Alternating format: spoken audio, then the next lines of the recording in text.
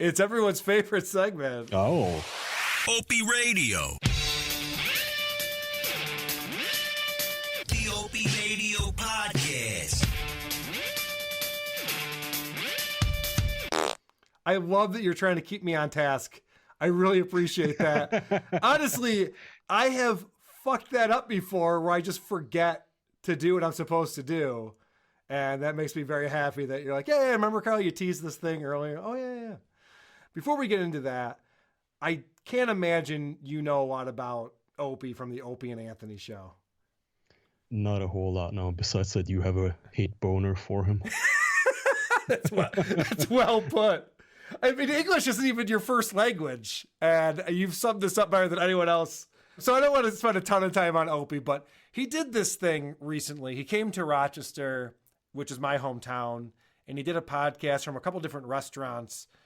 And then they put out a new episode January 3rd, or maybe it was even more recently than that, where they just pulled a clip from one of his other episodes that they thought was really important.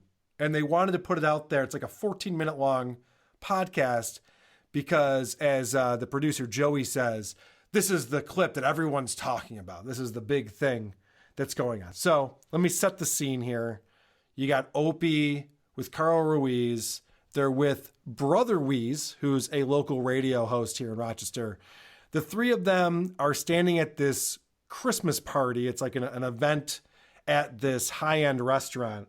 There's a live jazz band playing in the background, and this woman comes up and says this. The reason I'm going on your radio show because I have something really big going on, so I'll have to tell you. You do? I can't tell you about it now. Tell them. Tell us. No, I can't. Tell them. Tell us. This is just a small podcast, right? Yeah. Just going all over the world. Yeah, we don't have a lot of people listening. Tell us. A couple 100,000. What are you worried about? Okay, I'll just give you a hint. It's about the sex abuse scandal in the Diocese of Rochester. Boy. Fun. Yeah, I know. That's the first thing I thought was that we're going to put out this 14-minute clip that's already been put out because everyone needs to hear this. This is supposed to be a comedy show. This woman says, I got this story. I got to tell you on your show, Weeze. I can't talk about it now. It's about this sex scandal. It's like, oh, fuck. And if I'm Opie, I'm going, all right, yeah. Talk to Weeze about that. Nice to see you. Take it easy. But no, they have to try to pry it out of her. And it turns into this clip. So anyway, I've got this thing that happened with me. You? Yes, when I was little, many years ago. But I thought they only went. Me too. I thought they only went with the boys. Yeah.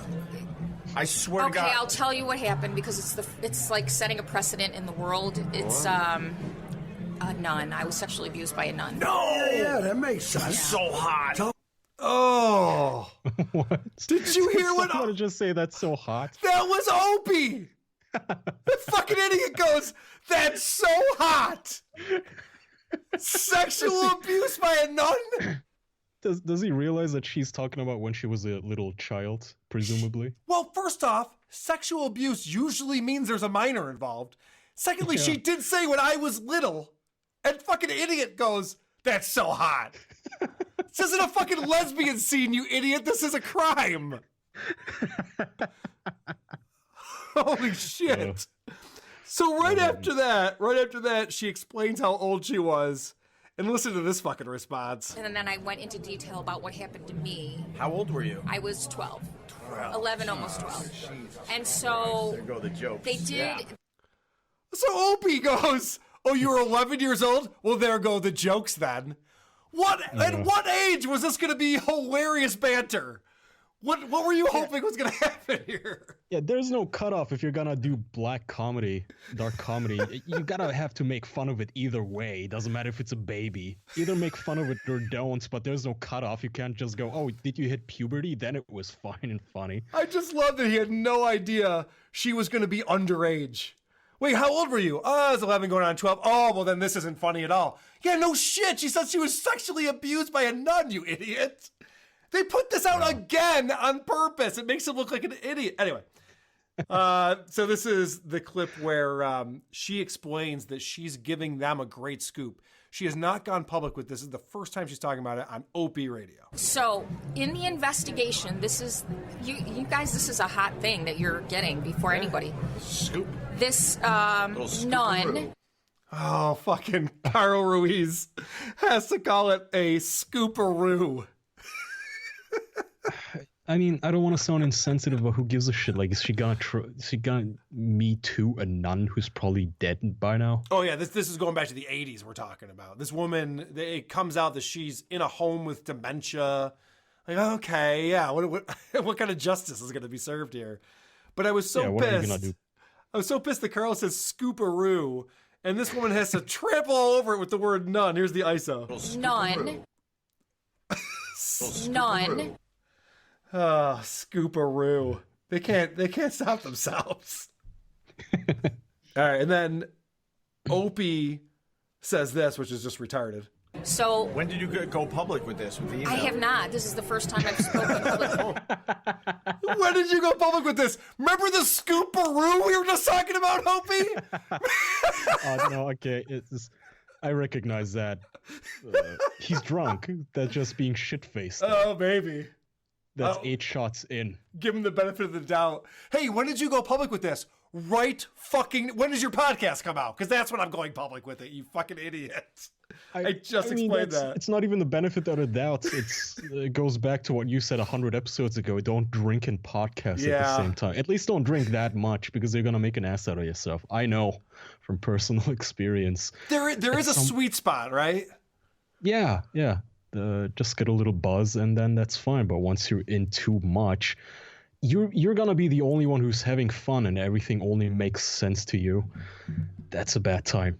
Well, and Opie goes back. He explains that he spends hours with Joey editing these podcasts.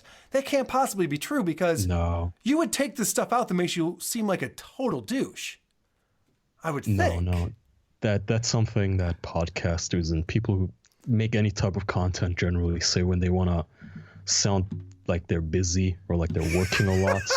Because there's this ingrained guilt almost because, there's some poor schmuck working at the conveyor belt listening to your podcasts, right, who has to get up at 5 or 6 a.m. to get to a shitty job working for a shitty boss. And you feel guilty because you're a millionaire who goes to bars and drinks and makes money with a Zoom recorder.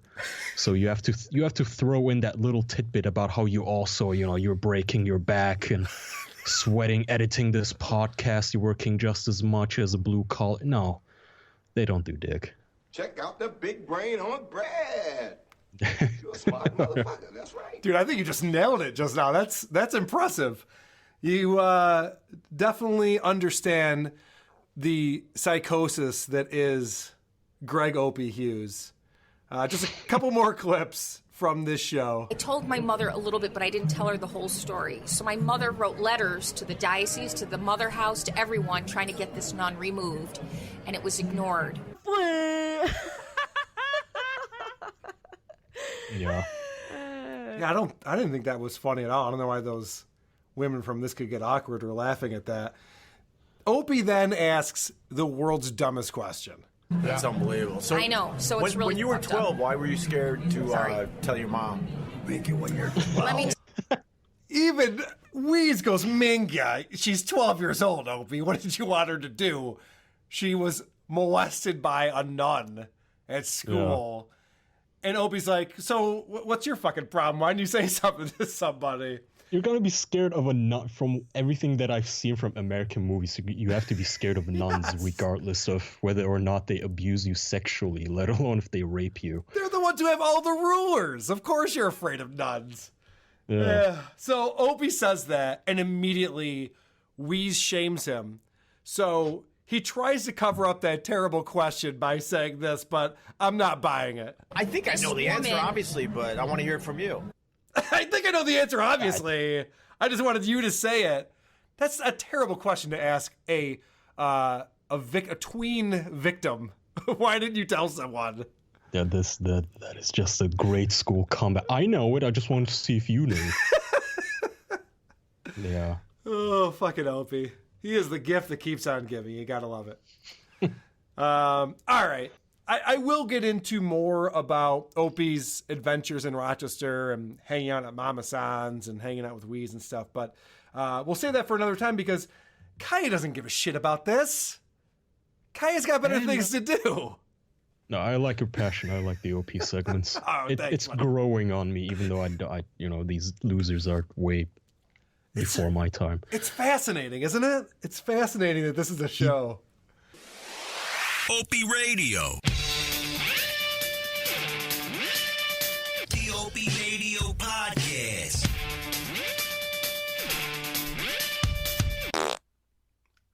Opie was in Rochester. They put out 5 podcasts.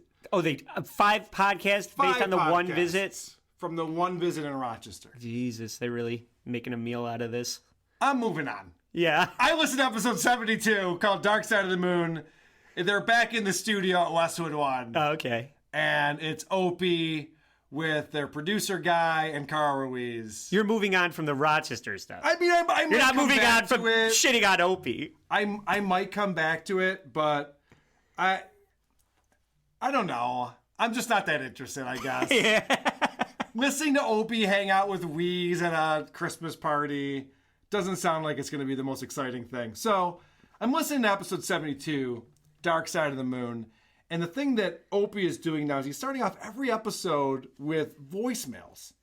And I know I've gotten shit for playing voicemails of people licking our balls here. Yeah. Today was not one of those days, obviously. But just listen to how obnoxious this is. This is how he starts his show, with just a nobody saying nothing. Hey, Opie and guys, my name is Paul. I live in Atlanta, Georgia. I used to live up in Rochester. Been following Opie and Nancy for a long time. Big fan of Brother Wheeze. Love the recent podcasts. When I lived in Rochester, I worked for a place called H.J. Myers, worked with Billy Masucci. And I remember I went to Dr. Joe Carbone's bachelor party, where Tommy Muley was the MC, and Brother Wheeze played blackjack over my shoulder. I'm not sure who else was there, Think but I about had a it. great time. Would this Great be interesting memories, to and you? thank you Would again you for the listen to this? podcast. Love it. Paul, thank you for the kind words. I can't fucking take it. So one of the things they play right off the bat on this podcast that Wheeze says has hundreds of thousands of listeners, maybe it does. The first thing they play on this show is some guy going, I used to live in Rochester. I once saw Wheeze playing blackjack. That's not content for a show. No, I'm calling this show to tell you about something that has nothing to do with this show. Nothing that has to do with nothing to do with anything. Opie. I used to live in Rochester. Neat. I still do. Who cares? Why would they play that? Why would they play that? Why would they play that? They're trying to trick people into thinking that there's fans of this show. That's all I can figure. Yeah. Why do they feel a need to reinforce the fact that people are enjoying the show? Every voicemail they play is someone going, love the show. I'm in the ICU right now. The only way I'm going to get through this. Yeah, I just got a traumatic brain injury, so I think this is I good, can even no longer though think everybody straight. else doesn't agree. I just had a lobotomy. They went into the eye socket. Now I think your show is great. Every fucking voicemail is like that. This show is not good. No one's enjoying this show. I don't know. All right, so this episode, Opie is back from a long hiatus because they came to Rochester before Christmas. This is the first show they're putting out since Christmas. So they've had, you would think they're in fucking college. They have like a month off for whatever reason. And I picked up on something that casual listeners to Opie wouldn't have picked up on. I've listened to him for so many years now, and I understand this guy so well. I think that maybe he's been ill over this time when they were off. Here's the clip that clued me in on this. I just want to say the flu sucks. All right, we get it, Opie. You're not feeling well. Oh, I thought he took a month off because they were renewing his contract, so he thought that would be a good time to not work. Well, they're going to miss me so bad. What? I don't have a job anymore? What just happened? Oh, shit. All right. That sucks. This is a clip where this is the Cuban, Carl Ruiz, and Opie, and they're just being cute with each other. I just love it when two pals are just being cute. You call me lamb chop and cubes. Right. I like calling you Cubes. Cubes. That's my favorite pet name for a car with wheels. He puts a fucking flat tire at the end of every fucking word. Cubes. All right. They're just so cute. It's a fun show. Yeah, this show is the equivalent of like grabbing your buddy, putting him in a headlock, and giving him a noogie. You know, I think this entire show is an hour and 49 minutes of just fun noogie time. Hey, come here, sport. Come on, champ. All right, they start talking about Twitter haters, which is a fun topic. And Opie's talking about all the haters on Twitter, and there's no reason to combat these trolls. There's nothing he can do about it. He's learned that over the years. And Carl says the quality of these trolls has gone way down. They used to be funny. Now they're just dummies, and they just suck at trolling people. And he makes a joke that Opie does not get at all.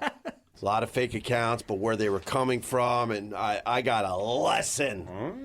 Boy, did I get a lesson. Well, wherever they're coming from, they're not coming from the funny fucking camp. I'll tell you that much. Jesus. Who's the funny camp? Carl was just talking about how they're not funny anymore. There's nothing good going on. And he goes, all right, well, wherever they're coming from, they're not coming from the funny camp. Why? Who's that? Who's the funny camp? He thinks it's a real camp that he can go to learn how to be funny. That's why he wanted to know. How much is this funny camp? Sign me up. I was just off for a month. I could have been at this funny camp, Carl. You're just bringing this up now? Fuck. Oh, my God. So then Opie is talking about his time hanging out with his pop-pop brother Wheeze, and he's all excited about this Bon Jovi story that Wheeze told him. I think this was on... I haven't listened to all the shows from Rochester, I'll be honest. You're better off. I can't do it. Yeah. I want to be better, but I can't. He's talking about this thing I think that they talked about on the Mama San episode of the Opie radio show when they're hanging out at Mama San's having lunch. Mm-hmm. So Mama San's is a Vietnamese restaurant here in Rochester. He's talking about how the owner of Mama San's came here 40 years ago from Vietnam. She has a family now. And he says, oh, I got this amazing Bon Jovi story. Oh my gosh, this Bon Jovi story. Talking about, now that you bring up Mama San's, I got to tell you the Bon Jovi story. Because Carl wasn't at. I'm interested. Yeah, this is amazing. This is the Mama San Bon Jovi story. Carl Ruiz hasn't heard this yet. He's like, oh, you didn't hear this yet? Oh, dude, I gotta tell you this. Ruiz told me the story. This is amazing. But anyway, so her daughter back in the day went to a Bon Jovi show with Brother Wheeze. I think she was 13, 14. And Bon Jovi, she didn't look 13 or 14. I got to protect my old friend Bon Jovi. But he was hitting on her. He was hitting on Mama San's daughter up there in Rochester. And then Wheeze don't lie, man. Well, then Wheeze said something like, hey, bro, she's 14. And then Bon Jovi, absolutely backed off. What a story, Mark. How is that a story? There was this hot Vietnamese girl. Bon Jovi was talking to her. We told him that she's only 14, and then Bon Jovi said, oh, okay, and walked away.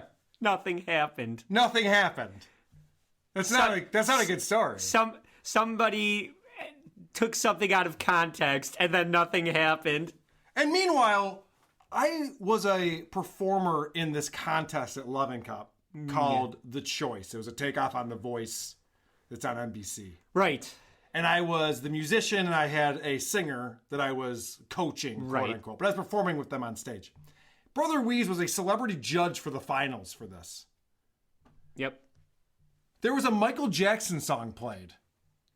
Wheeze had never heard it before. And he goes, brah, I did a lot of drugs. I don't know that song. And I was supposed to believe this fucking mundane story from a Bon Jovi concert in 83? That Wheeze is telling. I don't believe anything this guy is talking about. He doesn't know fucking Michael Jackson. He's been a disc jockey on the radio for 47 years. He doesn't know Michael Jackson sons. It probably wasn't even really John Bon Jovi. It was probably like a poster of John Bon Jovi. Is that guy eyeballing you? She's 14, poster. I'll tell him what's for. Get that fat head off my wall. But we don't bash anyone from Rochester here. Okay. That's not something that we do. That's a policy we have. This is a fun story. Opie is talking about they're driving back from Rochester back to New York, and Carl starts putting in these YouTube videos. that will blow your mind. Oh, no. We're driving home from Rochester. He's showing me YouTube videos about religion that'll blow your mind. That was crazy, right? About basically all religion is They're just exactly the same. Is just simply based on the fact that they were worshiping the sun because they wanted their damn crops to grow, and that's it. That's it. Man turned it into all that other horse shit. No shit, Sherlock! No shit! Really, Opie? You didn't know that? You didn't know that all of these religions are made up by people? This is news to you? It blew my mind! It turns out people used to be really dumb and they invented all this fucking nonsense and we still believe it today. Yeah. No shit. So he's all excited about this, and he's talking about, I've been watching all this YouTube lately because Carol turned me on to this thing called YouTube where there's videos. And YouTube? I was watching Hellbenders. I was watching Hellbenders on YouTube. They had the hilarious joke about Mrs. Pussy Wrinkle that I thought was great. That's not my name. I did like that joke. And then, so this clip kind of overlaps with that one. He explains how Carl's showing him these videos, and he says this. Man turned it into all that other horse shit. So I go to Carl, man, you know a lot of stuff. So Carl's showing him YouTube videos, and Opie's so impressed. He's like, wow, how do you know that? He was just showing you a video. He watched the same thing he watched. He'd already watched that video, Opie. That's how he knows that. It'd be one thing if I was spouting out about something I saw in a documentary and acting like I was just this knowledgeable prick. But he's showing him the exact source of his knowledge. How do you know all this shit? I don't know. I searched religion is bullshit on YouTube. And it popped up.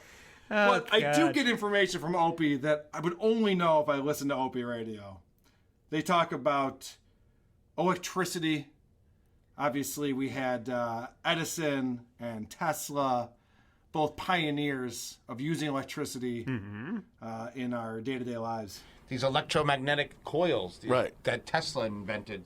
No, Tesla was a genius for real. You don't say. You don't say, Ope. Maybe this guy's been watching YouTube videos because he understands that Tesla was a smart guy. Being known for Holy shit. Being intelligent. Did you know that guy Tesla was a genius? What about? Yes. Have you ever heard of this guy, Albert Einstein, Dude, Carl? Einstein? That guy? Genius for real. For real. Andy, for real. For reals. Genius. Relativity, you heard of it? For real.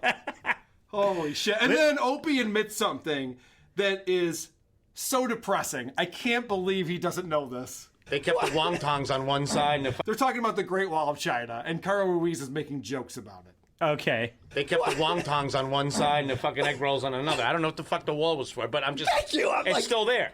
Everyone says, oh, you can see it from space and all that. I'm like, good for you, but why did they build this thing? He doesn't know why they built the Great Wall of China. Come He goes, on. thank you. Meanwhile, Carl Ruiz is just making a joke. He goes, why did they build this? For the wontons? Yeah. And Opie goes, thank you. Right. Why did they build that? You haven't heard of Mongolia, Opie? Genghis Khan? Have you heard of this thing? They were trying to keep the Mongolians out of China. They were under attack. You never heard this before? You think they just built a wall as a vanity project? Yeah. Hey guys, someday we're gonna have space exploration, and I want people in space to be able to see a wall that we build. That's why they built it, Opie, you fucking idiot. Jesus. Listeners, he's flossing. He's doing a slow, lazy floss while he's telling us this. He's trolling me. Opie is trolling me. All right, so I do want to mention something very cool happened this week. We've never had any contact back and forth between the Opie Radio Show and WATP. Okay. They've never acknowledged us. No. We don't tweet at them. I don't even follow these fucking people Right. on Facebook or Twitter or anything like that. Carl Ruiz sent us a tweet. And I have to read it for you because it's fucking awesome. Oh, God. Carl Ruiz sent us a tweet. He says, "Who are these pod? I'm not here for me or Ope. I'm here to defend the honor of tater tots." He has a picture of the tater tots from Jeremiah's. Oh, yeah. Right on there. Okay. He says, 1, tots always come frozen. Because I was making fun of the fact that they're gushing about these tots from Jeremiah's. I'm like, they're just frozen in a bag, you dump them in the fryer. It's not a big deal. Yeah. So he says, 1, tots always come frozen. 2, Jeremiah's makes one of the best appetizers I've ever had with tots. Blue cheese, buffalo sauce, pumped cheese, bacon. And then he says, keep doing what you guys are doing. So very cool. That's awesome. I love Carl. Yeah. No, he's a cool guy. He gets it. We definitely make no mistake that Carl is the talented one on that show. Carl is the talented one on that show. And remember, this was deep into our podcast that we were even talking about this shit. So I don't even know if somebody maybe let him know that we were talking about him or Jeremiah's. I don't know how this even came up, but very cool that he sent us that note on Twitter, and we do appreciate it. I mean, it's just funny that he would go to bat for that out of all It's the hilarious. shit that we've said about them. He's like, guys, keep doing what you're doing. It's all good. But leave the tater tots alone. Leave the tater tots alone. These are really good. That's Somebody great. commented underneath that, and they're like, oh, fuck those guys. They're just trying to get a gig at Compound Media. Okay. First off, I make more money now than I could ever make working for Anthony Cumia. Yeah. I do not want to gig at Compound Media. I promise you that. Secondly, all the shows on Compound Media are video shows. Yeah. I should not be on a video show at any point in my life. We're going to keep this a podcast. Yeah. But thank you for thinking that that's my my motivation in life. All right. I want to get to some voicemails. We're going to talk about Opie. There's a lot going on with Opie lately, but yeah, you know what? Fuck it. Let's get into Opie. Let's get into Opie. There's so much to talk about with our buddy Ope. He did something that was always fun. He went on Instagram and just started recording a video live. Oh, boy. And what he does is he has this Instagram thing where people are writing him and he's reading the chat room in real time. Ugh. Which is always good for a guy like Opie who's great at improv and off the cuff. Yeah. This is Opie reading a comment that comes through. And by the way, just to set the picture for you, he's just showing a street in Manhattan in the middle of January. This is from January 14th. He's just filming a street and talking. Anthony's funnier than you. I don't give a fuck. I guess I care because I just read your dumb fucking comment, but I was never supposed to be the funny guy, you idiot. Oh, see, this is... So Opie clears this up. Thankfully, he finally does this. Yeah. Dummy, I know I wasn't funny. I had way funnier jokes than those guys did, but I wasn't supposed to be the funny one. They told me, don't be the funny one. Your job here is to ruin bits, go to commercial when we're on a roll, pick up the phone from some guy who has nothing to say. Never, ever be the funny one. He wasn't supposed to be the funny one, Croge. Yeah. But it's too bad. He should have, because he's funnier than both Anthony Cumia and Jim Norton. Let me just get rid of that guy. That's so weird. Like, I know damn well I'm very funny. I know damn well at this point I'm funnier than Anthony and Jimmy. There's no doubt about that. But in the old days when that show was crushing, I was not supposed to be the funny guy in that scenario.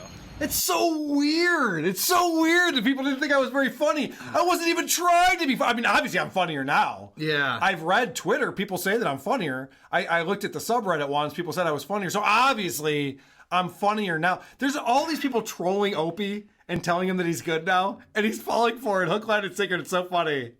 What do you got? This is a sentence from the Opie Radio podcast website. Okay. And this fucking sentence blows me the fuck away. All right. First of all, he's distancing himself from the funny. Opie has come a long way from his shock jock days. Yeah. And his talent as a curator of captivating conversation is undeniable. Mm-hmm. Can you fucking imagine writing that sentence about anyone, let alone this fucking douchebag? That's like saying Talk Soup is an amazing TV show as it curates all the best parts from daytime talk shows. Oh, it's captivating. It's captivating. Undeniable how fucking captivating it is. He was never supposed to be the funny one. He knows he's funny. He's funnier than those guys now. Yeah. Meanwhile, Jim Norton is a stand-up comedian. A professional comedian. His job is to be funny. Yeah. I've never heard Opie say a funny joke once, and I've listened to 1,000 hours of this guy. Jim Norton I've seen do 5 hours of stand-up over the years. Yeah. Consistently funny, but he's obviously funnier than Jim Norton. And it's so weird, Croge. So weird. It's so weird that people are still bringing this up. I got my hits. I got a few homers. I got a few lofts out, but that wasn't my job. People are so fucking weird. Let it go. The Opie and Anthony show has it. We haven't done a show in. I lost track. Pushing 5 years. Go listen to something else. Who is he talking to, himself? Is Yeah. he looking in the mirror? Let it go! It's so weird that we're still talking about the one thing that I'm famous for. Let it go. It's so weird. Him in that upper register is It's brutal. pathetic, yeah. He's not a great broadcaster. I don't know if people have pointed this out to him before. I mean, obviously he's very funny and a curator of comedy. Captivating conversation. Yeah. Captivating conversation. Curating captivating conversation. This comedic character. He doesn't understand why people can't just let it go. It's so weird, bro. I'm over the O&A days. I'm doing the Opie Radio podcast, which is fucking crushing. You should go check it out, okay? I know. People are like, my God. And let it go. Yes, that guy's got to let it go. I shouldn't have read his comment. It was stupid. Just so fucking weird. The obsession. This is the guy who's obsessing about it. Yeah. Saying this is so weird. Why won't people let it go? I mean, I talk about it all the time. Yeah, every show I talk Why about won't it. people let it go? I keep bringing it up. I used to be on Opie and Anthony where I wasn't funny. We know. It's been commented on a few times. So just the last thing from this episode, not this episode, it's just an Instagram video. What am I talking about? He has to explain that there's not much funnier out there than his current podcast. Make sure you subscribe to the Opie Radio podcast. There's not much funnier out there these days. I will stand by that. Listen for yourself. Make your own decision. That's your job. That is my job! Opie Radio. The Opie Radio podcast. I'm glad he recognizes it. It is my job. I get paid to talk about and listen to Opie Radio. Yeah, there you have it. Crow, did you listen to the latest episode from Opie? Did. I pulled a bunch of clips from it. They're the ones that start with O for, oh, fuck, why am I listening to this? Are you sure it's not O for Greg? Yeah, maybe that was it. I have very beginning of the show, before Opie comes on, they love to do this thing where they play voicemails. And these voicemails are not entertaining. They're not interesting. They're not funny. It was just pathetic. That's pathetic. Can you read what this is called? It's called pathetic voicemail. Yeah. We're on the exact same page. This is a guy who calls in, and this is embarrassing.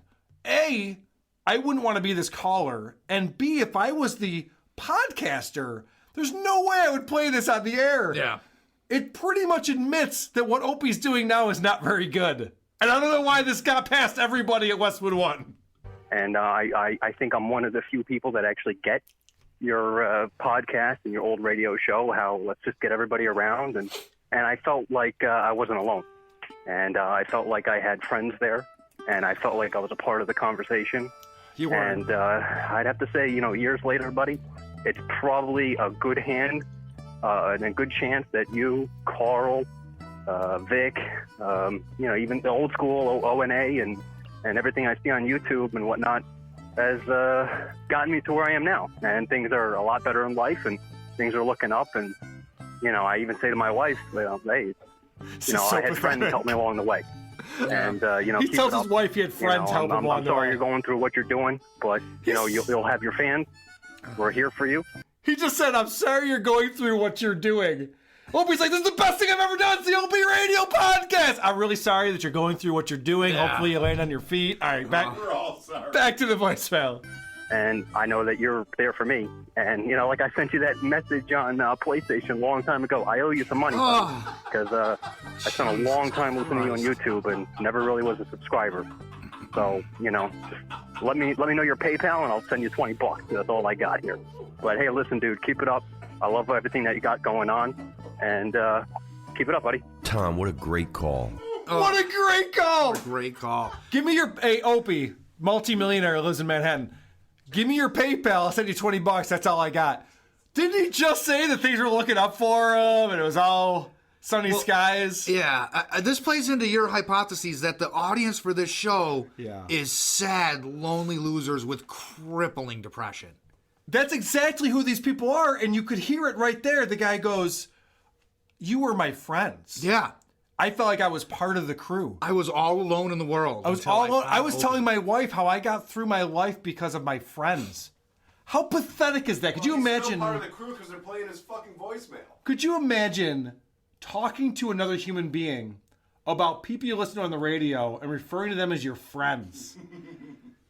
That's sad. That's beyond sad. That's rough. Yeah. So there's this guy named EB Guitar Man, and I know about this guy because he's on Twitter constantly sucking on Opie's balls, his taint. Sometimes he gets around to the asshole with his tongue. He doesn't go all the way in. That's gross. Yeah. But that's gay. He'll touch the rim. Yeah. Yeah. Well, yeah, dude. If you put your tongue in Opie's ass, that's gay. That's but if you touch the rim, it's because you're a fan. Yeah. So EB Guitar Man does the show intro. And it's interesting that Opie doesn't do O&A anymore. He's moved on. He's doing something different. Meanwhile, this is the exact music that they use to open Opie and Anthony every single morning. Hey, EB Guitar Man. Hey, what's up, Joey? Let's do a little bass and guitar jam for Greg. How about that ecstasy of gold you do so well? Oh, you got it, brother.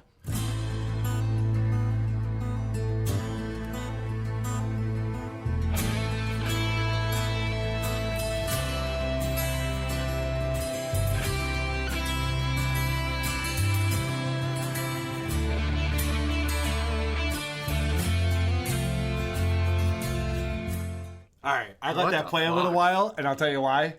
Should we cover that in the Isotopes? That song's fucking awesome. It did occur to me. That song's pretty sweet. That'd be pretty an epic opener for us. I actually liked what Evie Guitar Man was laying down right there. It's not bad. All right, moving on.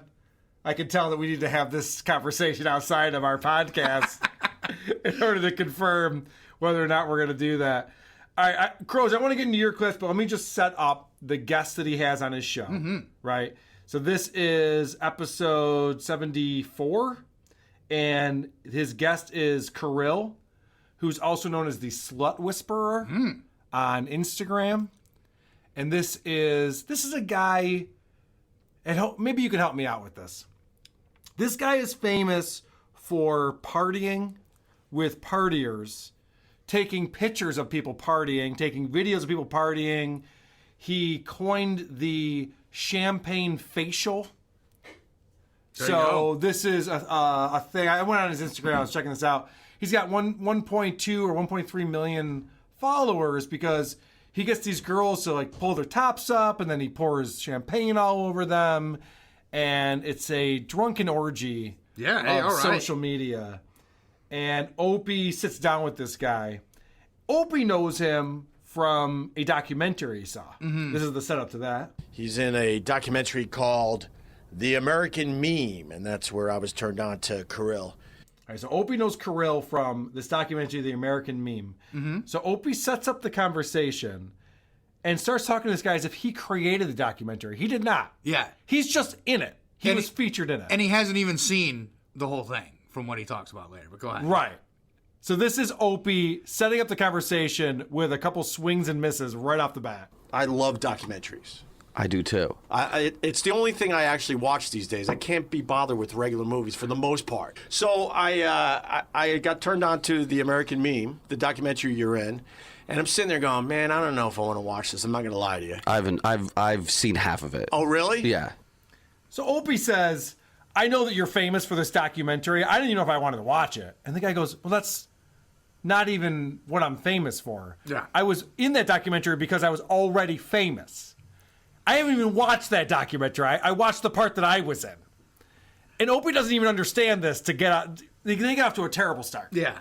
And then, again, Opie's talking about this documentary, and he's misreading the room drastically. You get a bottle. Was it tequila or vodka? Yeah, it's a little like a mini Patron bottle. It was a pretty... It's like the smaller version of the normal one that you see in stores. Right. And then you walk out of the liquor store, you take it out of its packaging, and you chug the whole fucking thing on the streets of New York City. I said to myself, I'm in. Yeah, not my proudest moment. Not my proudest Oh, moment. really? Yeah, I mean, I've done it like twice in my life, and it was just not. Right. It's like fun for everyone but the person doing it. Yeah. So Opie is trying to relate to this guy. He's like, I've seen your work.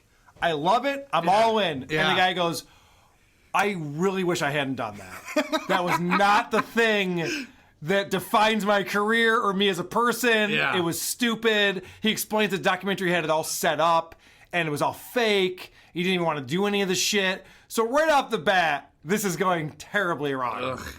I love it when Opie's interviewing someone. Crows, you want to jump in on this? I just have a bunch of random shit that I pulled. Oh, okay. I don't know if you want to hear about it. I love it when people talk rock and roll. I especially love it when people talk about how much Guns N' Roses sucks. So here's my number one. You motherfucker. Although I saw Guns N' Roses, and he was like out of breath the entire time. Really? At MSG, like last year. Yeah. He was running off stage for like 10 minutes and then coming back out. Like the band was just doing all these jam sessions. he was probably doing oxygen or something just to try to get through the show. Yeah. You can't be that chubby and be in Guns N' Roses. I No. Okay. Now, of course you took that clip. Of course I did. Opie calling out people's physique is fucking hilarious. This guy has fucking tits! And never forget that Guns N' Roses are proud white supremacists, and they sing about it in their music. Number two is all I need to know that this person is a dummy.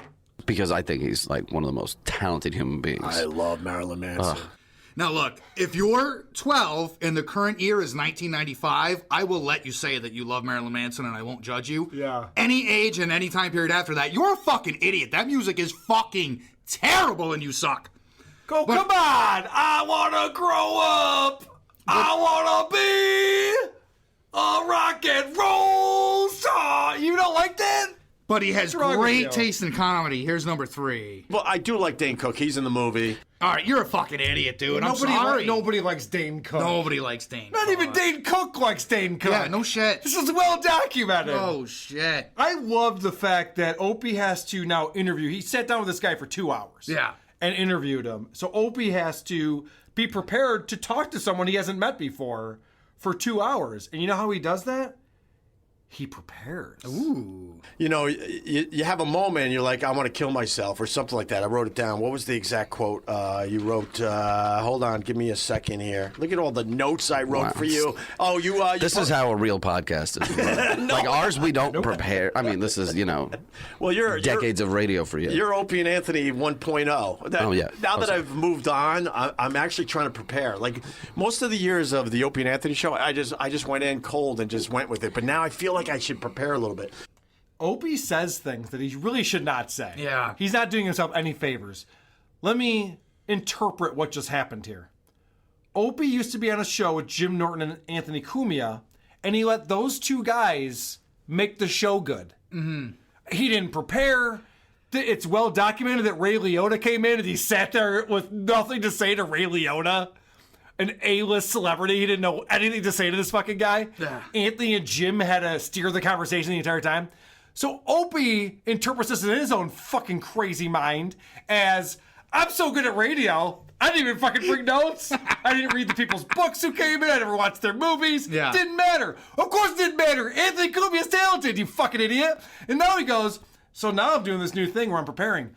Well, I would hope so. It's only you talking to a guest for 2 hours. Yeah. You might want to know what this person does and have a couple questions ready to go. Yeah. Holy shit. And he puts it out there like people are just dumb, like that fucking caller. And they're not going to pick up on the fact that the reason why you're preparing now is because you were a shit broadcaster for 20 years on Opie and Anthony. Yeah. You were the worst part of that show. Well, he actually... I can't get you riled up. He goes farther into, first of all, not obsessing over O&A, but he discusses the secrets of their success. And I got 2 clips on this. Here's number 5. Does it have anything to do with Dr. Dirty? I don't know. Yeah. We were like Whip 'em Out Wednesday. We knew just if girls show their tits, we were going to become very famous. You're fucking sad, dude. That's a sad fucking statement right there. Opie, That's sad. Opie says in this episode, I went and saw John Velby in Boston. Yeah. And that's Dr. Dirty. Oh, yeah. Yeah, I saw him back in the day. Me too. And he says, I couldn't believe it. He got these girls to come up on stage and show their tits. Yeah. And that was when he had this epiphany. Boom. If we can get girls to show their tits, we can become famous disc jockeys. Yeah, well, see, that's the hook, Carl. Here's number 6. And that was the secret of the Opie and Anthony show. Here's tits out front for you. But if you come on in, hopefully you're going to laugh and really go, wow, those guys are kind of funny, man. Good Lord. Good Lord. That's he can't so go out sad. of his own way. It's so sad.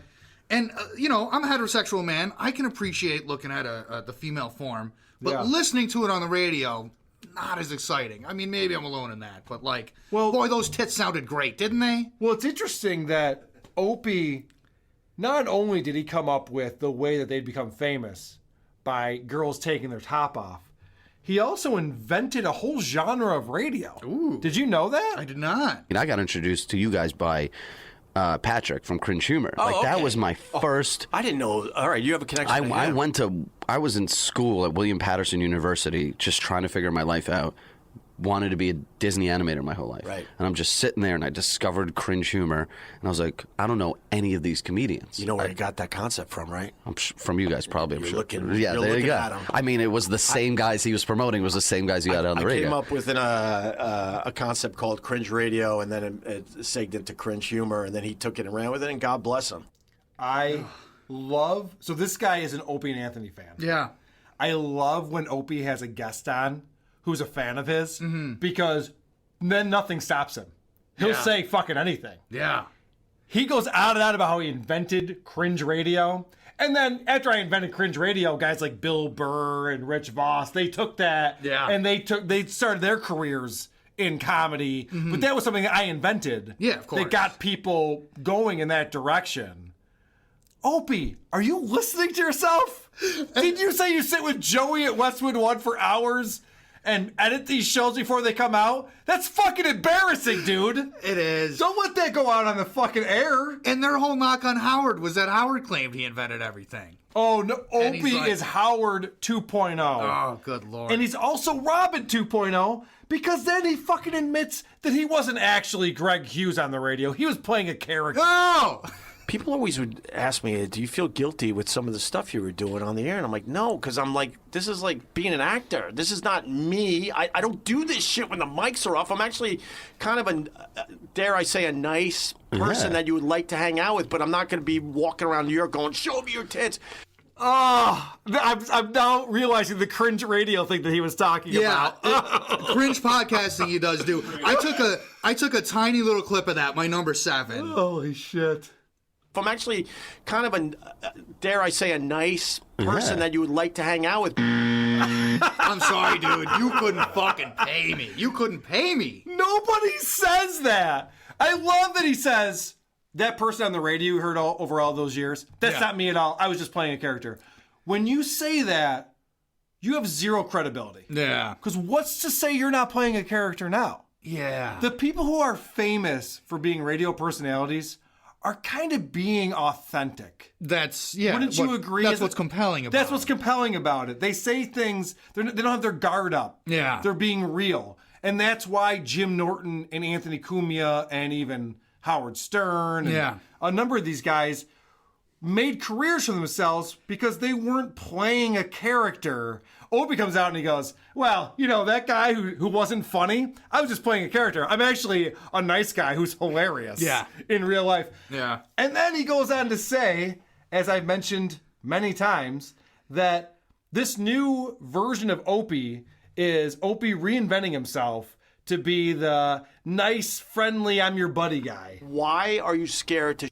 Let me do a setup real quick on this. He's talking about a conversation he had with his dad years ago when he was playing the Opie character on Opie and Anthony. Why are you scared to show the people your another side of you and you know this other stuff? You being a nice guy that cares for people and all that. And unfortunately, it took 10 years after he died to finally start like letting some of that out. Mostly with this podcast. Yeah. I decided it was finally time to be like, okay, More personal. Like it's okay to show a niceness. Opie's dad said, you're a great guy. My dad said it. You know what? It's got to be true. My mom says that I'm handsome. Your mom is totally wrong about that. I know. Well, here's the thing. I love that Opie's got this idea that I'm doing this new thing now where it's actually me. We're all buddies. We're all having fun. It's all good times. Yeah. Whee! Meanwhile, every ex-coworker, because they've reached out to me personally, I'm DMing with E-Rock about this shit.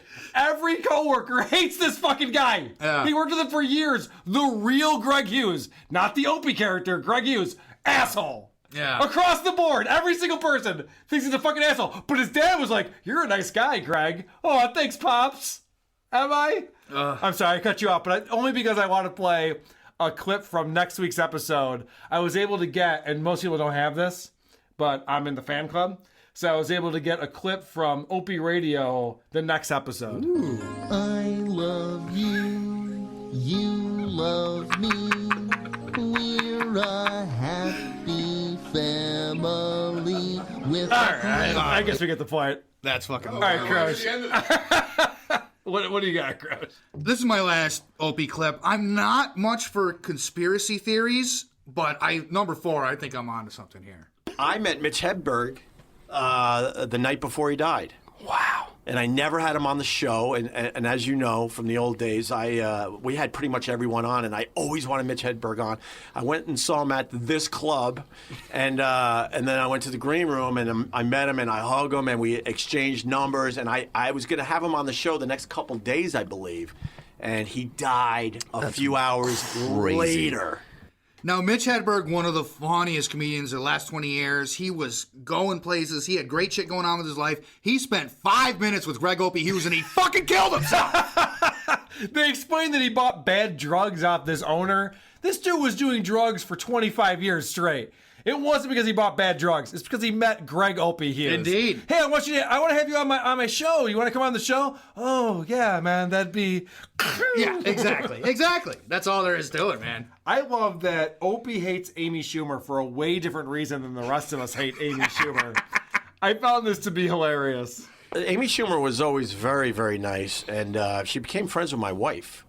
And so I got a love-hate for Amy Schumer because then when she blew up, she blew off my wife. Oh, really? My wife didn't do anything wrong to her. So I do love her because she was never mean to me or nasty or anything like that. But I'm like, what is that about, man? And she would continue to come in and go, oh, by the way, say hi to your wife. Yeah. Or, say hi to, I don't really say her name on the podcast. And I'm like, why don't you fucking just text her. Yeah. And then she unfollowed her on all of the social media. I'm like, what the hell, Amy Schumer? So just a thought. Just going to throw this out there. Maybe your wife is not a likable person just like you aren't. And maybe Amy doesn't want to be friends with her. He tries to set it up as she became famous, so she stopped hanging out with my wife. Yeah. Your wife is the wife of Greg Opie Hughes. Yeah. It's kind of a celebrity. It's not as if she's abandoning her high school friends. Yeah. This is just an acquaintance she has. She decided to no longer hang out with. And it's probably because your wife sucks. I'm just going to guess. And I don't usually stick up for Amy Schumer. So I'm just going to throw that out there, that there might be other factors involved besides the fact that I'm too famous to hang out with Greg's wife anymore. It's like, your wife is probably just a shitty friend. And I love that Greg always thinks that in order to not be friends anymore, you have to do something wrong. We shouldn't even do anything to her. Yeah. And then she never got a text again. That's not how relationships work, Greg. I know that all of your relationships have fallen apart because you've been an asshole to those people. Yeah. But usually you just get to a point where you're like, we're not compatible and I don't want to spend time with this person anymore. Nobody did anything to anyone. It's not a thing where you can point at it and say, well, on September 14th, 2008, you did this thing. It's like, no. Your wife's just not that interesting. Amy Schumer hangs out with comedians who are probably way more interesting than your boring fucking wife who fucked Bam Margera. I have another clip on here. Is that true? It is. I have another clip on here that he's talking about. He once interviewed Paris Hilton when he was on Opie and Anthony. Mm-hmm. And I remember this episode because they walked Paris. Paris was giving them nothing. Yeah. And they were trying to be nice. They were trying to get an interview out of her. Yeah. And Jim Norton was like, hey, trying to talk to her. She's like, I'm out of here. She was like, what the fuck did we do? It was so weird. But Opie decides, because this guy he's talking to is friends with Paris, he wants another shot at it. So he says, oh, I'd love to get another shot at talking to Paris Hilton. True. I mean, I would like another shot at it. I would like to sit down and talk with to her. Oh, God, in a second. Let's do it. We should just bring her in. You got her number? Yeah. Call her up. Right now? She might be in New York. Right now, call her up. Oh, my God. This is the good stuff, though. Put her on speaker. Actually, put her on speaker at the very least. I've never had a phone call with her in my life. Oh, really? Just text. That's good.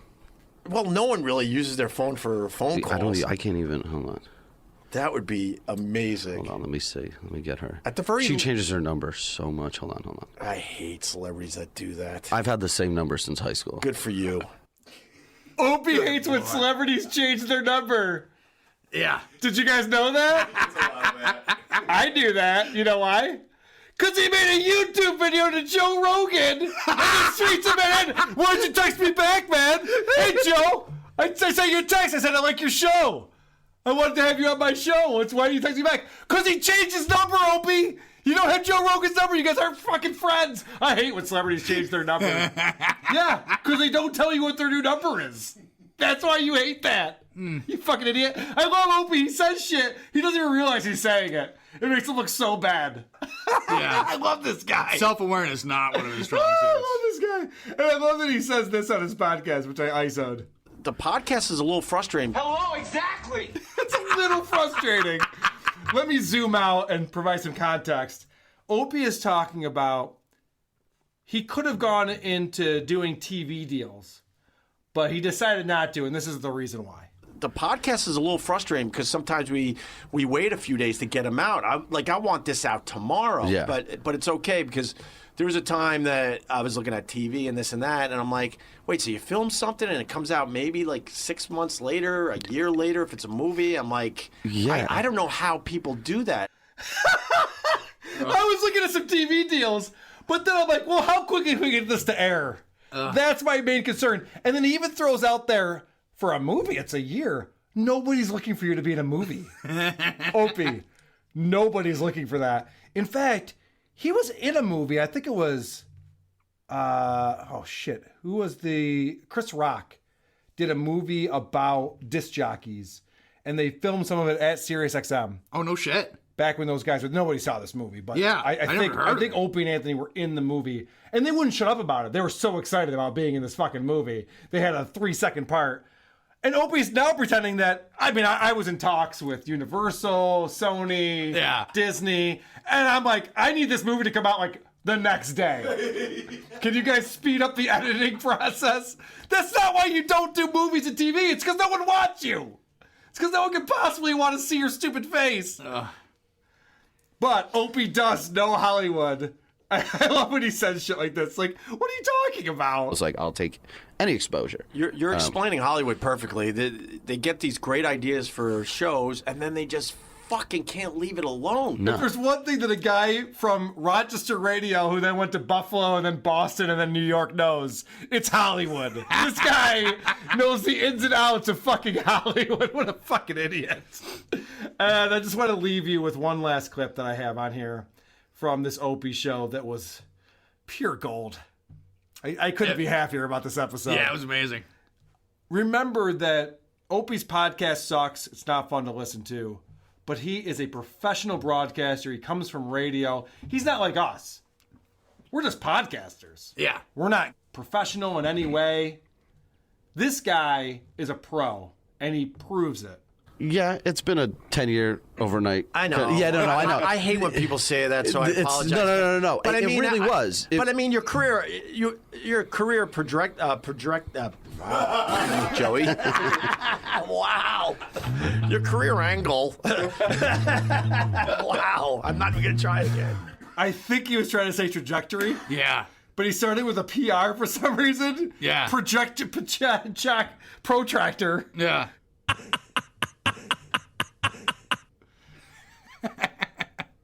Let's get into it.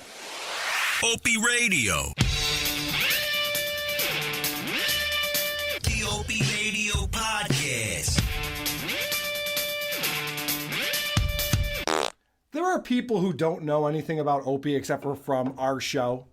There are a lot of people who say, I don't know who this Opie guy is. I never heard about him, but I hate him now listening to your show. And I think what People you've done them a disservice, Carl. Why is that? Because Opie's a great guy. Introduce them to him. Oh, all right. So you're just always crapping on the Opester. That's a good point. Full disclosure. Vinny's a good buddy of Greg Hughes. Oh, his best friend. Those guys are besties. Did you hang with him at all when he was in Rochester recently? No. Wheeze didn't call you up to go hang with those guys? No. He wasn't on your podcast? He wasn't on Comedy at the Carlson No, I Cast? wonder if it has anything to do with this show. Didn't have him on? I wonder. I wonder about if my last appearances on this show. I will tell you that people think that we're the assholes, that we're the bullies making fun of Opie. They don't realize that Opie invented this shit. Opie should have, if this was a television show, he would have a created by credit at the end of it. This is true. We'd have to give him credit for this. You would have to. We'd have to. Otherwise, it'd be disingenuous. Yes. This is the old Opie and Anthony show. So you got Jim Norton, Anthony Cumia, Greg Hughes. They're watching this Scorch PFG TV video, and they're doing the old Jocktober treatment to it. And it's hilarious because they're making fun of the fact that Scorch is broadcasting from a pub. Oh, no. TV. Jessica introduces what's coming up tonight on PFG TV. All right. Oh, Live from the PFG's Television Oh, no. Center at Michael's Pub in Tingsboro. The television Wow. center. Yeah. Television center at Michael's Pub in Pingsboro? What are you doing? Wherever he goes, he says, what happened was, it's like a restaurant pub. Yeah. So they're ripping on this guy because he's no. doing his show from a restaurant. No. Who would do something like that? And this week I find myself in the neighborhood, the Upper West Side of Manhattan.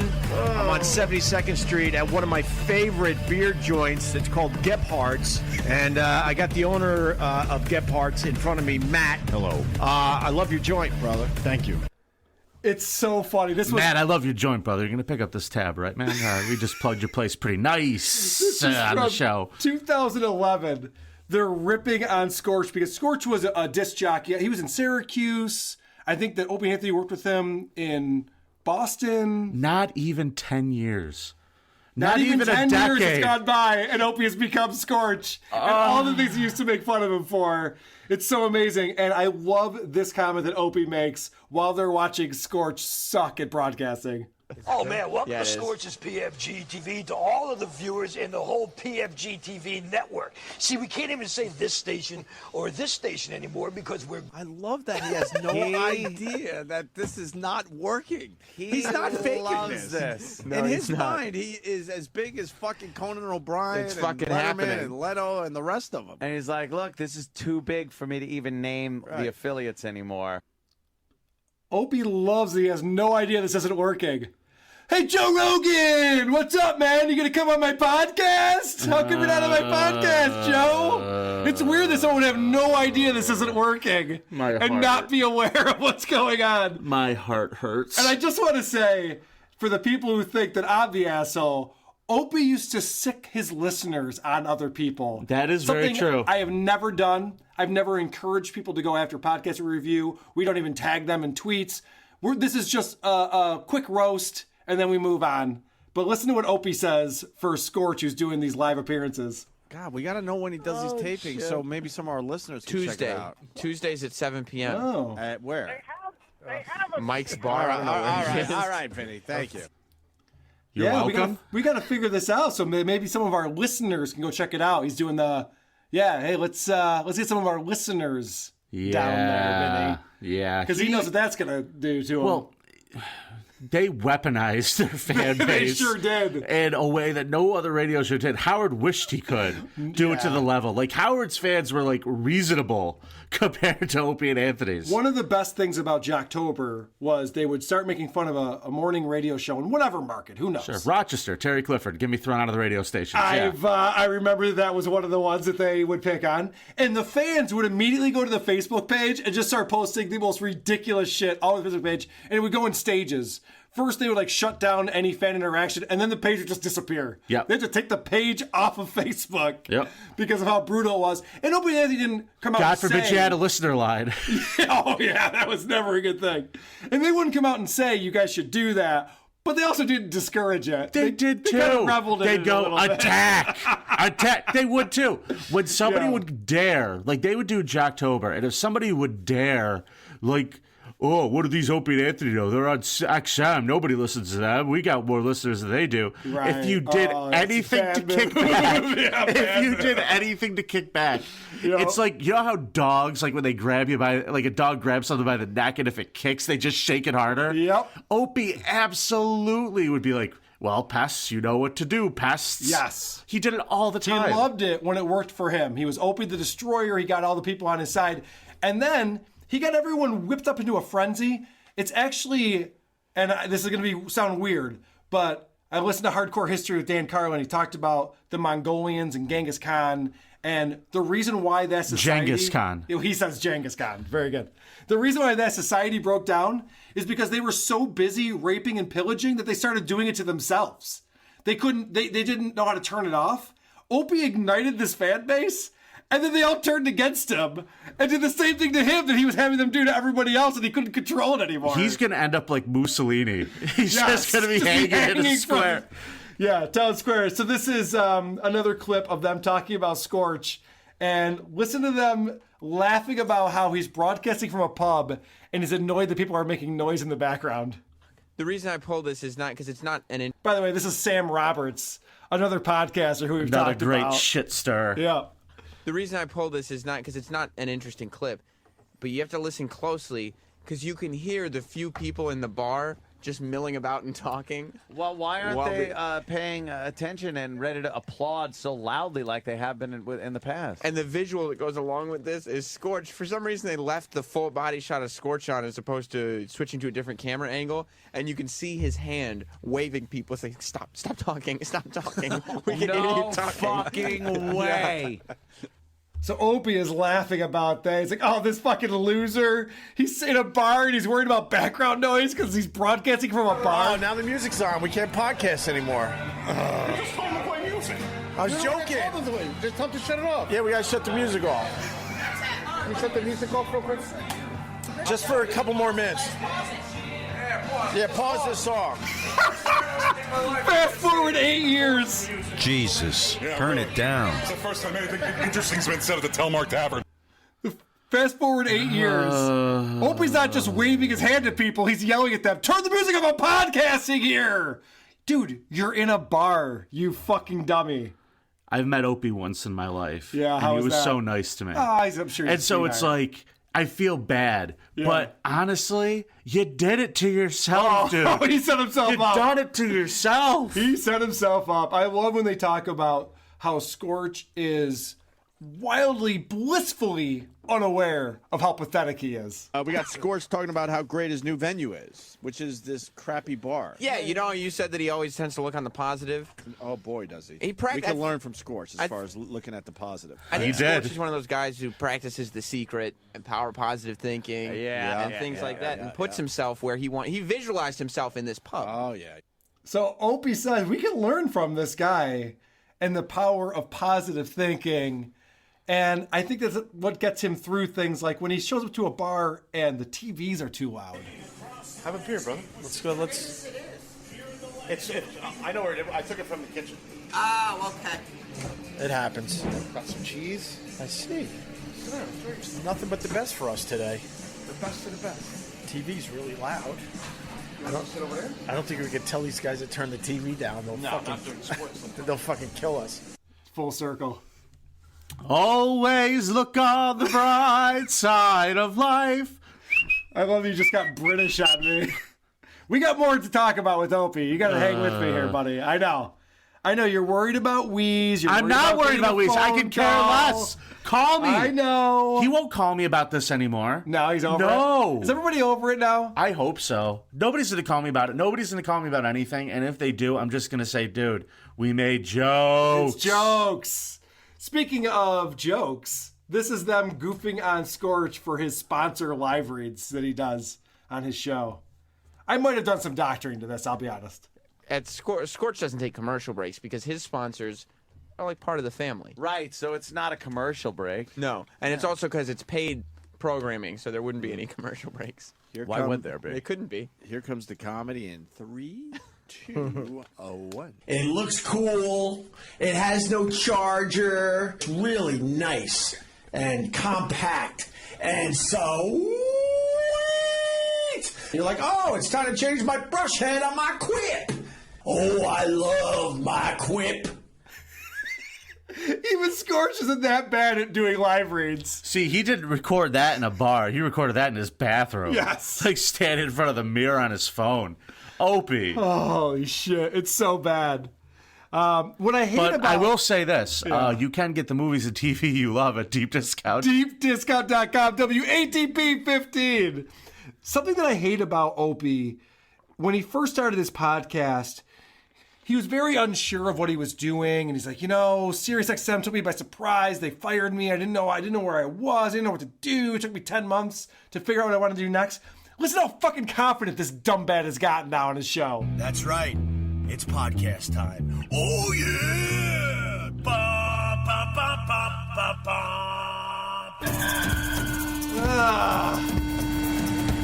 I fucking hate that Opie is like, it's podcasting time! Wow! Waka waka! Watch out! Especially when you go back even 3 years ago. Yeah. What am I going to do? A stupid podcast? Oh, yeah, he used to rip on podcasts. He used to talk to Rich Voss. You're at a podcast convention? What are you, a fucking loser? You're a podcast? They're getting so... And I hesitate to say this because it sounds like I'm being a little pompous. And this is probably not true. But I feel like they might be trolling me. This Opie Radio show. The what show? Opie Radio. Okay, they're trolling you particularly. I think they are. Because episode 76, the last sentence in the description of their show is, we hope you enjoy this cinematic episode in full blast stereo sound-a-rooney. Which I'm pretty sure is just fucking with me. Maybe you're paranoid. But you do bring up the Cuzaroo a lot. I don't think you say Cuzzaroony. Do you say Cuzzaroony? No, but I do say... Drinky poo. And they also say... Have an ooch. So I have a feeling that they're those just fucking... both hurt me. I think they're fucking with me at this point.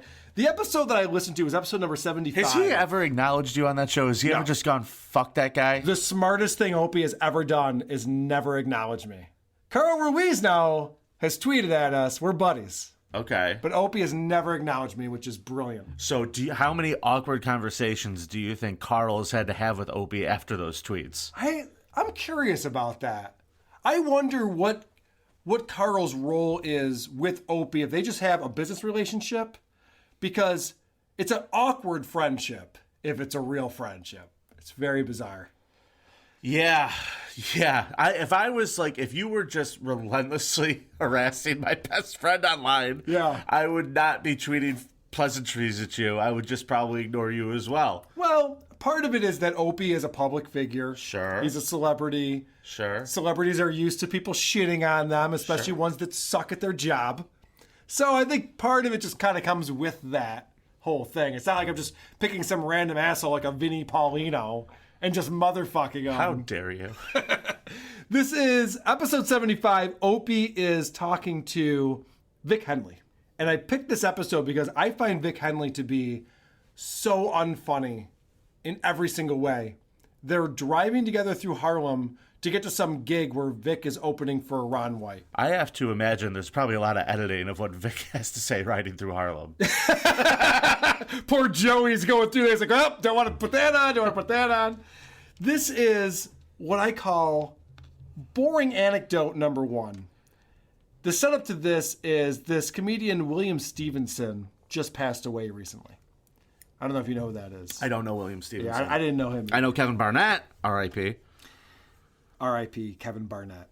William Stevenson passed away, and I guess he was a regular at the Comedy Cellar. And so he tells this anecdote about how he used to play poker with this guy. And this couldn't be more boring. So he was one of these guys that really had a good time. Besides being a really funny comic, he brought a lot of you guys together with the poker game and the funk night.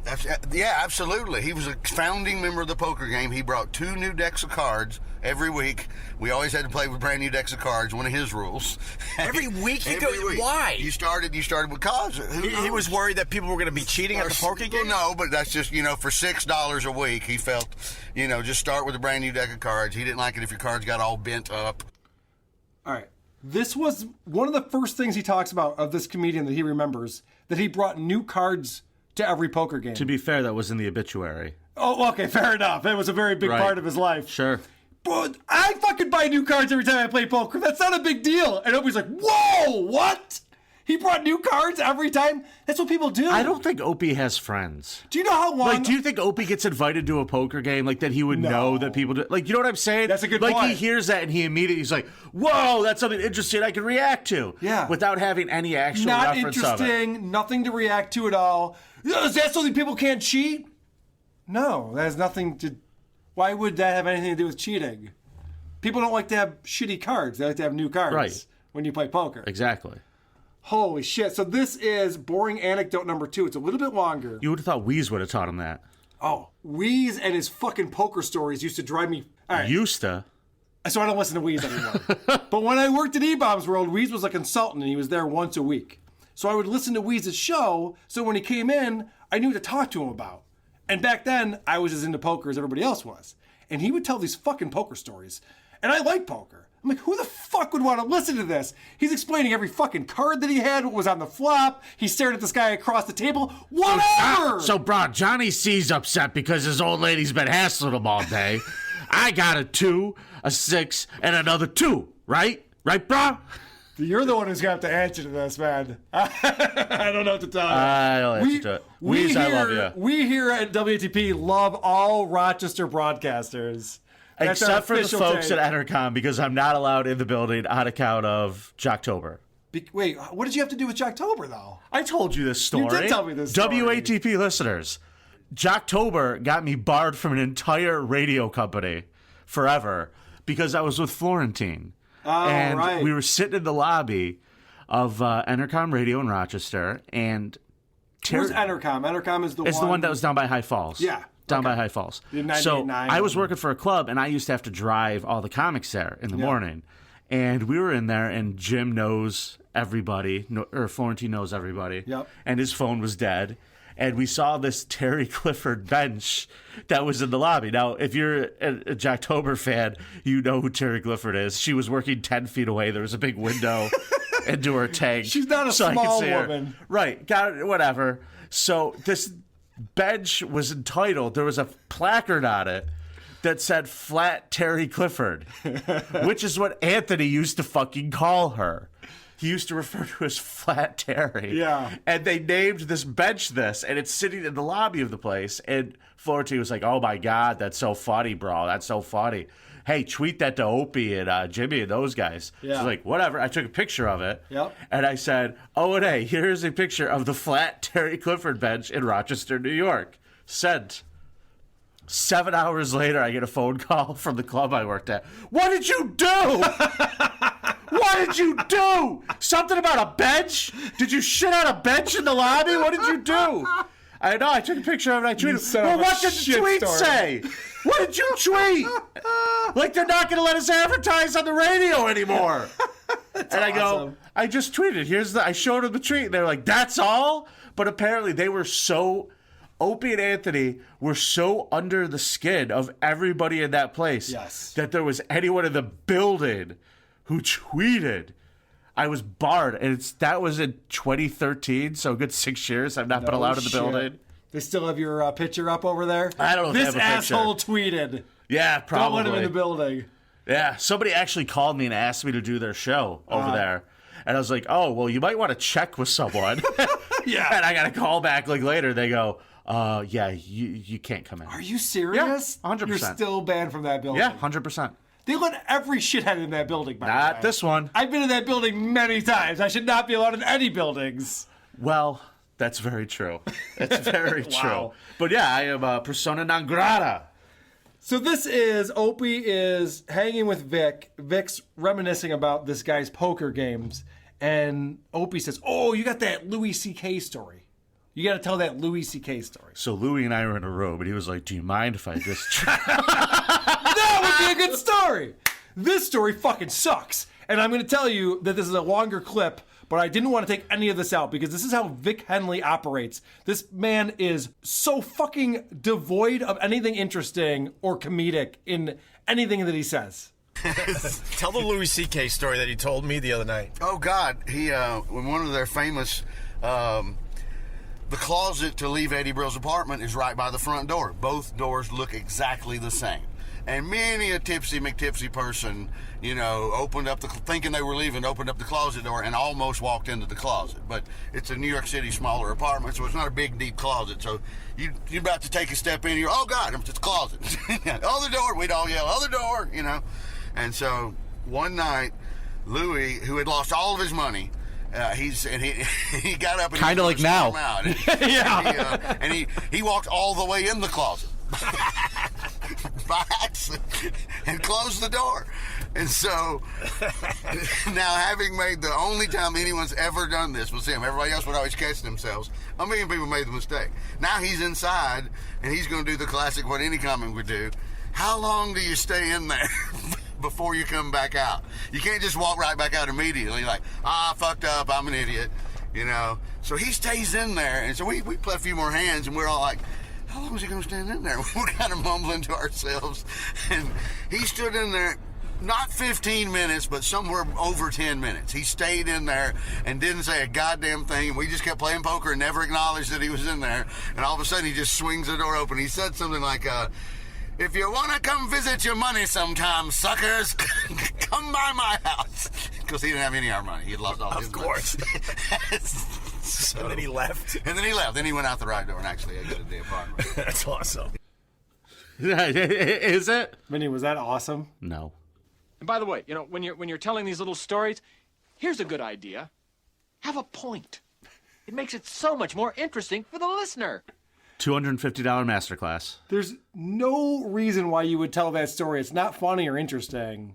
You were playing poker with Louis C.K. and you just wanted to say that. Yeah. You just wanted to say, by the way, I'm Vic Henley. No one knows who I am, but back when Louis C.K. wasn't very famous, I played poker with him. Great. Congratulations, Vic. What do you mean not know who Vic Henley is? Nobody knows who Vic Henley is. Oh, come on. Everybody was listening to Sirius XM at like 1 o'clock to 4 o'clock. Yeah. In the fall of 2016. I agree. Everybody was. Howard 100, Howard 101. Raw Dog. This is talking about how the death of this comedian gives other comedians an opportunity. And Opie embarrasses himself by telling a story that he had told previously that he thought was funny. Or telling a joke, I think he thinks this is, that he thought was funny, and then tells it to Vic to get Vic to say, oh yeah, dude, you're hilarious. And then a lot of those guys are going, you know what? I think I move up a slot. Oh, that's true. Hosts, I guarantee you some of them started going, ooh, some host spots just opened up at the Cellar in the Village Underground. Oh, you guys are animals. Somewhere, Artie Fuqua and Will Sylvans are just jumping up and down with joy. On the last podcast, I obviously I know a lot of you guys. I described the stand-up comedian as a crab in a bucket pulling all the other crabs down to get to the top of the bucket. That's pretty good. Thank you. Seafood analogy. Well, nothing wrong with a good seafood always. That's perfect. We are all bottom feeders. That fits in. Crabs. We walk sideways. We talk sideways. I have a seafood analogy. The OP podcast is like a fish because it stinks. There's your seafood analogy. He goes, comedians are like crabs in a bucket. They'll walk on each other trying to get to the top. And Vic Henley goes, good seafood analogy. What is wrong with these guys? They're so stupid. All right. This is a track right here where this story is not interesting or funny, and there's way too much laughter over this non-story. So he was sitting there, and Ben walks up, DC, and he's like, you're late. It's the first thing he says, not how you do. You're late. And Ben goes, I'm 5 minutes early.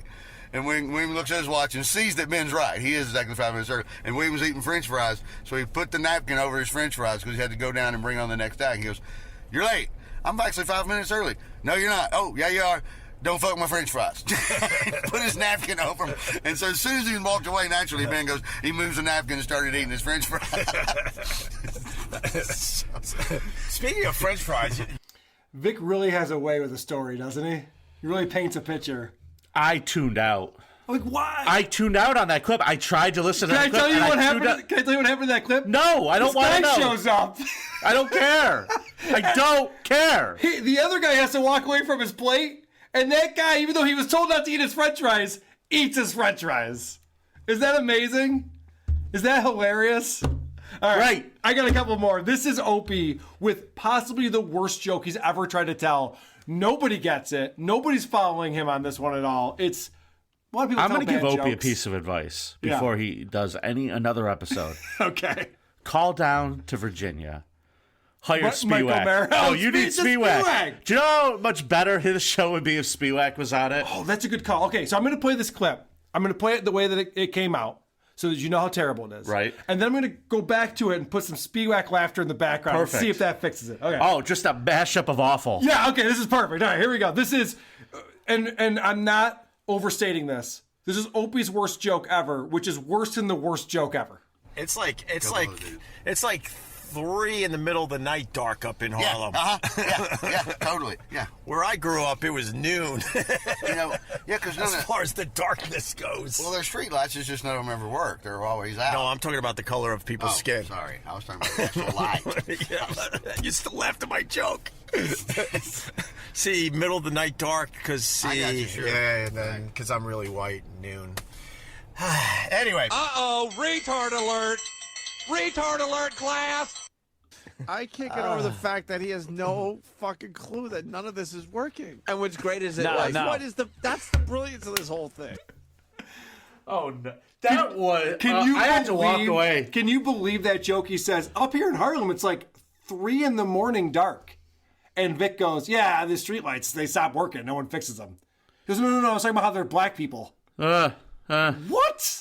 All right, let's try that again. Let's try that again. And let's see what Rob Spiewak thinks about this joke. It's like 3 in the middle of the night dark up in Harlem. Yeah, totally. Yeah. Where I grew up, it was noon.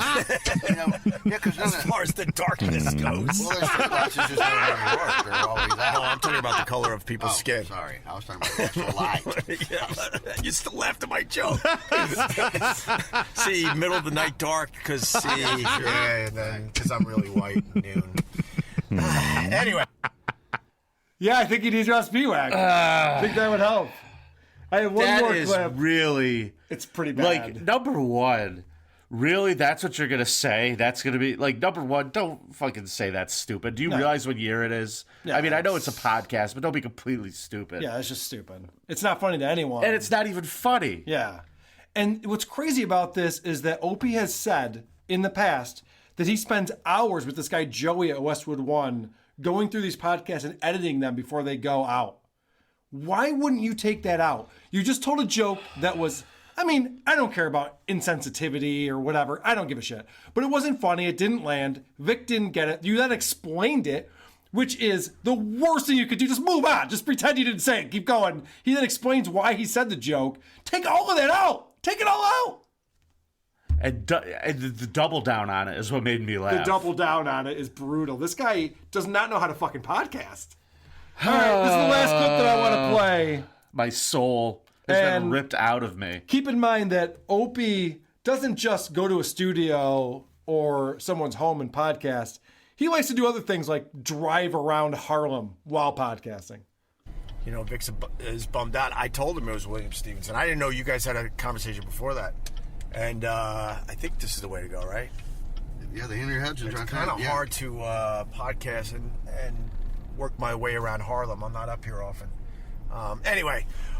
Getting close. So. Opie says it's hard for him to podcast and drive. I would opine it's hard for him to podcast and podcast.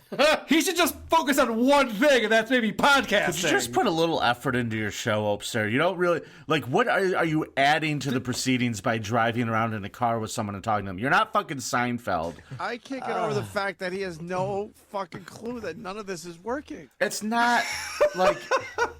It's unbelievable. Like, every now and again, a live album is great. Yeah. But you're not Sabbath. You're not like some great stand-up performer where you have to have the audience in the back or whatever. You're just doing it out in places. I don't even know why. It sounds like he has a studio somewhere. Why is he just going around and doing this? Is he trying to get people to like subscribe? I've seen what videos. Is he doing? I've seen videos of his studio that he has at Westwood One. It's a cubicle that has a futon in it. Oh, with that's some why, pillows. because it's garbage. It's so sad. If you ever saw a video of their studio at Sirius XM, where there's TVs all the way around the perimeter and it's immaculate, they have all this space, all these people coming in, and now he's in a cubicle with a futon, and he's like handing a mic to Nick Nolte. Here, take this mic. Is it Nick Nolte? I don't know. Who cares? Oh, yeah, Gary Busey. Gary Busey. I get those almost two the same confused. person. It's the same person, right? Yeah, with just a little varying degrees of traumatic brain injury. So I guess that's why he decides that I'm going to pick up my least funny friend in the world, Vic Henley, and I'm going to have the Zoom recorder on, and we'll just record a podcast while we drive to a gig. It's unbelievable. I just wish, like, putting out good audio in a podcast is hard. Yes. There's times when my show I haven't been happy with how it turns out, and I get it. But, like, wouldn't you just try to maximize that? Like, do the best you can? Opie is fucking clueless when it comes to putting out a good show. Well, we've had a lot of fun with our friends Deep Discount, but I think it's time to move along to everybody's favorite live read king, Opie, who was on the Facebook Live recently. Oh boy. Which is always fun. And he's reading comments and he's reading questions that are coming in real time.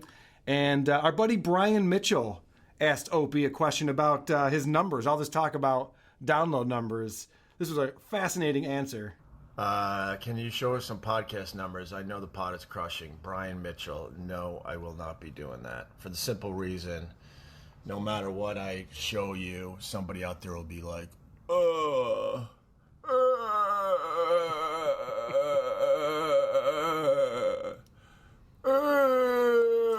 compelling argument. Brian, thank you for doing this, buddy. This is so funny.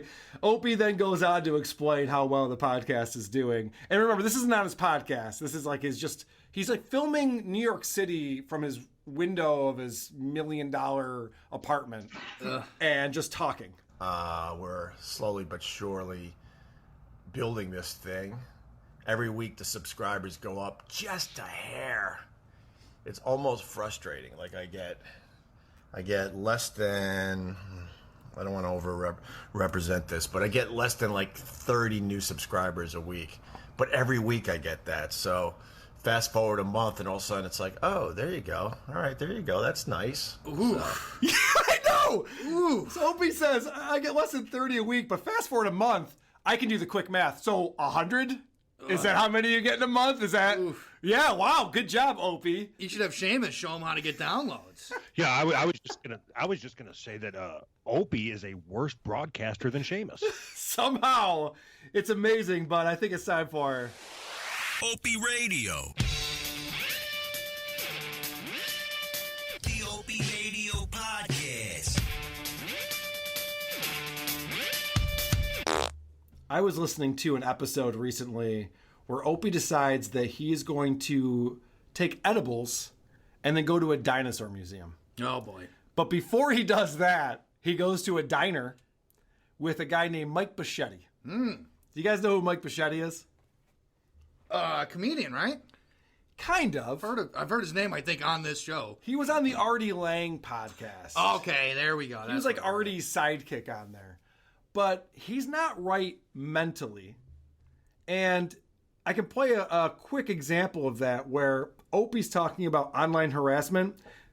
Mike Bichetti makes the exact opposite point to himself within 20 seconds. Idiots.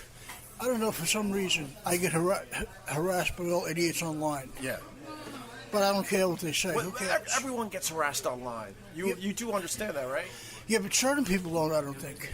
Who do you think doesn't get harassed online? But, like, it depends who they are. Like Louis Anderson probably don't get harassed online. His fans are mellow. I think Louis Anderson gets harassed online. You think so? Yes. As soon as you realize everyone gets harassed online, it's a little easier to take. A little easier. Yeah, but who do you think doesn't get harassed? I don't think anybody. Am I right or wrong, right? Did you follow that conversation at all? No, and that audio is distractingly It's so bad. distracting. It's a microphone in the center of a diner table? Yes. What the fuck? Yes, and you hear Opie in his full Opie glory doing a terrible broadcast, can't edit anything out. They're having a nonsensical conversation. He's talking about his ethnicity here.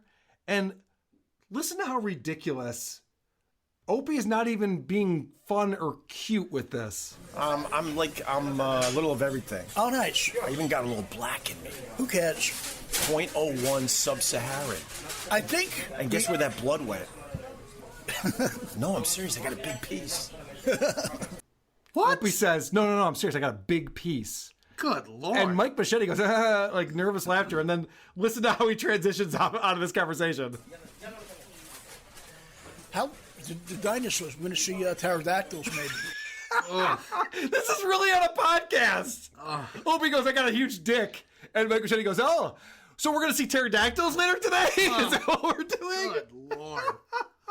And I don't know the guy that is with him, but he's got that whistle when he talks, like false teeth whistle or denture whistle. Or that's annoying as shit. That's a good observation. This guy is probably 60 years old. Sounds it. Yeah, it sounds like he's barely clinging to life. He's not in good health. I think he had a heart attack recently.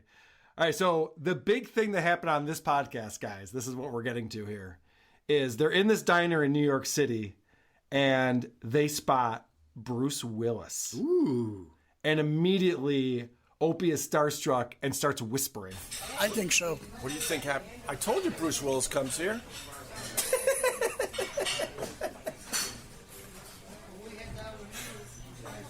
I told you. You're in shock. I told you. I know. I'm in total shock. My heart just stopped for 10 seconds. Holy crap, what are the odds? Is it the edibles or is that really Bruce Willis? All right, so remember, this is Opie from Opie and Anthony. They used to have movie stars on their show every single day promoting whatever movie was coming out. It was a satellite radio morning show that rivaled Howard Stern. He just saw Bruce Willis in a diner, and they were like, oh my God, that's Bruce Willis. Holy shit, Mike Machete can't talk. They're so starstruck by this. So Opie, being the king of cringe, decides he's going to go over and talk to Bruce Willis and get him on the podcast. Oh, fuck. I bet you can guess this goes very well. Bruce Willis, can you say hi? We're doing a podcast and he doesn't believe it's you. Just say hi. He doesn't believe it's you. He don't believe nothing. Don't worry about it. You go ahead and eat. I told you. Sorry, buddy. Sorry to bother you. Turn that off. Okay, we're going back here. Okay. He doesn't want to be involved. No, I don't blame him. All right. So this is the entire interaction with Bruce Willis. They walk over to him with his fucking Zoom recorder and says, hey, this guy doesn't believe you're Bruce Willis. Do you want to be on my podcast? He's like, no, turn it off. Yeah. Go away. This is Opie! Did he beg him for a selfie afterwards? I mean, what are we fucking doing here? Good Lord. He should have told him that he knows Anthony Cumia. Right. Oh, yeah, Anthony. I was on a show yesterday. That's cool. So then Opie decides, because of that interaction with Bruce Willis, that Bruce Willis was on his show. I just try to have a little conversation with him. I could officially label this podcast Bruce Willis because he was on the pod. I guess I could too now. Yeah. Bruce Willis was now also on my podcast. So this is absolutely. the Bruce Willis episode of WATP. All right, I want to point something out. They see Bruce Willis. They go over and talk to him. He blows them off. And now Opie is accusing Mike of being starstruck and freaked out. Meanwhile, listen to how Opie's demeanor changed. Remember how I was playing those clips before and he's in the diner just talking? Yeah, man, I found out I got some black in me. But this is, now Opie knows that Bruce Willis is there. You never know where he is. Bro, Bruce Willis freaked you out and now you can't talk. What's going on? Get your head back together. Eat your Mickey Mouse pancakes. Now he's whispering on a podcast in a noisy diner. It doesn't even sound real because the guy's like yelling out orders in the background. It sounds like one of those things you would get that would be like, if you want to sound like you're in a diner, download this today. Some things that Opie does that I really just love. It makes me so happy. He is talking to Mike Machete about his favorite comedians, and he says Chris Rock. And Mike Machete goes, I've never seen Chris Rock. I know, which is weird. So Opie decides he's going to tell him one of his favorite Chris Rock bits. Opie should not be doing Chris Rock bits. I'm just gonna throw that out there. But check this out. I never listened to Rock, believe it or not, as bad as that sounds. I don't really know his work. That's amazing. He does a whole bit on the N-word. But Sam? Ends versus ends. He goes N-I-G-G-A is better than N-I-G-G-E-R. Oh, yeah. Jesus fucking Christ. It's one of Christ. the greatest bits ever uttered. Oh. Oh, fuck you. That's God, this awful. is unlistenable. This is horrible. Can you imagine sitting next to a guy as famous as Opie is, trying to explain a Chris Rock bit? He has to pick the one with the N-word? There's so many other bits! Opie! You know, I know you never listen to George Carlin, but he does this great bit about the 7 dirty words. Yeah. So there's S, there's F, there's T, there's A. The MF word is also in there. You got to hear this bit. It's amazing. Unfucking believable. The other thing that I noticed while this whole podcast is going on is you have two dumb people talking to each other. And the thing about Opie was he always had Jim Norton and Anthony there who were the smart people who could keep a conversation going. These two idiots are in different conversations as they go. Oh, yeah. That explains the difference. It's one of the greatest bits ever uttered. I know between yourself and a couple of other people, I know people who were friends with Sam Kinison. John Melendez, right? Stuttering John was good friends with him. Yeah. So Opie explains the Chris Rock bit, and he goes, I know people who were friends with Sam Kinison. Wow. Like Stuttering John, which I'm sure Opie wants to talk all about the cast and characters from the Howard Stern show. It's exactly what he wants to be talking about. And then Opie, being the brilliant podcaster that he is, of course he's going to prepare when he has a guest on, like Mike Bichetti. Mike Bichetti has a book out. When does the book come out? It's out now in Kindle iBooks. Oh, nice. I put it out. You know what? I probably should have fucking read it before I did this episode. Yeah, you might have done that. Somebody has a book out they're promoting. Sometimes you read that book so you can talk about it intelligently with that person. Wow. All right, I want to bring it back to this Bruce Willis talk because it's riveting. Okay? They're so excited. This goes on for about 45, 50 minutes where they're either in the diner with Bruce Willis or they're talking about how he was there at one point. This is Bruce Willis getting a muffin. Bruce Willis just walked by us. He's so annoyed he's leaving. And he just picked out a muffin. And the owner of this place just gave him the muffin for free. Oh, no. I think he could afford the muffin.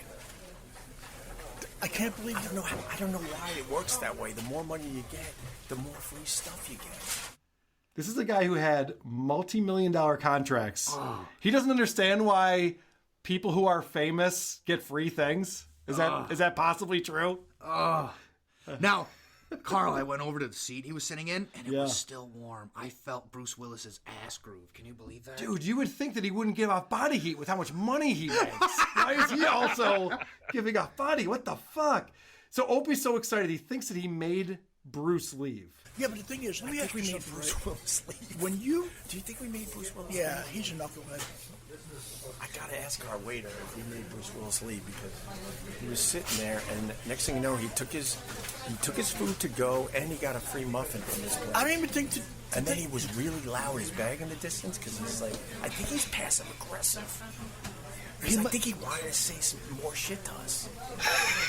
So now Opie's inventing this story that Bruce Willis gives a fuck about those two guys sitting in a diner. He's like, dude, this guy's passive aggressive. He wanted to say some shit to us. And then he has to ask the server if it's possible that they're the reason why he left. But the bottom line is... Bro, did Bruce Willis leave because of us? Yes. For real? I told you. No, just kidding. I'm not sure. Oh, you're just kidding? All right. No, but the thing is, I go to church all the time, right? But the bottom line is, right? So Opie, in his mind, is controlling everything that's going on in this place. Bruce Willis comes in, and now he has to leave because Opie's there, and he's asking the server, "Do he leave because of us?" He's like, "No, of course not." Bruce Willis is a busy guy. Yeah, who the fuck are you? And Opie has decided that you heard that interaction. That was the only interaction that he had with them. Now he's decided that Bruce was being a tough guy. I said I picked this place because sometimes Bruce Willis comes and sits right there. That's his booth. If we were sitting in his booth, how great would that have been? And then he was trying to be a tough guy with me, and he goes, turn that thing off. But he seemed to, I don't know if he had a bad day or that's how he is all the time. He's always like that. I hope he goes, being a tough guy, turn that thing off. That's not what he set it off. But the fucking guy's just trying to get some food, and you come in with this stupid fucking recorder and your toothless friend, and you get the fuck away from me. Yeah, and Opie looks homeless. His whole demeanor now, with his long beard and his shitty clothes, he looks like a homeless guy. Walking up to Bruce Willis with a fucking recorder. Yeah. Bruce is like, yeah, I don't want to be on your podcast, man. Turn it off. And now he's going, this fucking guy's always like this, man. He's just a dick. Everyone knows that. So then he asks the owner of the place or someone who works there about Bruce Willis and gets the exact opposite opinion. I don't know what kind of, you know what I mean? I never seen him in person. That's what it is. You know, it's kind of weird. Is he nice to you? Very nice. Yeah, I was hoping he was going to be nice to me, but... I don't want to bother him, you know what I mean? That's why really... No, you did good because he doesn't want to be bothered. I just said hi. Was he mad at us? You said hi? Hey, I don't think so. Okay. See, that's the thing. I don't want to bother people like that because people bother him all day long on the show, really, right? Well, no, you know, he's down to earth, like... Yeah. So you're sitting there trying to eat your breakfast or whatever, and you hear these two schmucks behind you. It's Nigger versus Nigga. Hey, that's Bruce Willis. I wonder if he wants to come on our podcast. Yeah, could you imagine how creepy that is? Everyone's just in their normal talking, and now these guys start whispering because you're sitting there. You have to speculate that all they're doing is talking about you. It's very uncomfortable. Which of course they were. And Opie mentions that he would actually swap lives with Bruce Willis. But you know what? He's a major A-lister. Probably gets bothered. Yeah, but you know what? Long. Yeah, that's very true. People annoy him all day long, right? I'm sure. But it's a hell of a life. I would take that life. Oh yeah. Over podcasting after my great radio career. No shit. No shit, Sherlock. No shit. Wow, imagine that. Opie would rather be Bruce Willis. No kidding. Yeah. Go figure. Let's see, do I want to save Nakatomi Plaza or get 30 subscribers next week? Less than 30 subscribers each week. But it adds up, Doug. Yeah. It adds up. So this is, Opie needs validation from a retard who does comedy with Artie Lang. Did he talk to you when you seen him or not? No. Why would he? He doesn't know who I am. No one knows who I am at this point. Why are you saying that? The people know you forever. Really? Millions of people still know you. Millions. Yeah. You ready to get out of here? Yeah. So there's no jokes in that or anything. He's not pretending to be humble. He's just depressed at this point. He's just depressed. He's like, yeah, nobody knows who I am. Bruce Willis didn't recognize me. Nobody knows. And Mike Shea's like, no, millions of people know who you are. So now he's talking to their server, and he has to throw out, have you ever met Opie? You ever meet Opie? Who the hell is Opie? Yeah. Opie? Yeah. You ever meet Opie? Who's Opie? Yeah, I know. Here, let me pay for this. Mike, I'm going to pay for breakfast, okay? I told you, Mike. What is he doing? He's just embarrassing himself. This is not his podcast. It's not even me on my podcast embarrassing him. This is him on his podcast embarrassing himself. Yeah. He talks about how he would love to take a picture with a fan if he could ever meet one. You got to know when to ask for pictures. Me, I would take a picture anytime. I just hope I can get recognized. Your theory of millions of people knowing me, I think that fell flat. Oh, should he just get a T-shirt that says "I used to be famous"? And people can ask him when he walks around. Who would do something like that? This is a fun clip where Mike cuts off Opie while he's telling some story. These guys are not having separate conversations with each other. And Opie gets very annoyed. I felt bad for Greg. They were letting him have it tremendously, right?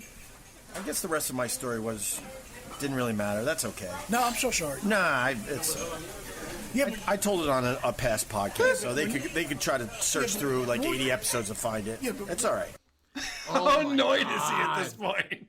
That's some passive-aggressive bullshit right there.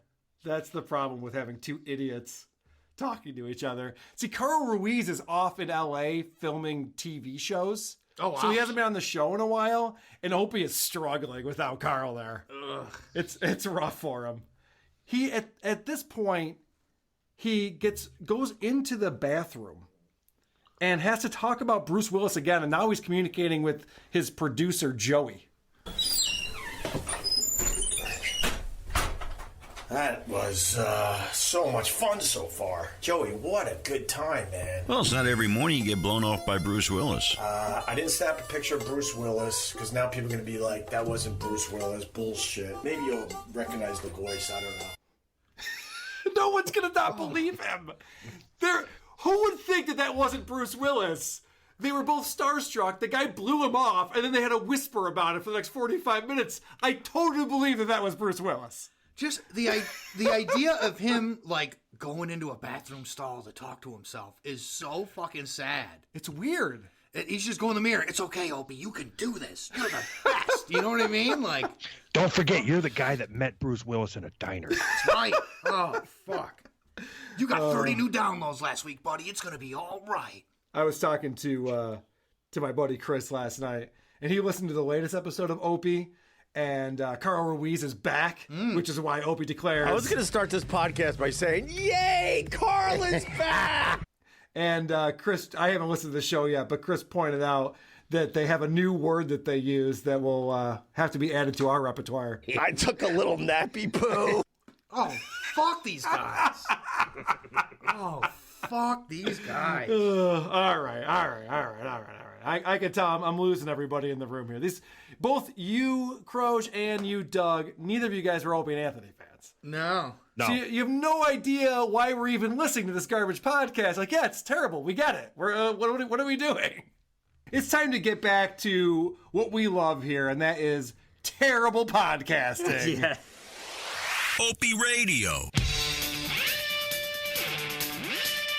The Opie Radio Podcast. This is a podcast where Opie's back at Gebhard's. Now, Gebhard's is this bar in Manhattan that they hang out at. Yeah. Now, I've mentioned many times on this show that Carl Ruiz is the comic relief of Opie Radio. Yep. This episode has no Carl Ruiz. They got Vic Henley. No! Who is the worst. They have Sherrod Small, who he might be good on his show. He's terrible on Opie's show. Yeah. And then they have Jim Florentine. Jim Florentine is very funny. Okay. I'm a fan of Jim Florentine. Jim Florentine's slumming it. What you'll notice on this show is as they're all giggling with each other with their jokes, Jim Florentine has a very distinct voice. He does not giggle at any of their shitty jokes. Yeah. So I'm pointing that out ahead of time. So as you listen to these clips, notice that Jim's standing right there and is giving them nothing, which is awesome. Because I can only imagine what he's fucking thinking in his head this whole time. Like, what the fuck? Let me give you an example. They're talking about how Jim Florentine's son is so cool. He's the coolest kid. Mm-hmm. Okay? He's got the coolest 8-year-old in the world. Was Bowen Fonzie. In the world. He was born with long hair and sunglasses. Walks over, bam, hits the jukebox, it kicks right in every single time. Right, that's a description of something the Fonz did once. This is an 8-year-old. In 2019, he's kicking a jukebox, and it turns right on every time. And Vic, what's the joke? What are you going for there? He's so cool. And then Vic loves to tell other people's jokes. Not that he doesn't give them credit. What I love about this clip is that he tells somebody else's joke. It's not funny. And then he also explains it. I remember that. That's Theo Vaughn's best joke. Theo Vaughn is from some tiny little town in Louisiana, and he goes, Pistol Pete marriage is from there, and so is Lee Harvey Oswald, which tells you that they're both good from downtown. Theo's joke. Theo's joke. I'm from this tiny little place, blah, blah. There's two people from there. Oh, God, this guy's fucking horrible. What is he talking about? So there's a basketball player and Lee Harvey Oswald, and he says they're both good from downtown. That's not a good joke. No. That's not an impressive joke. I wouldn't repeat that.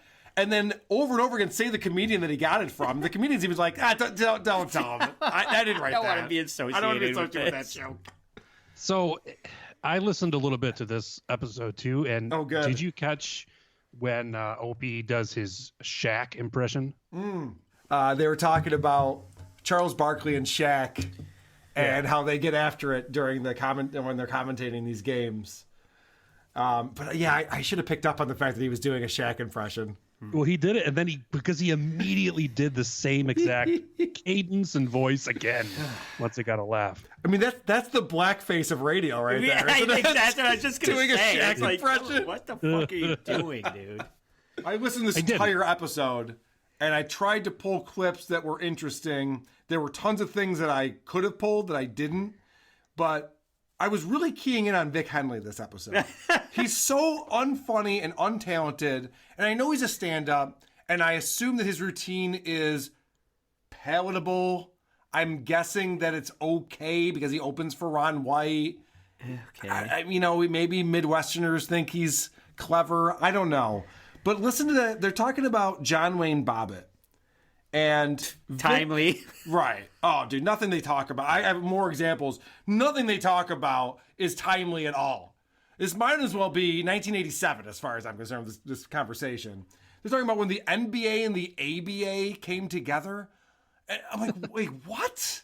What are we talking about? So this is John Wayne Bobbitt. Listen to Vic Henley start to do this joke and lose confidence. And he just trails off. It's so funny how quiet he gets as he's saying this joke. Dick knife Joey in a woman's hand. Half the man I used So John Wayne Bobbitt was. So he's going, steak knife in a woman's hand. Half the man, Like it got real quiet. He was the only one talking. He wanted to just be in the background doing that, and then he was always talking. He's like, half the man. Nobody knows what you're talking about. But he thought that was a hilarious joke because John Wayne Bobbitt, I don't know if you know this, he got his penis cut off. What? Right. So in Vic Henley's comedic mind, he thinks, there's that STP song where he says, I'm half the man I used to be. Oh, and instead of take time with a wounded hand, he says steak knife. I don't even know what the fuck he's talking that about. went straight over my head. Right. Well, good.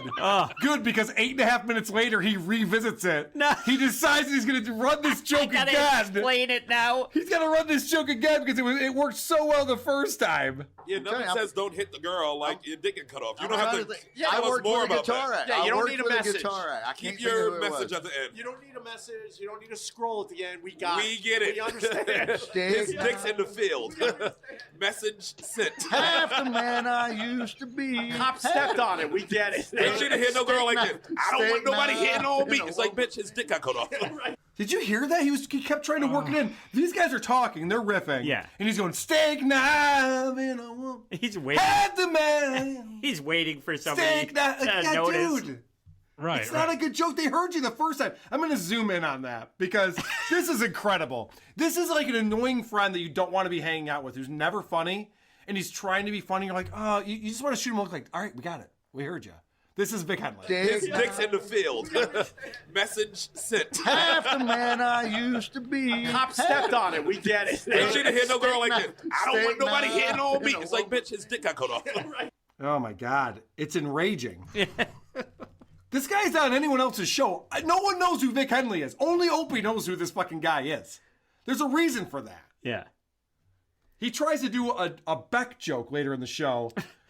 Fails fucking miserably. Sherrod Small feels bad for him and helps him out with that. But this is not a funny joke, and I don't know what the fuck anyone's laughing about. Yeah, Beck. Two steakums on a casserole. Oh, I wanted to go with that bit. Extra Velveeta cheese. That's a Beck song, isn't it? I got two steakums on it. Sorry. On a I was trying to do two turntables on a microphone. We're with I couldn't make it work. Two steakums on a casserole. How is that funny in any world? And he couldn't even spit it out. Yeah. Two steakums on a Kaiser roll. You couldn't fucking sing that to the goddamn Beck melody? Really? I mean, first of all, that makes me hungry. But second of all, I got to tell you that some guys, I think, like some comedians, they're not good off the cuff. Obviously. I mean, maybe Vic Henley is good at stand-up, but when shit's written out and memorized, but he's fighting for fucking laughs. Yeah. On this shitty show. You just gave me an idea. I think that we have to do a full analysis of Vic Henley's stand-up. Because this guy's a fucking hack. That is so stupid. Even Opie goes, no, we got it. We know what you're doing there. I wonder. King of repeating bits, Opie. Yeah. You know? Right. Even Opie goes, we got Searching it. for a fucking laugh. They're talking about some song, and Jim Florentine, Notice you haven't heard Jim Florentine at all on any of these things. Sherrod Small's losing his mind. Everyone's giggling and laughing, and Jim's just, he's got to be exhausted with this conversation. He's getting a beer. This is, Jim is talking to Vic about some song, and then Vic Henley starts singing it, and Jim Florentine still doesn't know what he's talking about, but immediately goes, yeah, okay, I got it. Just shuts him down. Does not want to hear this fucking asshole sing. You know the song. Yeah, you know the song. It was a one-hit wonder, right? Oh, fuck, like 72. Huge. Yeah, some 72. But it was 72. huge Been every 14 days since I don't know. Okay, all right, yeah. With I don't- my best friend. You can tell exactly what the dynamic is there. He's, okay, I got it. Yeah, I love that song, yeah. Got it in my car right now. Just listen to it. Yeah, okay, all right, moving on. You may remember we did a whole deep discount ad where we talked about a lot of bands and music. Yeah. Not one of us started singing any of the fucking songs. No. Because it's fucking stupid. It's obnoxious. It's not fun. The other thing that Vic Henley does, he gets really excited if he knows what people are talking about. I've documented this before. He freaks out. This is, Opie starts telling a story, and Vic knows this story. And he makes it very clear that he knows this story. Can I be the buzzkill? I had one girl do that to me. Jazzo? I know this And- story. You know, you didn't Yeah, like it. all right. Didn't So like it. Vic knows. One girl? Didn't like I it. only had one. I didn't really enjoy it. And then the next Oh, day, I know where he's going. and the next day she calls me, Right. and I think I do know the story. No, you know it. I think It's an old punchline, but a goodie. like Because it's true. It's true. He ain't making Say it it. up. He's not making it up. Jesus. Why is he What the so fuck's the punchline? Why is he so excited about that? They're talking about, Jim Florentine is talking about this chick who used to eat his ass, which is something that Jim Florentine talks about from time to time. Yeah. And Opie goes, I've only had one girl do that. And basically, I know this story. I know this story. I know the punchline. I know the in-between part. I know the aftermath. Whatever. Let him fucking tell the story. It's such a weird... Nothing I crushes. know it. It goes like this. So I ate my asshole like I used to be. Right? Take time with a shitty tongue. Nothing crushes a punchline harder than when you overhype it. It's just Right. like, even if it was mildly funny, it's not funny at all now because you hyped it up. I'll tell you what the payoff was. I cut it off because it was so interesting. Opie says, this chick ate my ass. I didn't really enjoy it. The next day, she called me and said I could still taste you. That was the thing that Vic was like, I know this. I got this. Oh, okay, right. whatever. Yeah. You have a heinous asshole. We could have guessed. Yeah. But we all know that old vaudeville joke, right? About eating Holy ass shit. and tasting you. And then speaking of jokes, they're talking about Greg Giraldo. Do you remember this part, Kevin? No, I didn't get that far. Yeah, this is pretty far in the show. Vic loses his fucking mind as they're trying to figure out this Greg Giraldo joke that he used to tell. I'm raising my hand. You got it? It was Geraldo's homeless bit. Splice into this song. Oh, like he gonna use it on drugs, alcohol, but I'm gonna use it on that. I'm telling you. That joke? Where people like try to figure out if they should give a homeless guy Yeah, money. he's like, if I Geraldo's give like, it to him, he's hello. gonna use it on drugs and alcohol. Right, But just- then I think, But the I'm gonna use track- it on drugs and alcohol. The track's the fucking bomb. It's the I best haven't thought of that combination. track, please, because I'll send it to the boys. How- What is wrong with that guy? This guy's a 68-year-old man. Well, I think that's what it is. I think he's excited that he doesn't have Alzheimer's yet. It's like, I remember something. I know this story. I know Greg Giraldo. I've heard of that. I speak English. Don't stuff me into an old folks home yet. It's so unlistenable too. It's just they're just talking over each other, trying like who could remember the fucking punchline to someone else's bit. Yeah. So they could get a fucking laugh out of it. Oh, it's cringy. Hey, remember this song? Remember that song? Remember this guy's bit? Remember that guy's bit? Yeah, that's all this show is. This is Vic Henley telling a fucking Brett Kavanaugh joke. I don't know what the fuck he's talking about. Going back to the whole thing with John Wayne Bobbitt, guys, please, if I'm off on this, explain to me how this reference makes any fucking sense in this context. John Wayne Bobbitt ends up having sex after that with that same fucking. And they show it yeah, cut off. I saw How the sex. amazing I is saw that? that. It wasn't good sex. That man's name is Brett Kavanaugh, Supreme Court Justice. They showed it. What? So they're talking about how John Wayne Bobbitt made a porn after he got his penis sewed back on. With a guy that was Brett Kavanaugh? No, it was with a woman. What is it? Brett John Ray Kavanaugh Bobbitt's not have a to- gay man. I know. So what the fuck is he talking about? Yeah. He was literally looking around the room and saw a newspaper. Yeah, Like, oh, Brett Kavanaugh. Yeah. Brett Kavanaugh. There's a TV on in the corner, and that's what was on. And he just spouted it out. What the fuck is he talking about? Who was hanging out with this guy? No one. Why? Oh, God. I I love- just think he's always at Gephardt's, right? So Maybe he's just there. He's like, oh, fuck. Fucking A, Vic's here. No, the problem is that compared to Opie, Vic is actually a good conversationalist. Yeah. That's the problem. So Opie explains, they're talking about this NBA ABA thing, and Opie explains that he remembers the front cover of Sports Illustrated, but he doesn't. I remember the Sports Illustrated cover. I believe it was Dr. J. Who was on the other side? I want to say, was it Bird? I think it's it might have Bird. I think it's Bird. Where they were bringing the leagues together. Yes. Was it Bird? Nah, it wasn't Bird. No, who was it? Help No, me you out. mean earlier than that. Yeah, it was Dr. J. They were. Oh, it was a very famous cover. I'm gonna have to look it up. He started it off by saying, I remember this thing. Could you imagine if you're listening to Dan Carlin? And he goes, now you had the Axis powers, which was Germany, it was Italy, it was, fuck. What was the other? I know this one. What was the other Axis power? It was definitely Germany and Italy. Asian, I think. I don't know. The fuck? You don't remember the cover, Opie? You obviously do not. Yeah. What? Why? You just proved that you don't remember it. Fucking, I'm surprised Vic Henley didn't pipe in and go, Captain Morgan? It was Captain Morgan. Was it Brett Kavanaugh, Supreme Court It was Justice? Brett Kavanaugh. Anything he sees in the bar. I love to. They stop and they go to commercial, and then they come back, and Opie still thinks he's doing a radio show. So they come back to the show, and Opie has to reintroduce everyone who's on the show, as if you're just joining now. And he does something that Kevin, you listened to on O&A back in the day. This is such an Opieism right here. Vic Henley, Sherrod Small, and Jim Florentine, who's just been killing it. Mr. Jim Florentine. Mr. Jim Florentine There to we you. go. That's right. Jim Florentine's been killing it. Yeah. He's really killing it on the show today. You're hanging out at a bar, having a conversation. And I love that he goes, hey, all right, welcome back. We got Sherrod, we got Vic. I've been listening since the fucking beginning. I know. No one opens up a podcast and goes to the 42nd minute. I thought he was going to go into he's been killing it across the country. He's at, Funny Bone this weekend. Nope. I thought he was doing a plug there. I Nope. thought that's where he was going with it. No, he was just telling you, since you're probably just tuning in, that Florentine's on and he's killing it today. He's got a lot of fun stories to tell. Vic Henley's on killing it. He's ruining the show. He's literally 14 past the hour and 87 degrees outside.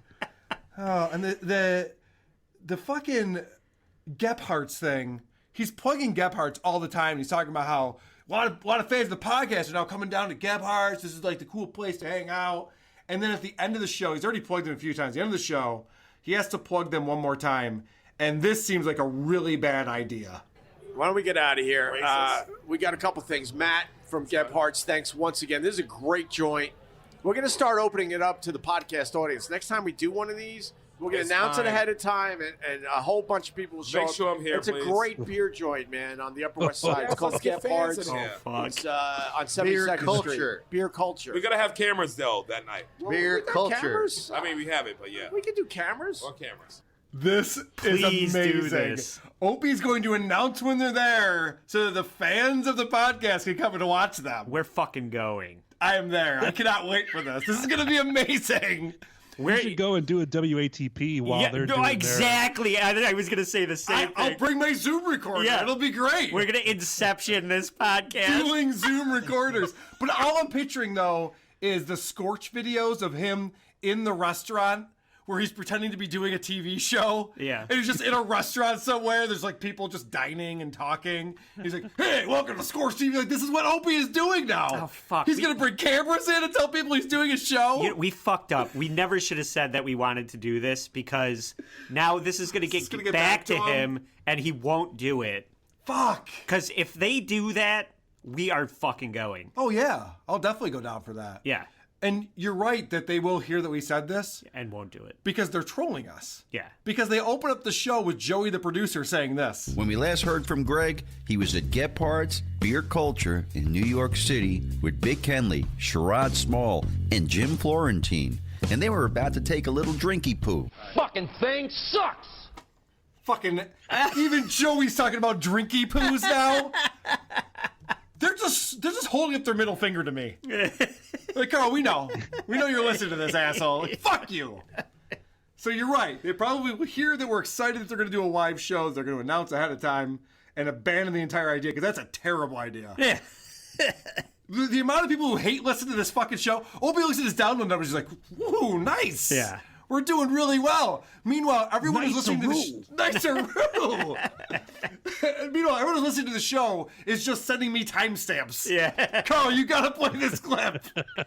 Because I think we should just go do an episode at Gephardt's anyway. That's true. We should. Yeah. But if we could do it while Opie's there, that'll be a trifecta. I love that they're just guys hanging out at a bar. And 30 minutes into this show, that's an hour and 20 minutes, this happens. What are we doing? Huh? What are we doing? I'm freezing. Are you cold? You want a coat? I'm going to put my coat on. No, it's over here. All right. I'm having a smoky. I'm going outside and have a smoke with him. All right. Let's, yeah. Why don't we take a little break? You guys want to continue? Sherrod, you're in for a little more. What kind of podcast is this? Edit this out. These are just guys who are hanging out. And Opie's acting like they're doing a show. Do you guys want to continue? It's like, oh, well, I got places to go. I got to go. No, this sucks. Yeah, we're done. This conversation was meaningless. It was all over the fucking place. Jim Florentine's bored out of his fucking mind. And they went on for another 50 minutes after that. Oh, my God. Why? I just Nobody wanted I want them to announce it so that we can go. So I can walk over to Opie and go, could you keep it down? We're trying to do a podcast over here. That would be amazing. All right. And then they go to the commercial break, and Opie does a live read. He's terrible at this. I guess it's not a live read because they could have cleaned this up in any way they wanted to. But there's a couple of rules they break here. First off, they always tell you when you're reading copy, you want to keep it positive and you want to act like you enjoy the product. So apparently whoever Opie's talking to here did not get the memo. I love the Robinhood, man. I've been fooling around with it, Mikey. Have you tried the Robinhood app yet? Not yet. What is wrong with you? You got to try it for real. You know, you fool around with some investing there, Mikey. You don't have to go too crazy with it. I'll say this much about the Robinhood app. It's very, very easy to use, Mike. You really got to give it a try. All right, a couple things going on here. Opie has never used this app. No. Obviously. Do you guys know what the Robinhood app is? I've heard on other podcasts. It's like an investing thing, right? Right. You can trade stocks with it. Opie says you got to fool around with this thing. It's a stock trading app. You got to fool around with it? You got to throw your money away a little bit. Yeah, why aren't you fooling around with this, Mikey? Hey, that makes sense. That's what you would use that app for fooling around. What the fuck's he talking about? I don't have millions of dollars to fucking throw away like you do. Right. Oh, you don't? You didn't sign multi-million-dollar contracts at SiriusXM? Why aren't you playing with this, Mikey? Hey! This Apparooski. He's fucking lying. There's no way he has that even loaded on his phone. No. He's never even seen the fucking user interface. It's a lot of fun, man. You get out there, you fool around a little bit. Like, Opie, what are you talking about? What are you investing in? Do you have any advice of what our approach might be, our strategy for investing? Yeah. No, you just fool around a little bit. What are you doing? Get out there and start fooling around. Tell him Opie sent you. Just go on Robinhood, just look up Gephardt's. Just invest in Gephardt's. Publicly traded stock, Gephardt's. Beer culture.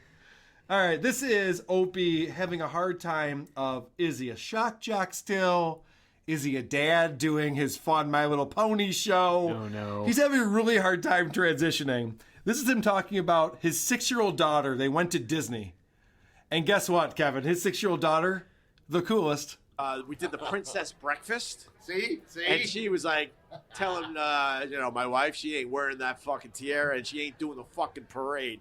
She didn't want to do that. Oh, really? She's like me. That's fucking wonderful. She liked it to a point, but like I ain't then wearing the enough of fucking this tiara. fucking bullshit. Right. And then she wanted to wear blue, and the other little snobby bitches from the rest of the country were like, "Mommy, why is that little girl wearing blue?" And I'm like, "You wear fucking blue. Yeah, That's right. be Be different than different." us. Yeah, hell yeah. He's talking about a 6-year-old girl. Yeah. And so my daughter says, "Ma, fuck you. I ain't doing that bullshit. You can fucking suck my clit." And my wife's like, "All right, that's cool. Whatever you want to do." Like, none of this ever happened. This is all made up. So that's a story that parents tell about their children. I love this ISO that I got from Opie on this show. Yeah, I'm not stupid. Yeah, I'm not stupid. Okay, well, that's going to stay on the board for a while. All right, and then just one more thing I want to hit on is Opie. Sherrod brings up this Walt Disney documentary he watched. Okay. So Sherrod brought this up, and Opie asked him, "Oh, cool, man. So what did you learn from this documentary?" Because that's what documentaries do. They teach you things. Yeah. So listen to this answer. This is amazing. What else about the Walt Disney documentary? I just liked, all the information in it. I just found out a lot of information about that motherfucker that I didn't know. Yeah. That's when you give a book report of a book you didn't read. I thought the story was compelling. I liked all the characters in it. The characters were good. There was a protagonist. There was an antagonist. It was great. I don't know what else to tell you. Oh, yeah, the only thing I learned was that he hated Jews and that he could draw mice. It was a great documentary. I had no idea. Frozen. I had no idea. My favorite part of these shoes is that they cover my feet. What the fuck? It's not a review. My favorite part of the documentary was all the information I learned. That's literally what he said. That's literally what he just said. You just want to be like, you didn't watch the documentary, did you? Right. No, Yeah. I did. Nice house, Carl. It really keeps me inside. Sherrod, do you even have Netflix? I don't. I do not have Netflix. It's $12 a month. It's too much. For my book report, I read Catcher in the Rye. I just want to say that he was a good catcher. He used a glove, and lots of rye was thrown at him. Thank you. He caught so much rye. Caught so much rye. And he used the word fuck a couple times. Wait, it sounds like you read the book. You know a little too much over there, Kevin. All right, I have one more clip that I want to play, and this is just Jim Florentine is actually a funny person, and he gets out a very funny line here. He's talking about the Me Too movement and what that's done to his sex life. Yeah, no, it's Me Too shit is fucking me up. I don't know. Oh, really? It's like the dead ball era. My numbers are down. It's the dead ball era. They did something to the baseball. They fucking fuck with the stitching. That's the only funny part of this hour and 20-minute long podcast that I listened to. I'm like, thank God, at least Florentine got a good joke out. Yeah. Holy shit. Anything else we want to talk about with Opie? He's good, right? Oh God. I mean, it's an endless, torrent of bullshit. Yeah, I'm not stupid. There'll be plenty more to talk about next week. That's true. But before we get into any of that kind of stuff, we have to talk about Opie Radio. The Opie Radio Podcast. Somebody clued me in on a clip from a very old Opie and Anthony episode. This is from October 2005.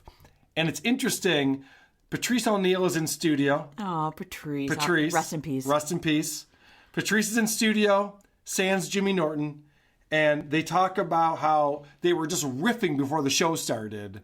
And now they have to try to recreate that. And Anthony comes up with an idea that I think Opie stole and made his podcast. Got to say hi to Patrice O'Neal sitting in for Jimmy Norton today. Good morning. Good morning, Patrice. Good morning. Good morning. Good to have you. And now we got to do the whole show we did in the office for everybody else. So much stuff came out in the office today. We just casual discussion. We just should have microphones in the office, and if it works, then that's how we should just start the show. Maybe we should play. just have mics on us all the time. and we never have to leave the house. We could just send in a DAT tape of everything we talk about, and they could play it, and I could sit at home. Anthony had an idea, and Opie's like, holy shit, I'm going to write that down. So you're saying that I can just walk around with my friends, go to bars or hang out on the street, and send that in, and that's the show? This could be a podcast. I love it. I love that God. idea. All right, let's talk about episode 88 of Opie Radio because it's fucking amazing. He's had 88 episodes. It's Opie with our friend Carl Ruiz, Chef Carl. Okay. The Mad Cuban. Those two guys are just in the quote-unquote studio. Which is what this week? Well, the studio is... his actual studio. It's not an actual studio. That tiny shoebox thing? They're at Westwood 1 in some building in Manhattan, but they're in a cubicle. Right. So the studio is a cubicle that they're in.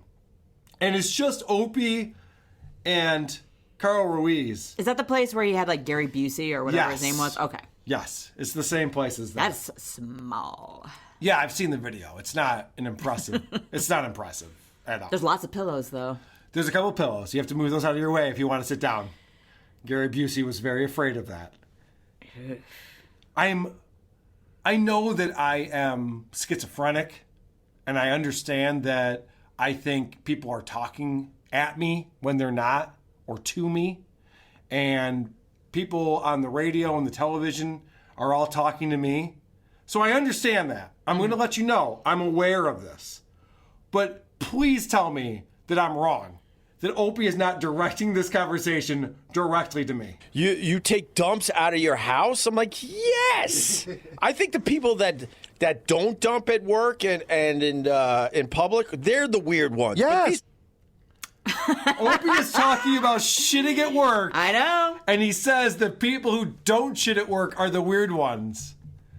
Well, I mean, he does seem to have your number. He seems to have my number. I think that they're listening to my show more than I'm listening to their show. Correct me if I'm wrong about this. Seems like you have a mutual admiration for each other.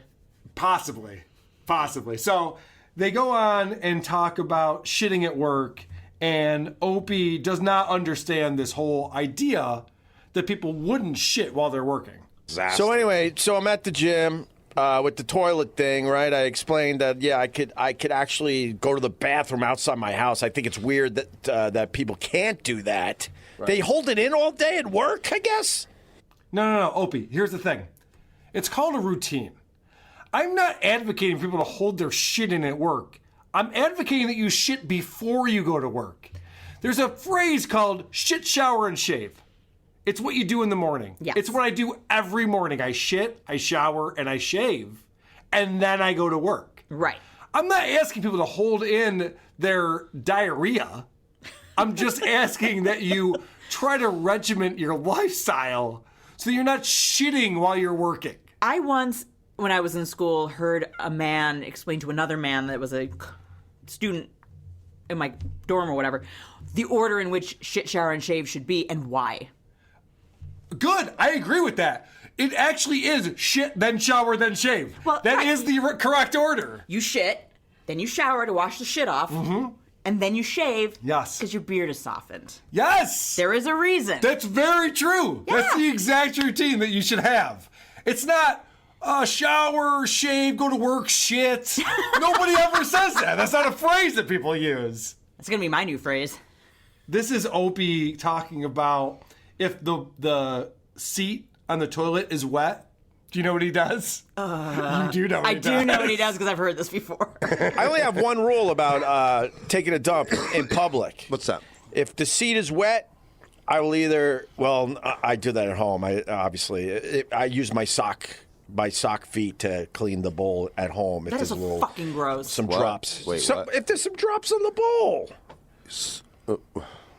That's disgusting, bro. I call it my piss sock.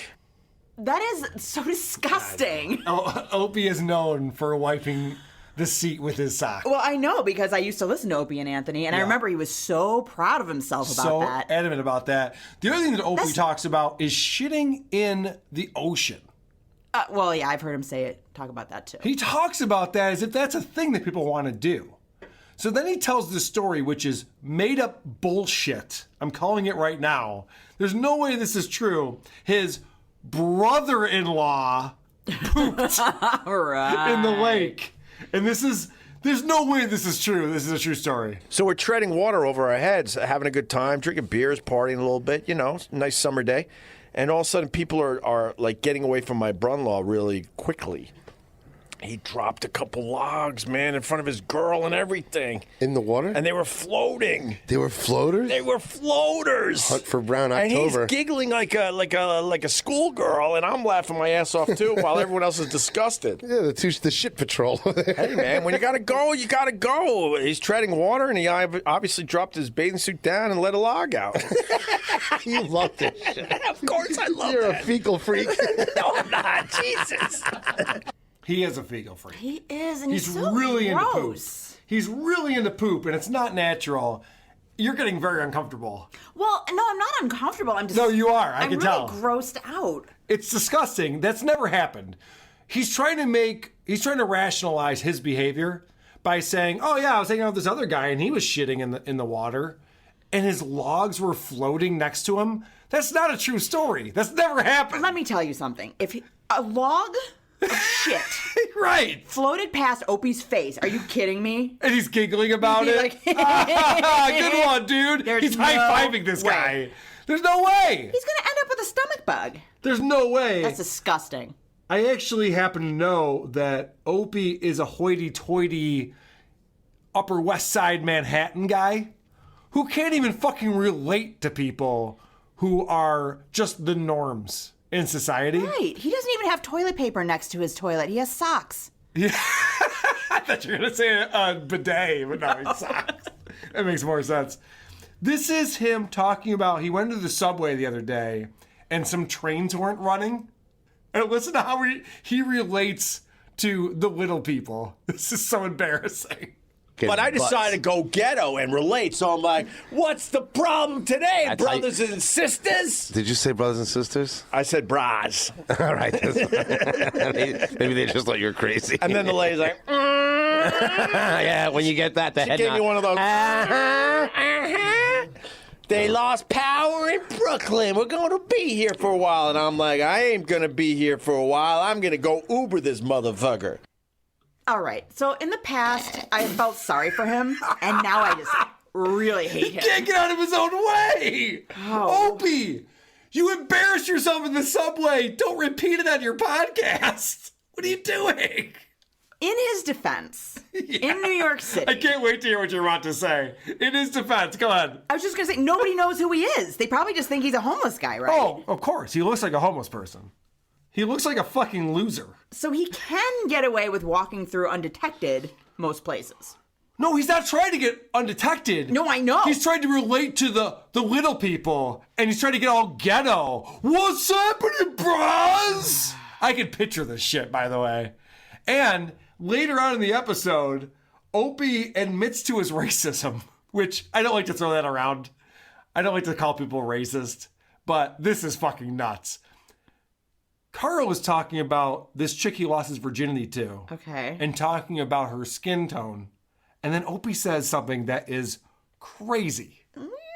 She was the color of, you know when you eat chocolate cereal? The milk at the end? Yeah. That's where she was just perfect. That type of chocolate. Yeah, bro. Oh, yeah. Yes, honey almond chocolate. I love, like, dark chocolate, but I don't want my women to be dark chocolate. You don't like black women? What the fuck was he thinking there? So Carl Ruiz is trying to explain this woman's skin tone. He says, he's like, if you eat like a chocolate cereal, the milk afterwards. I know. Like, okay, I can picture that. I haven't even exhaled yet from And then that Opie gas. says, I know, your asshole is so clenched up. It's like you're watching the Michael Jackson documentary. You're so clenched up. And then he stuck his tongue in the little boy's butthole. Like, Oh my God. This is pretty much, Opie is, I mean, I've been doing this like cringe of the week thing. Like Opie wins it every fucking week. He goes, he doesn't understand what Carl Ruiz is saying. He goes, Carl Ruiz is trying to explain what this woman's skin tone was. And Opie says, I like dark chocolate. Meaning like actual dark chocolate. Fucking idiot. No one's talking about actual food. We're not talking about cereal, you idiot. We're talking about this chickie bang. And Opie goes, I like dark chocolate, But dude, I don't want women who have that color skin. Gross. Oh my God. Opie. Oh, what the fuck is wrong with you? He's the worst person. He just is the worst person. He can't help himself. This has got to be his new shtick, right? Is he that stupid? Do you think his new shtick is being the stupidest broadcaster? Yes! Because I love it. I want to listen to the stupidest broadcast. That would be a great moniker for him. Opie Radio, featuring the stupidest broadcaster to ever live. Oh my gosh, I just can't imagine what else he would be thinking. Maybe he's like, maybe I'll corner the market. No one's done this. No one's been this stupid before. All right, speaking of stupid, we have documented on our show that Opie was fired from SiriusXM for what, Jen? Videotaping someone taking a shit. Yes, Roland was pooping in a stall at SiriusXM, and Opie threw his phone over the top and videotaped it. And then he's stupid enough to say this as they're talking about pooping on the show. Do you remember the bathrooms at SiriusXM? Yes, I do. And how fucking disgusting they were. And I used to take pictures of the stalls and stuff. We know. I love Carl. Carl's like, yeah. It's well documented that you took pictures. We know. Opie, what are you doing? You got fired for that, remember? Stop taking credit for it. That's not a good thing. Why is Carl Ruiz hanging around with that guy? That's a great question. I don't know how much longer it's going to last. But I love that he's got Vic Henley, who was supposed to be on the show. He had to call in sick. So he explains that Vic called in sick to the show. And that in the past, that would have bugged Opie, but he's changed. Buddy, I don't feel too good. I woke up, I don't feel too good. But you got Carl, you got this. I think there was a little guilt in his text. Like he knew, he probably shouldn't be telling me last minute that he's not going to do the podcast. It's okay. What am I going to do? I'm way more zen these days. I don't get it. You are fucking zen. That would have made you nuts.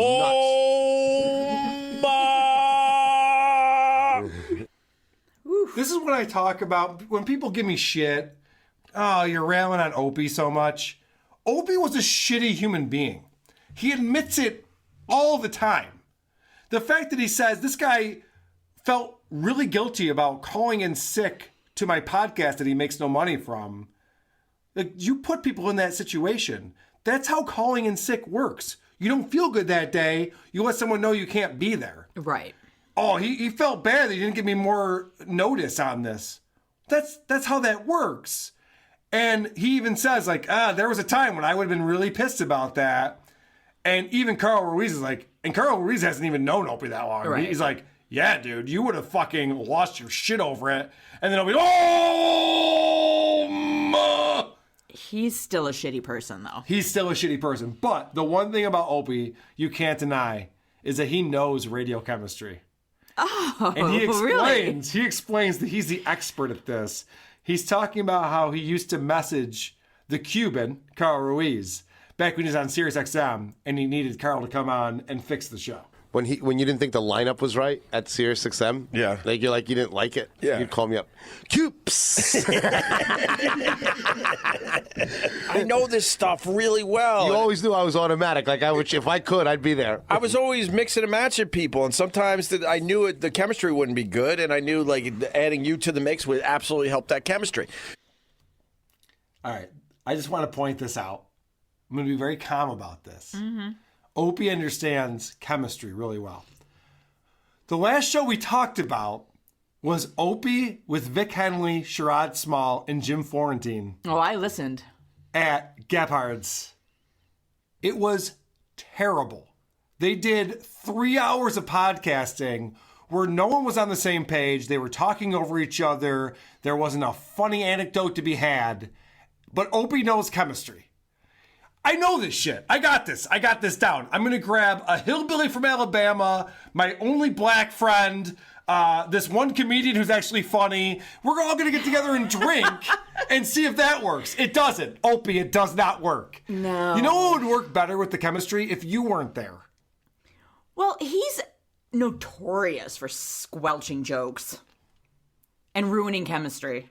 So maybe he does understand chemistry. It's pretty well known. I understand that chemistry and shows. how to step all over it. This is an interesting thing that Opie says on his show. So they're talking about Carl Louise talks about how his mom used to get naked all the time and walk around the house. They're Cuban. I don't know what their culture is. Maybe that's normal. So Opie takes credit for this. I've never been naked in front of my kids. All right. Remember when Opie was talking about Chris Rock's bit to Mike Buschetti? And he goes, oh, Chris Rock got this great bit. That's exactly what that bit is. You're not supposed to take credit for not being naked in front of your kids. I never get naked in front of my kids. You're not supposed to. That's normal. That's not something you take credit for. And then Opie, being the shock jock that he is, has to talk about his mom. My mom once leaned down to tie my shoes and I saw her boobs. She had a nice set, you know. Oh, my God. All right. What is wrong with him? I love that Opie thinks people want him to write a book. About his life? About radio. Oh. I'd rather actually read about his life, because I know his life. Oh. He addresses that. It's crazy. He addresses that in this next clip. See, everyone wants me to write a dumb book about radio. I want to write a book about my upbringing. You should. Man. I find it. I think it's. I mean, the awesome. radio stories would be amazing, obviously, but the growing up stories are just nuts. And there's a ton of them I don't even remember anymore. So definitely write about them. That'll be a great book. There's so many things that happened in my life. I don't even remember them. I should write a book. Hey, fucking asshole. Not for nothing. People who write books know what they're writing about. I mean, I can't even make this shit up that he's saying this stuff on a radio show. Chapter 1, blank page. Chapter 2, blank page. Chapter 1, the early years. Don't remember. Chapter 2. Let me think. Oh, fuck. This is Opie talking about them running out of things to talk about. I think we ran out of things to talk about, Carl. Yeah, I agree. It was episode 5. Can you put that you should put that on your soundboard. You're right, I should. I'm going to keep that. It was episode 5 where you ran out of things to talk about, and yet here we are at episode 88. Here we are listening to your show. And this episode was a little bit weird because Opie came in with things to talk about specifically. Like most of these episodes, they just start shooting the shit about the Sports Illustrated cover from 1982 and whatever they just saw on Netflix the night before. It's just fucking nonsense. But they actually came in with things to talk about. And this was, to Opie, weird. It's weird when you prepare stuff for a show. Man, that was great. That little I thought you were going to bring out that little journal again with the pictures in it. I'll tell you the tampon story next time. Opie says, yeah, it's weird when you prepare for your show. And I have to bring this up because this makes me a rage, as Dick Masterson would say. There was a tweet that came in to Opie from Tom Kelly who says, how do you not have video? The virginity discussion was great, and it'd be awesome to see you guys reacting to each other's crazy shit. Reminds me of Rogan's podcast. Huh? So Opie says, thanks, but my podcast with Carl Ruiz is better than Joe Rogan. Oh, okay. Opie declared, he's not being funny. He's talking about how his show is so great. He says that he's better than Joe Rogan, which this was brought to my attention by a listener a little while back. It was Joe Fitzpatrick who wrote me in and said, are you familiar with the Dunning-Kruger effect? Do you know what the Dunning-Kruger effect is? I have no idea. All right. It's a cognitive bias in which people with low ability mistakenly assess their cognitive ability as greater than it is. Well, I was processing what you just said. Yes. About that Twitter thing. I wish I had that kind of confidence. Right. That misguided confidence. This guy who just proclaimed that he actually prepared for a show, which he never does, says he's better than Joe Rogan, who has amazing guests on that he's wildly prepared for. He spends 3+ hours with scientists and talks about their field of work. Right. Multiple times a week. And this fucking asshole goes to a bar with idiots like Vic Henley and says, my podcast is better than their podcast. You're a fucking dolt. Opie, that's insane. That's fucking insanity. It is insane, and yet I strive to be that confident. I mean, I wish, right? Don't you want to be so confident? Without self-awareness, low ability people cannot objectively evaluate their competence or incompetence, according to the Dunning-Kruger effect. I don't know. I know ignorance is bliss. I know what you're saying, Jen. I don't know that I want to be this person. Well, you don't want to be that person. I want to feel like that person. It's crazy. I know. I'm happy for him. I'm happy that he's come to a point in his life where he thinks he can just fucking ramble on about nonsense or shitting at work and think that that's a fucking show. I was just going to say, this is a guy who many times has talked about shitting in the ocean, wiping a toilet seat with his sock, and walking around his house. And is fine with himself. He is fine with himself. The problem is that his show had millions of listeners because of Anthony Cumia and Jim Norton. Oh, I know. And he does not recognize that. He thinks for a fact that he's the reason why people listen to his show. Opie, your show is garbage. It's hot fucking garbage. You're a mess. Do you think he really thinks that, though, or is it all an act? Do you think he's smarter than he's pretending to be? I think he's dumber. There's no way. What do you mean it's all an act? Well, it's almost unfathomable that somebody could be that far gone. Agreed. And that much in touch with people, right? Because people are tweeting at him all the time and telling him what a fucking asshole he is. I think he's done a good job of figuring out how to block people and only read the positive interactions that come into him. This guy is so bad at broadcasting, which is surprising because he's been doing it for 25 years. He gets into a commercial read. And I know that in the past I've talked about his commercial read for Quip. Oh, yeah. Where he's in a bathroom, but it's a toothbrush read, so I kind of understand it. But that wasn't the thing. I thought I kind of was giving the benefit of the doubt. I thought that was the thing. He's talking about OnDeck.com. Where is he broadcasting from that could be this fucking echoey? He owns $1 million apartment in Manhattan. Why can't he find a room that he can actually record from? Can you picture Carl in those Zumba pants or the Z Cavaricis? I kind of miss merry-go-round and Chess King. Hey, Greg, we have a new sponsor. Let's bring him on board. Oh, yeah. I want to welcome a new sponsor to the Opie Radio podcast. We're talking ondeck.com/Opie. He's so awkward in reading these spots, but he also is broadcasting from a fucking tunnel. Why? Well, is he broadcasting while he's recording Roland taking a shit in the bathroom? It sounds like it. He's like, Roland's dropping a deuce and also ondeck.com. Yeah. Which is, by the way, again, a terrible sponsor for this guy. It's for small business owners to take loans out. Are there small business owners listening to Opie Radio? I'm pretty sure it's just truck drivers. I don't know if there's... Nothing against truck drivers, but they're not going to ondeck.com. Is anybody listening besides you? Nobody's listening besides me and the people who write me all the time saying you have to listen to what Opie said this week. Oh, man. There's a lot of people listening for all the wrong reasons. I want to talk about Joey, the producer. He's got a new album out. What? Yeah, Joey is a musician, and he put out a new album. And so Opie, as part of his live reads, does a commercial for Joey's new album. Ugh. And he says something here that makes me totally uninterested in this music. It's Joey Salvia on all the instruments and vocals. A singer-songwriter throwback with 11 songs. He wrote and produced it on the same gear he helps produce this podcast on. Oh, you don't want to promote that. Your podcast sounds like fucking garbage. He goes, hey, if you want to listen to this musician who records on the same thing that this is recorded on, it's like you're echoing like you're in a tunnel. Oh, my God. I don't want to hear that. He's got the GarageBand app, and he made a record. He recorded the drums from the subway station. It's going to sound terrible. I don't understand why that is a selling point. The same equipment that he uses to produce this podcast. Your podcast sounds terrible, Opie. There's background noise. You're in a bar. You're in your bathroom. You're in Roland's bathroom. It sounds terrible. He's got a pickle bucket and a dream. And by the way they start this episode is crazy. They think they're Casey Kasem.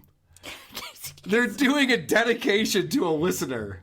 Before we go to our Westwood One Podcast Network studio lounge, a long-distance dedication. Hi, Opie. My name is Adrian, and I'm a 17-year-old student. I'm reaching out at you because it's my dad's birthday, and he's going to be 50. He's been living in France for more than 20 years now. and has always been a huge fan of the show. He's now having a pretty tough time and going through depression. I'm wondering if during one of your podcasts you could possibly give him a shout out for his birthday. That would be a huge gesture for him. Hold on a minute. Wait. This kid's 17, but his dad's been living in France for 20 years. Oh, that's a good point. I didn't even think of that. I don't even know this guy. I know. I saw the guy once. None of this makes any sense. He goes, he's going through depression, which is not like a thing that you go through. And he says it'd be great if you'd give him a shout out. This is a made up story again. Now I feel like I'm taking acid. Because that was the weirdest thing I've ever heard. But that's how they start the show with this, it's like Casey Kasem, a goddamn death dedication, going into an upbeat number. Two, why are they starting the show with this guy going, my dad's depressed, but he likes your show, but he lives in France. So then Joey decides that he's going to use this to put in all of his shitty terrestrial radio shtick. Oh, boy. This is overly produced and terrible. It's so dripping with reverb. I can't... Oh, it's terrible. You're going to hate this. Okay. First chance for this guinea from Brooklyn living in Texas to speak French. Thank you. Joyeux anniversaire, Monsieur Charlie. Well, Charles, you're in France. That means you got good cognac and you can get a Cuban cigar. We all love you here at Opie Radio, and obviously, your son loves you too. So snap out of it, brother. What the fuck? That's how this show starts. That's how Opie Radio starts, and no one is telling him that his show is terrible and embarrassing. Well, I guess I am. I guess I am. I was gonna say, when I say no one, I mean no one other than me. You're is doing telling it at this him moment. this show is fucking embarrassing. And the fact that he would fucking post on Twitter that his show is better than Joe Rogan's show is crazy. This guy is living in fucking crazy town. I think we've established that he's a nut, right? Opie Radio. The Opie Radio Podcast. I listened to episode number 92 of Opie Radio, and it's him and Carl Ruiz in the Westwood One studios just shooting the shit for an hour and 20 minutes. Adam, I forget, are you familiar with Opie at all? So in Louisiana, we briefly got O&A, but it was before they got good, when they would have all those amazing comedians on. Yeah. It was back when they were just two kind of regular shock jocks, and they never quite caught on. Stern never did either. Okay. Did you come up with that bumper, or is that the actual Opie Radio, intro? I pulled things from the Opie Radio intro and also some other clips and pieced it together. Oh, okay. All right, because it sounds like shit. And I was like, Opie wouldn't really have that, would he? That's not the real intro to his show, is it? Well, now the intro to his show, because it used to be that guy Joey going, it's the Opie Radio Podcast, or whatever the fuck. Now it's Opie going, ba, ba, ba, ba, ba, ba, ba, and they put reverb on it or delay, and it's I don't understand what they're going for. I don't know where they think they're going to be a year from now, what they want to be when they grow up. The show seems to be devolving. It's a little surprising at how bad it is. I want to start off our Opie segment by playing a quick clip from the Anthony Cumia show from this past Monday. Dave Landau, the co-host of the show, is talking about how a friend of his passed over the weekend, which is very sad. And there is a joke or two made here that cracked me up. A friend of mine passed, unfortunately. So Oh, no. rest in peace, my friend. Hopefully the weekend. Now, you're at an age where you shouldn't have friends really doing that. Yet so many have. And I could only guess it's because of the thing that's claiming a lot of people falling asleep while listening to a Westwood One podcast. That's correct. He veered out of... Leave it alone. Leave it alone. He veered into oncoming traffic. Oh, it's a shame. And, he crashed into a restaurant where somebody was recording. It's always good to hear that they like to slip in a few jokes about Opie's terrible show from time to time. I want to talk about, we were mentioning that Danny's stand-up was about a tweet that he put out, and he had this whole minute and a half long bit about that. Opie, this is right after St. Patrick's Day.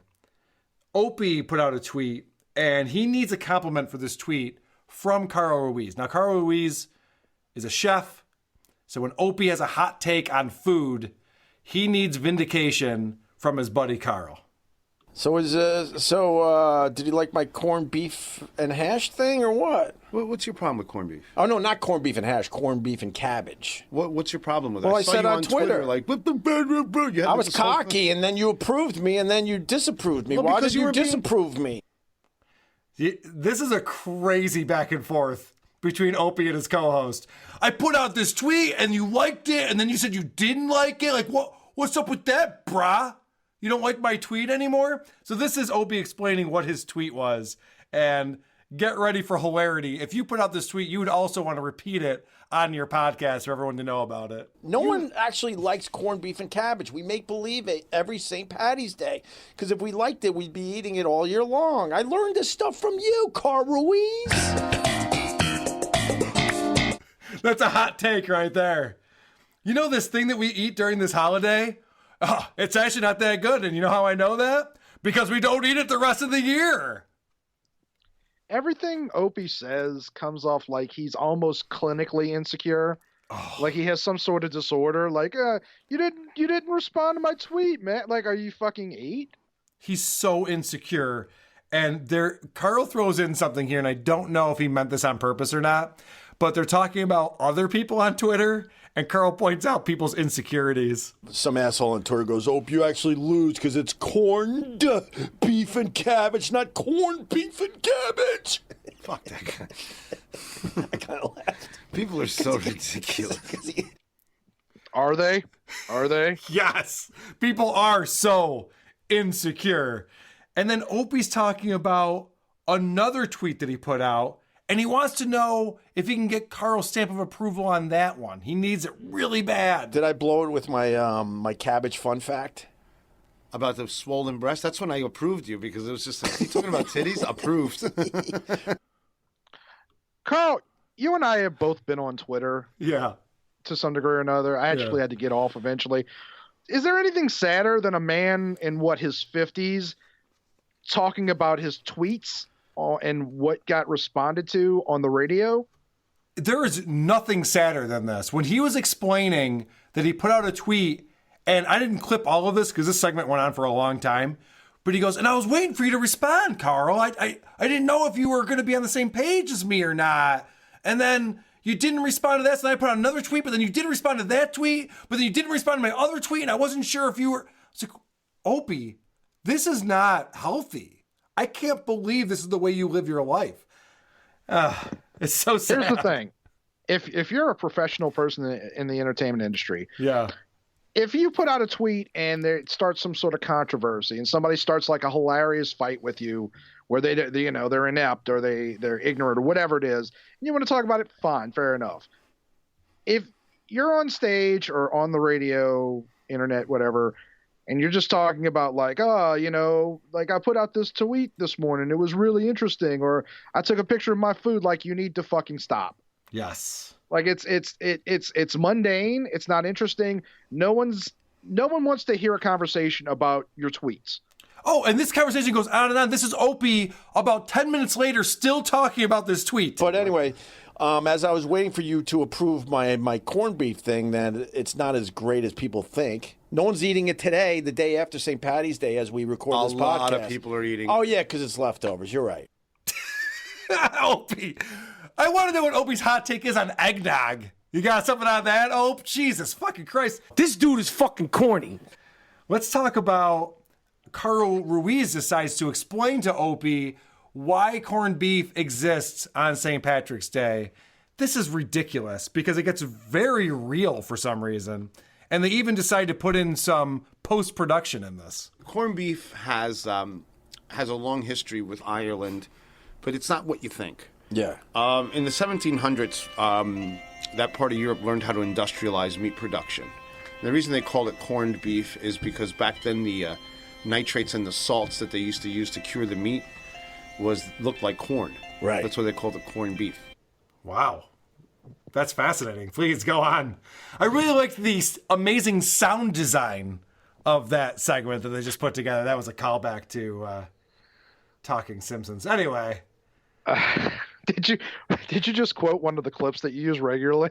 Yes, I did. I should maybe I'll paste that in on top of me in post. I have a question. So you listen to ONA radio it's not ONA, Opie Radio all the time. More than I'd like to, yes. I got the impression this guy, Carl Ruiz, is a fairly reasonable person. He seems to have a friendly chat with you, even though you shit all over him. Yep. What do you think is in this for Carl? Like, is he just bored? Is he that loyal to Opie that he... Like, because he has a career, right? Like, isn't he like a pretty well-to-do chef? Yeah, he's on the Food Network. He's on television regularly. I'm sure he makes very good money from that. I know he's owned restaurants in the past. I think he's opening a restaurant now. I don't know if he has loyalty to Opie because Opie was the one who started putting him on Sirius XM and getting his name out there in the comedy community. But that's a great question, man. I'd love to talk to Carl at some point after he's decided that Opie's the worst person he's ever worked with and have that conversation to find out what the dealio is. I think Anthony had the same thing where Anthony was this blue collar guy. Opie gave him his start in radio and he was just grateful for many, many years until he got to the point where he's just like, fuck this guy, I can't take it. Carl will go through that same story arc, I'm sure, at some point. Well, technically, that didn't even happen. Like, Anthony got fired from Sirius, and Opie just let him go. Like, didn't fight for him. That's true. Anthony would have hung on until the bitter end. You're right. That's a good point. Although they did have their issues. This is Opie talking about, again, elaborating on his tweet that had a lot of controversy around it. He's very proud of himself. I'm talking about the engorged breasts when they're lactating. That is really hot to see. And I want to point out that I got this quick ISO from this episode of Opie saying this. I'm not a psycho. And if you have to say that in that inflection with that voice, chances are you're not correct. I'm not a psycho. Holy shit. Okay. Is that the mom from Throw Mom Off the Train? I think so. I'm not a psycho. All right, this is an example of Opie and Carl have been doing this show for a long time. They're on SiriusXM for years. This is episode 92 of Opie Radio. So you know they're going to have great chemistry at this point. But anyway, we'll do that on a future episode. But it was awesome, man. I mean, I had a good time. You know what's great about about fighting, but go ahead. Well, what I was going to no, go ahead, you go. No, so I was saying what's cool about fighting is Adam, this is the second time we've ever had a conversation. We're not even in the same state, and somehow we have better chemistry than these two assholes. That's terrible. All right, the other thing that Opie does on this show that I found fascinating, and I have a little bit of a package here that I want to get into, is Opie is teasing what's coming up in the podcast. And it's nonstop. This is the thing we're going to do later on in the show, and it starts with this tease. We're gonna get one Ruizing by the end of this podcast. What do you mean? We got a couple things that you're going to tell us that are one is a good thing and one is a bad thing. How about that for a little tease? I like this. At the end of the fucking podcast. All right, so Opie says at the end of the podcast, we're going to get into some Ruizing, and it's named after Carl Ruiz, and he goes, "What does that mean?" So we're gonna do one good thing and one bad thing. And Carl goes, okay, that's cool. At the 33-minute mark, he teases this once again. He's teasing what's coming up in the show. Hey, I want to talk about Beto to keep it fair because I loved your observation, but give me a second. And we're supposed to do Yelp reviews today, but we're already, I don't know if we're going to get to Yelp reviews, but we're going to try. We'll tease. And then we're going to do Carl's Ruizing thing. We're going to one that's approved and one that's one that's rejected. I like it. Okay, but we're going to do the reads finally in show. All right, so there's a couple of things going on here. So he's teasing this conversation they're going to have. He goes back to the Ruizing things. He's also talking about this new segment they're going to do, this new bit called Yelp Reviews. And they talk about this quite a bit. We did a podcast review months ago. It was called Worst Meatball Sandwich Ever. And what these guys did, I thought the premise was great. They read people's Yelp reviews and made fun of them. I mean, they could have done a better job. The execution sucked because they just made silly voices. But it's a great premise. People write ridiculous things on Yelp to the point you're like, really, dude, what did you expect? You're at a Burger King, and it's going to be a shitty hamburger. I don't know what to tell you. So Opie's very excited about this segment. This is going to be this big thing that they're going to do, to the point where at the 40-minute mark, he teases it yet again. But anyway, you want to do Yelp reviews? How much time we got? Why, you want to do something else? No, we'll do whatever you want. Well, we teased the Yelp reviews, remember? Okay. With the mellow yellow and all that? Oh, that was fun. Okay, so now we're 40 minutes into the show. He's like, hey, you want to do the Yelp reviews thing? He's like, that was fun. That was fun, yeah. We got to do this Yelp reviews thing. So now I'm going to play, this is near the end of the show, and they never got around to talking about Yelp reviews. We're not going to do better than that. So this is what I'm going to do. We are going to promise you that we're going to do really bad Yelp reviews on the next episode of the Opie Radio podcast with Carl Ruiz. Okay? We're getting organized. We're going to go right into Yelp reviews. You'll see. And also, we're going to do maybe not a feature, but it made sense today, where we're going to do one approved Ruizing. Perfect. And one rejected Ruizing. Perfect. All right? You want to give people an example? No, we'll just do it on the next podcast. So they never got to the Ruizing. They never got to the Yelp reviews. It was the shit that he was teasing the entire episode. Oh, we're going to do this. We're going to do this. They never do it. And then at the very end, they go, okay, we'll do it next episode. We'll talk about the Yelp reviews. We'll do the Ruizing. And Carl goes, yeah, so what's an example of this Ruizing thing? Oh, he's like, whatever. We'll do it. We'll do it next episode. Okay, fair enough. And then later on, they tease it yet again. Okay, so on the next episode, we're going to go right into bad Yelp reviews. Let's do that. And the Ruizing thing, okay? Anything you want to promote? Nope. I don't understand what he thinks he's teasing here, as if it's this amazing segment. We're going to read shitty Yelp reviews. Then do it. I don't care either way. But teasing it, Howard Stern just wrote a book, and it's coming out in May. And now every fucking second of the Howard Stern show is him talking about how his book is going to come out. It's this fucking long tease of, I got this crazy thing that I'm going to say in my book, and you're going to find out about all this shit. That's so fucking annoying. But at least it's a book. Opie is doing this with a fucking bit that they haven't even done yet. We're going to do bad Yelp reviews. Then just do it. How long are we going to fucking tease this for? I like the idea that in Opie's mind, he's got like this captive audience of 5 people who are just like, fuck Opie, man, dude, I was so excited for the Yelp reviews. And you just like, dude, I mean, you kept talking about it. You're like, man, they're going to do it. They're going to do it. They're going to do it right. Oh, dude, he's going to do Yelp reviews. Oh, man, he's not doing it until next episode, dude. You killed me. Oh, man, I was fucking sitting there. I missed my kid's recital. I was sitting in the car waiting for the Yelp review segment. You didn't even get to it. Damn it. That's all I live for. Carl, last night I was fucking my girlfriend, and I couldn't fucking concentrate on fucking her because I was thinking, like, what is Ruizing? What is Ruizing? So wait, there's going to be one good Ruizing and one bad Ruizing? What? I got to know what this is. The thing that trips me out is if, like, and, I talked earlier about artists being self-aware.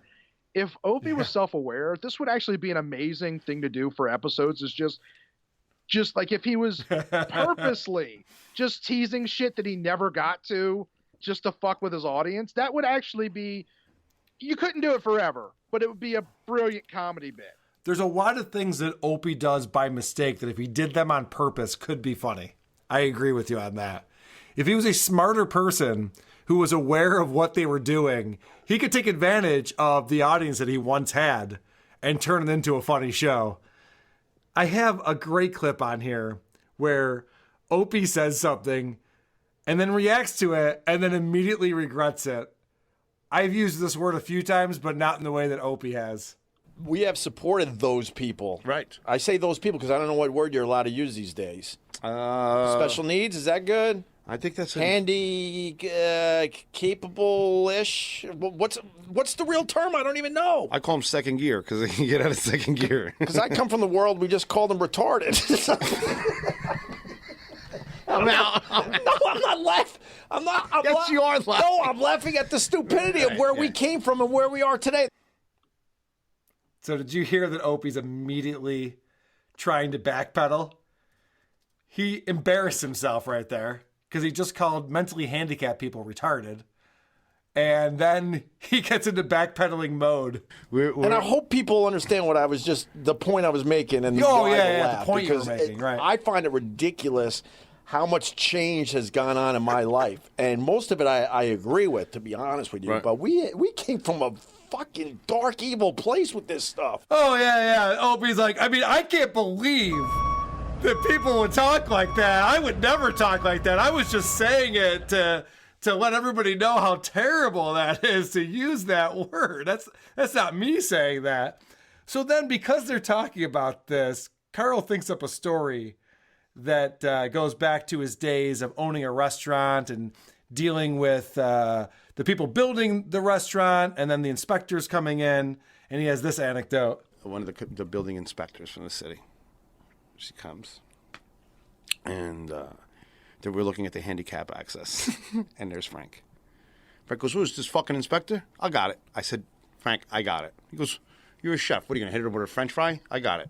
So he goes up there and goes, yeah, you want to check the grade on this, on the ramp for the jelly legs? I go, oh my God. So he calls people who are unable to walk jelly legs in that bit. And I got to tell you that I didn't find that funny at all.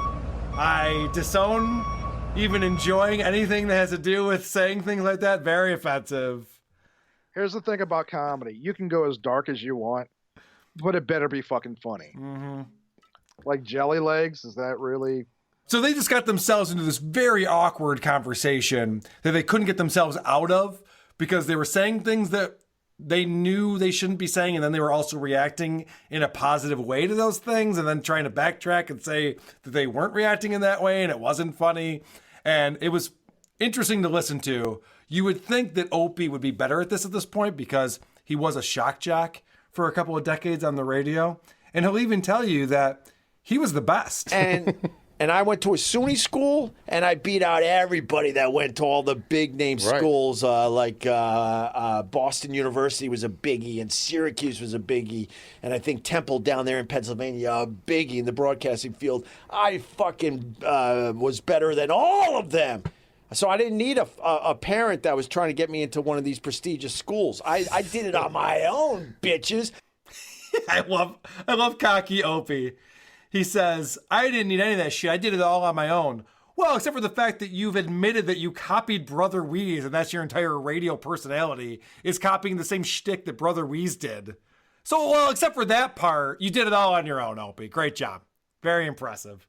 Yeah, I going just a second back, like what you were saying, like him apologizing. That's the other thing, is if you're going to do our dark humor, yeah, there's nothing less funny than somebody like, I'm not trying to hurt anybody's feelings. You got to go all in, right? You got to go. You can't have it both ways. You have to, if you're gonna do humor, you got to commit to your jokes. You can't say the shock jock thing and then also pull it back immediately. It's one or the other. I do love that Opie explains they're talking about this whole controversy over the celebrities buying their kids' way into Ivy League schools. And Opie has his angle on it. I love just trying to find the funny in the stuff. Does he? I'm glad that he enjoys it because it hasn't happened yet. But he's still looking for the funny in this stuff. This is, as they're talking about these celebrities who feel they're so entitled, that they deserve all this stuff, Opie says this, which is unbelievable. When I see the entitled people, I never go through my life thinking I'm entitled. Trust me on that. Right. So Opie's a multimillionaire. He lives in a huge apartment on the Upper West Side of Manhattan in this really nice neighborhood. And he says, I'm not that way. I'm not entitled. His kids go to private school, whatever. I'm not entitled. I'm not like that. Let's go back in time. If you remember last summer, I was playing Opie Radio. He was at a podcast convention in Philadelphia. And they were on the floor of this podcast convention. And Opie was a little upset that people didn't recognize that he was the big star there. Oh, why? Yeah, of course. Take a picture of her. We're the big stars here, ma'am. Do you realize that? Turn around. Look. Excuse me. Take a picture of her. Yeah, thank you. We're big stars. Turn around this way so I can get all the pictures. Sure. Yeah. All right. Thank you. So remember, Adam, that Opie is not entitled. He went to a podcasting convention with his peers and just wanted to blend in with the rest of them and just be one of the guys. This guy is so entitled. He thinks Joe Rogan owes him phone calls. Yes! Thank you. I should have pulled that example. He's like, I don't go through life entitled. Meanwhile, he's putting up YouTube videos. Joe, what's up, man? You didn't get back to me. Joe Rogan doesn't want anything to do with you, Opie. He's a much bigger celebrity than you are, you idiot. Again, from that same podcast convention. Holy, now they're doing shout-outs. That's great. I don't know why my podcast isn't taking off. What do you mean taking off? 1,000 followers. You're good. I just simply don't understand. This is a giant participation trophy. I haven't seen one of these podcasters turn anything on. What are you doing here? All right. One more thing that I want to play. At the very end of the show, they're talking about their Pod Squad. And this is their new Facebook group. And the Pod Squad, what's great about this, Adam, is that they keep things positive. These are all fans of Opie's and Carl, and they just enjoy the show and enjoy each other, just have a rip-roaring good time. So they're all in on this Pod Squad. I'm following the Pod Squad now. Get on the Pod Squad on Facebook. And We're having a good time there, man. People are... I'm starting to respond and stuff. Yeah, it's fun in there. We're keeping it light and easy. You can do all that hate and negativity everywhere else. Just go with it and have fun with us. What's That's all with we're the asking. haters? What do they hate? What are they I hating? don't know at this point. They don't know what we hate. Adam, did I do a good enough job outlining that today? Did I explain that all right? Can we make a rule that if you're over 40 and you're not like a rapper, you shouldn't be rhyming things? The Pod Squad, really? Pod Squad. That was the best. That was the best that the great Opie could come up with. The Pod Squad. It's so sad. It's so sad what these guys are up to. Oh, why can't we just keep it positive and just have fun? Opie, you spent your entire career stomping on homeless people's cakes. Are you fucking crazy? You know what the show should actually be? This should be a mockumentary TV show about a disc jockey down on his luck, slowly descending into madness and alcoholism. Well, I don't know why it isn't. I mean, I'd watch this. If it was like on VH1, if this was a behind the music, this would be amazing. Like just playing clips of him teasing things and jerking off to the Pod Squad on Twitter. Judd Apatow, if you are listening, and I know that you are, this could be your next HBO hit. Let's just follow Opie around all day long and watch him descend into madness and just splice in clips of him being one of the biggest radio hosts in the world in between what he's doing now, trying to organize live shows at Gebhard's or whatever the fuck he's doing. And since we know Opie listens to this, there's a good chance that like within the week, he's going to be making calls to make this happen. Yes. Judd, let's do it, baby. Let's get it on the air. I will be happy to be a producer. I don't have to be an executive producer. I'll be happy to be a producer of it. I just want to be at the premiere. I won't sue. All right. Let's move on from Opie. We've gone on too long. It's time for my favorite segment. My favorite segment. Opie Radio. Yes. The Opie Radio Podcast. I'm not going to spend a lot of time with Opie this week, but there are a few things that I need to call out here. First off. That's okay. All right, good. I'm glad you're on board with this. First off, episode 90, this guy Matt brought to my attention that when they go to the sponsor reads, the guy Joey, the producer of the show, uses a word that, again, I think they're trolling me. Greg, couple sponsoroonies. Let's talk about getquip.com/Opie. A couple sponsoroonies? They're just shoehorning this shit in now. There's no way they're not listening to my show and going, let's fuck with this guy Carl. Let's sponsoroonies. I will say that I was trying to also clip OP. I figured, and I'm gonna tune in as a millennial who's never listened to any of the Anthony and OP shit. Yeah, I'm gonna tune in and see what this is. I ran out of time. I allocated my time terribly, so I only got like 10 minutes into the show. There's so much noise in this show. Yeah. So much shitty noise, everything. I listened to the last one for 10 minutes. It's unbelievable. 94 something. It's unbelievable, right? You can't believe that this is a real podcast. Yeah.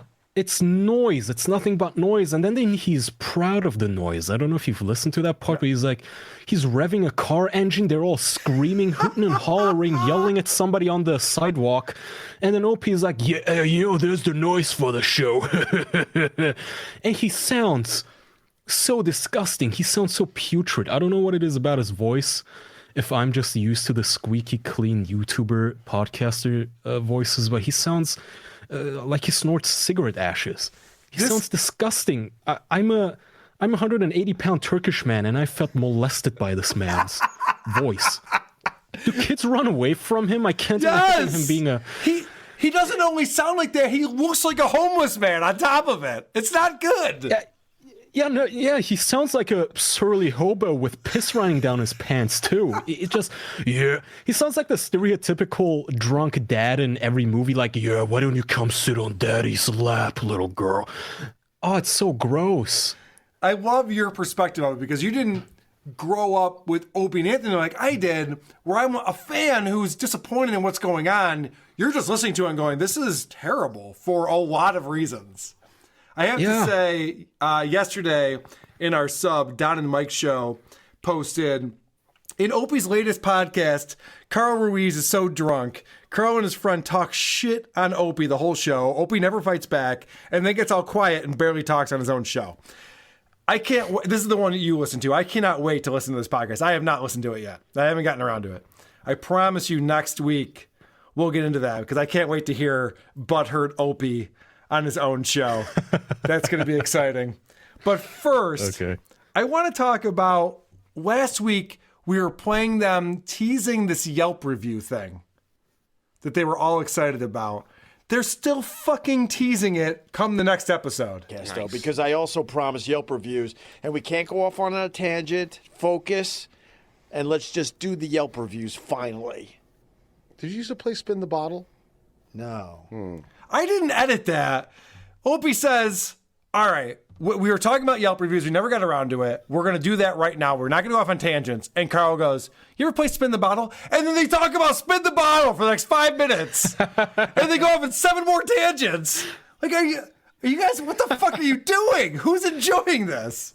If you really did think that this Yelp review segment was going to be so great, and you obviously do, you've been talking about it for hours, just fucking get to it. I don't think they ever will. He's the one. He brags about being the one who edits his podcast, I think. I know. Right? Yeah. No, you don't. You could edit that car noise out. All you have to do is, for anybody who doesn't know anything about audio editing, it's not that difficult. You record 2 seconds of the car, and then you basically do a subtraction, just like in math, where you take the car noise out of your dialogue. That's it. It's noise reduction. No, it has... Oh, God. It triggered me a lot, Carly. I had 10 minutes before we started. I know I hate OP too. Opie is a professional broadcaster. He does this for a living. What you just described, which is something that I've done many times because my refrigerator makes noise or whatever's going on, is not difficult. I guarantee he knows nothing about what you just said. I guarantee he's never heard of this. He uses a shitty, like you said, he uses Zoom recorder. Right. Which I guess he just puts on a table or on the dashboard of his car, recording everything, the engine, the horn, instead of, I don't know, this guy's supposed to be a millionaire. You could get a little lapel mic for everybody with a short range or low sensitivity, so at least some of the noise isn't recorded when you're in a restaurant. You don't hear the waiter taking people's orders. This is the thing that I think Anthony said this, and it made so much sense to me. Opie is purposely not doing the professional thing, because if he did, he'd be held to higher standards. So he's purposely putting out a show with background noise, and there's someone eating breakfast next to him, and order up, and you hear all this bullshit, and he's out on the street, and there's a car horn going by. It's so that he can say, like, oh, I'm just piecing this shit together. I'm not trying hard. If he were actually trying hard, trying to put on a show, everyone would know he sucked at broadcasting, and they could call him out for it. I think that's it. Yeah, he sucked too when he was trying. I don't know. I don't know if he was really trying hard then too. I feel like it was everybody else cleaning up after him. even then. Yes. Can you imagine working with this asshole? I mean, even when he was doing Anthony and Opie and Anthony, that he must have been sipping all the time, smacking his lips, coughing, just leaving in the middle of it, and everybody else had to clean up the audio. I'm not joking with you, Kaya. I got notes from multiple people who used to work with him when I first reviewed his show saying, thank you, this guy is a fucking asshole. I hated working with this guy. I couldn't believe it. I wasn't expecting that at all. I'm like, oh, I just don't enjoy him. I don't think he's very talented. And everyone's like, no, he's actually an asshole. Who knew? Yeah. This is a clip of him cracking himself up. And you're going to hear he reacts to his own joke in an unnatural way. You start how muching. It's like, it's going to be with labor, the parts are only 28 cents, but with the labor, it's going to be $2,000. Exactly. What the fuck, man? How do they get away with that? They do whatever they want. You're not charismatic. Yeah. He's cracking himself up. He sounds drunk. He's not. He's not drunk there. I don't even know if that's a real laugh or if he's doing the Ricky Gervais thing where you just laugh and giggle at your own jokes so other people start giggling along with you. I think they're having a good time. I was going to say that's exactly what he's doing. I'm going to say that's precisely what he's doing, Kaya. You're precisely right. He's just giggling so that Carl starts giggling and then he starts giggling more. All he was talking about was the fact that when you take your car in, they charge you a lot for labor. Hey, what's up with that? I'm doing my own drops now. This is finally, Kaya, I'm excited to say they get to the Yelp reviews portion of the show. This is 14 and a half minutes into the next show. Buckle up, buckaroos. It's time. You want to go with the Yelp reviews? Let's do some Yelp reviews. All right. We've been teasing this episode for a very long time, so we're finally here. It started with that mellow yellow Yelp review. Oh, dude, that's one of my favorites. Where the guy, he wanted Mountain Dew, and they brought... you want me to read that as a reference point? Let's read that. Let's read Okay, this. we did it a few episodes ago, but basically Carl came in hot with this Yelp review, and then... Then we got the idea we really got to do bad Yelp reviews. So it started with this one. I'll just redo it really fast. Food was good, but a little pricey. Service was not good. Uh-oh. Wait staff did not understand me. Oh, boy. I asked for Mountain Dew, and they gave me Mellow Yellow. Yeah. So this mellow... Isn't this, yeah. Didn't you review a whole show that was about reading Yelp reviews? I did. Yeah, worst meatball sandwich ever. It's a good premise. It's just a ripoff of that. It's a good premise. I mean, people write ridiculous things on Yelp. It's just that Opie doesn't capture it in the right way at all. And here is him going off on mellow yellow jokes, which are always hilarious in 2019. Let's see. So I asked for Mountain Dew, and they gave me Mellow Yellow without telling me. They are not interchangeable. He's yelling. You can't change Mountain Dew and Mellow Yellow. But imagine he's in a Chinese restaurant. Imagine these two things, what they taste like with Chinese food. Right. What ketchup sauce are they using down there? It must be a nightmare. I don't know. When I pointed this out, they did not offer to take the Mellow Yellow off the bill. The receipt even said, Mountain Dew. This is what we've been teasing for an entire episode and a half. This Yelp reviews segment they're going to do, and the whole thing is just Opie going, this guy wanted Mellow Yellow! Okay. I'm surprised they're in an actually silent environment for this one. Yes. I feel like he prepared in his own OP way. Right. He figured, you know what? This is a special. We've been teasing this for episodes, so let's go to anywhere besides a restaurant or our car. They're actually in a studio recording this episode. They have a prepared segment, a prepared bit ready to go, and this is the last example I'm going to play. It's just Opie reading a pretty standard, pretty tame review and then laughing hysterically for no reason. All right, the next line that you're going to love. This place is loud! And then he goes, I guarantee this is a guy. Be ready to use your outside voice.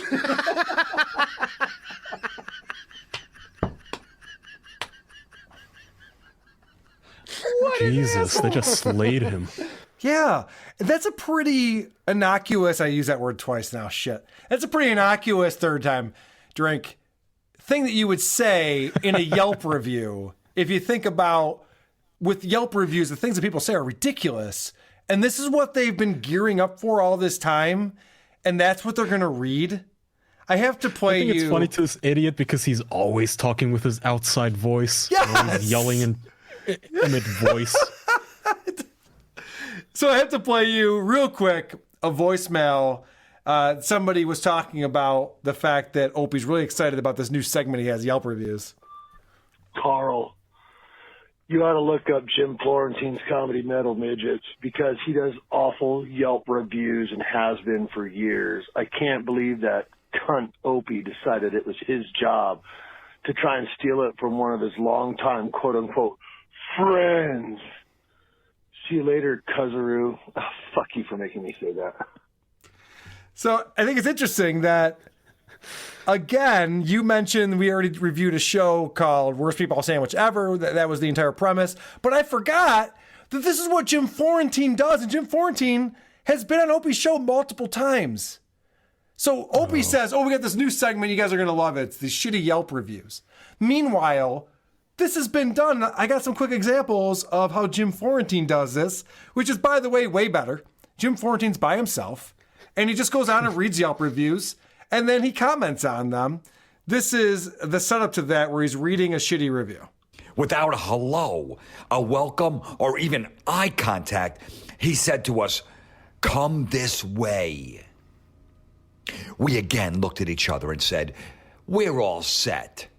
I told the man that if he couldn't bother to even greet us, we'd be leaving. His response? "I was busy." Okay, so he's reading a review, and by the way, these people went to Friendly's, and you're probably not familiar with Friendly's, but it's a shitty chain restaurant that serves ice cream. I'm familiar with having a microphone. That sounded much better. Right! It actually sounded like a podcast. Do you know who Jim Florentine is by any chance? No, I don't. He's a stand-up. He's not really well known, but he's a very funny stand-up.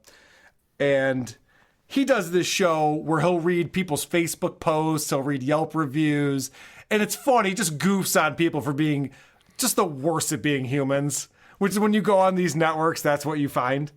So he reads that shitty review. Someone who went to a Friendly's on a Sunday morning, and then this is his response to it, which I just want to compare this to what Opie just did. Opie read the review and then giggled. Jim Florentine actually riffs on it for a little bit. 10:15 on a Sunday. It's going to be super busy. Somebody probably called out of work. This guy's running around. Sorry that he looked a little disheveled. I didn't know that was a fucking deciding factor if you're going to have breakfast or not. If the guy's hair was a little out of place. If maybe the guy's fucking top button was open a little and his collar was a little fucked up because he's running around like a maniac trying to get everybody seated to kiss everybody's ass.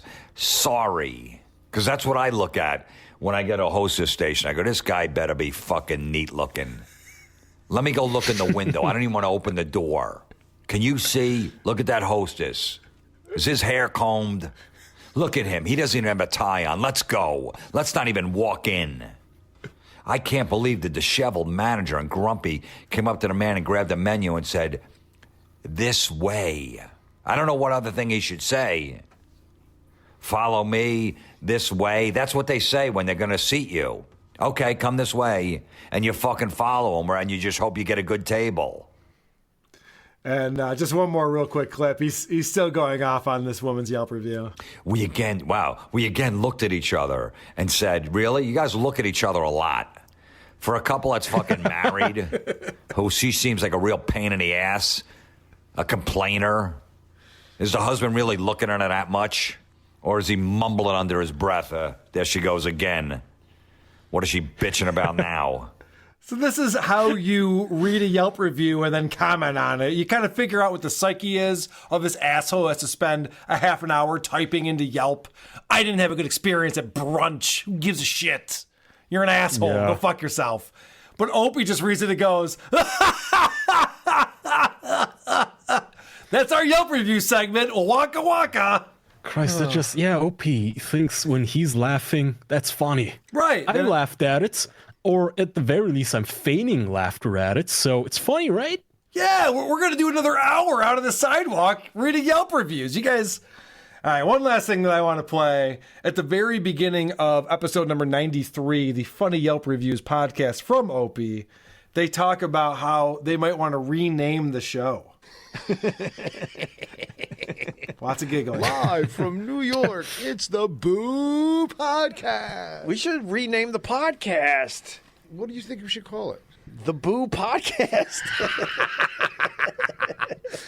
This podcast sucks. I bet you people would listen to it if you just wrote "This podcast sucks." This podcast sucks. Millennials love honesty. Right. We should rename the podcast. No. I'm actually open for that. All right. I really am. Because Opie Radio is kind of boring. I don't need it to be even called Opie. I don't give a crap. All right, I'm going to put this out there to everybody. I want to know what Opie should rename his podcast. Tweet it, email it, WATPshow@gmail, Facebook, whatever you got to do. I want to see, and let's give Opie some suggestions on what he could rename his podcast to. Again, he sounds so putrid. Yes. He sounds like he's drowning in alcohol, and two, no millennial is listening to him. None. No. Nobody knows who he is. Come on. The only reason I know who this guy is because of your show. Right. That's why most people know who he is. He thinks because he's doing a podcast that he's reaching a new audience. He's not. You're still talking to the same 58-year-old trucker that you were talking to 15 years ago, Opie. And by the way, that guy doesn't have discerning taste. I hate to break it to you. If he knew there were other options out there, the problem with the Opie show, because he does have some listeners, I'll go out and say it. Our show is ranked higher than his. Whatever. It's not a big deal. But he has some listeners. Whatever. So he has some listeners out there. The problem is that these people who still listen to the Opie show probably went and checked out the Misfits podcast and went, okay, now this sucks too. I'm just going to go back to Opie. If they had gone and found a good show, maybe they would have moved on from this, but they didn't know. They don't know any better. See how I tied it back to the Misfits there, Kai? It's because I'm a professional. I'm a pro. Well, that's another thing, too. Like, if you offered this guy to come on any other podcast, he probably would decline. Yes. If the Misfits offered him to come on, he'd think he's too good for it, too. That's the problem. But you just reminded me, I went on this idiot's Twitter just to see what he's up to. Yeah. And he has like 200,000 followers. Yeah. Right now, he's looking into trying to animate his podcast. Oh, no. That's amazing, really? Who wants to see this? Nobody's watching it. He said, like, I really would love to get a few of those stories from my podcast animated. What stories? You sitting in a car, revving the engine? I have to see this. This will never happen. Somebody replied with, you should start a GoFundMe. And he... Immediately he gets offended because he's rich. No, I have money. I'm just looking for animators that want to fool around with it. See where it goes. The trash can. Where do you think it's gonna go? Fucking Netflix? You think Comedy Central is gonna pick you up, you fucking retard, 40-year-old dumbass hobo? God, you have alcohol-soaked urine on your breath. You sound like a homeless person. You're not getting an animation job. It's not going anywhere. I'm glad you brought up that on his Twitter is 200,000 followers.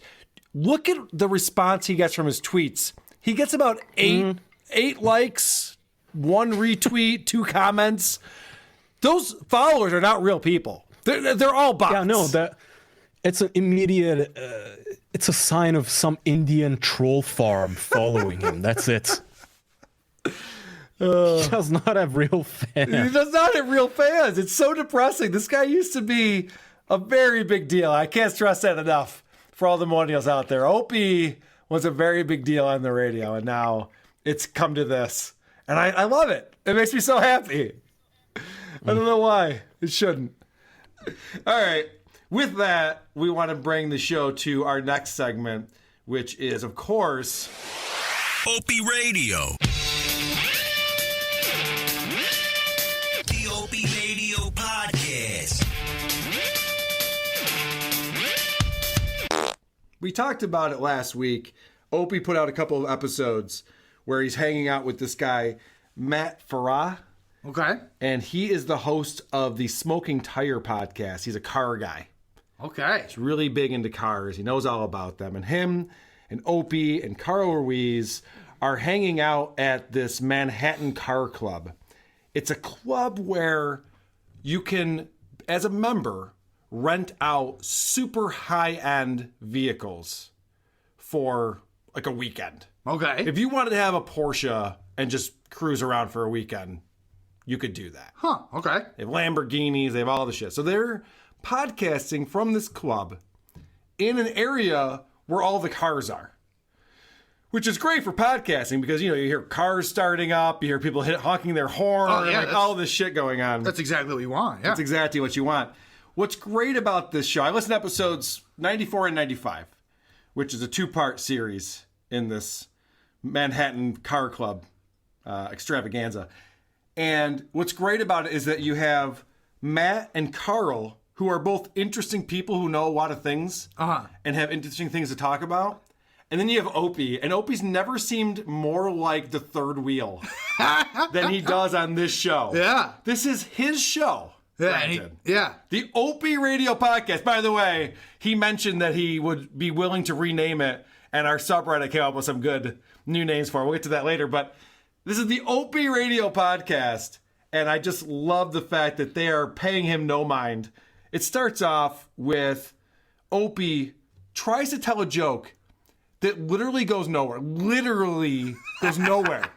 He can't figure out what the punchline is, and so Carl just starts talking again. Kid runs his mouth. It's pretty bad. Now that I look at it, it's pretty bad. It's cool, guys. It matches the color of this hurricane. I thought he had jaundice, and then I realized he's still, short story. Cliff notes. Wow. I thought he had jaundice, and then I realized that that was the joke that Opie told. And remember, this is the guy who says he spends hours editing his podcast. Yeah, and it shows. Joey and I spent hours together editing this podcast. The craftsmanship really comes through. The first time someone hears this podcast is when you upload it. That's the first time anyone's heard it. Opie has no control over his own show. He's trying to tell this really boring story about family shit. Because Opie's go-to is that, I grew up in a crazy family. You wouldn't believe my brothers. Oh my gosh, growing up. Matt and Carl do not care about this at all. And I can't look at half of Rolex's lineup anymore either because he ruined it for me. So let me get back to my brother's text. Sorry. Sorry. This is having more fun. Much more interesting talking about. Yeah. Well, I was all right, whatever. Okay. So I'm trying to get my brother to help me out with these family stories, right? So the cement is fetching rocks. Someone just ate shit outside. What happened? So they're literally distracted by anything out the window. They were talking about something else. And he goes, whoa, I was trying to tell you guys a story. Like, okay, all right, okay, whatever. Your brother texted you something. What? What the fuck happened? And then as soon as he starts up, the guy's like, whoa, look at the thing out the window. Everything's like the little brothers, like tugging your pant leg. You know, like, you want to hear it? I was telling you a story. That is Opie on this show. It gets to the point where Carl Ruiz shows up with a sandwich that he's really proud of, and Opie's jealous of the sandwich because it's getting too much attention. Look at the layer of meat here. There's mortadella, there's salami, 2 kinds of salami, right? Capicola, Buscatini. It's fire. Extremely fire. So fire. Can I punch it? What are you saying? We gotta stop giving Opie beer. I think it's not going well. Oh, boy. The guy hits a sandwich. He goes, can I punch it? Oh, my God. And then they're talking about him as if he's grandpa. Yeah. What are we going to do about the Opster? Gee, we got to stop giving Opie beer. Grandpa's acting real weird. Maybe we should take him to the home. Yeah. Oh, my goodness. He seems like he's out of it. Did that sandwich do nights in New York City? Was it on WNEW? And then there's a part where Carl is talking to Matt about this product that he has. Opie's not understanding what's going on. He's totally not included in the conversation, so he wants in. And listen to Carl's reaction. When is the 2.0 knife coming out? The second knife. So listen. I want the second knife. You get the second knife. You can have the first knife if you want. When you told me about the second knife, and you were like, and this part's for opening boxes. Yeah. Can you guys explain? Sorry. Is that amazing? Oh, Opie's fucking talking again. Oh, jeez. Is this the beginning of the end? Wow. Opie goes, I'm not part of this conversation. What are you guys talking about? Yeah. All right, let's back it up for this fucking dum-dum. Explain it to this idiot. All right, here we go. This is another example. He actually calls out Carl for not paying attention to him. Documentary. You just made me ill, dude. That's gross. And then my sandwich. My cleaning lady, right? I don't want to eat a sandwich. My cleaning lady. I'll talk to Matt. He's got his ADD kicking in. He goes, I'll talk to Matt, and he's talking about Carl. He goes, he's got his ADD kicking in. Because Carl is actually getting drunk at this point. Yeah. And he's just kind of shooting the shit, and he doesn't care about what Opie's saying. Opie's talking about watching a documentary with his cleaning lady next to him or some nonsense. So it doesn't fucking matter. Which we all can relate to. Of course. Who hasn't been there? Oh, there's this bit, too, where they're around all of these amazing cars. Yeah. And Carl makes this observation that is such a slam on Opie, and it gets zero response. So it's not like we're just friends busting balls. It is a showstopper. No one's gonna. If someone bitches about the Ferrari running in the background, they can go fuck themselves. Opie, if we were cars, that car would be the complete opposite of you, right? Whoa. They're looking at this Ferrari. They're all excited about it. Carl goes, if we were cars, that car would be the opposite of you. That car's amazing. It's not even funny. It's just like a fuck you kind of thing. At what point does he realize that this is not working? That's a good This question. show. That's a good question. I know that their ranking is falling further and further down iTunes, which would lead me to believe that less and less people are listening to this on purpose. Yeah. I think more people hear it through our show now. Yeah, no shit. Than are listening to his show. It's too funny. I was actually looking for this. I put Opie into the iTunes search. WATP shows up. I love it. Fuck yeah, nice. I wonder, what he gets paid. I do too. I wonder how much of that sweet quip money is coming his way. Yeah, because he's got to have a lot of money left over, right? From Sirius XM. Yeah, he was making millions of dollars a year. I think he's probably pretty well off. Why is he embarrassing himself? Yeah, why do this? That is the question. That's the question, Kevin. That is the fucking question we're all trying to figure out. What is going on here? And this is him still thinking he's on the radio, so maybe part of it is that he thinks he's making his comeback. Remember when Dice did this in the 2000s? He thought he was going to get back to Madison Square Garden again. You're like, Dice, your time is coming. I mean, it's cute. Yeah. It's neat that you're writing jokes again, but your time is come and gone. Yeah. Opie goes to a commercial break, and then when they come back, remember, this is a podcast. He has to reset everything that's going on. Hey! Oh, fuck. We're here with Matt Farah from the Smoking Tire Podcast. One of the coolest dudes ever. And where are we again, sir? We are at Classic Car Club Manhattan. Yeah. You fucking know all about this shit. Only we know! You told us this already. Everyone's listening from the beginning. No one's coming in halfway. Oh my god, I need that Alex Jones drop as part of my life. That is so funny. I finally found a place for it. I was so excited about it. You fucking know all about this shit. I just wanted to shoehorn that drop in. I'm so excited about it. Yeah. It certainly is not bullshit. All right, before he does the reset, because he thinks he's on the fucking radio still, they do a read for Purple Mattress. And there was this thing where Carl was talking about when they were doing a live read for Purple Mattress a couple episodes ago. Carl says, oh yeah, I got one. I haven't even opened it up yet. And Opie's like, why would you say that? Just pretend that you did and that you like it. Like, that's the whole point. So now Carl's coming around and talking about how, oh yeah, I'm using my Purple Mattress and I love it. And Carl actually has a joke that I thought was hilarious.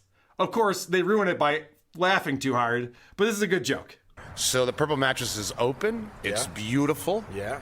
And I'm using it. And I got to third base on it. Ooh. Is that the video? I got to third base, an aggressive third base, too. What's an aggressive third base? Means when you go straight to third base. So you hit the ball, run through the pitcher's mound, and just go to and slide into third base.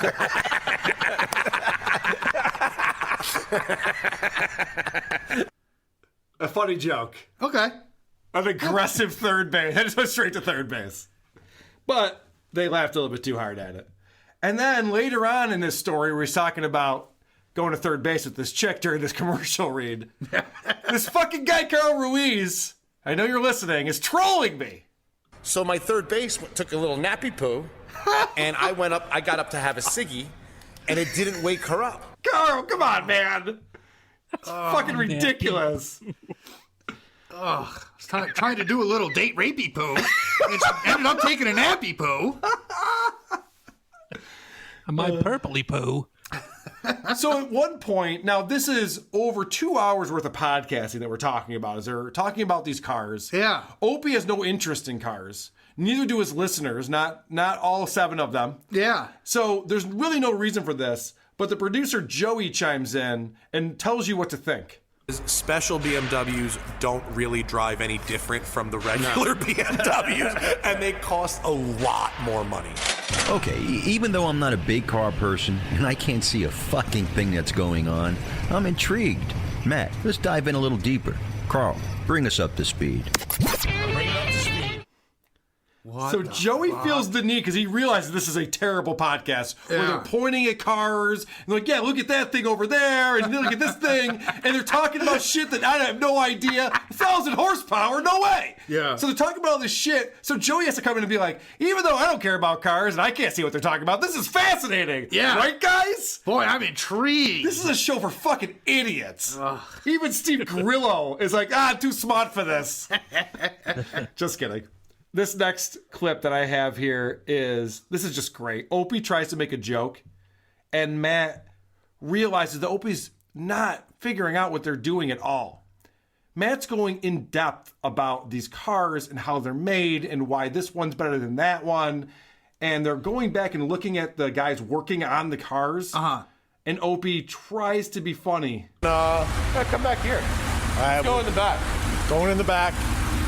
Porsche 912 idling here. Hey, Matt, you think they'll give me an oil change while I'm here?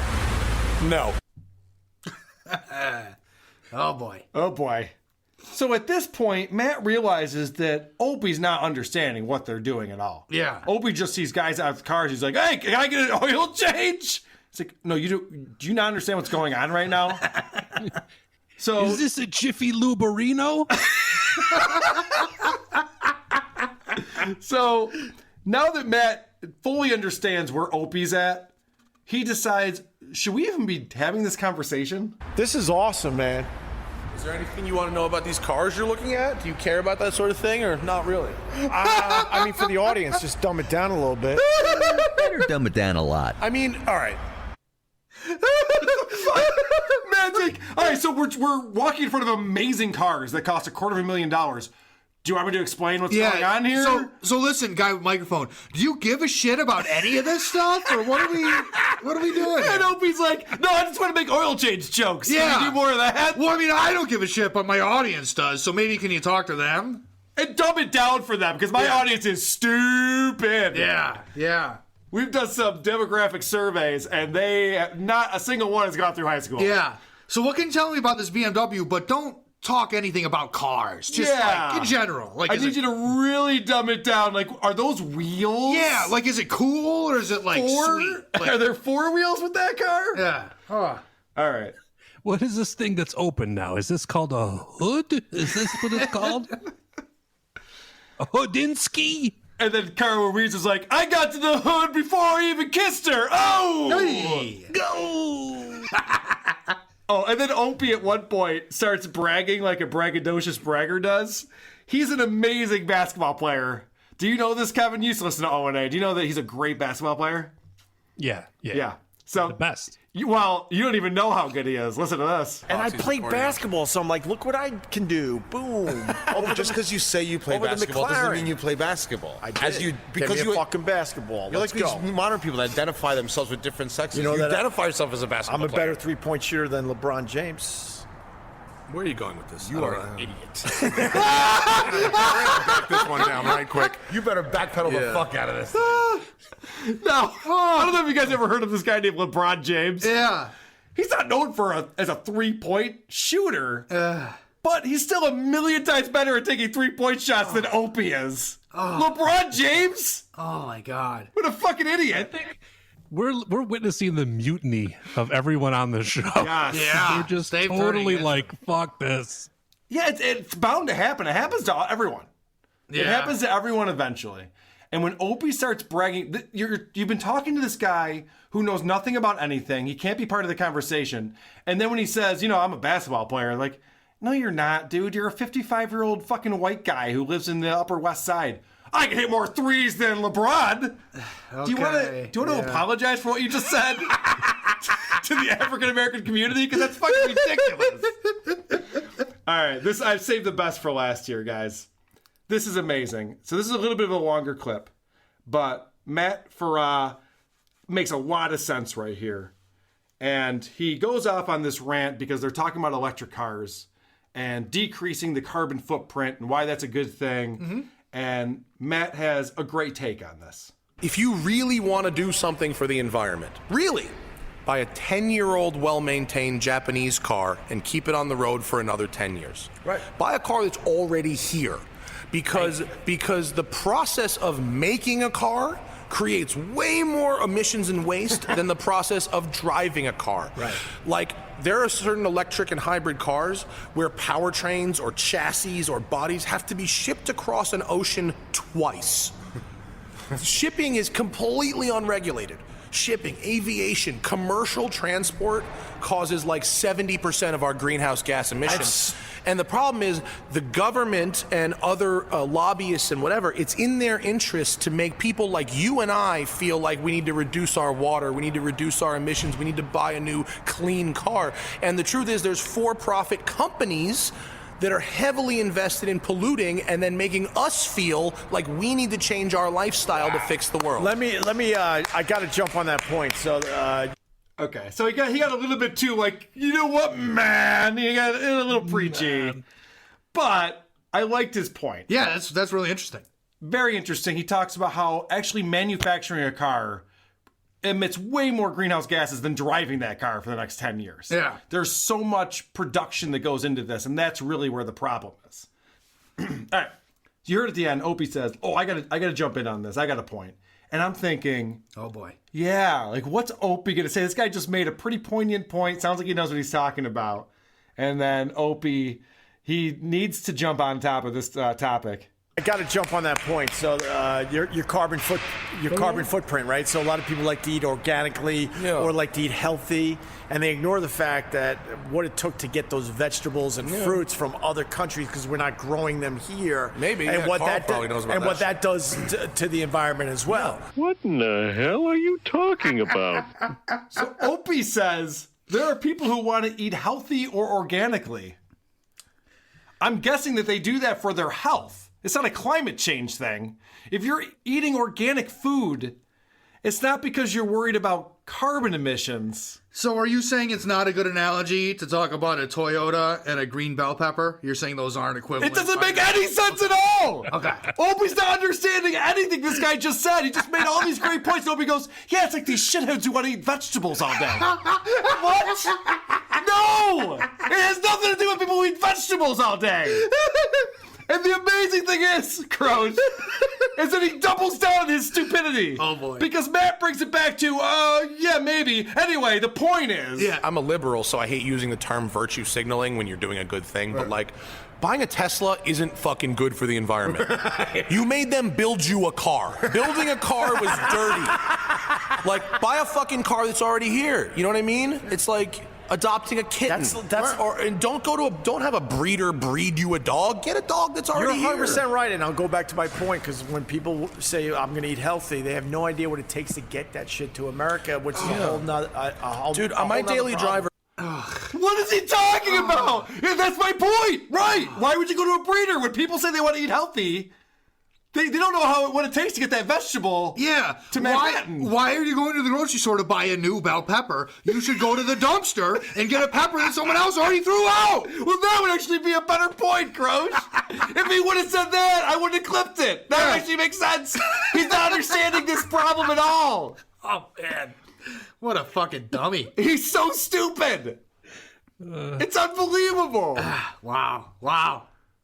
And the crazy thing is that I'm not an expert on organic living, vegan lifestyle, but it's a lot of farm-to-table shit that's going on right now. It's a lot of sourced locally. Yeah. That's kind of the trend that's going on.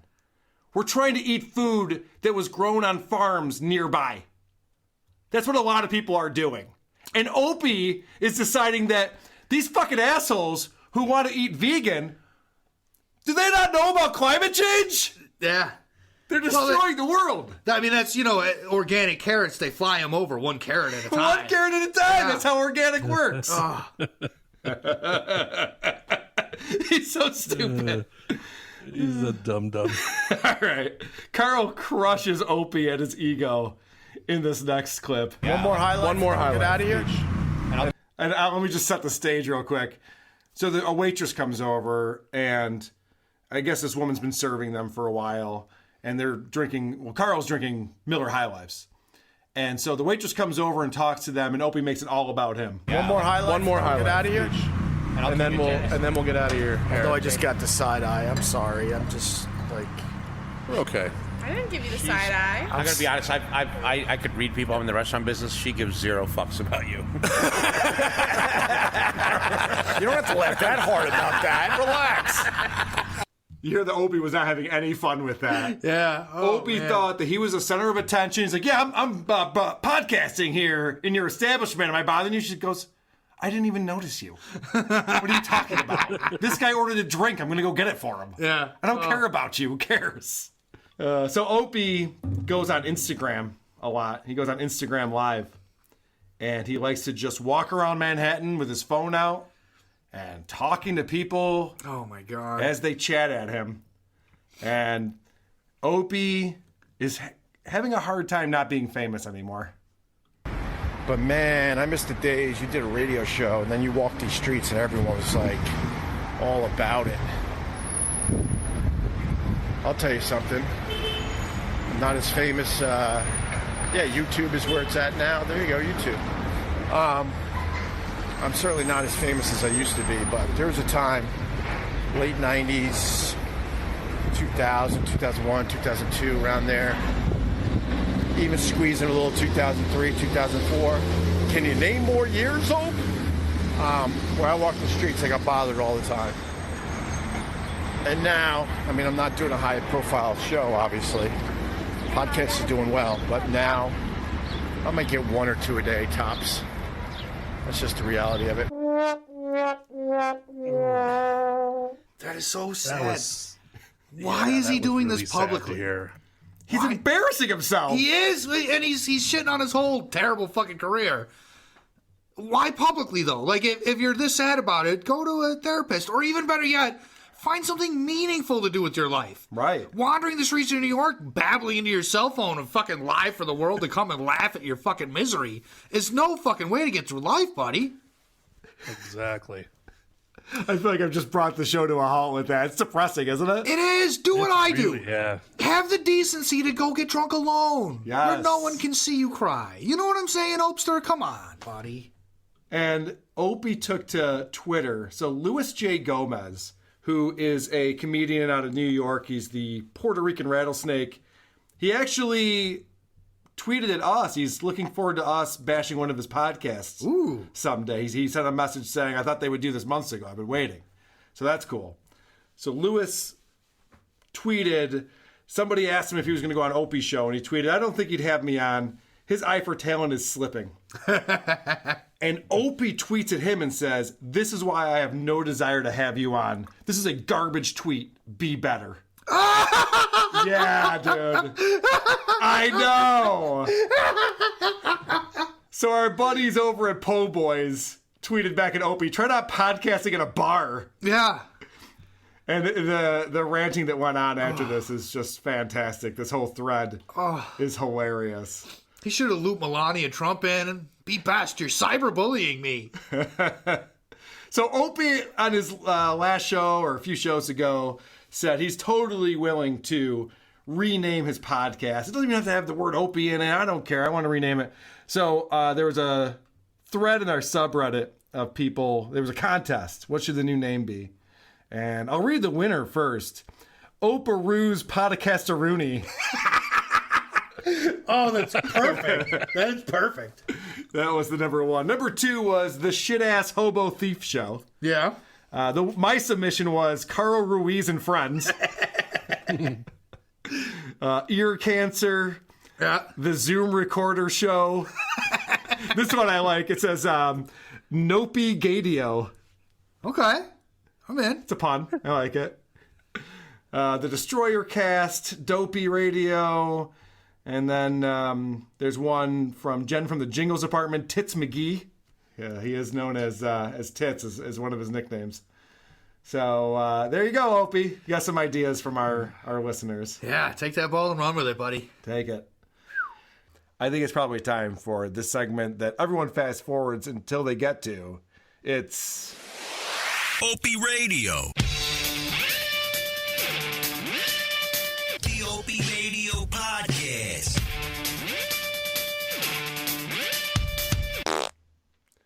I listened to Opie episode 97 called Mopping Up, and I want to thank Dukes from Australia for sending me notes and timestamps on things to clip. I did listen to this entire episode. Do you happen to listen to this at all, Doug? So I've come to a decision. Yeah. You are one of my favorite shows to come on. It gives me a chance to get out some frustrations that I have from this shitty world. Good. And when you texted me and said that we're also going to be doing Opie Radio, and I said, let me know which one. I want to be part of this show, goddammit. Yeah. I sat down and I thought, you know what? I'll just never go on it again. If this becomes something that I have to do is listen to fucking Opie Radio, I've had a good run with you. I've enjoyed my time, but I don't have to come back. Yeah, I don't blame you, man. This is the worst part of my week, is I sit down and I listen to Opie Radio on purpose. It's terrible. It's unlistenable. So they start off the show, and I teased on my show that they were talking about renaming the podcast, and I let the subreddit, go off on what could be a new name for Opie's show. So Opie starts his show by saying, hey, our Facebook group has come up with new names for our podcast. This is the definition of zero prep. We're thinking of renaming the podcast, and those bastards at Opie Radio Podcast, the Facebook group, they've come up with some fine names that this podcast could turn into. So I'm actually scrolling down in the Facebook group right now trying to find it. I'm trying to find the list because they want to rename this podcast. Well, we suggested it, and then they went with it. They took the ball and ran with it on the Facebook group. But there's a lot of activity on the Facebook group, so I can't find it off the cuff like this. So maybe later in the podcast we'll do that, all right? By the way, Doug, he never gets back to that. You know what? Because there's no interaction on that fucking Facebook page, I guarantee you. I just want to tear down the fourth wall real quick and say, Doug, when I come on the show with you, I have my iPad open here and I have all these notes and all these things that I want to talk about. And I make sure that I reference it and I go, okay, yeah, I want to talk about this and that. Never once do I just pull up my phone and start scrolling through a fucking Facebook page and going, yeah, so I saw something interesting on the internet. Hold on a second. I'll find it. Wait, nope. I don't know where it is. All right, never mind. Moving on. That's terrible podcasting. So the only thing that I know of Opie Radio is from you. Yeah. From your show. Yeah. And I don't know why you would act surprised by that. There is nothing that I have heard come from that guy that makes me think he has any interest in ever getting any better, ever preparing. I'm not surprised. I'm not surprised. I'm just frustrated. Fucking A, man. Get your shit together. All right. This is them talking about Opie's comedy. I didn't even know this existed. I kind of blew that one. I got to admit, I should have edited it a little better. Oh, no, it was awesome. The I way should it have was. edited it a little better. It was just annoyed Opie. Oh, that's a good one. Well, I was wondering. For someone that's a fan of your comedy, I fucking enjoyed the fuck out of it. It's a bit on the dry side at times, my comedy, but Opie talking about his comedy is hilarious. Yeah. You're a fan of my comedy. It's a bit on the dry side. No, it's a bit on the no jokes side of comedy. It's that type of comedy where there's no humor involved. It's a very different style. I don't know if you've ever listened to the co-hosts on Real Ass Podcast, but it's a lot like their comedy. Opie should be on Louis J. Gomez's show. He would fit in perfectly. Hey, Opie, did you hear about this thing that Apple's doing? Nope. All right, so moving on. I love the first Opie says, I should have edited that. Opie, you've never edited anything. Stop lying to us. We know. We've heard your show. You're not editing anything out. He said, I should have edited that. And then Carl Ruiz, being a good kiss ass that he is, says, oh, but your comedy, man. I love your comedy. It's so great. And Opie just falls for it, hook, line, and sinker. Yeah, my comedy. It's a little dry, but it's good. Yeah. All right, here's a clip where Opie, right after that conversation, talks about how he doesn't like editing his podcast. I don't like editing this podcast. Every once in a while, we'll edit this or that to maybe make it move a little bit, but in general, we try not to. No shit, Sherlock! No shit! No shit, Sherlock! No fucking shit, Sherlock! Wow, shocker. Opie doesn't like editing his podcast. Even though he talked about at one point that he spends hours with Joey editing his podcast. Obviously not true. Here's a clip that I think is interesting. Opie considers suicide. Are you going to kill yourself too? I thought about it.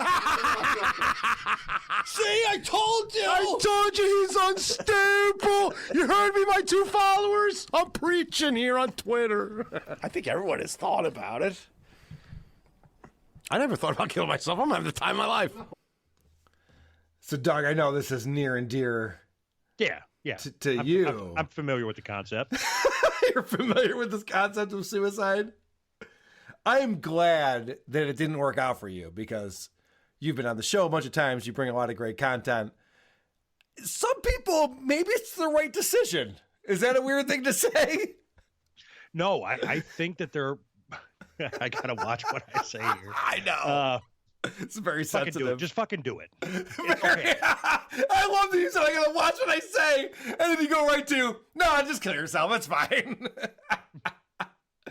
I think that you have the moral authority to say that, so I give you credit for it.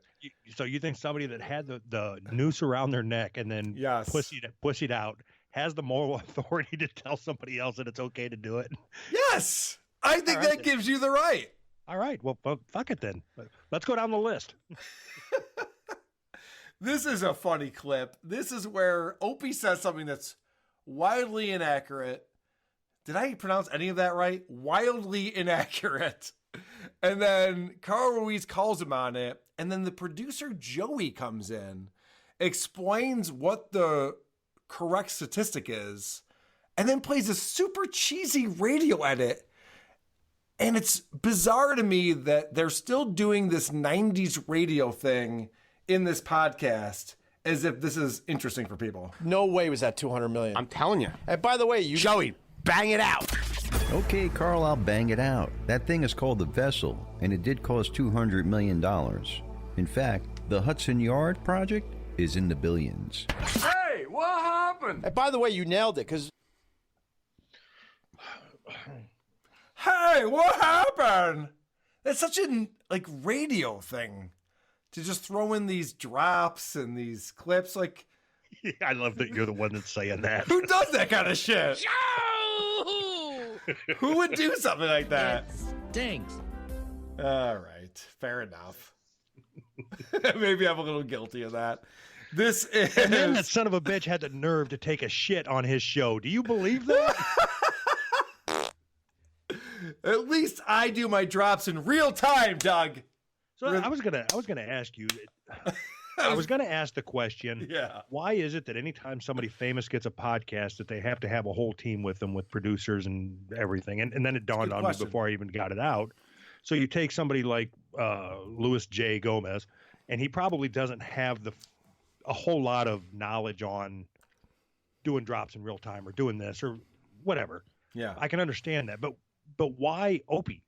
He's been in radio his whole fucking life, and his podcast is just him talking about nonsense. He doesn't need to have a team. Right. Does he make... does he have a job now, or does he just do this podcast? No, he has no job. And it's funny you say that because he used to be the guy who ran the board. When they were on SiriusXM and they were on K-Rock, that was Opie's job. People would say, well, he's not great as a co-host, but it's because he's the one running the show. He's not even running the show anymore. He's doing nothing. I'm trying to work this shit out in my head at the same time I'm trying to articulate it.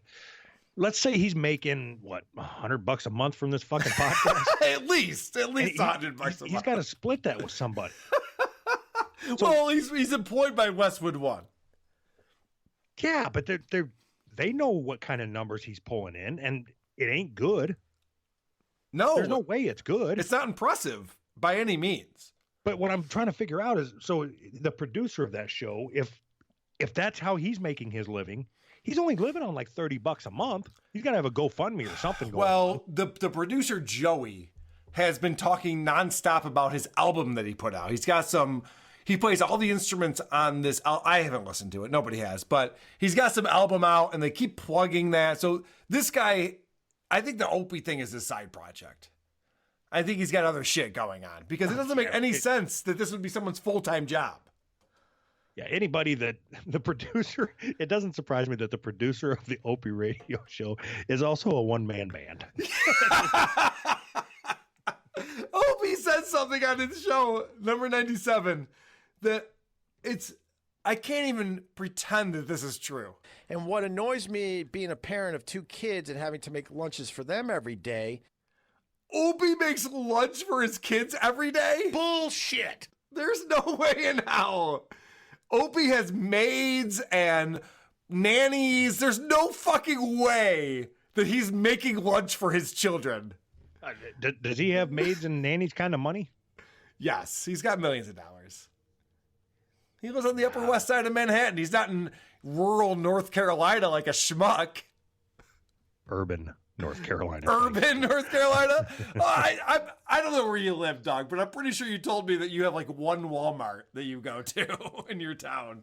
I just meant there's a lot of black people here. I don't. Is that what urban means? Holy shit. All right, going back to Joey. Joey has to drop in to make a joke in this segment. And you wonder, does he listen to this show? Wouldn't he do this all the time if that's what he's doing? I've had pink eye. But how would you know if it's from oral sex? I don't know, because I was just remembering one day I had oral sex and then I had pink eye the next day. Well, that means you were fooling around with the butthole, right? Nah, Greg, I think he had his face by a squirter. This dude is fucking corny. Did you hear that, Doug? He goes, no, Greg. He was going down on a squirter, and then he had these sound effects with like some chick doing stuff. I thought you added that. No, that was on his show. I just put the Michael Rappaport drop in there. That's his show is doing that on purpose. All right, let's get through this quickly. Opie then tells fart jokes. Yeah, I know. We got to move on. Opie tells fart jokes. And I'm woken up cold because my wife goes, "Oh my God!" No, really? I farted in the middle of my sleep. I didn't know, and it woke her up, and that was her reaction. Do we all sleep fart? And then I woke up like, all dazed and confused. I didn't know what was Of course, going on. you got your little eyes. You can't even open them because they're all surrounded by fat. I was like, Jesus! Sorry. True story, though. My favorite part about that clip was the very end. So Opie says, I farted in and woke my wife up, and then she woke me up. And they're giggling about that as if that's funny. And then at the end, Opie goes, that's a true story, though. You think? I assume that's your favorite part of every episode is the very end. Fuck. It's brutal. My favorite part was Opie is telling this fucking nonsense story about farting. Who gives a shit? And then he goes, that's a true story. I would hope you wouldn't make up the fact that you were farting at your house. Like, who cares? Why would that be? That's not a bit that you came up with. All right. I'd rather listen to a Puerto Rican Google about wrestling from the 80s than listening to this shit. Louis J. Gomez, if there were only 2 podcasts in the world, he would have the best podcast in the world. You are the number 1 podcast of the 2 that we've talked about today. Yes. I mean, it's not even debatable. He's the best podcast podcast out of these two podcasts. All right. This is... Carl Ruiz has a funny joke here. He's talking about a tramp stamp, and he has a funny joke. And then the problem with Carl and Opie is that they just have to tag everything over and over again, and it ruins it. So, like, stop tagging. That's like my ex-wife had a tramp stamp, and by the time we got it, it looked like a war eagle. It was a butterfly like 10 years ago. Now it's Really? Mothra. Now it's a dragon from Game of Thrones. Now it's a family of fucking monarch butterflies immigrating through California. Oh my God, what happened? Stupid tattoos.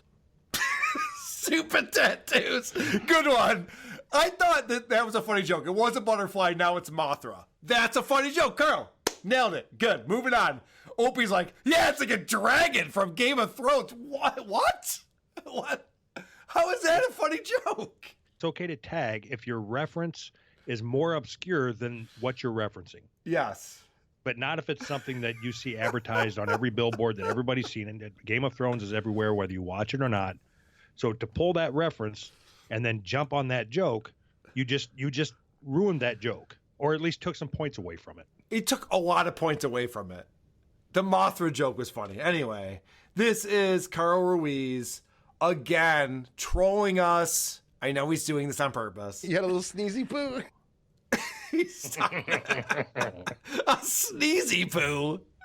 All right. My buddy Chris was messaging me the other day, and he said, my iPhone now knows the word nappy poo. When I start typing it, it fills up nappy poo for me. I'm like, fuck. Carl Ruiz is ruining our lives. This is Opie, professional broadcaster, made millions of dollars on radio, trying to say the word hospitable. Barry's wife was a real... And by the way, I should mention that he's talking about Greg Brady, Barry Williams. They went to his house when they were out in L.A. years ago. Barry's wife was a real sport, in all honesty, but she clearly didn't expect or want any guests that day, but was very pleasant in hospital. Fucking dumbass. She was very hospital. Was she? Was she also clinic? What the fuck are you talking about? Is that what his show is all the time? Is just him talking about famous people that he met that are no longer relevant? Yes. It's mostly that. It's mostly that. That sounds awesome. I mean, the show is pretty hospital, but other than that, this is Opie. He tells a vagina joke and loses his shit over it. They're dry because there's no liquid to them, obviously, because the liquor... So you got to rehydrate your oysters? No, they would take tap water and salt and put a little bit on each oyster so it tasted like the ocean. You know how gross that is? You're used to rehydrating oysters, aren't you, Carl? Yep. Oof, God, it sounds like my dad and his friends sitting around the fucking table when I don't want to listen to that shit. Well, right. They know it's not clever. They know it's not funny. So they go, ha ha, yeah, it's not funny. And then they actually laugh afterward. Wait, well, what are we doing? Then what are we doing? I don't understand it. I have a couple more clips to play and then we'll move on. I listened to episode 100. Not all of it. A little bit of it. So Opie's got this new episode out. He talked to Jim Brewer, 98, 99, 100. They talk about Jim Brewer some more. It's just too much Jim Brewer for my liking. But I started listening to episode 100. He's got a brand new intro music. That's not correct. He has brand new intro music.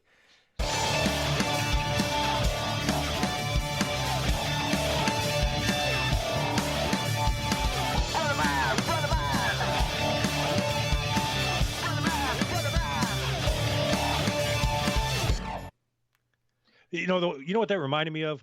What? When Howard Stern got his new theme song with Rob Zombie. Yes. Do you think Opie's trying to be like Howard Stern? It worked well for him in the past. I don't know why he wouldn't pick that back up. No shit, Sherlock! Yeah. Opie is definitely trying to be Howard Stern. But the funny thing about the Brother Man thing is that is Wheeze. Wheeze is a radio host in Rochester. He's very famous in this town. Brother Man is his thing. He says Brother Man. Opie stole that from Wheeze that went to Boston and New York and stole that. And now they're playing it on his pocket. Brother man. Dude, you're fucking stealing from people. It's not even a funny thing. You're stealing it. All right. This is another thing. Speaking of stealing. And once again, leave a 5-star review at Apple Podcasts. Even write a comment or two, but be nice. If you're going to be a prick about it, at least leave 5 stars. Are you fucking kidding me? He goes, if you're going to leave a shitty review, give us 5 stars. That's my bet. You fucking assholes. That's my fucking bet. God damn it. I'm so annoyed with the show. Hi, Carl. He's whispering to me. Hi, Carl. Oh. Yeah, he's renting space, or he's got space in your head, man. I can't take it. He's renting space in my head. Someone on the subreddit told me that. I think it was Carl Ruiz. I think Carl Ruiz is on our subreddit. It's time. We've talked about too much already. It's time to get into it. Opie Radio. The Opie Radio Podcast. I got to update that with that new Brother Man. That new fucking theme song he's got going. All right, this is the part of the show where we talk about our buddy Greg Opie Hughes, who's doing a podcast called the Opie Radio Podcast. The Opie Radio Podcast. This guy is terrible at broadcasting. This is a professional radio guy. He's been in radio for 25 years, all of his life. He starts off episode 101 with an ad read. Listen to how amateur this is. Welcome back to Manscaped.com. Taming the briar patch, mowing the lawn, or trimming Yeti, whatever you call it, it's about time we talked about manscaping. Guys, you manscape, right? You know, keep things trimmed and fresh below the waist. 9 out of 10 women of all ages prefer their guy manscaped, but you got to have the right tools for the jewels, or you'll look like you used a machete. Pop over to Manscaped.com and check out their perfect package. Not that perfect package. It's edited. He's not even doing it live on his show, and it's cringeworthy. Not that perfect package. What is he doing? You've pointed this out before that Opie is like a very insecure person, and more and more it just feels like it bleeds through everything he says. Like he's never quite sure of himself, and it makes it hard to listen to. It sounds pathetic. Opie, it's very hard to listen to. You've nailed it, Digibro. I think we're done here. This dude's been on, like, I was shocked to realize this. I don't remember if this was in a new episode or in one of your old ones that you pointed out that he, like, ran the boards on the old show. Yes. How do you go from that to this? I don't get it. Like, surely he hasn't. Does he just have no self-awareness? Like, were people making up for all of his faults before? Was it just like, why did nobody say anything to him back then? Did they just think it was funny to have him around? I don't get it. I'm only 27. I've never heard any of these fucking old radio shows. I only know about it through your podcast, and so this is all fucking baffling to me. It's baffling. And when people, I've turned a lot of people on to Opie who didn't know about him beforehand, and it's always the same thing. Like, how is this a thing? And all I can tell you is I'm wondering the same thing. I have no idea. All those questions you just asked, it's crazy. It's crazy this guy had a career. When you play clips from Howard Stern and all his, like, cabal of weirdos, it's very clear that Howard was fully in control and he was just making fun of these people. Like, he had them on because they're dumb and goofy and they lack the self-awareness to recognize that. I don't know enough about Anthony to know if that was the case with him and Opie. It sounds like Opie had more control on that podcast than, say, a Howard Stern extra. So, like, what was it like? Like, what was Opie like on that old show by comparison? Well, it's hard to say. The Opie and Anthony show was on for 20 years, and it definitely evolved over time. It started as this shock jockey show where it was like, let's bring girls into the studio and show us your tits, whoa, that kind of thing, which is so boring to listen to on the radio. What's the point of that? I can't see the tits. I know. Oh, I'm so excited. I heard that you saw a chick's tits. Oh, and then people would call in and be like, I had to pull over to the side of the road, man. This chick sounds hot. Like, what? How fucking hard up are you that you're fucking pulling over and jerking off? Is this what it was like before internet porn existed? Yes, you fucking millennials don't get it. We had it so hard. No, I'm just kidding. So Opie, then the show changed over time and it became a comedy show with professional comedians coming on and ripping on each other all the time. It was just really quick-witted, really fast, really funny, and Opie found himself the odd man out. And that's where all of the tension started and the show eventually falling apart because Opie couldn't how long hang. did it go on like that with him being just like a ghost on his own show? Years. Oh my God. Yeah, it was brutal. But you listened to it because everything else about the show was hilarious. Anyway, I love these episodes 101 and 102 because the chef, Carl Ruiz, is starting up a restaurant. It's called the Cubana. I think it's in Manhattan somewhere. He's very excited to be starting his own restaurant. And Opie's decided that while he's working through the menu and figuring out recipes for what they're going to be serving there, Opie's going to go to the restaurant and hang out with him, and that's going to be a podcast. You know it's going to be a great show because the producer, Joey, comes on and does a disclaimer before it even starts. This one's going to be real interesting because Greg decided to take his little Mr. Microphone and recorder to Carl's new place that's about to have its grand opening, La Cubana. Only problem is, Carl's so freaking busy working on perfecting his staple Cuban-themed burger that he's all business. And like a mad scientist, he's got a lot going on. But have no fear, there'll be a little taste testing with friends he invited like Vic Henley and Nick Solaris. And we all know how Nick knows his meat. And we even get to meet up with a few Mississippi friends who have headed north just to show love for our favorite chef. So get ready for guys working in the background, lots of podcast kitchen noises, and various conversations happening. Is this amazing, Digibro? Have you ever heard a podcast that starts out by saying, all right, so this podcast is weird. It's noisy. It's not funny. There's a lot of nonsense going on. It probably shouldn't have happened. But anyway, here's the show. Have fun with that. I think Carl Ruiz feels sorry for Opie, yes. And I think the editor is in a strange limbo of kind of feeling sorry for him, but also like hating that he has to do this. But like because he's just doing it in post, he doesn't have to worry about actually communicating with Opie, so it's not so bad for him. I think you nailed it. You've nailed it. That is the relationship between these three people. You have Opie, you have Carl, you have Joey. Joey wants to have very little to do with anything that's going on. He'll apologize for it, up and down. But they think their listener, and the average Opie listener has to be a fucking dolt. Because they're constantly telling you what to think. They're constantly telling you, hey, man, we're all having a lot of fun. Don't forget to call our voicemail and tell us how much fun you're having. And then you hear the voicemail, hey, I'm having so much fun. Let's see your show. You fucking idiots. There's nothing fun going on. Dude, complete honesty, like the clips you play of Opie's show on this are more entertaining than the Pizza Party podcast to me. Yes. And that has 30,000 listeners on average. So fucking there's enough dumb people. Doesn't make any sense. So they do this show, and I'm going to get to some clips of that show. But before I do that, I want to fast forward to episode 102. This is something that's never happened in the history of Opie before. Opie admits the last episode wasn't very good.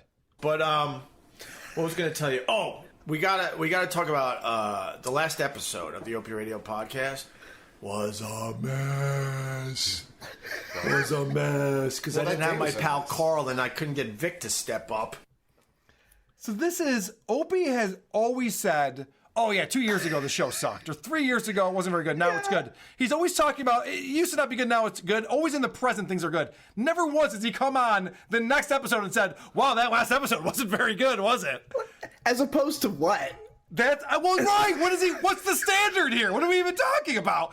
This show is always terrible, Opie. It's always a mess. So he's pissed because normally Carl's on there. Carl's getting drunk and saying ridiculous things that's semi-entertaining. In this episode, Carl is sober, trying to work through the ingredients of different menu items so that he can open his restaurant and be successful as a restaurateur. So he's not interested in the podcast at this point. And so Opie's back there while he's working through the shit, and he's like, hey, Vic Henley's here. Vic, will you be funny? And Vic's like, fuck you. I'm just trying to hang out with my buddy here. I don't want to be in your podcast. So this is actually proof that Vic was annoyed that Opie was trying to podcast while they're working through the menu. Well, that's what happened in the kitchen at La Cubana. Yeah. Vic was annoyed that I'm trying to do a podcast, even though everyone involved understood that we were trying to do a podcast. Back it up. Opie goes, everyone understood that. No, Opie, you put that on everyone. Opie shows up. They understand that you're being an asshole. That you're annoying as shit. Like, everyone's there hanging out. Like, hey, the Cuban's going to have us down here. He's going to be working. We'll be food tasting. He's going to be cooking burgers. Opie's like, oh, I'm going to bring my Zoom recorder. Like, fuck. Why? Opie, can he just hang out? This is more evidence that Vic was... I'm not going to lie. Yeah. I've been that guy. I'm a vlogger. I'm a YouTuber. Like... A lot of them, that's what they do. They take around a recording device, they shove it in people's faces. People fucking hate that. And it's not because it's not even out of like not respecting what you're doing. They don't want to be recorded. Like, people don't like to be unprepared to show up on a recording. It's embarrassing. And like, even if they don't think that many people are going to see it, like most people are really self-conscious about that kind of shit. It's super fucking rude. It's super rude, especially if you're at a party and you're imbibing a little bit. The last thing you want to do is have someone fucking filming or recording what's going on. Like, dude, get the fuck out of here. You're going to blow the coke off this hooker's ass. Stop it. Anyway, this is evidence that Vic is, at this point, just super annoyed that Opie is constantly podcasting. And I would walk over to Vic, and Vic's like, really? Really? Really? Do you ever turn that thing off? I'm like, yeah, when I feel like I finally got a good hour, then I'll turn it off and we can have all the fun in the world. And then we'll go to a restaurant, we'll walk around the city, we'll do whatever you want. But it's pretty obvious. We're trying to get this on tape. Holy shit. Opie is such an idiot that he thinks everyone owes him. Like, guys, we got to get a solid hour down and then we can just hang out. No, I'm just hanging out. This is not my job. And Opie explains that his job is to show up and fucking podcast, and everyone else has to go along with that. Bro, that was like a party up there, wasn't it? It was a party.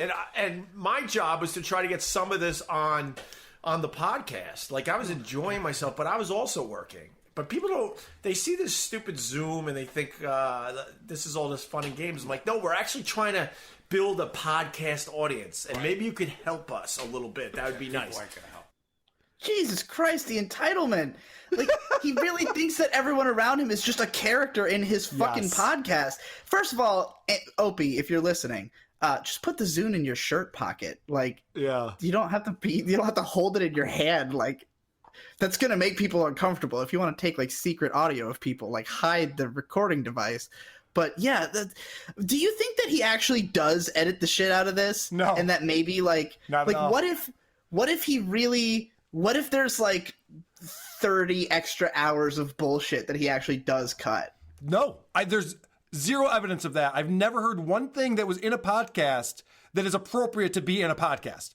He's walking upstairs, there's dogs barking, people are having conversations. Your perspective on what's appropriate to be in a podcast might be wholly different from Opie's. Obviously is. Like, I mean, I think when he says he edits it a lot, I think he means like 13 minutes of dead silence as he transitions from one building to another. Probably. You know what I mean? Yeah, probably. He probably leaves it recording in his back pocket and goes, I edited the fuck out of that last podcast. Okay. But I think you brought up a great point. Opie thinks that his life is the Truman Show. That's Opie's life. Like, you're just a character in my thing. Don't you realize that? And he's offended by it. Vic Henley didn't even want to participate in the thing. That's what his role in his life is to do. What the fuck? Yeah. It's like he thinks his show is more important than what these people have going on, even though they all seem to be doing way more legitimate things than he is. So this is, again, Opie talks about how the last show was a mess, but then has to catch himself because that is not something that Opie does. He is never real with people. He never admits to faults. For the last episode was a mess but it turned out great, but bullshit. I love he goes, the last episode was a mess, but it turned out great. It can't be both. It can't have been a mess, but turned out great. That's not how this works. That's a very like Maddox thing to say. It is. Just that feeling of like, oh, I can have enough self-awareness to know I did something bad, but because my character is that I never do anything bad, I can't admit both at the same time. There are so many parallels between Opie and Maddox. They're the same fucking person. It's crazy. They're both on this crazy decline in their careers where they're falling off the edge of obscurity and they're struggling so hard. They're just trying to grasp at any fucking thing they can grab to pull themselves back up, and it's not working. The harder I think they pull. Opie has a lot more money than Maddox, though, That's and true. better connections, so he might be fine for a little longer. That's true. It's too bad Maddox didn't win that $400 million lawsuit. He would have been all right. Yeah. And then he spent $30,000 on his website. What the fuck? I love it. All right, so let's get back to episode 101. This is the one where we're going to go hang out with Carl Ruiz as he's working on his menu. And before they do that, they go to a restaurant where they eat crab. And you're going to hear a joke here. I don't know if it's a joke, but you're going to hear a joke, and it's repeated multiple times throughout both of these episodes. Why are we eating sushi if you're cooking for us at La Cubana? Well, because Fred said to me, he says, listen, I love burgers like the next guy, but let's go eat some fucking crab. All right, so this guy, Fred, is the money behind the restaurant. So he's Carl Ruiz's boss. And Carl says, yeah, we're going to be cooking and eating all day, but we wanted to come here first because it has awesome sushi and crab, and we're going to do that. And he's like, yeah, I mean, this guy would rather eat crab than burgers. That was the joke. Not 35 seconds later, he repeats this joke to Opie again. And he goes, Hey, listen, kid. I like hamburgers as much as the next fucking guy. But let's go eat some fucking king crab. Oh, and he laughed both times. I fucking checked out of the first clip halfway through, and it was only 10 seconds long. Yep. And then he said it again. He said it exactly the same way and reacted exactly the same way. So then we're fast forward to episode 102, where they're reflecting back on episode 101 and talking about how much it sucked. Fucking Carl can't stop himself. He tells the joke 2 more times. Doing a nice lunch at Morimoto. So let me fill in here. Yeah, go. So I tell my boss, I'm like, listen, come to the restaurant. I'm going to start cooking. He goes, what are you making? I says, I'm making Cuban hamburgers. He goes, you know who I am. I said, yeah. He goes, you think I'm going to fucking sit all day and eat fucking hamburgers? Follow me. We're going to get some king crab legs. And he's your boss. Like, he needs you to be in that kitchen perfecting this stuff. And he's like, fuck that. Let's go get some crab But he also knows. God, it's like... Is that crazy? It's like he got enough validation from his own laughter at the joke before that he thinks it's even funnier than it was. That would be a great stand-up routine if you got up and just cracked yourself up over everything. No one else is laughing, just you. And you're laughing hysterically. I think that might actually catch on. I'm going to try that. Opie is given one task. Opie says, Carl, what are you doing today? I got to perfect my hamburger, man. We're opening the restaurant soon. Cool. I'm going to come over and podcast. Carl says, fine. Can you grab some beer on your way? Right on. Thanks for bringing the beer. Can I tell everybody what happened? What our phone call was like? Yeah, Can I just run through it? Of course. Well, and I'll explain the beer thing. So, Joey, listen to this. What happened? So, Opie calls me and goes, hey, man, you want to do a little podcast? And I said, yeah, no problem, but come by my restaurant because I got to try out recipes. Big Henley's here. Everybody's here. He's like, all right. I was like, pick up a 6-pack of Michelob, of Miller. You're like, I don't know. How am I going to carry all that stuff?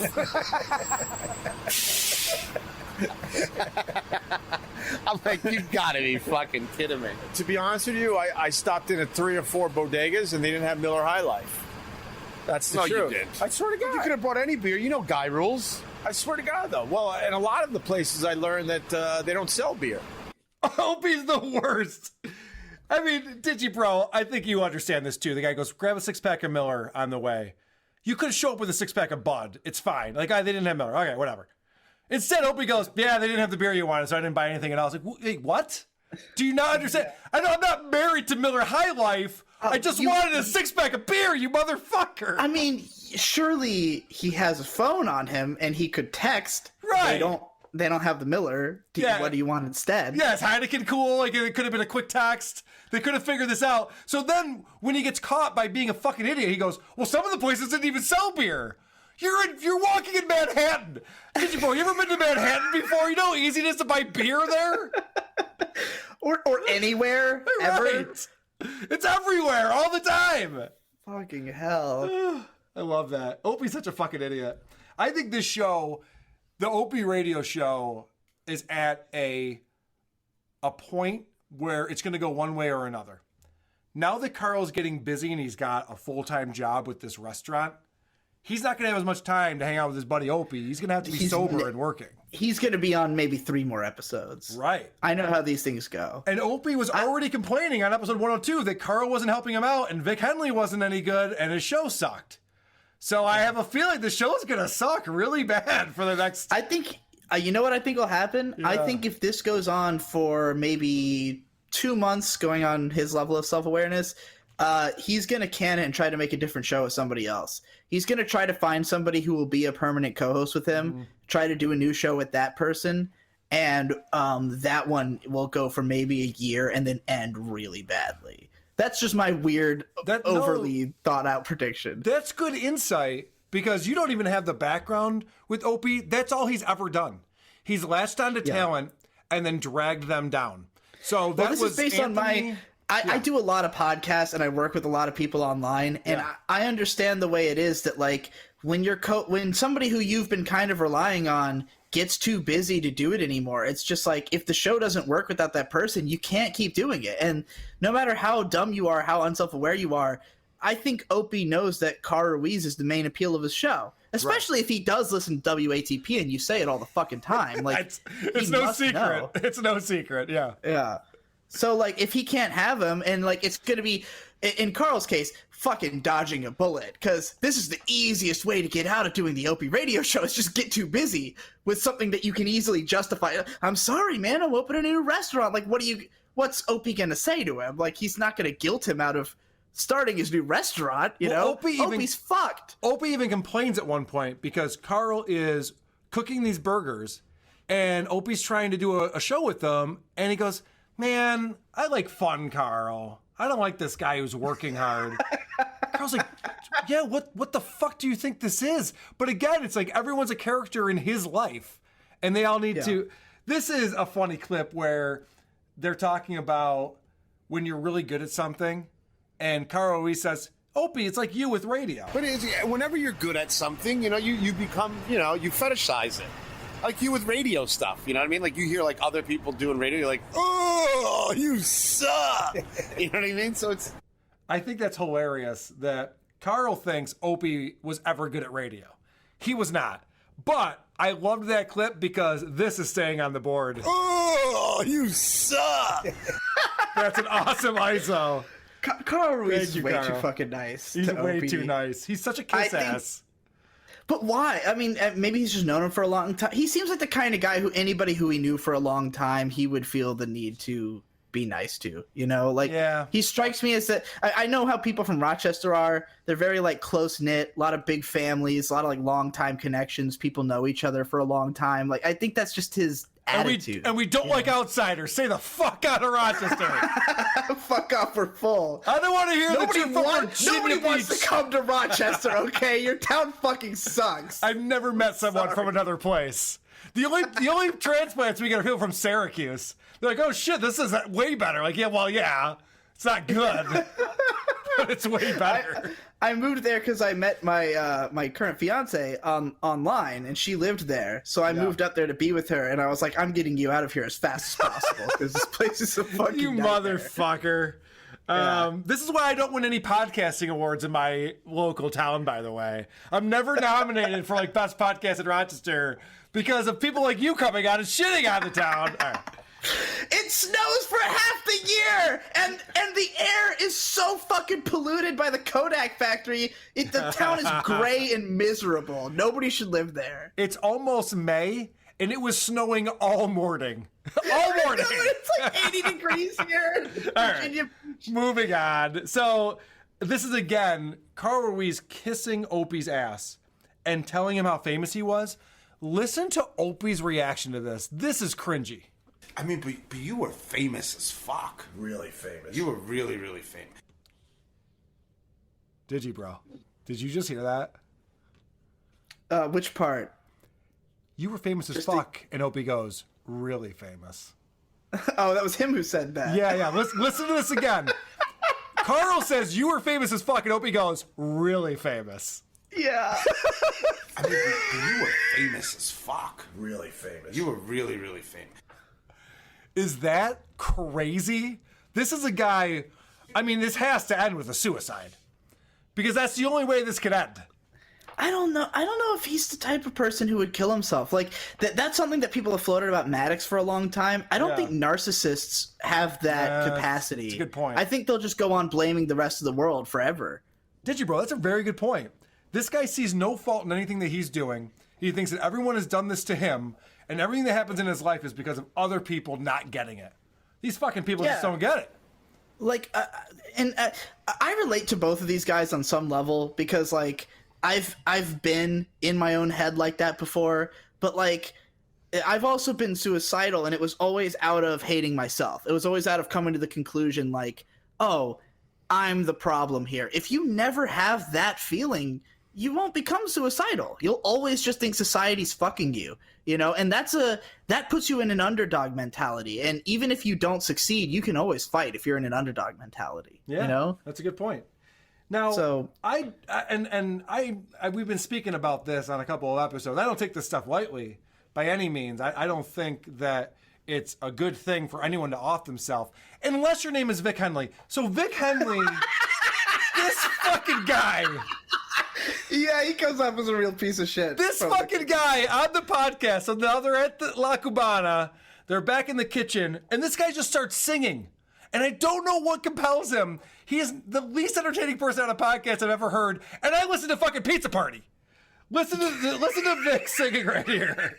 Puts it in a special niche. Okay. I am woman, hear me roar for numbers. I got the best wife in the fucking world. I am woman. Right. I am strong.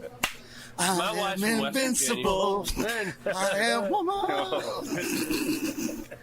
And then he does his patented laugh. Everyone was trying to talk through that. If you notice, that was him laughing at himself. Yes. Yeah, they were all trying to make him stop as hard as possible. When someone starts singing and it's awkward, you just keep the conversation going and they'll get the hint. Not Vic Henley. Vic Henley's like, I'm still singing. Isn't this great? I'm so entertaining on your shitty podcast. Like, this is terrible. Stop it. Well, plus, he can't fucking sing at all. No, it's not good. Sounds like dog shit. Can we talk about these guys trolling me real quick? Oh no, more of this. All right, yes. Go for it. And is this gonna end up in the intro? Did you, bro? Tell me if I'm being a narcissist or if I'm crazy here. But Opie uses a word that Carl is like, oh, I know that my buddy Carl on WATP is going to hear this. So then he has to use a word immediately after. It doesn't even make sense in the conversation. But Opie's talking about his kids, and he says this. Oh, my God. And then if I'm on the phone with you, like, is that Carl? They got to get crushy poo on you. Crushy. Wait till they get older, I'm going to teach them how to smoke ciggies. There you go. Do you see what I mean? There's nothing that makes sense for him saying, I'm going to teach your kids how to smoke cigarettes. But he heard crushy poo. He's like, oh, I know Carl's listening to this. And he said ciggies. He knows what my fucking hot buttons are. This motherfucker. All right. There's only one way I can deconstruct this because I don't know enough about Carl Ruiz. Was he a radio personality before the Opie radio show? No. He was a chef. Okay, so do you know if this is how, like, did he talk like this early on, or did he only start talking like this after you started making fun of it? I have no idea, but I think this all comes from the Brother Weeze thing. Because Brother Weeze would use all these cute words all the time, and that's where Opie got it from. And I think Carl's latching onto the thing that Opie does, where you say cousin-roo and, whatever nonsense words that you want to say. Yeah, so if that's the case, I don't think it's directly at you, because I kind of suspected it might be if it's something he didn't used to do. I mean, even if it's not directed at you, it could be that he picked up on it because of you making fun of it, because he's definitely heard the show before. Yes, he's definitely all in on the show. Maybe he thought it was really fucking hilarious that Opie says stuff like that, and now he's making fun of him without, like, in a way that Opie would participate in, you know? That's very possible. Because I can't imagine that Carl Ruiz is going through his head is, Opie just said something ridiculous, I'm going to say something ridiculous too. And he must think it's entertaining. He must think it's funny. From the tone of the way that Carl talks to Opie, I have no doubt that he is completely aware of how ridiculous Opie is. Like, I think he knows that Opie is not good, is generally shit. The fact that he even was not really offended by your show. Yeah, like, that's true. He definitely... That's a good point. If there's anyone we're mean-spirited about, it would be this show. And Carl's like, hey, guys, keep doing what you're doing. It's all good.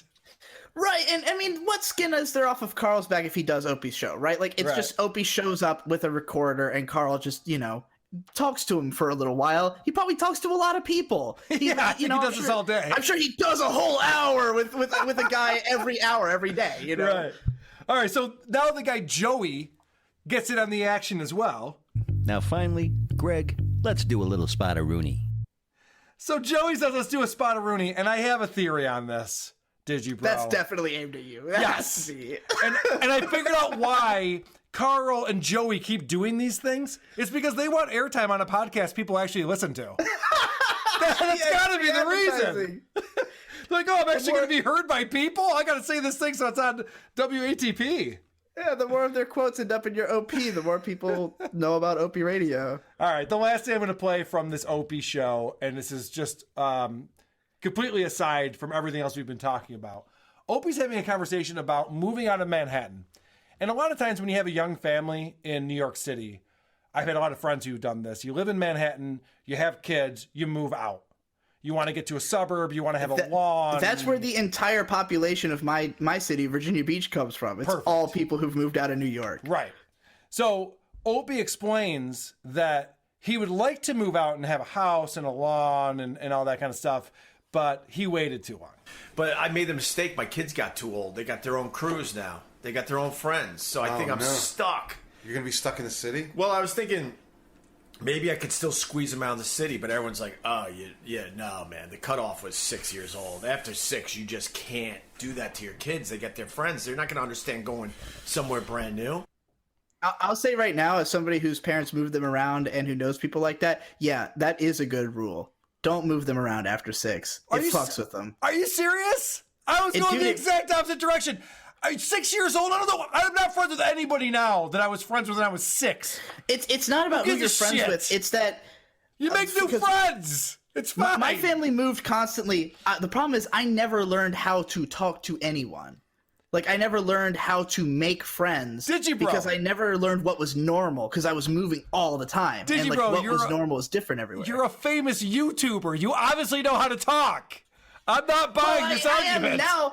Like, all of my skills came from this desperation to have anyone pay attention to me. And no friends all up through all of school, all the way up through high school. My whole YouTube career started after that out of me trying to, like, getting so desperate to explain myself to anybody that I started doing it in videos. Like, moving a lot fucked with me a lot as a kid in a way that I don't think my parents could have possibly predicted. I think this is insane. I think living in Manhattan as a 6-year-old is more detrimental to people than well, sure. I mean, Manhattan's a suburbs. shitty place to live. It is. But if his kids are older now, they probably are used. Like, they've already grown up. There's nothing you can do at that point. Like, their understanding of what is life is Manhattan. You know, so if you take them somewhere different, it might be better in some way, but they won't understand it. They'll just see it as, you took me away from my friends, my clique.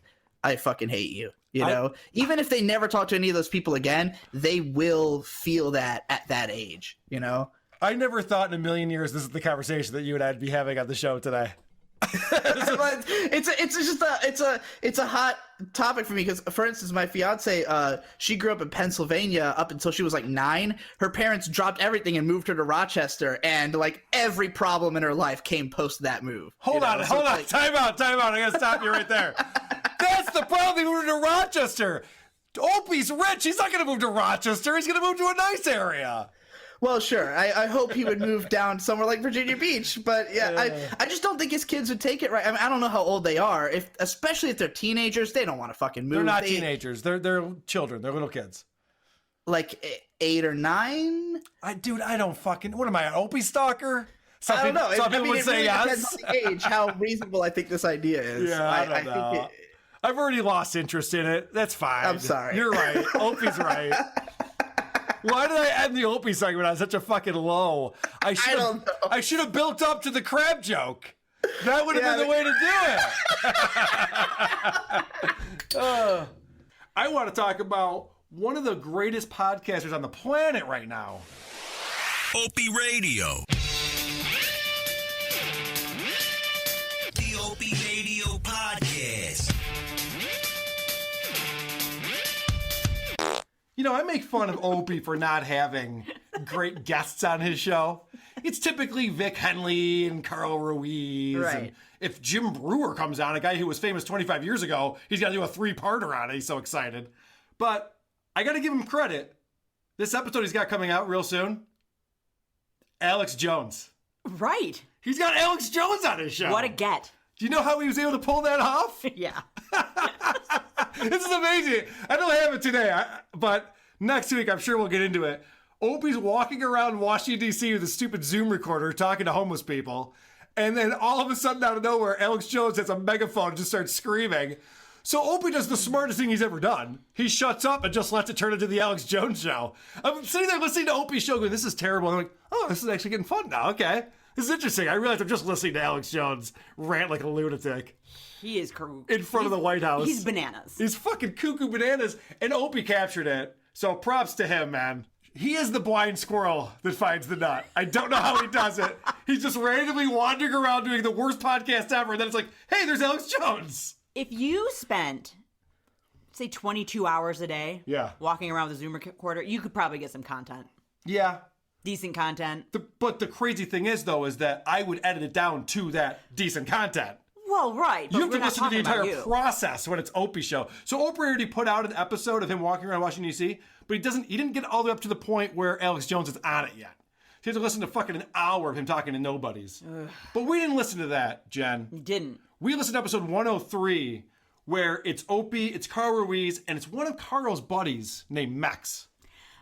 From New Jersey. Who, by the way, I was having a very difficult time discerning who was Carl and who was Max. Their voices sound a lot alike. Max brought a really weird energy to the show. More interesting than I was expecting him to be. Wow. You had low expectations, obviously. I had very low expectations. I want to talk about... This is a very political episode. It is. They talk mostly politics. It's not fun. They're not even trying to be funny. It's just politics. And let me tell you about Opie and politics. It's not good. This guy has no political opinions or views or understanding. I think that's part of the reason why this episode didn't bother me too much, because he really didn't say anything.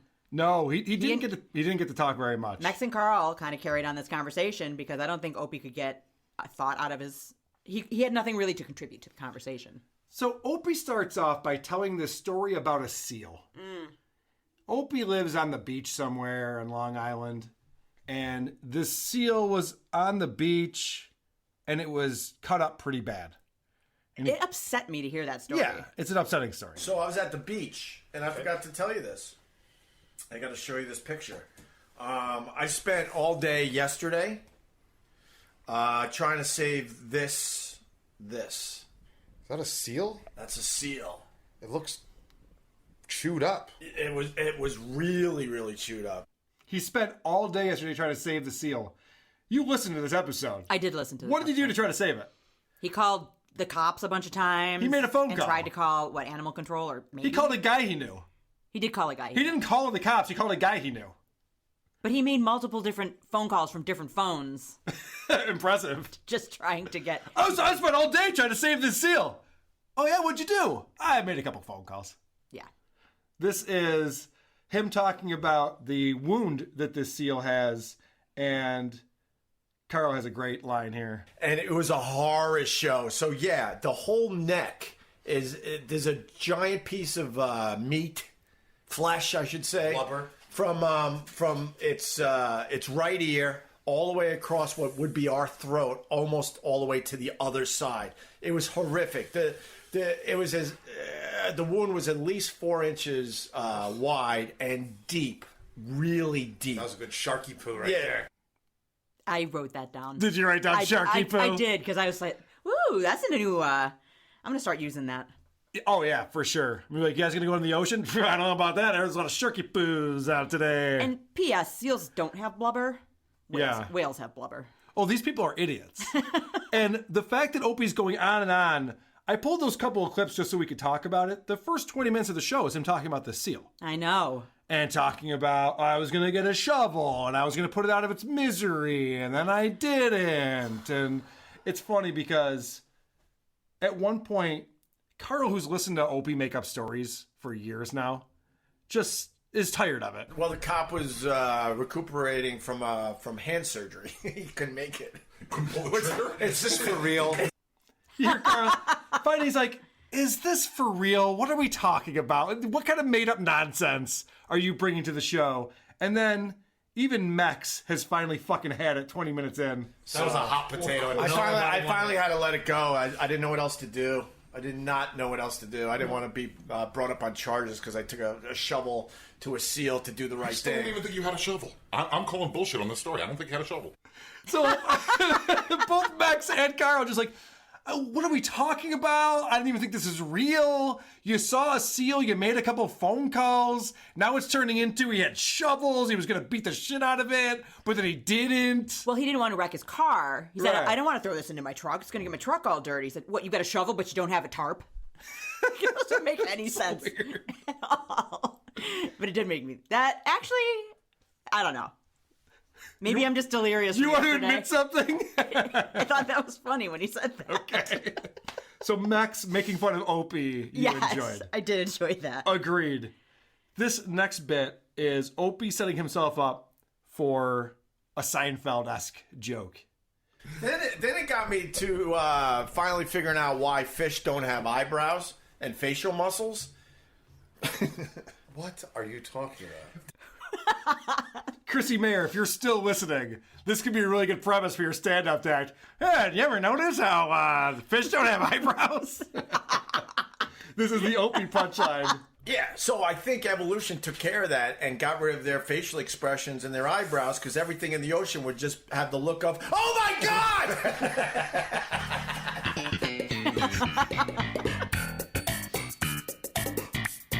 Who can't relate to that joke? Oy vey. Holy shit, this fucking guy. And then, because it's Opie sets himself up for that joke, tells it, everyone has a big laugh. 2 minutes later, for some reason he comes back to it again. Well, because I always wondered why fish didn't really have facial You've always expressions. wondered, When he said that... What are you talking about? I always wonder why fish don't have facial expressions. If that's true, let's pretend that's true that he's always wondered that. Keep that to yourself. Has he always wondered? No one's ever wondered that. That's not a thing to wonder about. Has he always wondered that while he's shitting in the ocean? Yeah, right? Oh my God. I thought for sure he was going to tell another one of those stories too. I was a little disappointed that he didn't. He starts off this episode talking about how he's annoyed with Corona's tagline. Those Corona commercials drive me nuts. It's just a stupid beer in the end. Relax, and they talk about these amazing scenarios where and every Corona gets its line. Opie, it's the tagline, and the reason why they act like it's amazing, it's a commercial for that product. Meanwhile, this is the dummy who goes out. He's like, "Quip toothbrushes are the best toothbrush. You got to trade your kids in for these things. They're amazing." Fucking idiot. Mex is a spaz. He's got a lot of weird energy going on. I don't know if he's excited to be on a show that 4 people listen to, but he's got this weird energy. Opie calls him out, and then Opie displays his years of interviewing people. He's got talent. You prop me up like Weekend at Bernie's and just, have me around, put a string on my hand, have him waving to people. Hey, look, Mex is all right. Oh my God, you're high energy, Mex. Sorry. High energy, right? High energy, Mex. What do you care about? Do you care about anything? Nope. That's a great interview question right there. Max, great to have you on the show. What do you care about? Do you care about anything? So Max is a big basketball fan, it turns out. Right, and so is Opie. So is Opie. So you'd think that they'd be able to let's talk some basketball. Opie turns it into Kardashian talk immediately. Then he had to, build another team around him. He got Gasol and he got Odom and those guys because he realized you Odom can't. Beckham? Yes, him too. Okay. Odom Jenner. Oh. So he's right. Yes. Yeah. He was the one that the Kardashian ruined. They ruined all of them. Beautiful women that just ruined Lamar Odom. He got ruined by Khloe. Every the Kardashians ruin guys. Ruin them. How did the sports talk turn into reality television? It's fucking crazy, right? 3 guys sitting here talking about basketball, and Opie's immediately into the Kardashians and Khloe ruining. I I'm amazed by this. I am too. I also don't give a shit about basketball, so I had a hard time paying attention to that. But then he started talking about the Kardashians, and I also don't give a shit about them. Right. So all in all, I didn't really like that segment. It was just a wash for you. It was a wash. For me, I'm listening now, I'm going, yeah, let's talk about how they're building those great Lakers teams. Nope. We won't be talking about that anymore. All right. We're going to get into the politics here. Okay. I'm excited about all these politics that they get into. Opie's just got a hot take. He's got hot take after hot take, this guy. He sure does. He's always so spot on, and I love how enthusiastic he gets because you can tell he's formulating it as he's saying it, and it reaches this point where he's like, I got the thing I'm going to say. Can we talk about the straws for a second? So they accomplished the straw thing, so they're banning straws, right? Right. So now you got these flimsy paper straws going into giant plastic cups. It's just stupid. It's so stupid. Stupid. Saving the world. I love this guy. So now you got these flimsy straws. Hey, you guys see this? These flimsy straws. Holy shit. And then Carl goes ahead and gets on his soapbox. And I love this part because I'm very familiar with Opie and his politics. Back when Opie and Anthony were doing a daily show, Sean Hannity would go on their show and invite him onto his show. Opie, I really want to get you on the show. How come you never do my show? Sean Hannity's talking to millions of people on Fox News every night. Huge opportunity to promote Opie and Anthony. Right. Anthony's going on those shows. Jim Norton's going on those shows. They're all going on the Fox News shows. Opie's going, no, Sean, no. Because he's got nothing. He doesn't know anything about politics. Well, he has that insight into himself. Right. He understands that he's got nothing. Right. But he wants to be at the big boys table talking politics. So Carl starts going off on his soapbox, whatever. And listen to Opie just agree with everything that Carl says. There's two ways to control people. Money and healthcare. Right. That's it. Right. Once you have those two, you're done. Done. You're doing what they say you do. Sit down, bitch. We're going to decide. Because then from healthcare, what can you do? Then you decide diet. Right. Then I can regulate restaurants. Say, you can't be open anymore because you're killing our people and making our medical costs higher. Right. So your food is illegal. Right. And it just trickles down into everything, and you're done. Of course. Is that amazing? I didn't even notice that when I listened to it. This is a supercut of just Opie agreeing with everything Carl says. Right. You're done. Done. Right. And of course. That's awesome. That's some political debate they're having there. Let me get back into what Opie's politics are. He thinks he's brilliant. He has this idea that he's neither a Democrat or a Republican. Huh? Did you know that? Did you know that could be a thing? I did not. I know. Opie invented this. He's like, two-party system. Fuck that noise. I got my own thing going on. So this is Opie's politics. But at the end of the day, we lose. Everybody loses. Of course. That's why I hate them. It's a net loss. I've told you a million times, I hate them all. I hate them in New York all. City. In New York City. That's Opie's big take. He hates them all. He's not a fan of politicians. Wow. That's a hot take right there. I don't know what's wrong with him. Everybody loves politicians. I know. He's the first guy in the world to ever say that. It's unbelievable. Let's get into more politics. Drunk Carl talks about politics in America. Carl Ruiz got some hot takes here. You're not going to shut this guy up. No. You can create a hoax crime and get away with it. Right. They can say that you're the president because there was a hanging Chad. You can say that's power, right? Because the thought of the money that comes with the power that's nice, huh? That's a nice bourbon. No, you're 100% right. So here's the thing. Shut up! Shut up! Shut up! Holy shit. This episode's so hard to listen to. I don't want to hear these guys' politics. Right. I barely want to hear their jokes. I didn't find it. It was hard to pay attention to. Right. I agree with you. This is embarrassing. This is Opie talking about how the government doesn't care about us. And what's the biggest drug deal in the world? Big Pharma. Right. And the government wants a fucking taste. And they want the whole fucking thing. And if they go to single payer, you're going to get it. The government don't give a fuck that our kids are dying from overdoses. Just think they about... don't give a fuck. Just... Listening to him talk I know. Hard. It's so cringy. So he says the government doesn't give a fuck about kids dying of overdoses. And I don't want to analyze this too deeply, but what does that even mean? The government doesn't give a fuck. Do you think there's people in the government who don't want children ODing? Probably. I would assume so. I would assume there's some. The government's not in charge of caring. That's not what their job is. No. Of course the government doesn't give a fuck. That's not what the government does. I don't even understand what that means. I don't know where you go with that. I mean, I don't have children, so I don't give a fuck either, really. But I'm just saying if that I had there are kids, organizations out there that want to treat kids who have drug problems. They don't want to see them overdose. Right. If I did have kids, I would care about my kids. But the government wouldn't give a fuck. But the government wouldn't give a fuck about my kids. All right. So then Opie, because he's got awesome political talk, has to pull it from Who lyrics from 50 years ago. Works. It's the way the world works. I understand that, but all these people that voted for Trump saying their lives were going to get so much better with Trump in office, their lives aren't that much better, if better at all. And the Who famously said, "Meet the new boss, same as the old boss." It's the truth. Actually, Pete Townsend wrote those words, and he also said when they found a bunch of kiddie porn on his computer, "I was doing research." It's the truth. Like, when I heard that, it made me feel yucky. Well, yeah, because they're doing that 90s radio thing, and Joey just pops in there from time to time. So Opie says this ridiculous thing, and Joey ears perk up because he's like, oh, I like music. Actually, yeah, Pete Townsend said that, and he also was busted for kiddie porn on his computer. Did you know that? And here's the sound like, boing! Oh, holy shit, guys.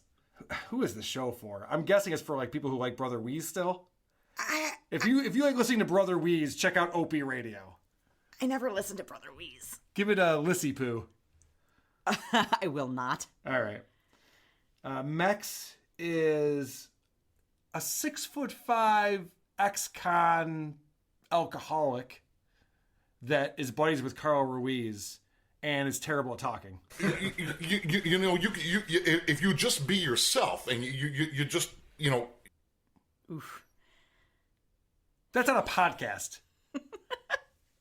Opie edits his podcast, he says. No, he doesn't. You know what you could edit out? That type of thing. Fucking Porky Pig over here. I mean, that was some of the best stuff that was on the podcast. That's my favorite part. I already played it twice. That's how much I liked it. This idiot Max talks about how there is no racism in the world anymore. No such thing as racism. There's no racism. I don't see the Klan out there running around burning crosses. I don't see any of that. It's just get to know somebody. I don't hate 7-Eleven. I'm very dear friends with my 7-Eleven guy. It's just a talking point where people just try to screw you over because you have a different ideal. It's nonsense. There's no racism. I don't care if you're black, white, Chinese, whatever. There is racism, but you're saying not really though. Not anymore. I'm sorry. Okay, so what is he talking about? I don't know. Because even Opie was the one making good points in that bit. He says, there's no such thing as racism anymore. I don't know what people are talking about. There is no racism. Opie said, well, no, there is racism. No, there is no racism. And then, I don't know, 7 minutes later, he talks about when he was in prison. I made friends with a guy who, did the same thing I did. And, he was a white supremacist. He really was. So Max says there's no such thing as racism anymore. This guy that I was hanging out with in jail was a white supremacist. Sounds like a guy who might be a bit racist then, huh? Well, I mean, he just thinks that whites are supreme. Yeah, I think that's the definition of racism, I'm pretty sure. And then Max tells a joke that everyone laughs at that I don't think makes sense for two different reasons. I didn't like Carl because he was pissing in my pond. I get back, all of a sudden I meet him, like, this guy's fucking awesome. He puts the anal in phenomenal. He's great. So they all laugh at that. He puts the anal in phenomenal. First of all, there is no anal in phenomenal. There isn't. Okay, that's the first reason why that joke doesn't make sense. Secondly, what's so positive about anal? He's talking about a guy friend of his. He's like, he puts the anal in phenomenal. Like, ugh. What do you mean by that? What's going on? He was in prison. Yeah. That's what I mean. It's very weird. He's a weird dude. I'm not understanding everything that's going on. There is a live read during the show for Manscaped.com. And this is, Opie doesn't usually do live reads. He usually records them ahead of time or afterwards and pops them in post. So when they do a live read, Carl Ruiz is oftentimes drunk and kind of talking over the live read. So in this case, Opie has to tell him to shut up so he can read the copy. I'm going to play this and I have a comment. I mean, sometimes when I scrub down there, I use like regular soap. Yeah. It'll just hang there. It'll get caught up in the hair. Oh my God. Taming the Briar Like a Patch. spider web. I got to read the copy now. You want me to do it? No. Cool. So Carl's just talking all over this live read, and Opie's got the paper. He's like, can I just read this thing? The funny thing is that these advertisers, the reason why they advertise on podcasts, because they want it to be part of the conversation. Right. They want to work their product into the content of the show. They always tell you, if you could try to make it sound like you're still doing your show, but work in some of the copy points, you don't have to read it verbatim, but work in some of the copy points, make sure you hit this or that. Meanwhile, dummy Opie is like, Carl, stop having fun. We're doing a live read right now. All right, I'm just going to read this script. Stop having fun with it. Stop relating it to your life and how you would use this product. He has to concentrate. That's true. He's trying to read words. At one point, didn't he say, "That's pretty good copy"? I think so. He did. Yeah. He did say that. I think he was making fun of it, which is also something that you really shouldn't do when you actually get somebody to pay you money to talk about their shitty product on your terrible show. That's what he used to do on the radio. That's true. Because back in the radio days, you read what they gave you. That's Only true. when Howard Stern started going off the copy did people start going off the copy. Yeah, that's right. I created that, Robin. Is that a good Howard? No. I tried. Here's a brand new word. You're talking about you, Carly Poo. Yeah. Carly Poo? Ugh. You're not a fan of that I don't one? like that. Good, me neither. Last clip that I want to play from Opie is Carl Ruiz is talking about how it's not good to be far left or far right. And I found this to be a bit odd. This one guy comes, he's like, I'm a libertarian. I'm like, so can I kill you right now? Because I can't. Why does he want to kill libertarians? I don't know. I was taken aback by that a little bit. Well, libertarians aren't far right or far left. They're kind of in the middle. And they kind of want everyone to just leave each other alone. Do you want to murder libertarians? I know. That was It's a weird very take. strange. I thought Carl and I were buddies. I guess not. I gotta find something. I didn't pull on my board. You never truly know a person until you start talking politics. Yeah, until they start telling you they want to murder libertarians. And it's like, oh, fuck, okay. Well, I guess that's going on then. Moving on, we have another segment that we need to get to that's very important. I love important segments. Yeah, of course. And actually, I have a brand new stinger for this one. Ooh. Because Opie has a new intro theme. Okay. So I went ahead and put a little bit of editing to it to develop a new stinger for our Opie segment. I love it. You ready for this? Absolutely. Am I building it up too much? Am I going to get too excited? It's a little bit. Is this going to be a letdown? I mean, I don't know if I'm supposed to be hard, but like I said, I am.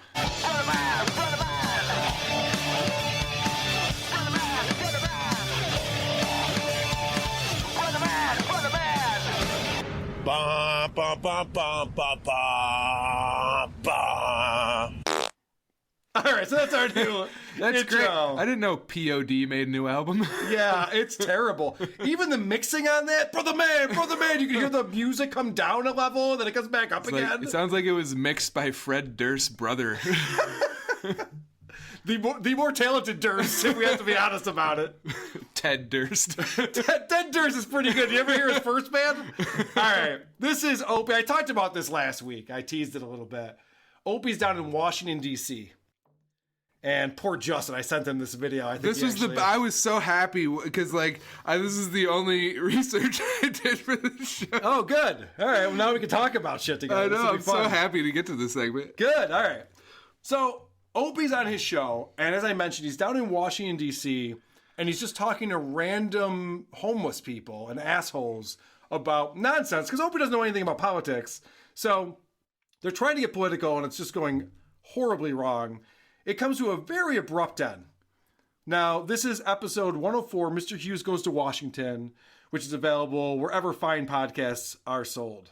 This is Libyan flag. Wow. And this last weekend was the 6-year anniversary of Hillary Clinton having their leader killed. So, all right, with that, so I'm I out. don't have to I'm be out. I'm going to come back and talk to you guys tomorrow before I head back to New York. Thank you so much, all right? Thank you, Dan. All right, we'll see you guys. I got to wrap this one up right here. Yes, and I got to wrap it up by myself since Joey was still sipping fruity cocktails in Jamaica. When is he getting back from vacation? Any day now. Any day, good. But with that said, this episode does end here on your podcast app, but... Oh, boy. This is exciting, isn't it? That was a big butt. So the podcast has ended. Uh-huh.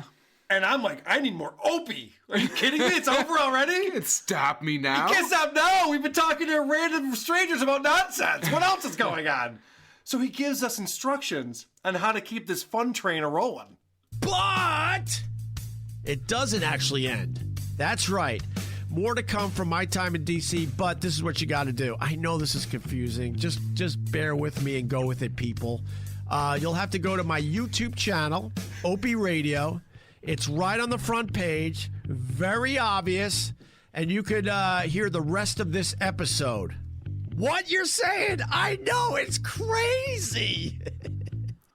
Why in God's name are you screaming over jazz music? It's such a weird combination. I know, it's crazy! There's the guy in the background like, boom, ba-doom, boom, boom, boom, boom, ba-doom. I'm just imagining him at like a jazz club. Yeah, people are like, shh. It's like low lighting, Shut people up. are smoking cigarettes. He's like, come listen to my podcast.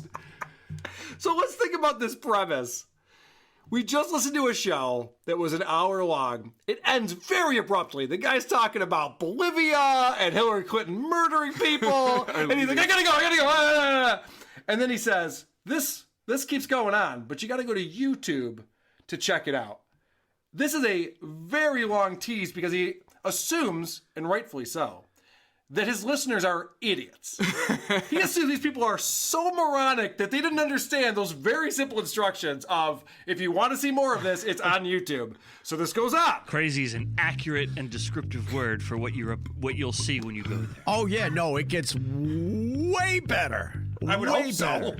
And you can Take hear your the word. self-produced Christ. and self-released episode in its entirety, okay? I know this is strange, but just go with it. We're trying something here. We want you to be able to experience Opie in what we call in the industry a 360 environment. Is that what's going on, Robert? It's a 360 environmental experiment. Boy, When are it's- you a good actor.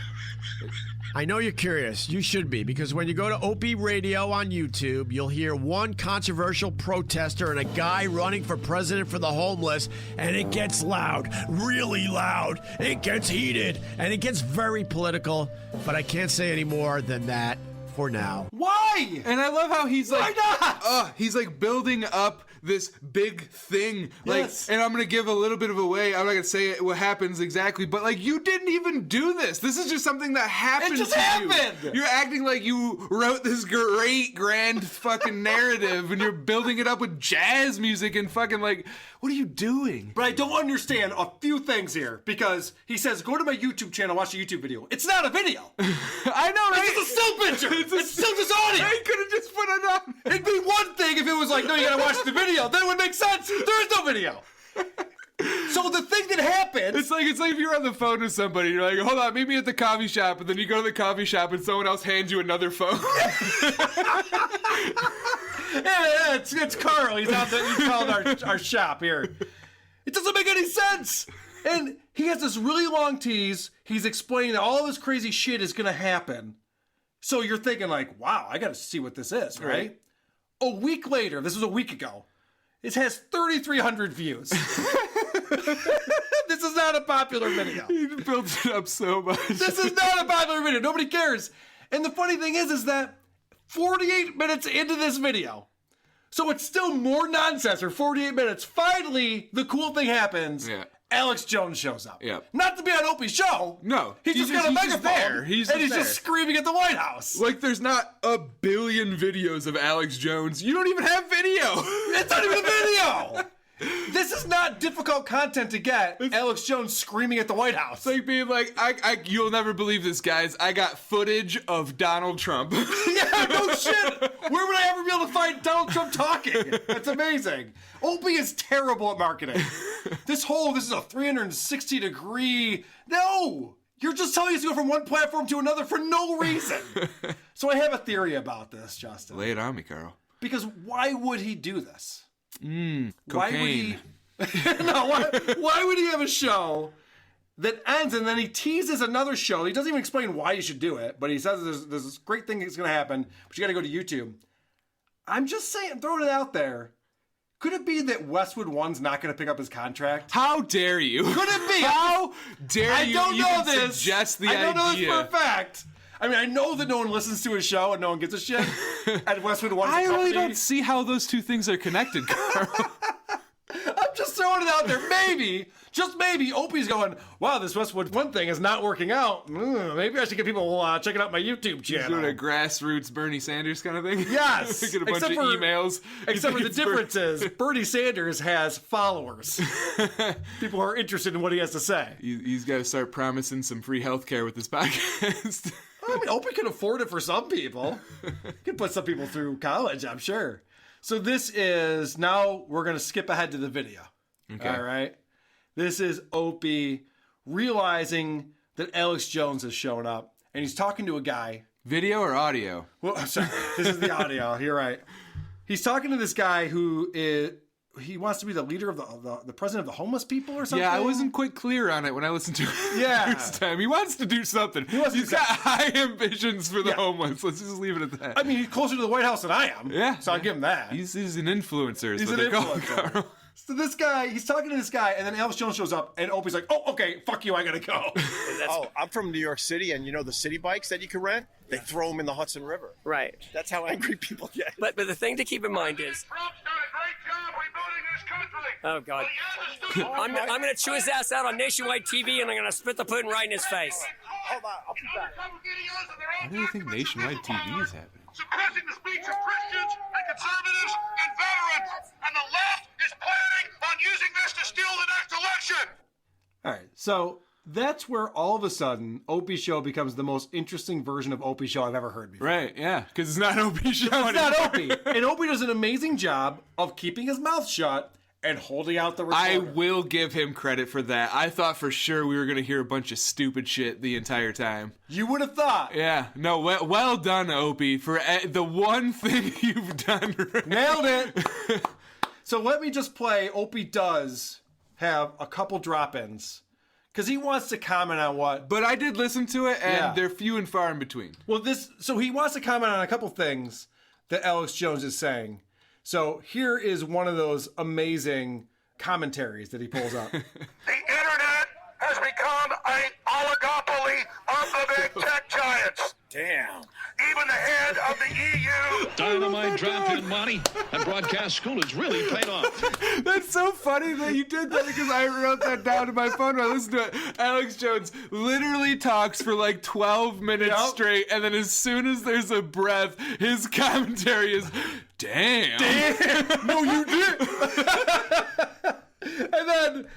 And then this actually happens again with another great take that Opie has. It's critical to understand it's the Democrat leadership in bed with the communist Chinese and other globalist systems. And they are meddling in our election. The whole Russiagate fraud was meddling in our election. The censorship, blocking conservatives and Christians and veterans being able to speak is un-American meddling in the First Amendment. Damn. Defend the First Amendment, President Trump. I mean, there's so much gold there. You know what's the best part about that, aside from the fact that all he can come up with is damn, is that Alex Jones, he does this thing that's so fucking, I love Alex Jones as like an entertainment force. Amazing. Because he does this thing, as you could hear in that thing, is that like he'll get himself worked up, and then the last line will be so theatrical, it'll be like it's just so like, oh God, it's beautiful. It is amazing. Damn. Damn. Last week we played Opie. I want to replay this again to set the stage. because Opie set himself up for a punchline. And this is him setting himself up. Then it got me to finally figuring out why fish don't have eyebrows and facial muscles. What are you talking about? So I played this last week because Opie says, I finally figured out why fish don't have eyebrows. And Carl Ruiz is like, what are we talking about? So Opie then delivers this punchline. Yeah, so I think evolution took care of that and got rid of their facial expressions and their eyebrows because everything in the ocean would just have the look of, oh my God!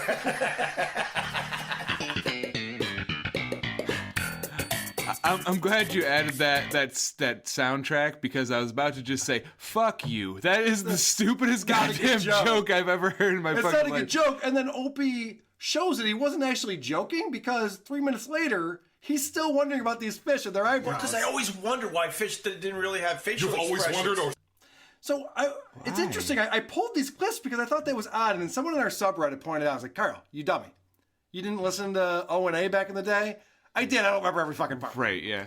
Patrice O'Neill apparently has talked about this on the Opie and Anthony show. Ah, that makes sense. So Opie's just ripping off Patrice, a dead comedian. No, not he made Opie. a shit ton of money off of. The guy that he was racist towards for 10 years. Oh my God. Well, you're thinking of Anthony. Oh, no, yeah, I'm thinking of Anthony. But anyway. You're right, my bad. This is... the guy in our subreddit, and I should give him credit, his name is Dumb Show Reference. He pointed this out, and he did find a clip of Patrice setting up this same premise on a Comedy Central special that he did. I could kill fish, though, because fish don't have any eyebrows, you know what I mean? Oh, shit. Is that amazing? What a douche. What a douche. Opie's like, fucking you ever notice how fish don't have eyebrows? Yeah, Patrice told me that back in 2008. But Patrice did it in a way where it was like part of something else. He just like led with ancillary fact and a bit. Like it was his own bit. But now Opie thinks that, well, I can steal that material. Who would possibly know that that's out there? Who listens Everyone! to Patrice O'Neill? You fucking idiot. I love Opie. He never gets out of his own way. It's so much fun. It's just like, oh, I don't have to come up with any material for my podcast because Opie's still alive. It's amazing. All right, let's move on. We have an important segment that we need to get to here, Kaya. Mm-hmm. It's either this one...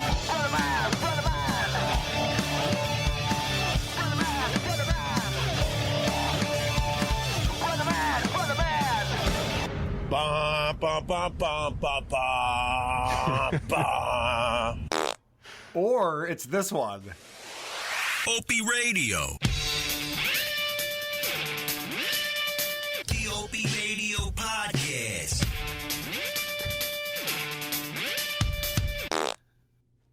I don't know. Quick vote. What do you think? What's the better stinger for this segment? Combine them. I mean, why the fuck not? You already okay. have like 10-minute intros and outros, so Yeah, make seriously, 5 minutes.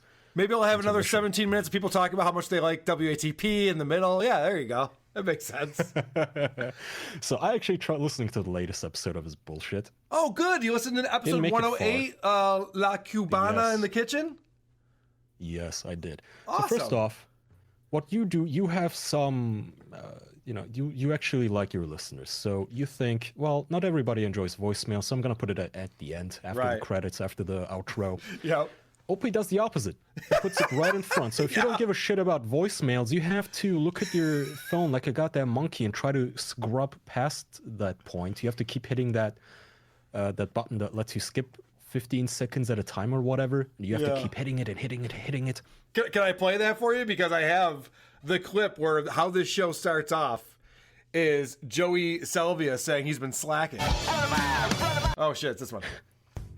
Hey, it's Joey Salvia. It's been a while since we've taken a few calls. I've slacked a little bit. I apologize. He goes, oh, you know what? We haven't played voicemails in a while. Yeah, no shit. It's because you don't get voicemails. You have to have listeners who care about the show in order to have voicemails. Yeah, we got tons of them. I've just been slacking. Yeah, that's it. And then I do have an example of a voicemail. I don't want to step on anything that you've done. I. Okay, I'll let you do your thing first. You're the guest. Okay. He obviously pays people to call it, his friends. You know how voicemails sound at this point. I do too, because our podcast used your number for voicemails, and I have a bunch of them to play later. Yes. Yeah, we started using the voice line for the Who's Right podcast now. I heard about their that. numbers. Yeah, it's great. Doug told me about that. It's funny. Yeah. So you know how the usual voicemail sounds. It's somebody who's sometimes they're excited because they get to talk to somebody they really like and enjoy. Sometimes they're really bored. But it's usually, hey, I just wanted to call in. Yeah, I don't know. I guess that's it. I like you. Bye. And then they hang up. It's never That's succinct. what a normal person sounds like. Right. It's never scripted, like gets to the point, makes a point, has high energy. It's never that. You wish that you'd have someone call in and just for 22 seconds rattle through a thing and you're like, sweet. Never. Yes. But then it would sound fake, like it's a news anchor calling in or something, which Yeah. is what Opie's voicemails sound like. So play clip 15. Many people will compliment you on how great the podcast is, me included, and they're absolutely right. It is great. But what they may leave out is how much better it's becoming as you rack up the episodes. Ugh. Chef Carl Ruiz, you're killing it. Joey Salvia, you're killing it. Thank you. Littlefoot Mike Sappho, you're killing it. It's been a real joy to listen to, and I'm looking forward to many more Ope-tastic episodes. Thank you, Jay. You had to throw in that Ope-tastic tag thing, though. Fuck, I forgot about the ending. First of all, fuck you. As if you and your whole posse don't talk like idiots, Opie-roo. Okay, you're angry at Ope-tastic at the end. Come on, I was scrubbing through the episode and the first thing I heard was text-a-roo. I gotta text-a-roo Carl here so we can go to the movie theater. Oh, dude, you're fucking squashing my clips. Go ahead. I'm sorry. Okay, I'll stick to the voicemail here. No, You that's heard it. right. That's such a fake fucking person. It sounds like some guy reading an infomercial. Do you like really good podcasts? Well, then you can turn into Opie Radio, which I really like, and I'm a real person. Kaya, that is such a brilliant observation on your part. And I'm at a point now where I'm not even picking up on these things. I might be overthinking it. That is so scripted. Hey, so-and-so, you're killing it. So-and-so, you're killing it. Even his tempo, the way he was saying that was so professionally done that you're right. That was scripted. It was recorded in a better studio than Opie records his own show in. That was not a voicemail. You're right. That's a brilliant observation. Yeah, I have a clip or two about his quality too, but I was also going to say, why, even if it was real, why play voicemails of people just praising you? How That's all boring it is. that, man, because you can't riff on it. If it's anything else, if it's somebody calling you out, saying something funny or stupid, you can riff on it, you can turn it into a joke. If you just play a clip, a voicemail of somebody going, I love you, man, everything you do is so awesome. That's it. That's all you have to do there, or all you can do is a one-word answer. It's thanks. Kaya, this is the reason why they play voicemails.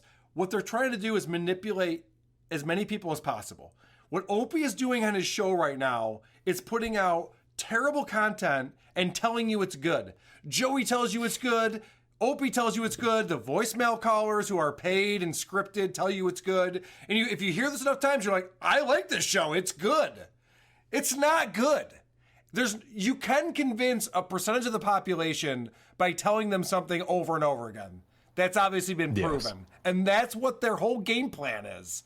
You're right. These voicemails are not necessary for the show. They add zero content and there's no entertainment value there. They put it up front. It's the very first thing you hear. It's 3 minutes of people going, Opie, you're killing it. Love the show. Based on what? I would love for him to say one thing that he enjoys about the show. Hey, that episode where you went to Jim Brewer's house and he talked about nothing on his porch for fucking 3 hours? Great stuff. Like one thing. Can you point out one example of why you like this show? No one ever has. Yeah, it's the audio equivalent of faking 5-star reviews on your own show.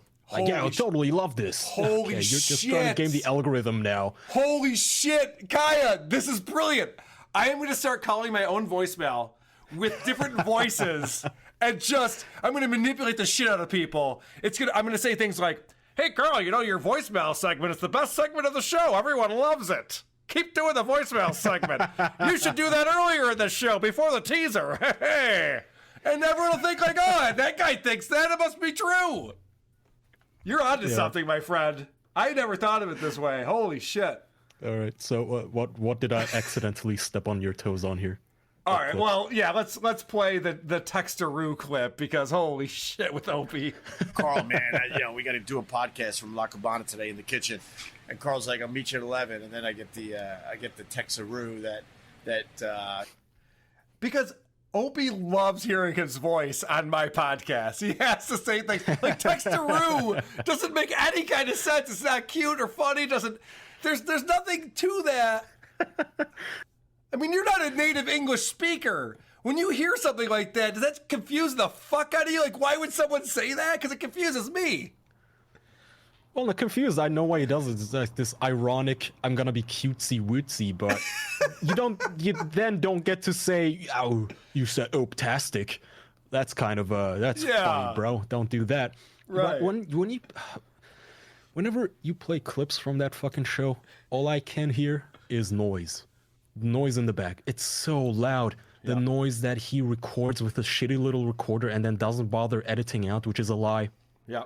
Him still talking about how he edits this shit. Yep. You put music on it at the beginning. You have you put a little music bed on your intro, and that's what you mean by editing, I think. And well, he doesn't do it. This guy Joey Selvia does all that. Opie doesn't do any of this shit. He just sends in his raw conversation from his Zoom recorder, and the guy in Texas who works for Westwood One has to turn that into a fucking show that's palatable, which he's failed miserably at. It hasn't happened yet. But Opie's not doing that at all. And I can play you... Then, do you think that maybe Opie actually gives them instructions not to make it sound better? Yes. Because he wants to have some integrity. Like, no, I want it to sound like we're in a cafe, man. Packed, like we're in a bar. Yeah, well... No, this would be my guess. My guess is Opie has a conversation with Mike Bichetti and Mike Bichetti's mother for 37 and a half minutes. The conversation goes nowhere. There's dogs barking in the background. Joey Selvia gets this audio and shoots him a note and says, Opie, I think I'm going to scrap the first 37 minutes of this episode. It's not really very good. And Opie says, fuck you. That's the show. I'm the talent. Put it in there. I guarantee this conversation has happened. Because there's no one who's engineering a show. Exactly. I think he goes, fuck you, that's the show. It's authentic. With the noise. Yep. That's how we sound, he goes. Yeah, we're doing a different type of show. Of course, this. Yeah, I know. You got your window open. You got the fucking Autobahn next to you. Yeah, can you hear this? I can, yeah. Is it too loud? No, it's fine. Let me close that. No. Hang Kaya, on. it's authentic. It's relevant to the next clips. Hang on, I can't be a hypocrite. Yeah, I know. As I talk, walking away from the mic. Jesus, we're hitting all the fucking things. Perfect setup. So what I wanted to play to you is how easy it can be made better. Yeah. Okay, so I pulled a clip from, it sounds like they're in a car wash or something. They're just talking in the car with their windows open. I don't know what the fuck is going on here. Play clip 16. So he's like, all right. Alex didn't get back to me. He goes, all right, you're all set Thursday, 9 o'clock, chef's table. Right. Done. So... The noise, a lot of noise. It's at the same level as the voices in that clip. They're at the same level. It's crazy. So that's their editing. That's how they release this shit show. It's how they record it.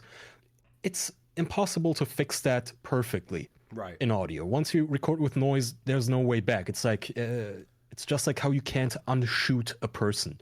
You can only plug the wound, stitch it up, take the bullet out. That's it. But it's never. It's still gonna leave a scar. So, but I then think here's my attempt. Kaya, I think the saying is you can't put the shit back in the horse. Garbage in, garbage out. Right. If you record like shit, it's gonna sound like shit. But here's a modest, simple 2-minute attempt at me removing that noise, which is clip 17. So he's like, all right. Alex didn't get back to me. He goes, all right, you're all set Thursday, 9 o'clock, chef's table. Right. Done. So... Yeah. Still sounds like shit. Sounds like shit. You don't have static in your ear the whole time. Yes. So what you've done there, and I've done this many a times, not so much for my podcast, but when I record music, is you have a specific frequency that's fucking with the frequencies you want to hear, and you can just eliminate that entire frequency. Just take it out of the mix. Yeah. It does fuck with the voices. Every time the voice hits that frequency, it gets diminished, so it gets a little bit wonky. But Joey talks about this specifically. He comes in, and you probably didn't get this far in the show, because this is 50 minutes in. Fuck no. Okay, Joey what he does is in post-production, he'll interrupt them talking and have a little drop that he comes in with. In this particular instance, he does it because Carl Ruiz is about to give out a ton of spoilers on the new Marvel movie. So Joey comes in to say, hey, by the way, if you want to watch this movie and you haven't yet, you might want to fast forward at 5 minutes. But he can't help himself. He has to explain how difficult his job is because Opie sends him the worst audio ever. And he's explaining how he tried to do what you just did. I cried a little bit. You did? Yeah. All right, Joey Salvia here. I wasn't going to jump in on this podcast because the guys were doing just fine by themselves in a noisy kitchen. In fact, if I used any more noise reduction in this podcast, you wouldn't be able to hear Greg or Carl. That noisy. This is how pissed off Joey is. He tried to do what you did, and he thought it sounded too shitty. So he's like, all right, I got to put most of this back in. Like, fuck. I can't make this sound good. That's a dilemma of an editor, right? Somebody sends you something so shitty and then just tells you to somehow make it work, and you know it is subpar, but then they show it to the client and they go, wow, that's good enough, that's perfect, that's authentic. I want to hear the spoons clickety-clacking in the back. You fucking idiot. They love to pretend that podcast noises are okay. Hey, we do this show where there's a lot of noises in the background. Neat. No one else does because it sucks. It's not fun to listen to. This is... Stop trying to be authentic, man. It's not that good of a trait to have to be true to the recording. It's not authentic. The problem is you're hanging out with your buddy while he's trying to open a restaurant. So this episode, they're in the kitchen of this restaurant that hasn't even opened yet, but they're still trying to work out the menu. And at one point, the dishwasher or something starts running, and it just gets loud as shit. But I love this clip because it starts with Carl telling Opie to shut up. I think I would love to be on a bus because I like to Shut up, Opie. No one wants to. Everyone loves it. If it was just like, if we were at Niagara Falls and they're putting a new hot water heater, you hear that? I hear that. You hear that? They're putting in a new hot water here. All of a sudden you just hear... This is not a place to podcast, dummy. They have a studio. See, that's what I'm saying, though. I think he purposefully seeks out noisy places because he thinks it adds an air of legitimacy. Like, yeah, bro, we don't edit this. This is legit. This is real life right here. We're just walking on the street. Because I don't hear that much noise just living my life. Mm-hmm. Even when I go grocery shopping, it's way more quiet than that. I know. It doesn't. It's ridiculous, and that's why you're not famous, OP, you dumbass. The actual good shows, they know that having noise or background shit being street and urban doesn't add anything. That's why even when Joe Rogan smacks his hand on the table, you can't hear it. Right. Because their audio editing is good enough where you only hear their voices and it sounds good and intimate. You idiot. The dishwasher doesn't add anything. I'm going to start a new podcast. It's going to be called Carl on an Airplane. And I'm just going to get on airplanes. I don't have to go anywhere. I'm just flying to New York and back. I'm just going to get on airplanes and just talking to a recorder that's, 3 or 4 seats in front of me and just yell to the recorder and just see what happens. I think people will like that. Yeah, record it through the intercom on the fucking plane. It's all treble. It's just, so today's podcast, what are we talking about? Sound like Rich Voss. Oh, yeah, I hope we don't have a crasharoo. A crasharoo! Put on your seatbelt Rudies, everybody. Opie would think that would be cool because that's all, real or whatever fucked up version of reality he has in his head that he thinks he's just being so much cooler than the rest of us, not noise reducing. Talking into a proper mic. You know who Scott Weiland is? Mm-mm. Scott Weiland was the singer of Stone Temple Pilots. He used to do this thing on stage where he'd grab a megaphone and then sing into the microphone through the megaphone, which is super obnoxious. I'm going to start a podcast where I'm on an airplane with a megaphone, and the recording device might be in the cockpit. You don't know. It's going to be somewhere, maybe in the overhead, and I'm just going to be screaming through a megaphone. All right, let's talk about these voicemails that come through. And we talk about it all the time. The listeners to this show, if there are any, are lonely people with no friends. Because they're listening to the voices and going, oh, I'm hanging out with Vic Henley and Sherrod Small too. I'm there with the crew. And this proves it. This guy calls in from Cape Cod. Last year, Opie and the gang went to Cape Cod, and this guy's hoping they're going to come back again this year. And then at the end of this call, he asked them to hit him up. You got to think about me, people. These are the things that you have to do, all right? I'll have more tips as the summer goes on. But anyways, peace and love, Pod Squad. And if anybody wants to grab a beer or play some pool, if you do visit Cape Cod, hit me up on Twitter, man. I'd look forward to that. Later, buddies. It's all about you. At Creamy Butters on Twitter. Follow him. He's a great guy. All right, there's a couple. Now I'm seeing this through a whole new lens. Because when I first heard that, and it's a longer call, he's talking about, hey, guys, when you come to Cape Cod, here's what's going on. And don't forget to hit me up on Twitter. We could play some pool or something. I'm like, well, how fucking lonely are you? You're telling Opie to tweet you so you can play fucking pool? It's so pathetic. But now that you have brought up your understanding of how this voicemailing works, I think you're right that these are all pre-scripted, not even voicemails for the most part. They probably put a filter on it to make it sound like they're talking through a phone. This shit is recorded. Too professional. This shit's recorded in a studio.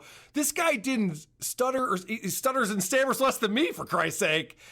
And everyone on the podcast is stuttering and stammering all the time. This guy calls in. He's got a succinct point. He talks right through it. Hey, guys, this is what's going on in Cape Cod. Blah, blah, blah, blah. Hit me up. This is my name on Twitter. Like, that never happens. I've listened to 1,000 voicemails. It's never happened.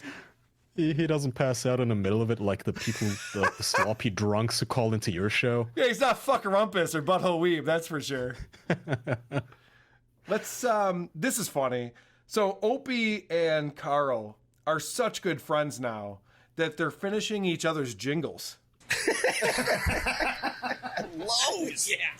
I'm just like, boo, boo, boo, boo, boo, boo, boo. This cornball. Exactly. What the fuck was that? Yeah, they're a few beers deep there, I think. I feel uncomfortable that I'm part of this conversation. Like, this is not, I shouldn't be hearing this. This is you guys just talking to each other. This is Carl talking about Mother's Day. He calls his mom, and his mom's kind of a grump. She doesn't have a positive attitude about life. So he's talking about his call with her. He talks about the very first thing his mom says, which is not what he wanted to get to, but Opie loses his mind as if this is the funniest thing he's ever heard. I'm like, Mom, happy Mother's Day. This is the first, not hi. Yeah. Oh. That's the first thing she does. Oh. I don't know if it's that funny that his mom said, oh, when he said happy Mother's Day. Sounds like he has mommy issues. Oh, yeah, for sure. They both do. This is Opie talking about sending his mom a gift for Mother's Day. Carl calls him out. Listen to how high Opie's voice gets. He's very ashamed of himself. This is how you know how ashamed of himself he is. I decided this year to send my mom flowers from proflowers.com, which is true. Right. With some chocolates because she Did you loves. get hooked up from Pro Flowers? Of course. You're a But piece of shit. no, why? Why is that bad? They got a great product. Get that little crocodile arm and get in there. They got a great product. How embarrassing is that? Yeah, that's kind of Carl being a shithead too. Like, he knows it's an advertising, but he has to kind of sink the ship. Like, do you actually like this product, you douchebag, that you're shilling right now? And you have to awkwardly joke about it and avoid the question. Like, yeah. What do you mean? It's the best shit. We're sponsored by Pro Flowers too, by the way. Pro Flowers is a great product. I mean, I don't know what you mean, Kat. It's a great product. I don't know what the problem is, Carl. It's amazing. It's a great product. Yeah, order some flowers. They get shipped. They look great. All right. There's a part. Fucking plant. I know. There's a part. Who cares? There's a part in this show. Listen, proflowers.com is amazing. It's not as great as deepdiscount.com, which is even more amazing. You and I have to talk after the show. So they're talking to Robert, who is known as Littlefoot. He's part of the show. He was the guy who drove them to Rochester a few months ago. I documented they came and they went on Brother Weeze's show. And Opie is bringing up the fact that Robert used to be a trucker. Oh, Robert's a terrible driver. You think it's because of the feet? Yeah, he can't really reach the pedals. I'm gonna get. It's like putting a little monkey on a jet ski. His arms stretch out, he flies off the mat. And then he gets so mad because I guess he was a trucker or something. So Robert was a trucker? Didn't he say that on the way to Rochester? He was like a trucker for a little while. That explains a lot of things. But you think he doesn't cut me as a trucker? Was he like the gentleman trucker? Like, I don't know. But where did he truck from? but Scotland to England? When we were making fun of his driving skills when we were going to Rochester to see Brother Weeze, he was very insulted. And he either said on the podcast or off the podcast that he was a trucker for a little while. I'm almost positive. All right, so Opie says, this was a setup clip. Opie says, Robert, the guy who works with us, who we see all the time, used to be a trucker. He told us that. I don't know if it was on our show or not, but he told us that when we all went to Rochester. And you could tell that Opie cares deeply about the people in his life. He has a genuine interest about who they are and what makes them tick. He's not a narcissist. You know, narcissists only care about themselves and don't really listen to what people have to say. He knows the people around him. And a few minutes later, Carl's in mid-sentence. Opie calls Robert to confirm this and cuts Carl off. So we get to the Four Seasons, and I check in. Now, I'm with the Food Network. So, you know, they take care of the base, and then I take care of the extra row. Robert? Yes. Me and Carl are podcasting at La Cubana in the kitchen. Yes. And I need to ask you, were you ever a trucker? I was never a trucker. I knew it. Carl wins. Because when we were making fun of your driving on the way to Rochester, I thought you were insulted because you told me you were a trucker. No, I was never a trucker. All right. Fucking Opie. So he doesn't understand. He doesn't know the people around him at all. He doesn't remember conversations that he has with people because he's only thinking about himself. And then this idiot, Carl didn't even put up a stink about it. He goes, really? He's a trucker? I don't think so. That doesn't sound right. Opie decides to call the guy. Well, Carl's in mid-sentence about something. And, you know, just to prove that he's right, like, say, hey, Robert, you're a trucker, right? He's like, no. What are you talking about? Oh, okay. Again, if it weren't so fucking noisy, if there wasn't a dishwasher, if they weren't inside a dishwasher at the time, you could have cut that all out and made it a little more seamless. There's posse. Look, I don't know any of these people, so I don't know what the ratio of famous to non-famous in that room between these people. But OP obviously thinks everybody's just his entourage. Yes. So it doesn't matter if he just cut somebody off in the middle of it to call somebody else to be his little minion and tell him that he was right. But yeah, the fucking noise too. This podcast could be fixed and made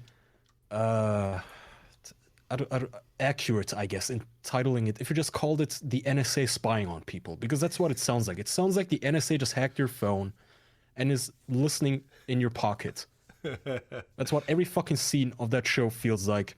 And if that's the theme they went with, you could forgive it, because then it would be good production. But this is stupid. You're a millionaire. Buy your friends a fucking lapel mic. Well, douchebag. Let's talk about what's really going on. And you can say that Opie's going for an authentic sound. He wants the ambient noise. Maybe that's true. He's done a lot of the shows from bars. What's really going on is Opie needs Carl Ruiz in order to be interesting. Carl Ruiz has a life. He's opening a restaurant. He doesn't have time to go and sit with Opie for 2 hours and talk about nonsense.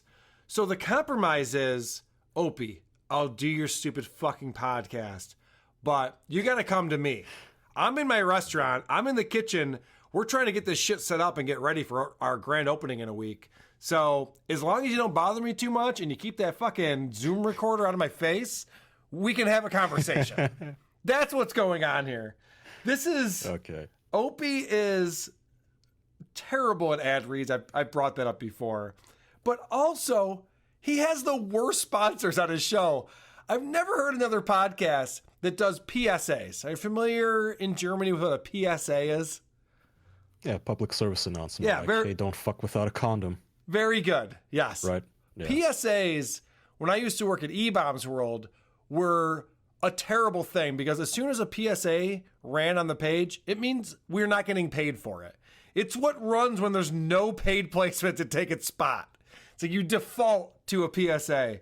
Meanwhile, this is what Opie's main advertiser is. Opie Radio. I'm not going very far. I'm in a rush. It's too uncomfortable. Sometimes I just forget. Don't kid yourself. There's no such thing as a good excuse for not buckling up. If you've used any of these excuses or any others, you're putting yourself at risk of injury or death. In 2017, more than 10,000 people were unbuckled when they were killed in crashes. First off, Opie really has the ability to make the copy on the page come to life with his extremely natural delivery. He does not know how to fucking read copy. But secondly... At least 10,000? 10,000 people? Was this your first time reading it, stupid? Secondly, I mean, doing a cold read when it's not even live in the show that was put in post, you could do it better. Secondly, Kaya, we are an ocean apart. So I'm asking you this because I don't know if this is true. In America, in the United States where I live, you can't get into a car that allows you to leave your seatbelt unbuckled. It'll annoy the fuck out of you. It beeps at you. It gets gradually louder and more obnoxious. There's no such thing as not putting in your seatbelt.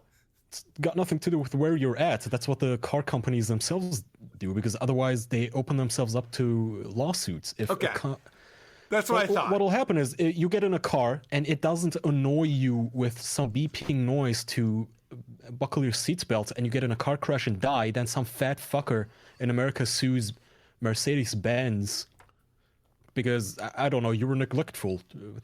That's why they do it. So and how the most fuck... cars now do it. So how the fuck in 2019 are we still putting on commercials that tell people to click it or ticket? This stupid, like, wear your seatbelt message. I have to wear my seatbelt because I'm trying to listen to music. I don't want to hear my car fucking yelling at me as I drive down the road. Of course I'm wearing my seatbelt. Yeah, I mean, to be honest, it's surprising he has any sponsors at all. I don't think that's a real sponsor. I mean, maybe he's getting paid for it. I can't imagine. I mean, if he wasn't, why would he do it? I don't think he has a choice. He works for Westwood One. Who knows? I'm not going to get into it. I have one more clip to play from Opie's show, and I saved the best for last. Opie has been known from the O&A universe. His nickname is Tits. And Opie and Anthony are known as Tits and Zits because Opie is a man with breasts, and Anthony is a man with terrible skin. And so Tits and Zits was a great nickname for the two of them. Opie in this next clip admits that he has boobs. And I remember my son walking in. He was like barely, probably 2.5. Walks right up to the tub, right? Right. And starts poking my chest and goes, "Daddy, you have boobies." Oh, no. His 2-year-old son told him he had boobies. Now, I do want to say that I don't know that his son's that insightful. He was probably just reading the subreddit. But it's still funny to me that his 2-year-old son called him out for having boobs. Because it is well known that's something that Opie has going on. Well, I'm surprised he has a good sense of humor about it then. Oh, did you? I don't know if you smack the shit out of his son. I don't know if you picked up on Carl's reaction, but Carl knows things that you can't say around Opie. It's this whole thing where you have to walk on Greg shells around him. And when he said that, Carl goes, oh no. And normally there's a big fake belly laugh with anything that Opie says, but that one, no. He's like, oh, why would you bring that up? That's what everyone's talking about. He stretched out his fucking collar to a point where his tits are showing. Well, if that's the case, we have a lot more to get to. Fantabulous. Let's start with everyone's second favorite segment.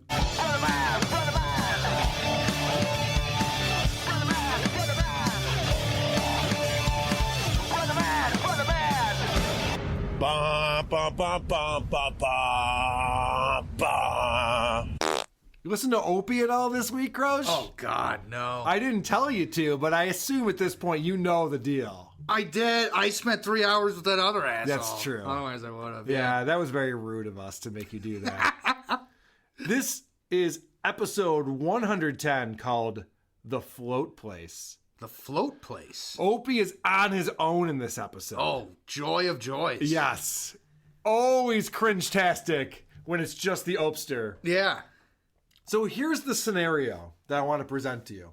Are you familiar with sensory deprivation? I am. Okay. This is where you sit in a tank of salt water, and you float, and it's silent and pitch black. There's nothing that's working against your body in any way. Yeah, and it's like it's up to body temperature, right? So Correct. there's no sensation at all. Yeah. Correct. As soon as you get used to the water touching you, I've done this a couple times, so I know a little bit about this. Yeah. You're sitting there for an hour and a half or so, and you are alone with your thoughts. There is nothing else to distract you, nothing else going on in the world. And people... It's terrifying. It's terrifying. Especially for a guy like Opie. Yeah. Could you imagine? Oh, Lord. So Opie has been going back and forth with this guy on Long Island who owns one of these float centers. And he goes up to the guy. They've been going back and forth for a while. He's a fan of Opie from back in the day. Opie walks into his establishment and doesn't even have a normal human interaction with them. He's automatically podcasting. Oh, boy. Tom? Yes, sir. Tom, I already started the podcast. Oh, hi, man. What's Good going to on, meet you. buddy? How awkward is Opie? He cannot just be a human being for 1 second. He's just a broadcaster. Yeah. He's always broadcasting. He walks to the establishment. Hey, Tom, it's Opie. What's up, man? You're on the show. Say hi to the listeners. It's like, okay. It's... All right. So this is awesome. I'm so excited to play these clips for you, Crush. I really am. All right. I should have got through that fucking Bert Kreischer nonsense a lot quicker because this is what I'm stoked about today. Nice. He is going to get ready to, for the very first time, do this float. All right? And Opie does not understand what this is at all. He's wildly confused. He thinks that anytime there's water involved, that it's a similar experience to what he's about to do. For example, he asks people if it's like scuba diving. Okay. Yeah, no, I'm going pitch dark. Yeah. I'm going pitch dark. Is it like scuba diving? Have you ever scuba dived? I've never went scuba diving. Scuba diving is the most amazing thing you could do. Yeah. Yeah. Wow. Yeah. This guy owns a float center, is all about it, and Opie goes, is it like scuba diving? He's like, I have no idea. I mean, no, it's not. Scuba diving is... Totally different experience. Yeah. I would say almost night and day. Yeah. Because the whole point of scuba diving is you're seeing sights. And moving a lot. Yeah, you're very aware of your surroundings. It's a very, very different experience. The only thing that I would say it has in common is the water part. Yeah. Right? That's the only thing. But if you're gonna say that, then anything that you do outside, I guess you can compare with each other. You want to play baseball? I don't know. I rode a motorcycle once. Is that the same thing? All right, so this is the guy Tom who owns the shop. He's explaining what goes into one of these tanks. And what it is it's a body of water, usually about 200 gallons of water.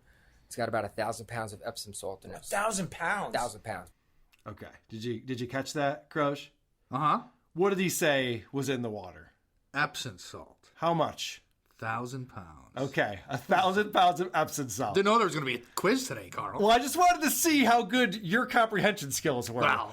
Because Opie's are atrocious. 1 minute later, he asks him this. How many pounds of salt again? About 1,000. 1,000. What kind of salt is it? Epsom salt. Fucking Opie! Are you kidding me? And then the Opster, now he wants to show off his comprehension skills. And then take me through it, so because I'm going to do this, but for the podcast. So it's over 1,000 pounds of salt. Yeah, come on, check out the Let's go down the hall. That's not the fucking important part, Opie. Yeah. It's not the weight of the salt that's the important part of this. So this is Opie explaining that he meditates. Opie's very zen. I don't know if you knew that. I find that surprising. I do too. I find it unrealistic. Yeah. I think he might be lying because he's explaining meditation in a way that I've never heard anyone else explain it. Dude, I've had wild meditations. Yeah. Wild. I've said it off and on the podcast. I've come out of some medications, not medications, Jesus, meditations. Not all of them, obviously. Most are just, I'm relaxed and chill and it's nice and it calms me. But every once in a while, I'm on a rocket ship and I'm seeing things that I can't explain in like human language. Like shapes and colors and like things that seem to be like in contact with me, crazy stuff. It's only happened a couple times. And then I come out of it, and I've said this on the podcast, I want to run home and tell my wife. And then by the time I get home, I'm like, I can't explain or describe what I just went through. You're nodding. That's the fucking stupidest thing I've ever heard in my entire life. Thank you. Good Lord. I've never heard someone explain meditation like that. That's the exact opposite of meditation. Right. That's like... Meditation is calmness. It's calming your mind. Well, first of all, meditation is all about being present. Yes. Opie is the least present person I've ever heard before. Correct. But second of all, yeah, it's about becoming one with your body and your breathing and all that. It would be like if I was like, dude, I took a nap, and it was the most exciting thing that's ever fucking happened. It was like being on a roller coaster. This nap was so fucking amazing. Right. So he explains that that's what meditation is, which it is not. Good Lord. And if you heard the end of that clip, he goes, I see you're nodding. You know what I'm talking about. And the guy says, yeah, I do know what you're talking about. It's not meditation. You're nodding. You understand this. I understand from a dream perspective. Like, I've had dreams that I can't, come out very vivid to me. And it's almost like pictures or like a moving story that I understand. But if I try to describe it to somebody, I can't. I don't have the right words to describe it, right? Okay.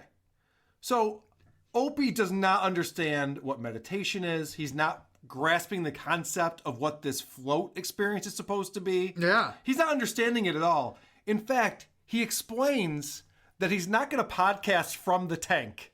Okay. Yeah. Makes sense, right? It's a silent environment. Well, probably not a great place to podcast from. Yeah, I'm not going to podcast while I meditate either. But someday he will. Now I know people, fans of this podcast, are going to be mad because, now like I'm going to shut the door and I'm not going to, continue the podcast. But you know what? Down the road after we do this, so what we're going to do is Joey's going to do something. It'll be a jump cut.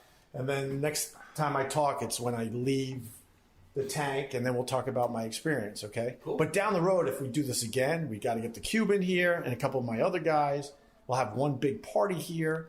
And then somehow I want to podcast from the tank a little bit. You fucking moron! Is that the moron! Dumbest thing you've ever heard? He wants a podcast from the tank. And have a party. Let's have a fucking party. I gotta get the Cuban down here. I gotta get Vic Henley. He's a fucking riot. You're gonna love Vic Henley. He never shuts up. It's exactly what you guys want in this place. The guy's like, we actually will just listen to classical music. Yeah, and then get in the tank for a couple hours. And that's 180 degrees opposite of what we do here, you asshole. It's precisely the opposite. He's talking about throwing a party, and he goes, somehow we're gonna figure out a way to podcast from the tank. So he's not understanding this concept at all. Right? Yeah. Obviously. And I like that he's explaining how audio formats work. Now, listen, the next time I talk is not going to be like right after what I'm saying now. What you're going to hear me is going to sound like right now in a minute from now, but it's not going to be. And he said his listeners are going to be bummed about it. Oh, they're going to be devastated. My listeners love it when I bring them into the diner with me. We walk down the street together. Okay. Every moment of my fucking day is being captured by this audio. It's like, nobody likes that. Oh, no, Who's telling you they like that? They hunger for it, Carl. They hunger for it. I get emails like, how come you don't podcast during meals? How come you don't podcast while you're asleep? I wish you'd podcast from the shower. I can't spend a fucking moment of my day separate from you, Opie. That's the emails that he gets. All right. So Opie does the sensory deprivation, and he comes out of it, and this is his reaction. Wow.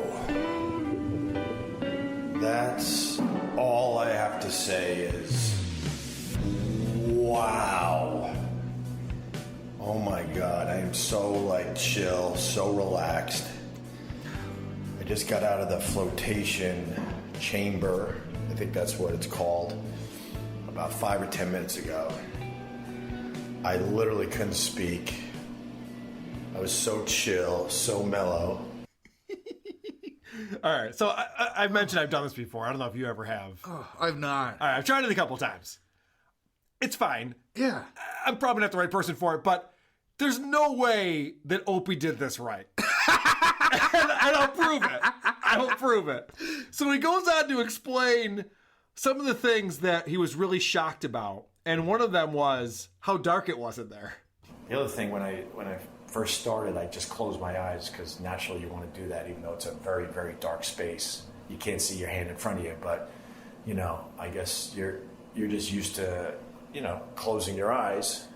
So I closed my eyes, and somewhere in there I decided to open my eyes, and you couldn't tell the difference. You couldn't tell the difference between your eyes open or your eyes closed. No shit, Sherlock! No shit! No shit, Sherlock! No fucking shit, Sherlock! Oh, is that amazing? He goes, so I was in this pitch black environment. Yeah. And you wouldn't believe it, Crush. Whether your eyes were open or closed, it was completely dark. I closed my eyes, it was dark. I opened them, it was still dark. And then guess what? I closed them again, and it was still dark, and then I opened them again. Fuck you. Sensory deprivation. Are you not grasping? Sight is one of your senses, Opie. Are you not understanding the concept of this? I mean, it's in the name of the fucking thing you're doing. This is him, again, proving that he has no idea what this is because he, again, acts like he's scuba diving. And at one point, I had my arms all the way stretched out behind my head. And that felt absolutely amazing. It reminded me of when I used to go scuba diving. I haven't scuba dived in a few years now, but just that sensation of being in the ocean and just kind of floating in space. But with that, you know, you're checking out fish, you're checking out coral. You have to kind of, you know, make sure you're kind of swimming along lightly. Yeah, we know what scuba diving is. God. It's nothing like what you just did. Could you imagine if he goes to a scuba diving instructor and he's like, oh, is this like sensory deprivation? Because I've done that. Is this the same thing? No, it's not. It's similar though, right? Similar? Because I put my arms over my head in the float tank. It's like that, right? Can you believe this fucking asshole? He is so stupid. And he puts it out on the internet for all of us to enjoy. Yeah. He's such a nice guy. He's always giving. Well, and it's just so boring. The experience itself for the person that's doing it, I'm sure is cool, you know? But it's not interesting to anyone else. I mean, why are we doing this? All right, Opie again talking about his experience in the tank, Crush, because this is what we're all excited about. This is why we're listening to this podcast. It's the reason we showed up today. You could tell that he obviously understands a lot about meditation. Wow. You want to talk about not hearing a sound, not a sound. And then at one point I'm looking around the chamber trying to see anything and I couldn't see nothing. Then I'm like, well, let me see if I could at least see my hand in front of my face. And I kept putting my hand closer and closer to my eyes. Couldn't see at all. Nice meditation, stupid.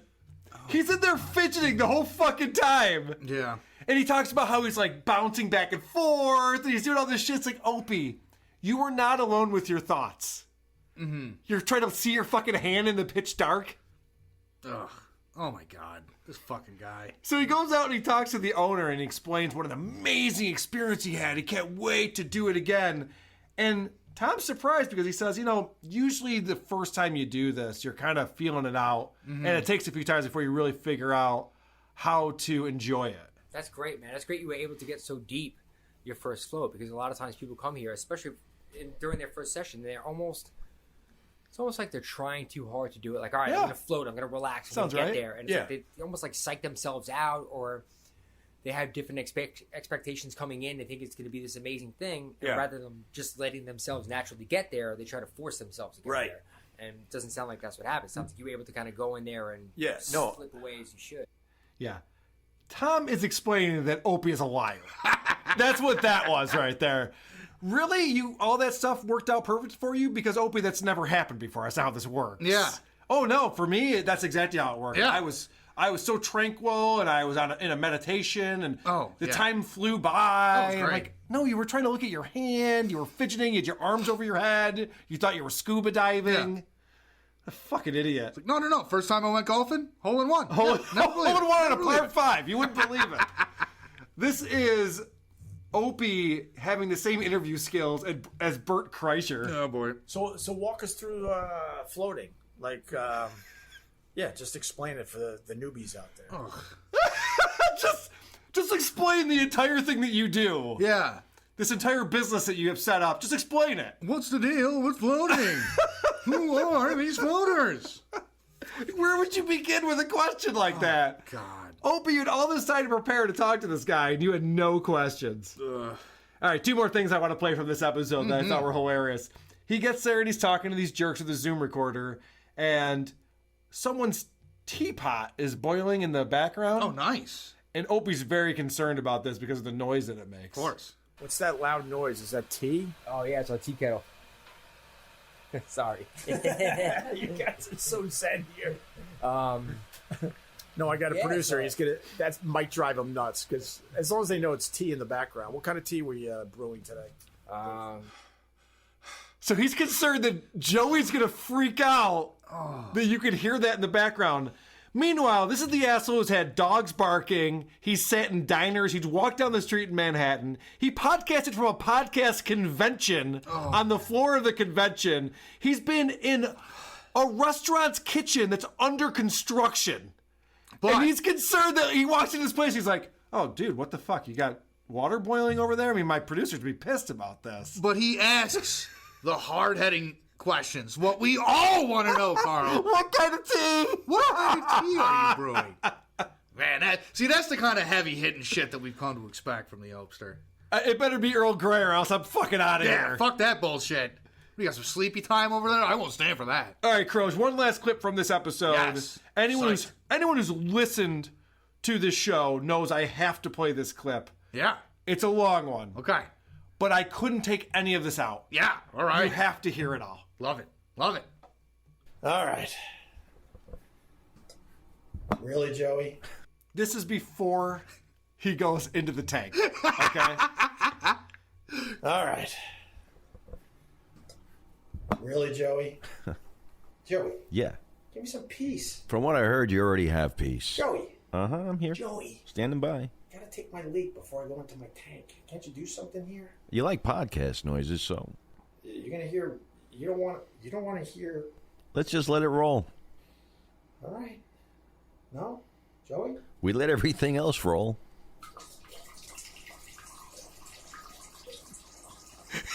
I wish people could see the look on your face right now. I fucking hate this. Hold on, they get some good jokes in as he's peeing. Joey puts some stuff in post to really amp it up.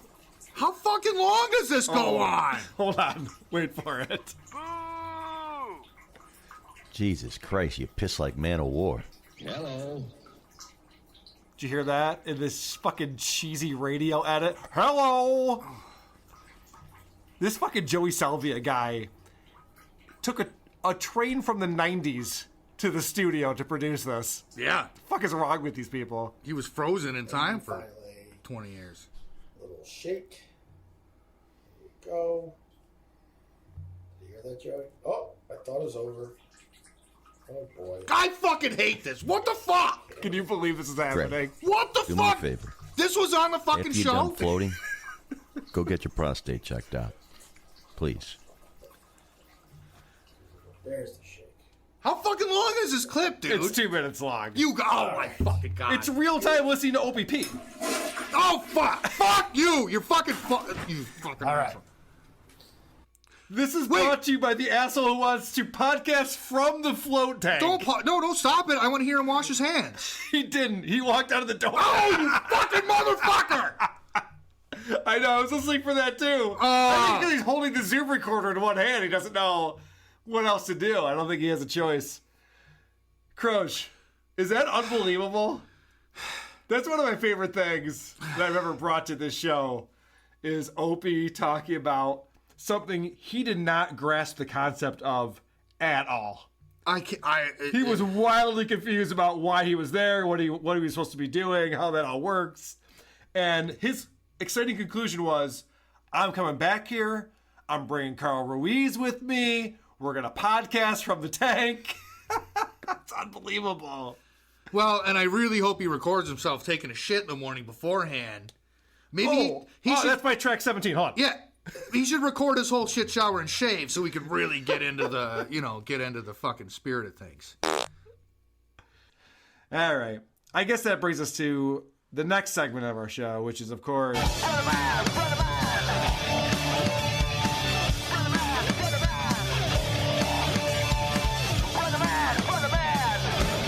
Ba, ba, ba, ba, ba, ba, ba. He stole that from Mike David. That's so... That's terrible. I want to talk about Opie. We're not going to do a huge, long segment on it. Didn't we already do it? No, because he went to Jackie Martling's house. You know who Jackie Martling is? Yeah. Yeah, you're aware of this? Oh, I've met Jackie. Oh, you have? Yeah. Yeah, what an interesting character he is. So Jackie was the writer and sidekick on Howard Stern's show for the 80s and most of the 90s. And ever since then, he's been a washed-up nobody. Huh. You don't say. I'm not sure if you're aware of that. We've talked about Jackie on this show before because Jackie has been on Opie's show before, along with Stuttering John. So this time, he goes out to Jackie's house. And this show is unlistenable. I don't know how else to explain it. He's talking to Jackie about his house and walking around the house and being shown around. And of course, Opie is the worst interviewer ever. Jackie has a documentary being made about him. Why? Good question. Is he dying or something? That would have been the right question. Instead, Opie asked the exact wrong question. What else you got? You got your CDs laying around, I see. Yeah, I got all kinds of shit laying around. Jackie the Joke Man Martlin. Well, they're doing a documentary on me, so I got to pull everything out. What's the documentary about? He just fucking said they're doing a documentary about me. And Opie says, what's the documentary about? Me. The answer is me. I just said that. It was the last thing I just said. It's about what happens when a washed-up comedian can't sell rooms full of CDs. That's what the documentary is about. They're probably furniture, Carl. What was Opie thinking just then? Nothing. Like his brain isn't working anymore, right? I think Opie just looks around and says things that he sees. Well, that's definitely true. They go up into the attic of Jackie's house and they see his family heirloom. Tell me what the fuck is going on in this segment. Yeah, this is an old house because this is like very steep stairs into the attic and a very narrow staircase. This is the family heirloom. What? Can I talk about what I'm seeing? No. No. Yeah, I don't care. What the? Why you? I don't want to see this. No, well, you then don't. can't see this. So unsee this. Get out of here. All right, we got to unsee this. I'll just brush up. What the? I'll just brush up against that. All right. What? Jackie is nuts. I love it. Jackie's nuts. Just use your imagination, people. What were they just talking about? What did he just see that was so exciting? I'm guessing something insanely racist. Yeah, that's what I thought too. I'm like, there must be like a Nazi flag. There's a black dude swinging still in his attic. Like, that's... I mean, there's got to be something fucked up there. The family heirloom, the Martlin family heirloom. Right. And they just... so he's being shown around the house. He's like, oh, there's a plants in here, and oh, this room is big. There's a refrigerator. And then he finally sees something that's interesting. Can I talk about that? No. Okay. I can't talk about... Like, Opie really lost it because... You think? Like, I mean, he was the destroyer. I know. Like, if you walked so up there, bad. like, it's not... Obviously, that was a really fucked up thing to say. It's black guy swinging. It's like maybe, like, his grandpa's clan hood or something fucked up. Like, why do you have this? Seems like Why it. wouldn't you immediately call him out and just be like, what is this? He's showing it to you while you're live on the fucking show. I think you can talk about it. And see, this is why it's with terrible. The Zoom recorder. It's not like you're live, dipshit. Right. If it's something that does have to be cut out later, you cut out. But you have the conversation. That's a good point. Because you want good content. Speaking of how Opie has fucking lost it. You know how people, when they're from Long Island, obsess about talking about different places on Long Island? You remember that skit on SNL? Oh, I do. That was the Californians? Oh, yeah. And everything was like, oh, you take the 401 to the 10. And this is the same shit that Long Islanders do. Right. How far is Sagamore Hill from here? You know, back in Oyster Bay and then just a couple miles. Yeah. I'm trying to remember because I haven't been there in a while. And Roosevelt is buried close to here. Yeah, he's buried, down a little closer than that. Oh, my God. Is this your bedroom? Is this your bedroom? Fucking cares! Why? I imagine that Jackie Marlene's bedroom is a lot of shredded newspapers in a corner that he curls up in. I mean, these conversations are so fucking boring. The lobster cooker and the jetty were both built by Bruce Springsteen's first manager. Really? Honest to God. Carl Tinker West. Who gives a shit? Who gives a fuck? Bruce Springsteen's first manager built my jetty and lobster cooker. Okay. Yes. Okay. That's what he just said on a podcast that he puts out for people to listen to that Chrissy Mayer wanted to be on. Yeah. Oh, yeah. She reached out to them to be on this show. Chrissy, maybe he'll go through your apartment and you can show him around your apartment. This is where I put my clothes. It's called a closet. This is a family heirloom. It's just I can't imagine what her family heirlooms are. Chrissy Mayer's? Yeah. Oh, yeah. Oh, yeah. Take some. Friend of the show, Chrissy Mayer, we're talking about. I like Chrissy. Friend of the show. I like Chrissy. You know what my favorite thing about her is?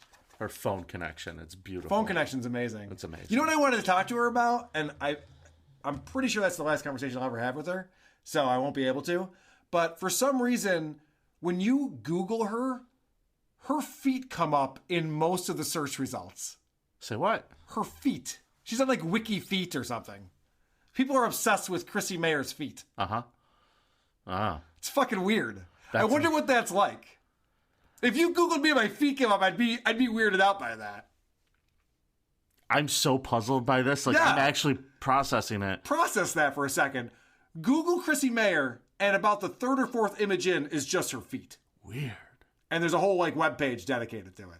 Okay, is it just one psycho who likes her feet and Maybe. has an Angel Fire page or something? Yeah, that's probably the case. Yeah. Because there aren't a lot of search results for Chrissy Mayer. So if you do have a page dedicated to her feet, it's going to show up pretty high.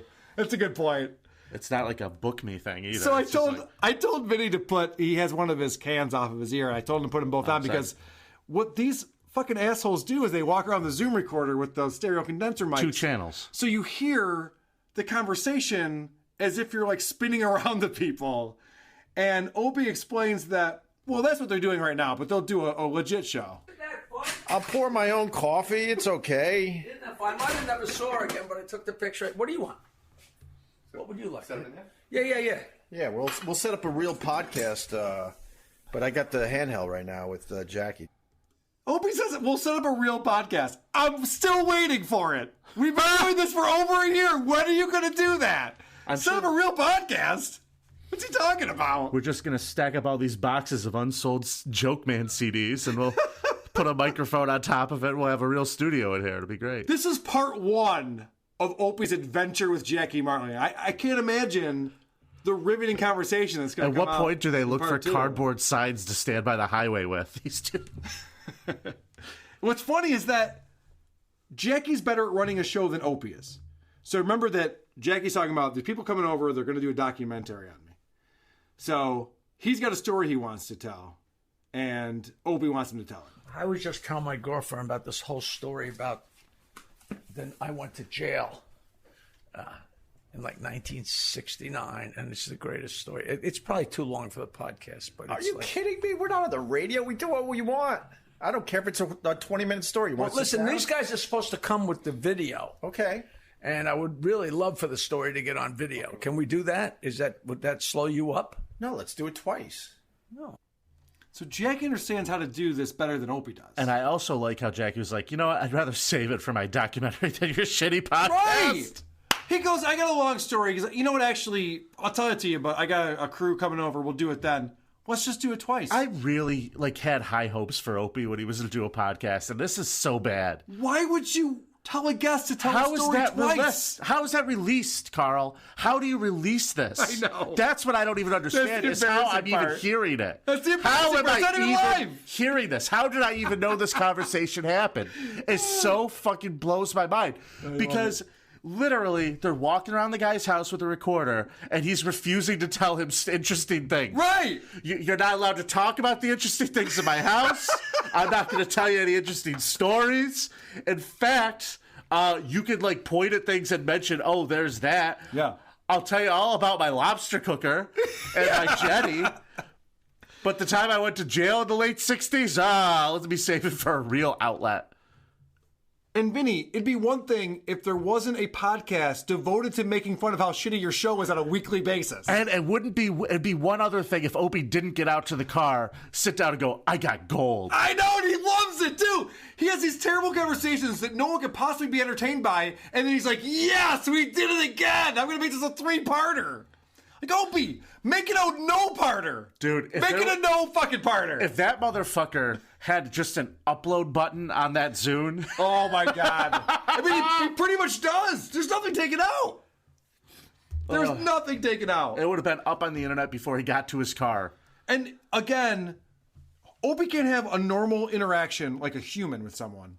He has to show up doing a show. That's the only way he's comfortable in life, is he's doing a show. Well, that's because he could have control.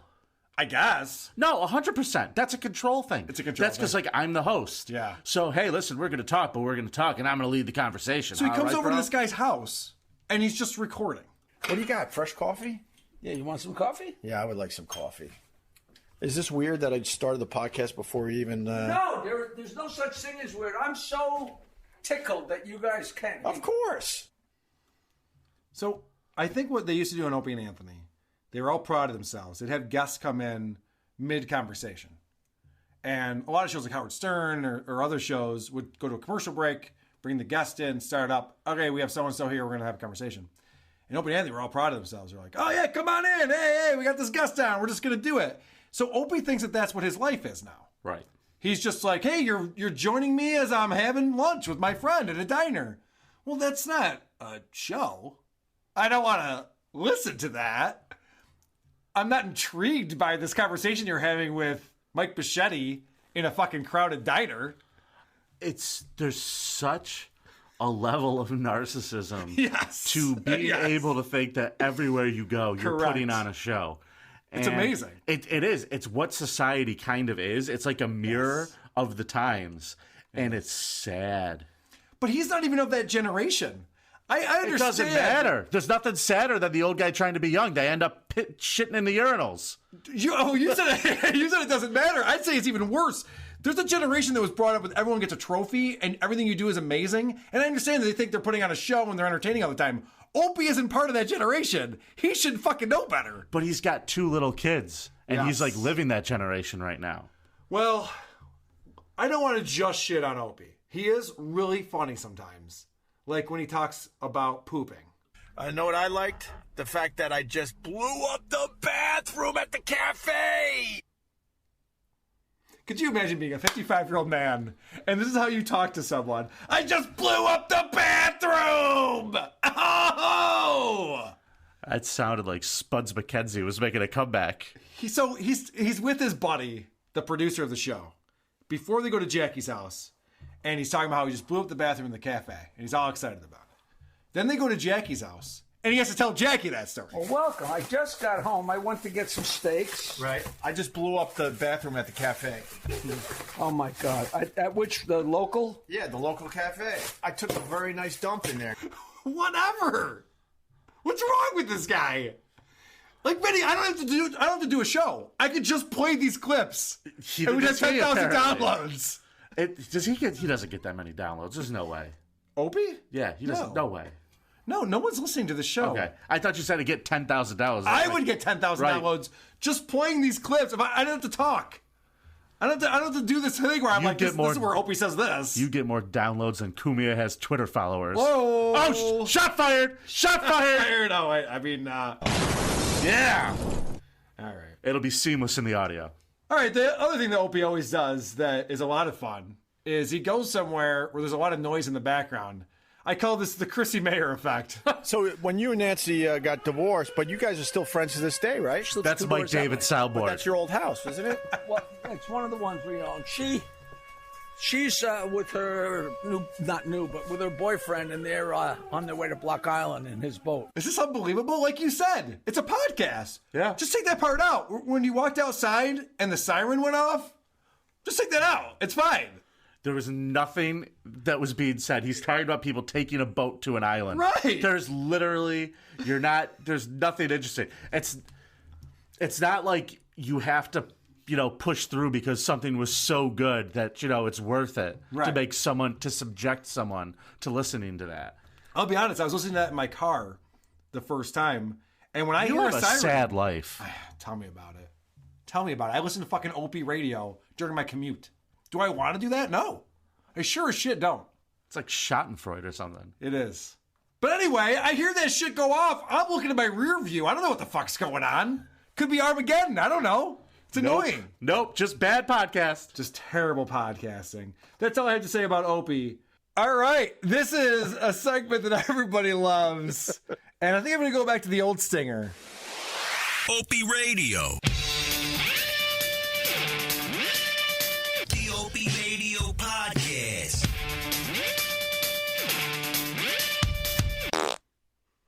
Opie Radio, I don't know where they're at right now. They appear to have been let go by Westwood One. Mm-hmm. So it was a big deal that Opie finally took a job after being 10 months without one after the serious firing. And now I'm on Westwood One podcast, and Tim Sabian hired me. We're going to do this thing. And now he's been taken off of their website. You can't find any mention of Opie anywhere connected with Westwood One. But there's been no announcement. Opie hasn't really acknowledged it. No one seems to be talking about it. And Opie's still putting out podcasts, which is great. We talked about last week that he was with Jackie Martling, Jackie the Joke Man from Howard Stern. He was at his house on Long Island. That was part 1. He's now put out parts 2 and 3. So it's over 3 hours of Opie talking to Jackie, which is torturous. But Joey Selvey is still on the show and introducing things. He doesn't seem to be as involved anymore. He's not talking about Westwood One. They're not playing voicemails. They don't have any sponsors. So I'm not sure what is going on with Opie at this point. Well, that was my question. I didn't know if Joey was his guy. I thought he was Westwood One's guy. And I thought so too. Why? Yeah, why is he introducing this? Is it just because it's part of this one big interview and now they're going to officially cut ties now that 3-chunk podcast is over? It's a great question. I don't know the answer to any of these things. Oh, all right. And I feel bad because I feel like I'm the guy who's supposed to know this stuff. And I'm getting all these notes from people. People are tweeting me and emailing me, hey, what's going on with Opie? It looks like he got fired, blah, blah. I don't know.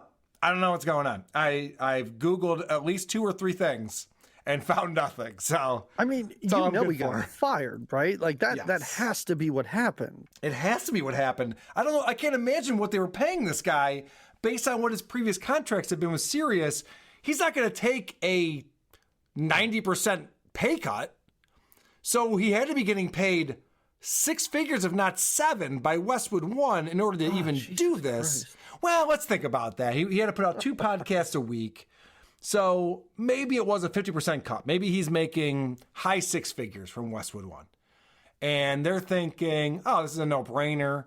He'll have hundreds of thousands of listeners. We'll be able to sell advertising. Then they bring this guy on.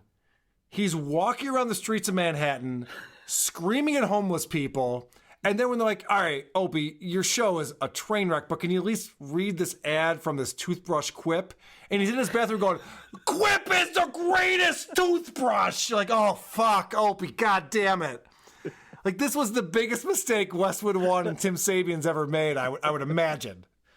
So you don't know when this show started? Because I'm even trying to think of contract. Was it a year ago exactly? Was it 2 years ago? Can you get an idea from there if his contract just ran out? But I mean, I guess I could make a contract for any period of time. Right. It's been a little over a year since Opie has started the podcast with Westwood One. So I'm not sure how that exactly works out. No one has called me to tell me, which is concerning. You would think they would let me know. I should be in the know on these things. Yeah. I do have to say this is the first time I've ever listened to the podcast. I heard all the clips on your show, all of them. Yeah. This is the first time I ever actually sat and listened to the whole thing. I only listened to the 3rd part. Oh, okay. I hated it. It's terrible. I did like hearing Jackie Martling again. Like I do miss his presence on the Stern Show. So that was nice to hear. But my God, you're right. Like, again, I've heard all the clips on your show. I've heard you talk about it ad nauseum. But just to hear what a megalomaniac he is in real time was concerning. Well, let's talk about that. So Opie, on part 2 of the Jackie interview, it's just him and Jackie at a table having a conversation that, frankly, Jackie is dominating. And I don't know that Opie was really comfortable with this, but he has to point out, now, he's trying to play it both ways. He wants to be interested in Jackie and his career with Howard Stern, but he's also Opie from Opie and Anthony, and they hate Howard Stern. So he has to explain that he was not a Howard Stern listener. And then he proceeds to talk in detail about the Howard Stern show from back in the day. I'll be honest with you. I wasn't a Stern listener. I mean, I listened from time to time, not as much as Howard would like people to think. Because if you're successful in radio, he assumes that you had to learn everything from him and all that, blah, blah, blah. But I do remember fondly some of those Sam Kinison appearances, and wow. Okay. So Opie says, listen, I didn't listen to the show because that's not my thing. But holy shit, you guys had the best episodes I've ever heard back when you used to have Sam Kinison on. And then this is him talking more about Howard Stern and how Jackie didn't get any credit for all the jokes. So the little I did know about Stern when I was growing up and stuff, you know, coming through the radio, you're like, he's the funniest man alive. And then you learn years later, I mean, it was hidden for a really long time that you and Fred and others, but mostly you and Fred, and mostly you over Fred probably, were handing him all those killer, crushing, perfectly timed lines.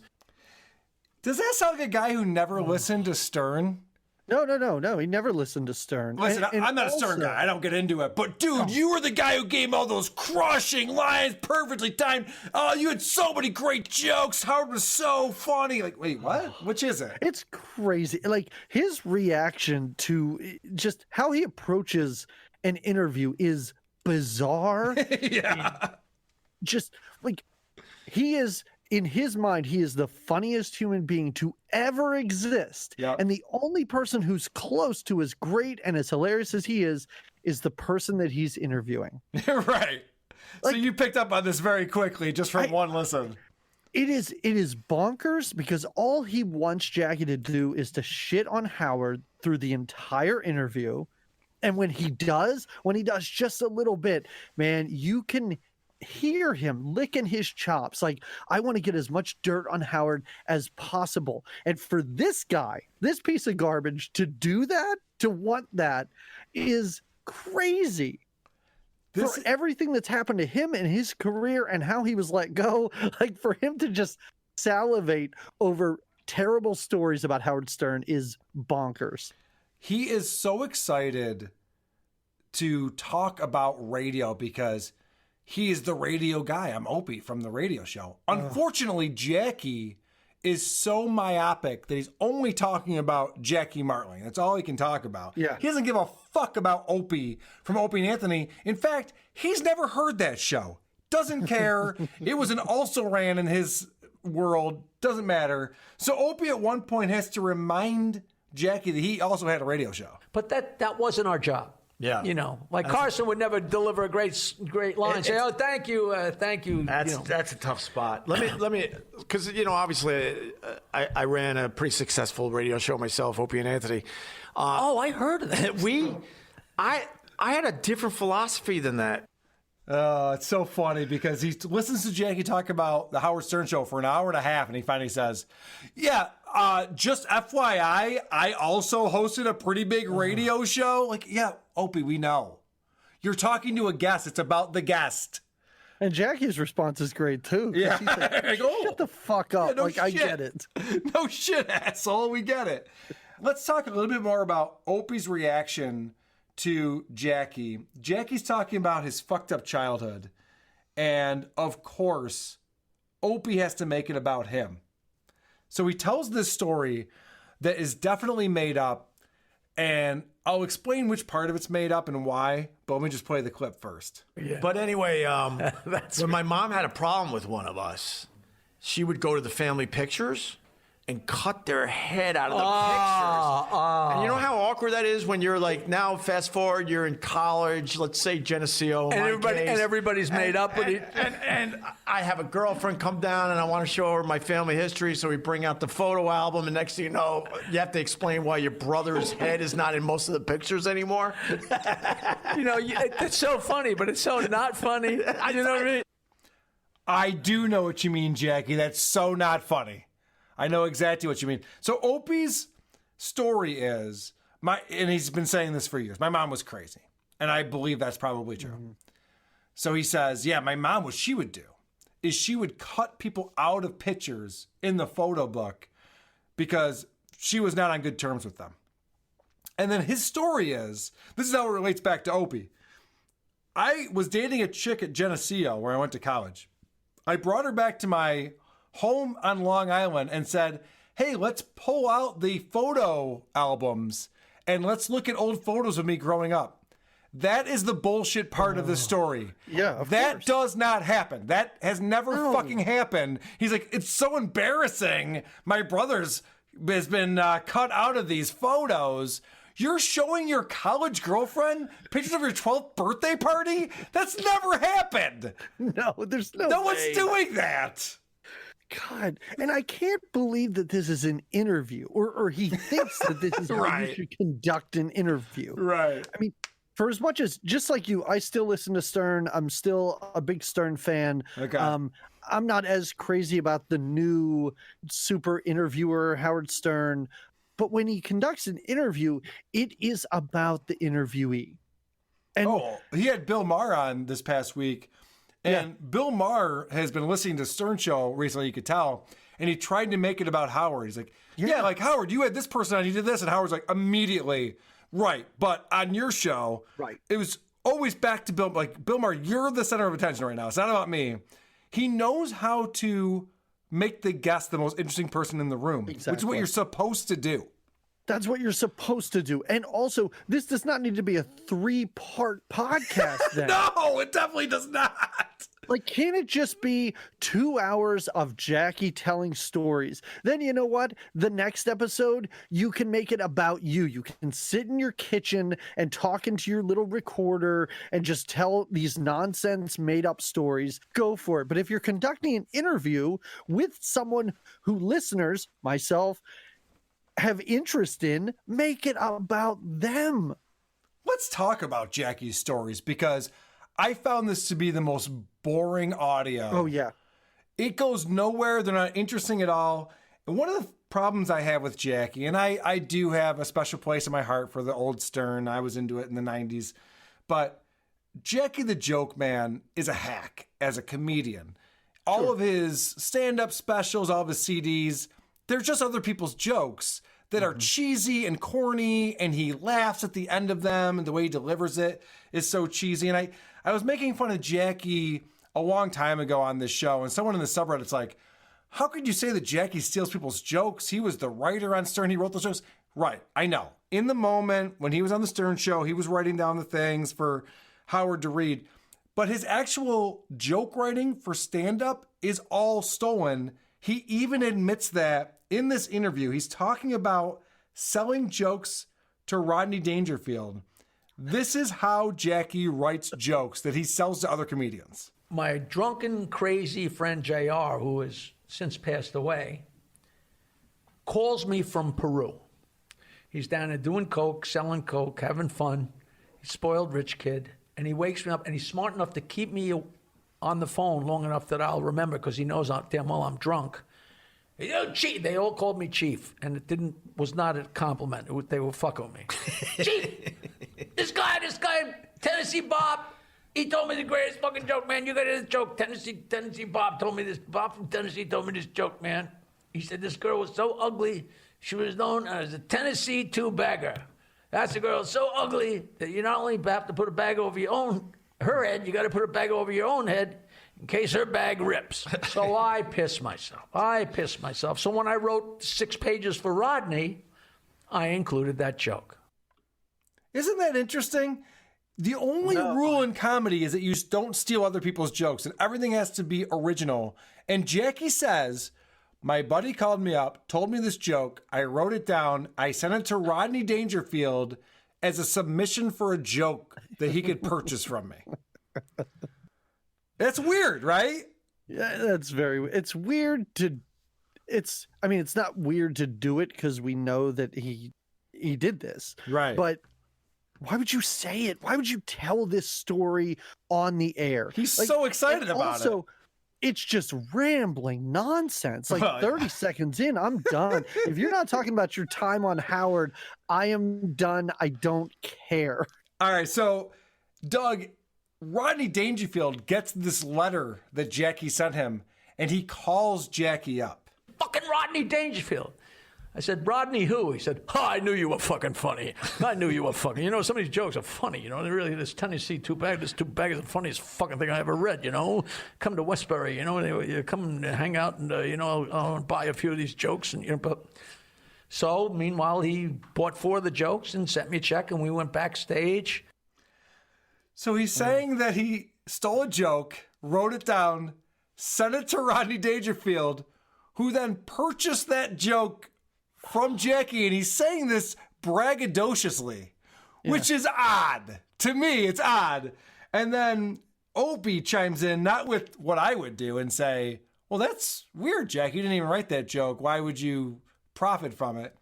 Opie takes a very different stance and asks this follow-up question. I got to stop you. How much did you get for the joke? $50 a joke. Oh, my. You know what he got out of that joke? Everybody. Wow. This was a big...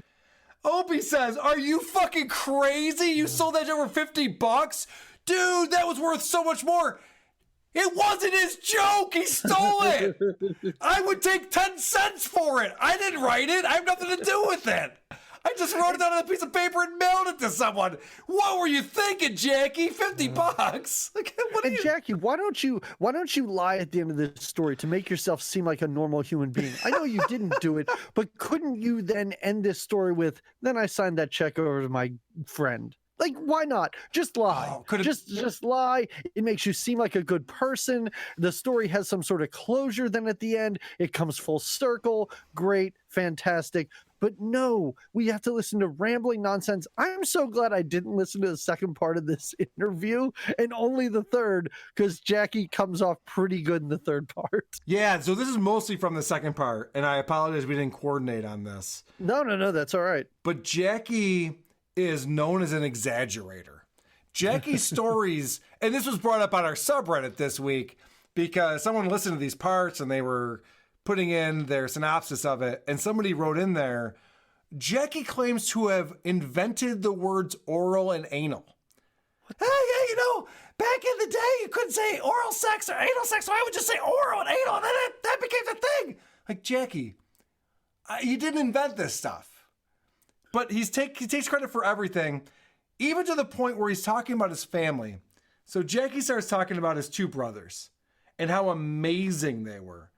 His brother was so amazing. When my brother Bobby graduated from Oyster Bay High School, he was the smartest guy that ever graduated from that school. When he was like 16 years old, he was driving a cab in Paris. Wow. You know, I mean, he smoked pot before anybody had hardly heard of it. I mean, pot's been around since That's what makes him smart? But he would, but I'm just saying he was so far ahead of the world. Right. And so Jackie says, my brother Bobby was amazing. He drove a cab. He smoked pot. Wait, what? What are we talking about? He smoked pot before anyone else was smoking pot. And then I think he says, well, I mean, pot's been around since 1920s. Well, that's not true.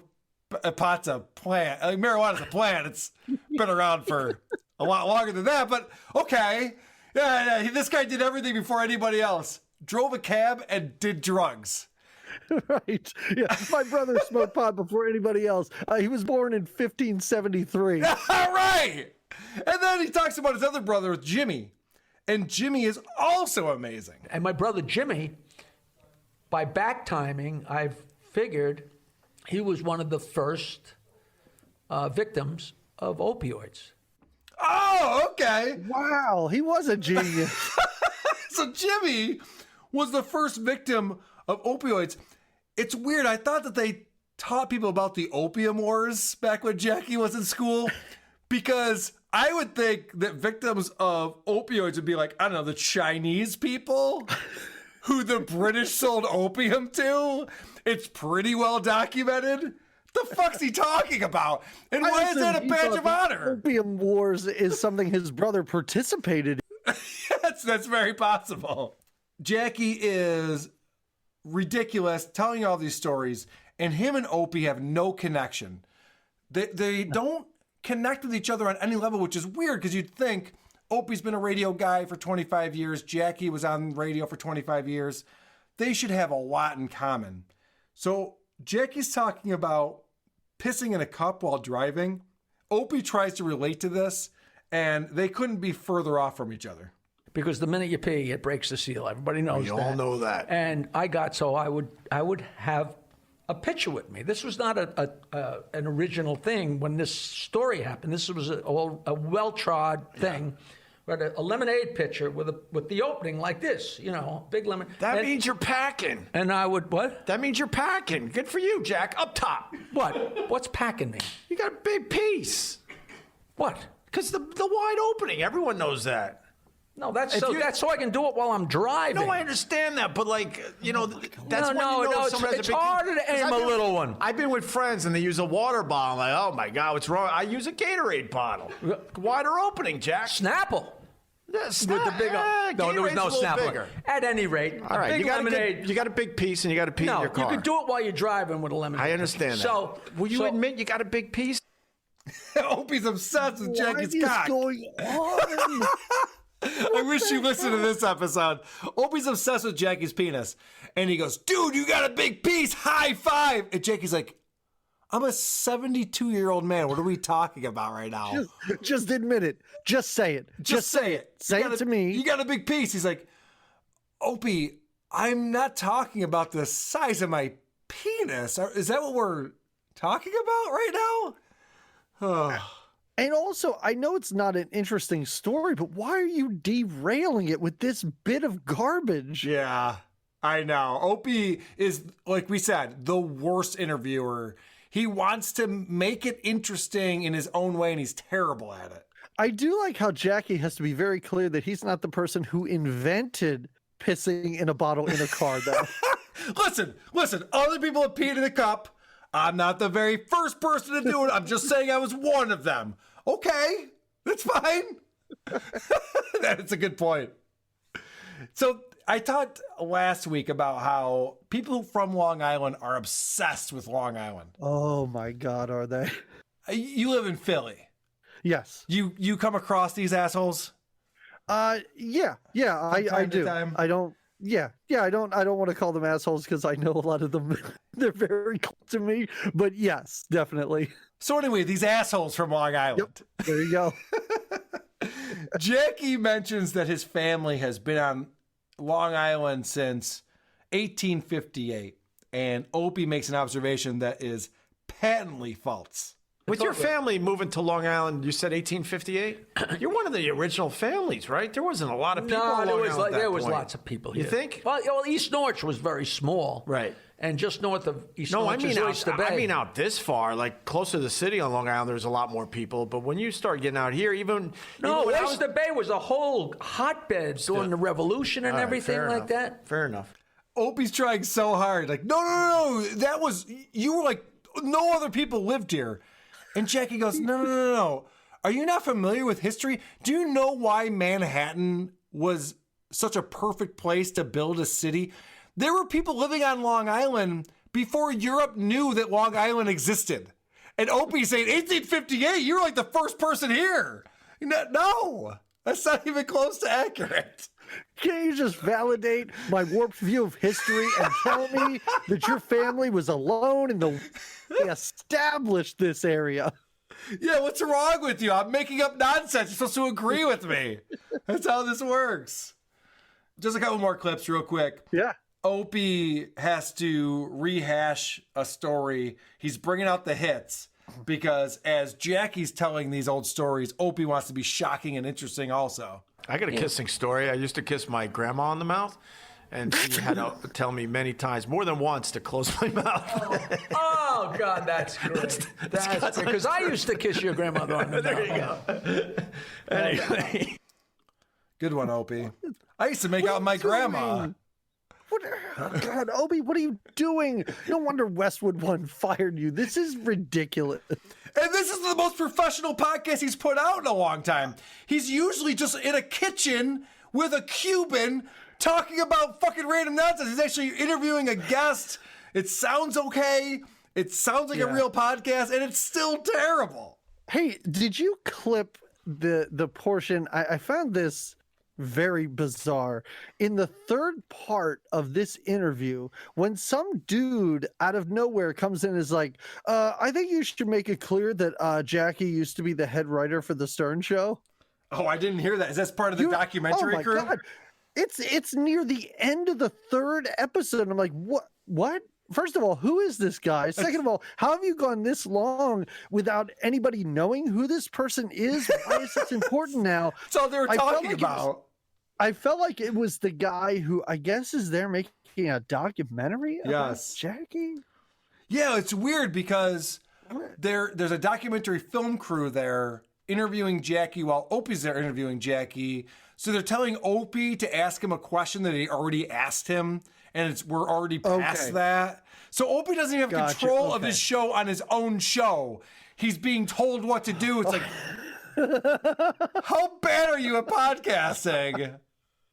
I was wondering exactly what the dynamic was. Since I didn't listen to the first two parts, I was like, is this just a guy who works for Jackie? Or why is he in the room? Oh, dude, this Jackie documentary, I will never see it. I cannot watch this. I can't imagine there is anyone clamoring to learn more about Jackie Martling. This is a documentary that if it came out in 1998 would have had, I don't know, 100,000 people semi-interested in it. If there's 100 people who want to see this today, I'd be shocked. Oh, I'd be shocked too, because I thought maybe it's a documentary on the Howard Stern show, and it's just a portion of this. And when the guy said it's a documentary about Jackie Martling, I was like, what the fuck are you doing? Is this what you went to film school for? The problem with the way that we stream media now, thank God for deepdiscount.com. Oh, the problem with the way we stream media now is that there's too much content. Everyone is making documentaries about everything. Fucking stop. Oh, yeah. It's like podcast. There's too much. Stop it. All right, I have one more clip, and I'll be honest with you. I'm looking at my notes. I'm looking at my clips. I think I fucked up. But this might be about the fact that Opie has to explain that they're having a great time, which is something that I love to make fun of. This is what that was. Oh, we're having a ball here. Yeah, Opie has to explain we're having a ball here. No one's having fun on this show. There is no fun being had. Is he trying to convince himself? Is he trying to convince the guest? Is he trying to convince the listener? Is it all of the above? So the clip that I guess I didn't save was Opie was talking about how Howard Stern was the funniest guy alive and his show was so funny. And he's kissing Jackie's ass a little bit. Like, oh, dude, you were an amazing writer for him. And it's weird that Opie is saying, Howard wants to think that anyone who had a successful career in radio must have listened to his show. And that's not the case. And by the way, I listened to Howard Stern and he was so funny and it was because of you. Everything that Opie did in his career was mimicking Howard Stern. He would have chicks in the studio taking their top off. Everything was a prank. Like, this is what this guy is. He's a Howard Stern knockoff. A very poor knockoff. It's fine. And if that's what you are, embrace that. I mean, you're one of the better Howard Stern knockoffs, of course. I mean, when Howard left for Sirius, I didn't subscribe right away. My commute to work changed. It was a lot shorter. So I just frantically ran the dial looking for Howard Stern ripoff artists. And I listened to a few of them. These guys were really good at it. But just say that he influenced you. At this point in your life, what do you have to lose? What are you jeopardizing saying this now? This is the segment of the show that everybody's been waiting for. Opie Radio. The Opie Radio Podcast. Brother man. All right, I know we have a lot to talk about. It seems like you guys have listened to Opie. Yeah. If we're gonna play all the intros, because I listened to his last episode too, and his intro sucks so much ass. Play my clip. I don't even know what I named this, like Wowie Wowie or whatever. Play that real quick. That's his intro.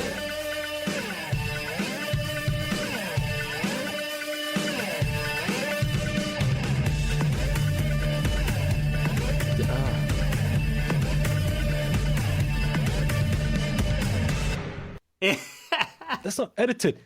Yeah, Opie, could you please play that riff 10 more times? Yeah. I don't think I got the full picture. It's like if a 16-year-old got commissioned to make a fire alarm.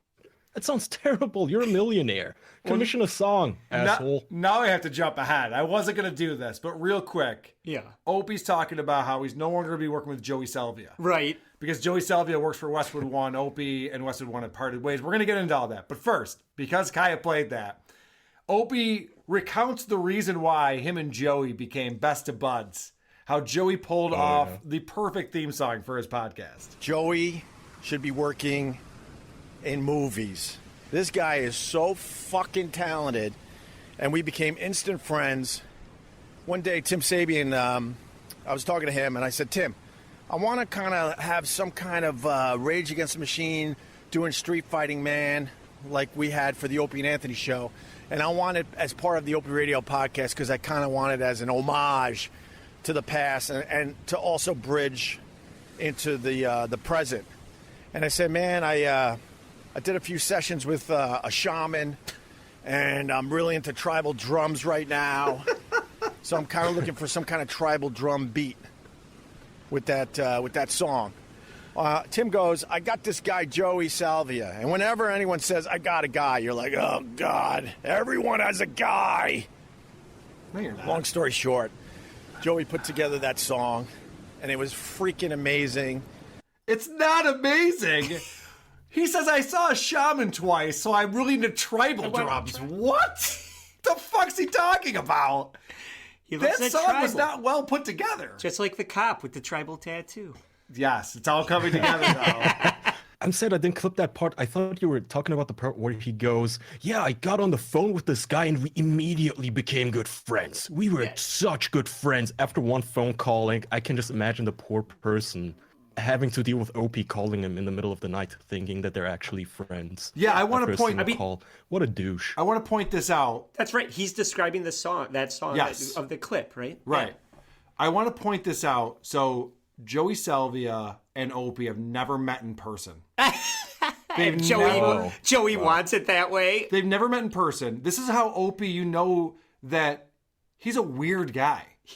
He doesn't form real friendships with people. No. He goes out and he's like, Joey, I'm going to miss him so much. And he wrote something about being friends for life on Twitter. Yeah. And Joey wrote back on Twitter publicly and said, even though we've never met in person, I've also enjoyed my time working with you, Opie. You stay over there, yeah. I'll stay over here. He was kind of putting it out there like, I'm not friends with this fucking guy, lest anybody think otherwise. That's like me saying, distancing himself. Yes, guys, I just want to tell you, like, that Kaya is one of my closest friends. Even though we just have talked today from miles and miles away, I can feel that we're going to be lifelong best friends now. Yes, that's what WATP is. It's your best friend.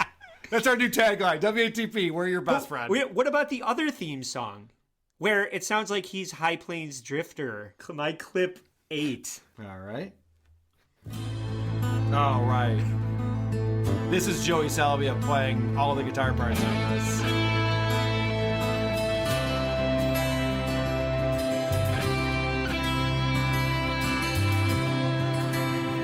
You familiar with that song? No. It used to be Opie and Anthony's intro music. Oh, is that right? But they recreated it as guitar music. Okay. But now Opie, even the logo for the show now looks like it's fading into obscurity. Like, yes, like it's host. That? Yeah. And then he's got this music bed of, he's all alone in the world. He's a strange man in a strange land. And it's going to be a whole new podcast now that he's not with Westwood One. And then as soon as he sets the stage for this, my clip 9 is the way they start that episode. Oh, there we go. Get it out. Get it all out, Carl.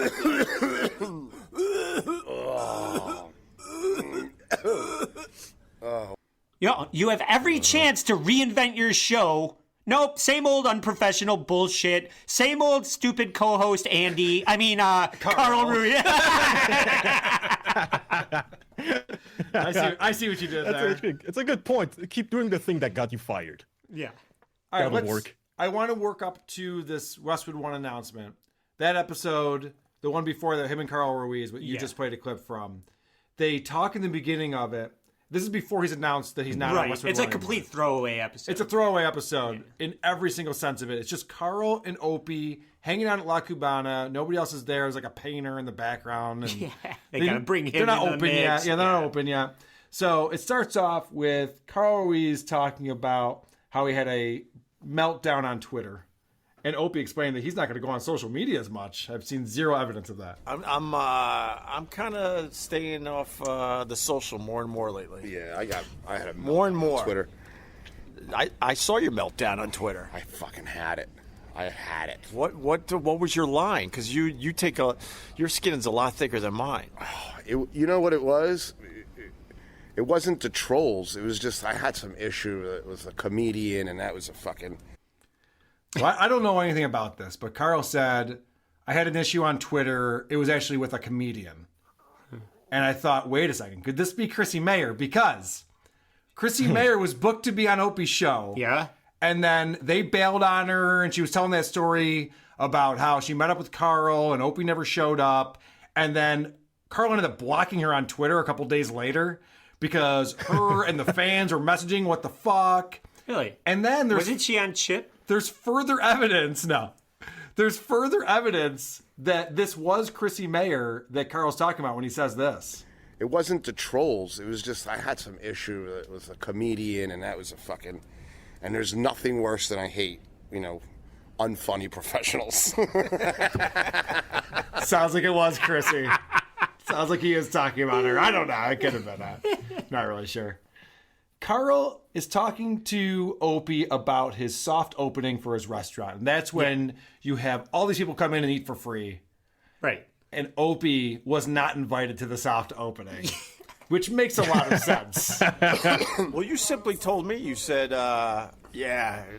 that's not the night to hang out. I told you. I said, listen, you want to really be my friend? Don't come. Yeah. You know what I mean? Yeah, because online people are like, why aren't you at the soft opening?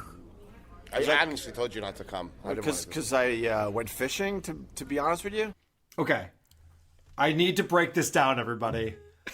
Carl Ruiz had a very busy night in his restaurant with the soft opening. They had over 100 people come in to eat. He was trying to get all of his staff working in unison, trying to figure out how they're going to make these dishes, get the food out, who's going to work out, who's not going to work out. If Opie had been there, he would have had his fucking Zoom recorder in Carl's fucking face. 100%. With, 30 tickets up in front of him trying to get this food out. And Carl knows that Opie can't just hang out and be a regular guy. He has to be podcasting. Right. So he tells Opie, don't show up. You heard, I didn't clip it, where he's like, I should have brought my fish to the restaurant. Yes, Can you imagine? Right to that. I was hoping to catch a bass. I could have brought it. Can you imagine if this jerk off shows up to your soft opening with a fish he just caught? He's like, hey, cook this and serve it to your customers. Right. No. Been working on this menu for fucking 4 months, Opie. Imagine, so you see a new restaurant just opened. You go in, you want to eat there, and then you see this greasy, hairy old fuck with his sweaty man boobs back in the kitchen, standing close to the chefs and the food with a Zoom recorder near the stove. I don't want to eat there. Yeah. There would be an F on no the one's gonna front recognize window. him either. It's not like he has name recognition. It's like holy shit, that's Brad Pitt in this restaurant. No, it's Opie. He just looks like a hobo. Yeah, definitely. So I'm going to put this out there. Now that Carl has a job and he's very busy. Yeah. I am starting the countdown to the day that Carl Ruiz is a co-host on WATP. Oh, he's This is gonna happen. laying the groundwork for that. He is laying the groundwork for the fact that he does not have time for Opie anymore. And now that they're not making any money, they're not on Westwood One, I think it's just a matter of time until we have Carl on the Discord telling us everything. Start the countdown, boys.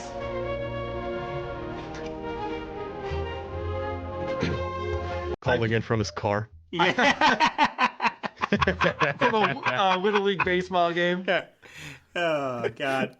I will say, in that episode, there was the one thing that I did think about after it was over that made me laugh. Beside the fact that he has to rehash the fucking fish eyebrow joke again. Oh, he did? Yes. I don't remember that. Oh, my God. He totally tells shit. it all over again. It's not even his joke. Right.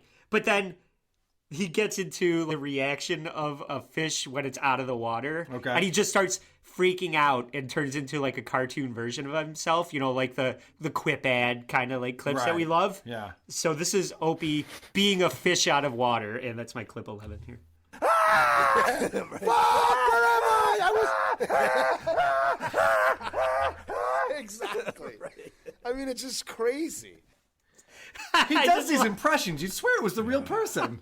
You could swear it was really a fish. Jesus Christ, Opie. I just Why love wouldn't you want that guy at your opening? I know, right? Could entertain everybody. Oh, they let the special needs guy in. I like this place. We'll come back. Speaking of special needs, Opie is talking to Carl, and there's a guy in the background painting, and Opie assumes he's just like a shitty Mexican laborer. Yeah. So even when he learns better, he still doesn't comprehend what he's being told. Aye, aye, aye. Oh, that's the painter. Oh. He's like, he's Australian and he sounds like a gay Rip Thorne. Oh, is that what that was? Yeah. So he's talking to his dog. What do you mean he's talking The to housekeeper and the dog, Scruffy. Wait, he's FaceTiming instead Probably. of working? Yes. How do you say get back to work in Spanish? He's from Australia, Opie. How fucking racist is Opie? He sees a guy painting, right, and he assumes he speaks Spanish, even though Carl Ruiz just said that guy's Australian. Australian, yeah. Fucking idiot. And you're looking right at him. Does an Australian person look like a Mexican? No. But he's painting. He must be a Mexican. Why else would he be painting a wall right now? I love this. Opie's talking about the stories that Jackie was telling. So right before this episode, there was a 3-part Jackie Martling interview, Opie Radio podcast, with nothing but Jackie's stories. And he's asked Carl Ruiz something, and then wants to know if Carl wants him to rehash everything that we just heard. But I'm thinking, like, wow, if Howard did the right thing, he would be in a nicer house. Howard never did the right thing for Jackie. Never. No. We got into it a little bit. It was nice. Did you really? Yeah, it was interesting because, what do you want to know about this? I'll listen to the fucking podcast. All right. Thank God Carl has some sense. You're going to explain the episode you just put out again to Carl? 3 fucking episodes worth? Yeah. Oh, yeah, let me tell you what just happened in the last 3 hours of my podcast. Yeah. I'll just listen to it. Oh, yeah, I guess you could just do that. Yeah. that would probably make more sense because I already put that out. Yeah, I have my clip 10 is kind of on the heels of that, where he kind of relates to Jackie a little bit. I felt bad for Jackie because I could relate in a lot of ways. Because if you listen to the radio, back then, Jackie was a punching bag for the Howard Stern show. So all the fans just thought he was just some jerk off that drank a lot, and he was a punching bag for Howard and the rest of the crew. Right. But the fact is, he was the genius behind the comedy. I agree he's a jerk off that drank a lot, but is he trying to say that he's the genius behind O&A? Yeah, you think that's what he's alluding to right there? I don't know. What is he's relating to? I'm like the Jackie of the O&A show. Everyone thinks I suck, but I was actually amazing. If he's the genius, I don't know where that leaves us. I do think it's interesting how people romanticize with Jackie on the Howard Stern show. Here's what I know about that, and I know we're getting off topic. Jackie was on Howard Stern for a couple of decades. Yeah. He then left the show because he wanted more money. Right. They brought in Artie Lang, and it became 20 times better than it ever had been before Artie Lang was on the show. Wow, he's such a genius! Who could be as funny as Jackie? I don't know, this drunk heroin addict? He's pretty fucking funny. The only thing Jackie was a punching bag for the Jackie puppet when Billy West was on. That was the best thing that Jackie ever did. And you didn't even need Jackie there for that. Right. I love when Opie talks politics because he just brings up so many great points. The only chance the Democrats have is you got to run a moderate. Yeah, you got to run a moderate. You can't all these extreme lefty ideas. Forget it. Oh, I can imagine. Are you the Australian guy? I am the Australian guy. He really digs into the politics. You know, he gets really into the weeds on it. You got to run a moderate. So then they start talking to the Australian guy for 5 or 6 minutes. And instead of just moving on, Opie goes, oh, we got to get back to that righteous political talk that we had going. Hey, OCD polar bear, stop fucking picking on the wall. You're picking a concrete off the wall. You've been doing it for an hour. It's fresh concrete, too. Yeah. It feels very, I don't know, satisfying. Oh, God. All right. So anyway, the Democrats.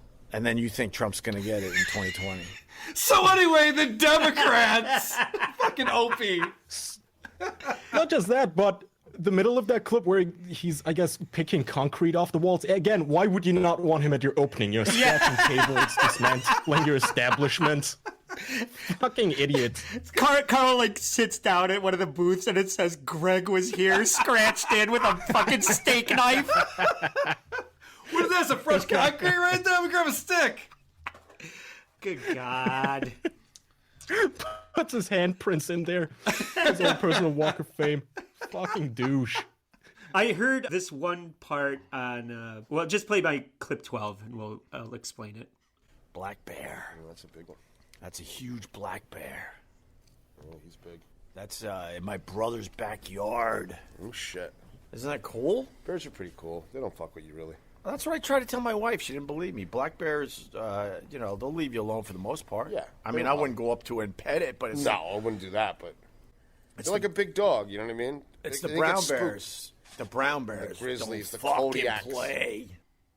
So I know a little bit about the upstate New York wilderness, and I did a little light Googling when I heard this. I put, what bear has the most human attacks?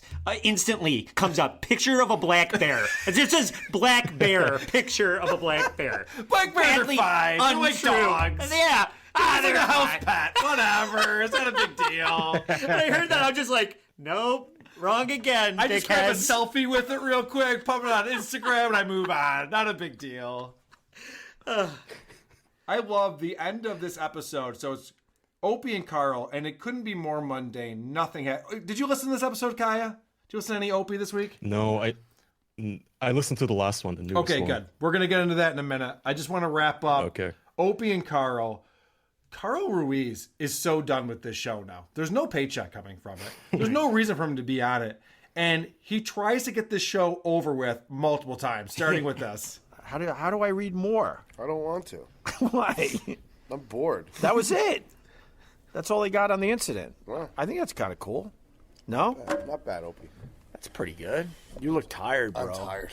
I'm ready to go home. Oh. That's nice. Little potteroo. Potteroo, yes. So Carl is like, I'm bored. I'm tired. Opie goes, yeah, I know. And then they start talking about something else for a while. Yeah. And then it comes back where Carl is pleading to stop the podcast. Fucking stupid. It's not stupid. I'm not doing it. All right, I'm going home. But I want to talk about shit that No, we're done. What do you mean we're done? I want to go home. I want to go home. All right, we did it. Shit that Carl eats. What a terrible name. Dude, it's great. No, it's not. What kind of font would you use? Brown? You want to do it brown? Like just No, to a really... font. You don't know fonts? Let's look up some fonts. Come on, that's it. What do you mean that's it? He's so fucking done with Opie, I'm telling you guys. It's the final countdown. I'm playing Europe for Kaya right now. Europe's probably a big deal over in Germany, right, Kaya? I mean, Yeah, you a couple must years have ago, I think. You must have clipped the shit from the beginning of the next episode, right? yeah. Where he starts yeah. goodbyes. Oh, we're and, gonna get into that. Oh, all right. But first, I keep kicking the can. First, I want to talk about Carl Ruiz says the restaurant is opening next week. I'll know on day one whether we'll succeed or not. Yeah. I am going to know day one of the restaurant whether we'll work or not. I've opened 30 restaurants, he says. Yeah. Okay, so that's the conversation they have. And then it leads into this. How many restaurants have you opened? 30. This is my 30th. Is this really your 30th? I saw 3-0. you. 3-0. I saw you say that on Twitter, I guess. 3-0. Someone's like, you own 30 restaurants? I'm like, Jesus Christ, people. How many were successful? Almost all of them.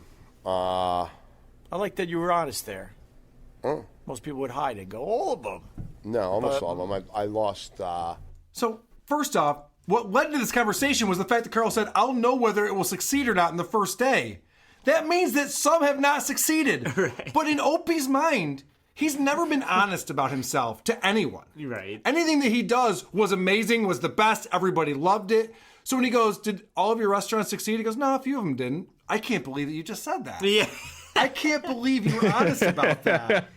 And then Opie goes on to explain he's not a big fan of that word honest. I don't like the word honest. You don't like it?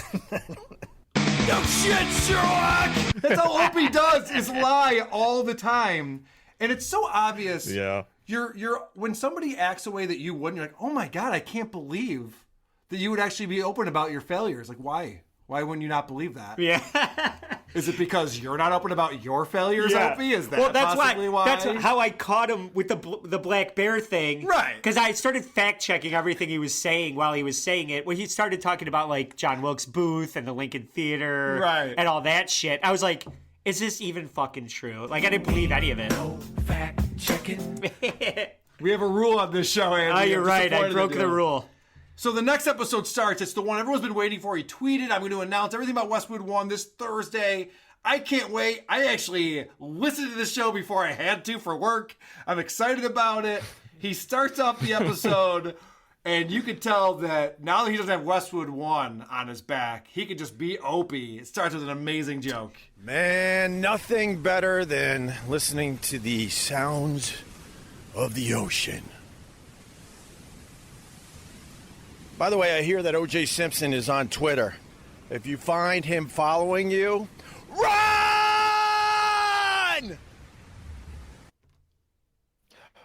Such a spaz.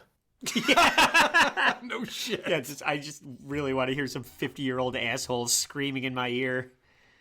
All right. Oh, God. Fucking douche. So Carl, I have 2 clips too. We don't have to play them because I'm 100% sure that you and I clipped the same portions. Okay. And are gonna point out the same things. Okay. But if not, let me start with this one, and then let's see if there was Okay. anything that you had that I didn't pick up. This is the explanation of the reason why he's no longer with Westwood One. There's been a lot of speculation and rumors on the old internet, and I'm here to tell you that, yes, it's true that I'm no longer with Westwood One. We decided to go our own ways. That's right, we have decided to go our own ways. It was a partnership that started a year ago, and it's now over. For now. I did not get fired, and I did not quit. It's just time to move on. I've taken the Opie Radio podcast as far as I can with Westwood One, so... Okay. I didn't get fired. I didn't quit. I just had a contract that ran out and didn't get renewed. Yes. Let's break this down. You ever talk to a guy who recently broke up with their girlfriend? Yeah. Yeah. And you go, did she dump you? No. She didn't dump me. Oh, you broke up with her? mutual. No. We both decided it was the right thing for both. Like, we're both moving on. We have better things to do in our lives. I call bullshit on that. This guy is no shit. I didn't get fired. I didn't quit. Yeah. There's no in between, douchebag. Right. There's no limbo in the job market. Right. You got fired, bitch. Do you they think they didn't both got want together? you anymore. They were comparing notes. They're like, well, in my notes I have here that I shouldn't work here anymore. That's what we have in our notes too. Okay, good. Then I think that we're both on the same page. I see here that we're paying you a lot of money, and this show WATP that doesn't get paid anything is doing way better than you. So what the fuck are we paying you for? Right. All right, I happen to have a little bit of an inside scoop on this. I know someone who knows someone. And I got a note that explained what happened here. When Opie signed the original contract with Westwood One, he took a little bit less money than he wanted to because it was one of these you have to prove yourself type of agreements. Less than millions from Sirius? Right. Okay. It was less than millions from Sirius. So Westwood One signed him on, and it was very much you have to show performance, and then we'll pay you this amount of money kind of thing. So Opie goes on, does a year of this show. It's well documented. It's not good.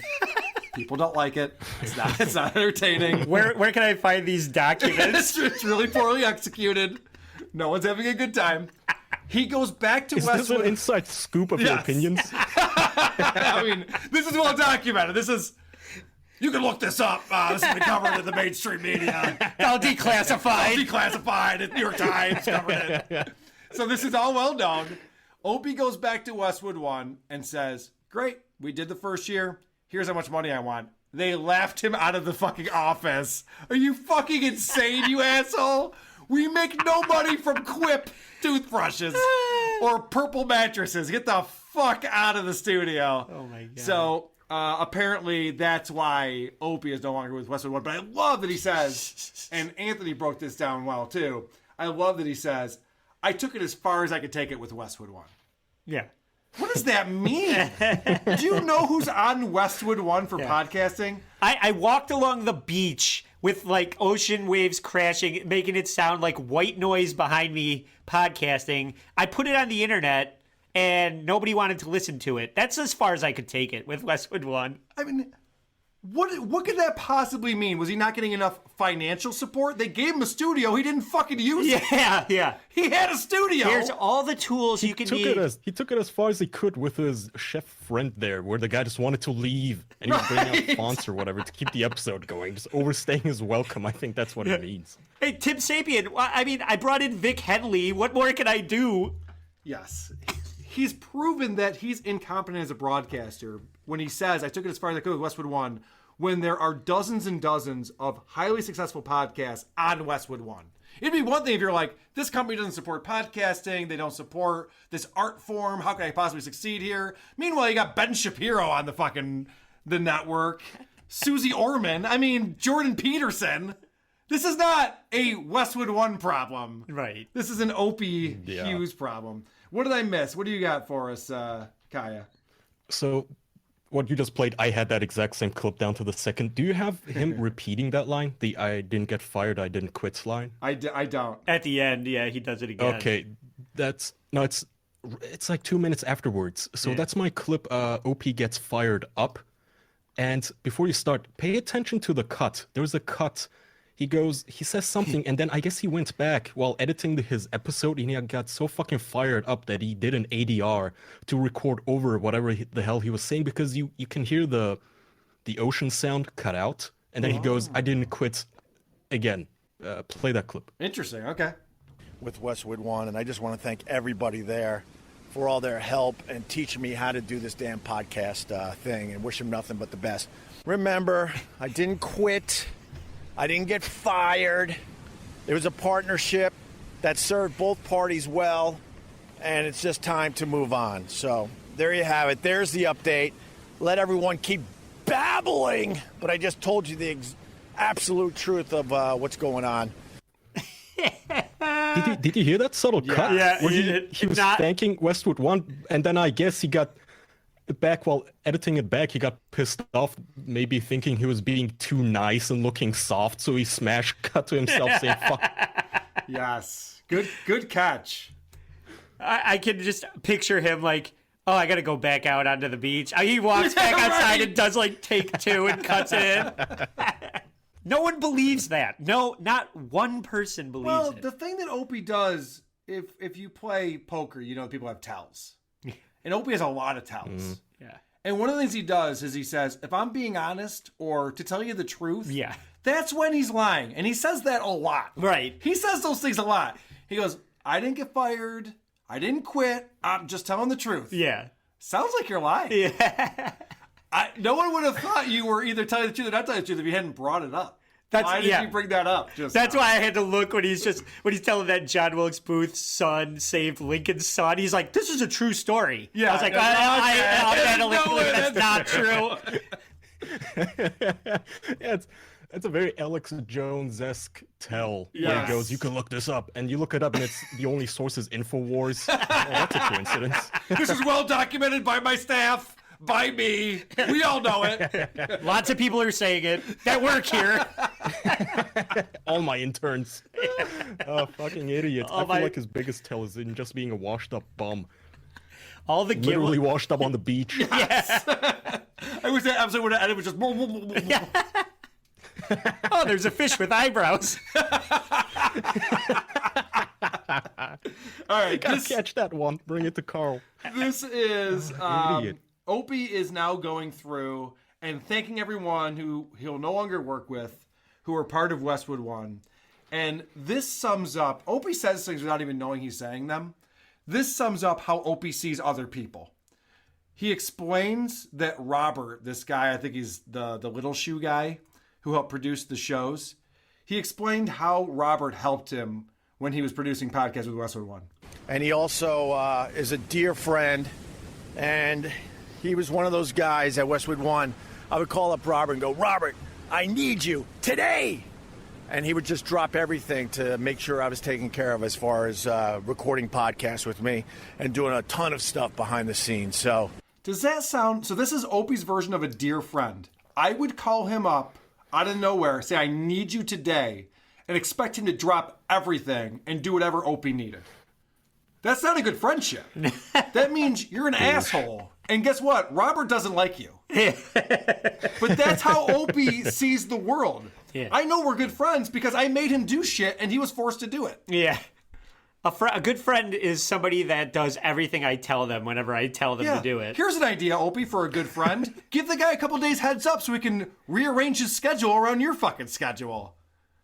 It's not like you're putting out a ton of content, 2 episodes a week, and sometimes you do a 3-parter at Jackie's house. You're not doing that much work. And then I love the fact that he talks about, all right, I'm doing a new show. We're going to continue doing Opie Radio. And Carl Ruiz is sticking with me. He's not a Westwood One employee. But this is where the groundwork is being laid. Yep. We'll be continuing with the Opie Radio podcast. Chef Carl Ruiz. Although he's now a busy, busy man, because he's a huge celebrity chef in New York City now with the opening of La Cubana, his $12 million restaurant. I will still try to do as many episodes with Carl Ruiz. I bet you will. As we move on with the Opie Radio Good podcast. luck. But I'm not going to lie to you, it's a bit tougher these days because he's a very, very busy man. So yeah, he's actually successful and doesn't want to deal with a has-been. He sat me down and told me that I'm not allowed to call him on X, Y, and Z days. The good news is his restaurant's only open 7 days a week, so I'm sure I'll catch up with him one of these days. Holy Just shit, like that's with done. salty friends from like high school or college when everybody gets a summer job and then your bum friend who only smokes pot in his mom's house gets pissed off at you because you don't have time anymore. Right. Yeah. Oh, you're gonna hang out with your girlfriend again? Yeah, I'm sorry, I don't want to smoke pot and watch Pink Floyd's The Wall again. I'm sorry. She's fun. I get to touch tits and I get paid. It's more fun than you. So this is the beginning of the end for Opie Radio. People are already speculating. I mean, a lot of tweets and notes coming in. What are you going to do? This is the end of Opie Radio. What is the future of WATP? And I've thought about this. I've given this some thought because we do spend a lot of time talking about Opie. He is endless material. I don't want his show to end. I hope he continues going. Anthony Cumia speculated that he won't put out a lot of episodes this summer. He'd much rather go fishing and hang out with the family. So in the case that Opie Radio dies off and we no longer have Opie to talk about, I mean, what are we going to do? I guess there's Stuttering John. Yeah. Rich Voss. Yeah. Seamus McKillian over at Chewed Gum. Oh, okay, we're good. Never There's mind. only a bottomless pit I of think we're gonna be garbage. fine, it turns out. Everyone is concerned about this. We're good. Yeah. We got it. Oh, God. I love that on this latest episode of Opie, he spends the first 10 minutes talking about the Westwood One thing, explaining everything that's going to happen. And then he says, all right, we're done with that. Now I'm going on with the episode. Without further ado, I gotta run. Gotta jump in the car with Mike Sappho, P-Boy. And it's a great episode. Mike had more tragedy. If you remember, only a few episodes ago, he was really opening his heart about his dad, who died unexpectedly about a week after he got married. Well, that's not the end of it, as you're going to find out. He had more tragedy very, very recently. So I went ahead and hit stop on that, and I never listened to any more of it, because who the fuck would want to listen to that? Well, because he said, hey, we're going to go see Diamond Dallas Page and talk to Diamond Dallas Page. Right. I was like, oh, they're going to talk to DDP? Yep. I'll listen to this. Okay. Whole episode. It's a car ride with this Mike asshole. They never talk to DDP. Yeah. Of course. What the fuck? Yep. Bait and switch. He teases it.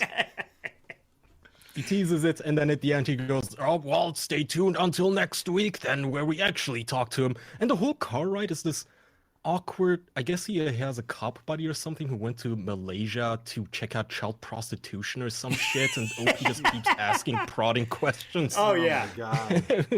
It was awkward. And they just mine the tragedy of his dad and his grandfather passing away within 2 weeks of each other. But, I mean, I didn't clip this one. I just listened to it this morning. Yeah. At one point, the guy's talking about his relationship with his grandfather, and Opie sneezes, and the guy's just like, he just kind of professionally just like leaves a beat so that if you were a real editor or something, you could just cut it out. Yep. Not to be deterred. Opie's like, oh, I guess I'll just bless myself. Since you're not gonna God bless me when I sneezed in the middle of your story about your dead grandfather. You should have clipped that. I know. I would. What a fucking I didn't asshole. have time. I didn't have time. I just listened to it this morning. It was like, what a fucking cocksucker. Like, really? You're gonna make it about you right now? And he did that, like, I can't remember the context. He did it one other time, not so egregious, but I couldn't believe that. I was just like, what a complete asshole. Horny Jew He's 666. such an asshole. There was another segment that I also didn't clip because I started zoning out at the car ride. But he starts talking about all the fans that he has, which is a lie, and how they write him emails, which is also a lie, and about how he's so proud that the Opie Radio audience is a bunch of mature men who are open about their feelings, and they can talk to one another about the tragedies in their lives. And, you know, there was this one young guy who wrote me an email about this time that his son died, and I didn't really know what to tell him, so, you know, I didn't reply, but... What an asshole! Yeah. Oh, my God. Right. This guy really... I should have clipped that. Yeah. He really Not just reached that out he didn't to know me. what to tell the kid, but also...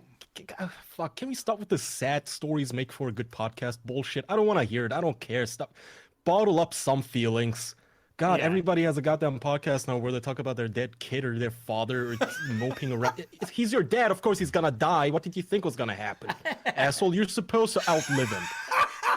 Grow up. That Just is suck it up. Kaya's hot take of the week. I gotta get a new jingle going for that. No, I don't understand this whole thing with podcasts. I listen to them to try to get away from the things that bother me in life. I'm not listening to hear about how your kid had a Snapchat account before he died at 15. Right. I'm listening to this shit so that I can forget how tough my job is. I'm like busting my ass. I fucking hate it. Please make me laugh while I'm doing something I hate. Or teach me something about black bears. Yeah. Whatever. I just want to learn or be entertained. That's all. Oh, man. Yeah. You guys, I couldn't listen anymore of Opie when he says, all right, this next part is going to be super tragic and depressing. Oh, Like, okay, fuck. I'm done. You know what you did miss What at did the I miss? very... all right, I got to go to the end where they drop in Joey, who is no longer affiliated with the podcast now, so they have a voice modulator thing on it. He's like, "Oh, I'm in the witness protection program," and they alter his voice, and he does this heartfelt goodbye to Greg. We gotta find that. Oh my god! Oh, we gotta find that. then. Yeah, you know what? You should just like go do like an edit right here and drop it in. Don't tell me how to fucking edit my podcast. Nah, I'm producing Andy. this show now. You Come on. motherfucker.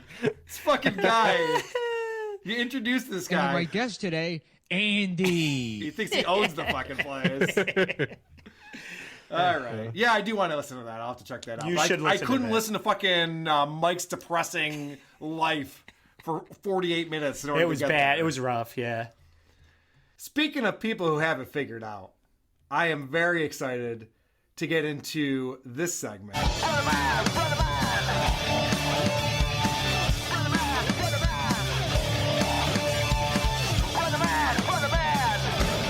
Ba, ba, ba, ba, ba, ba, ba.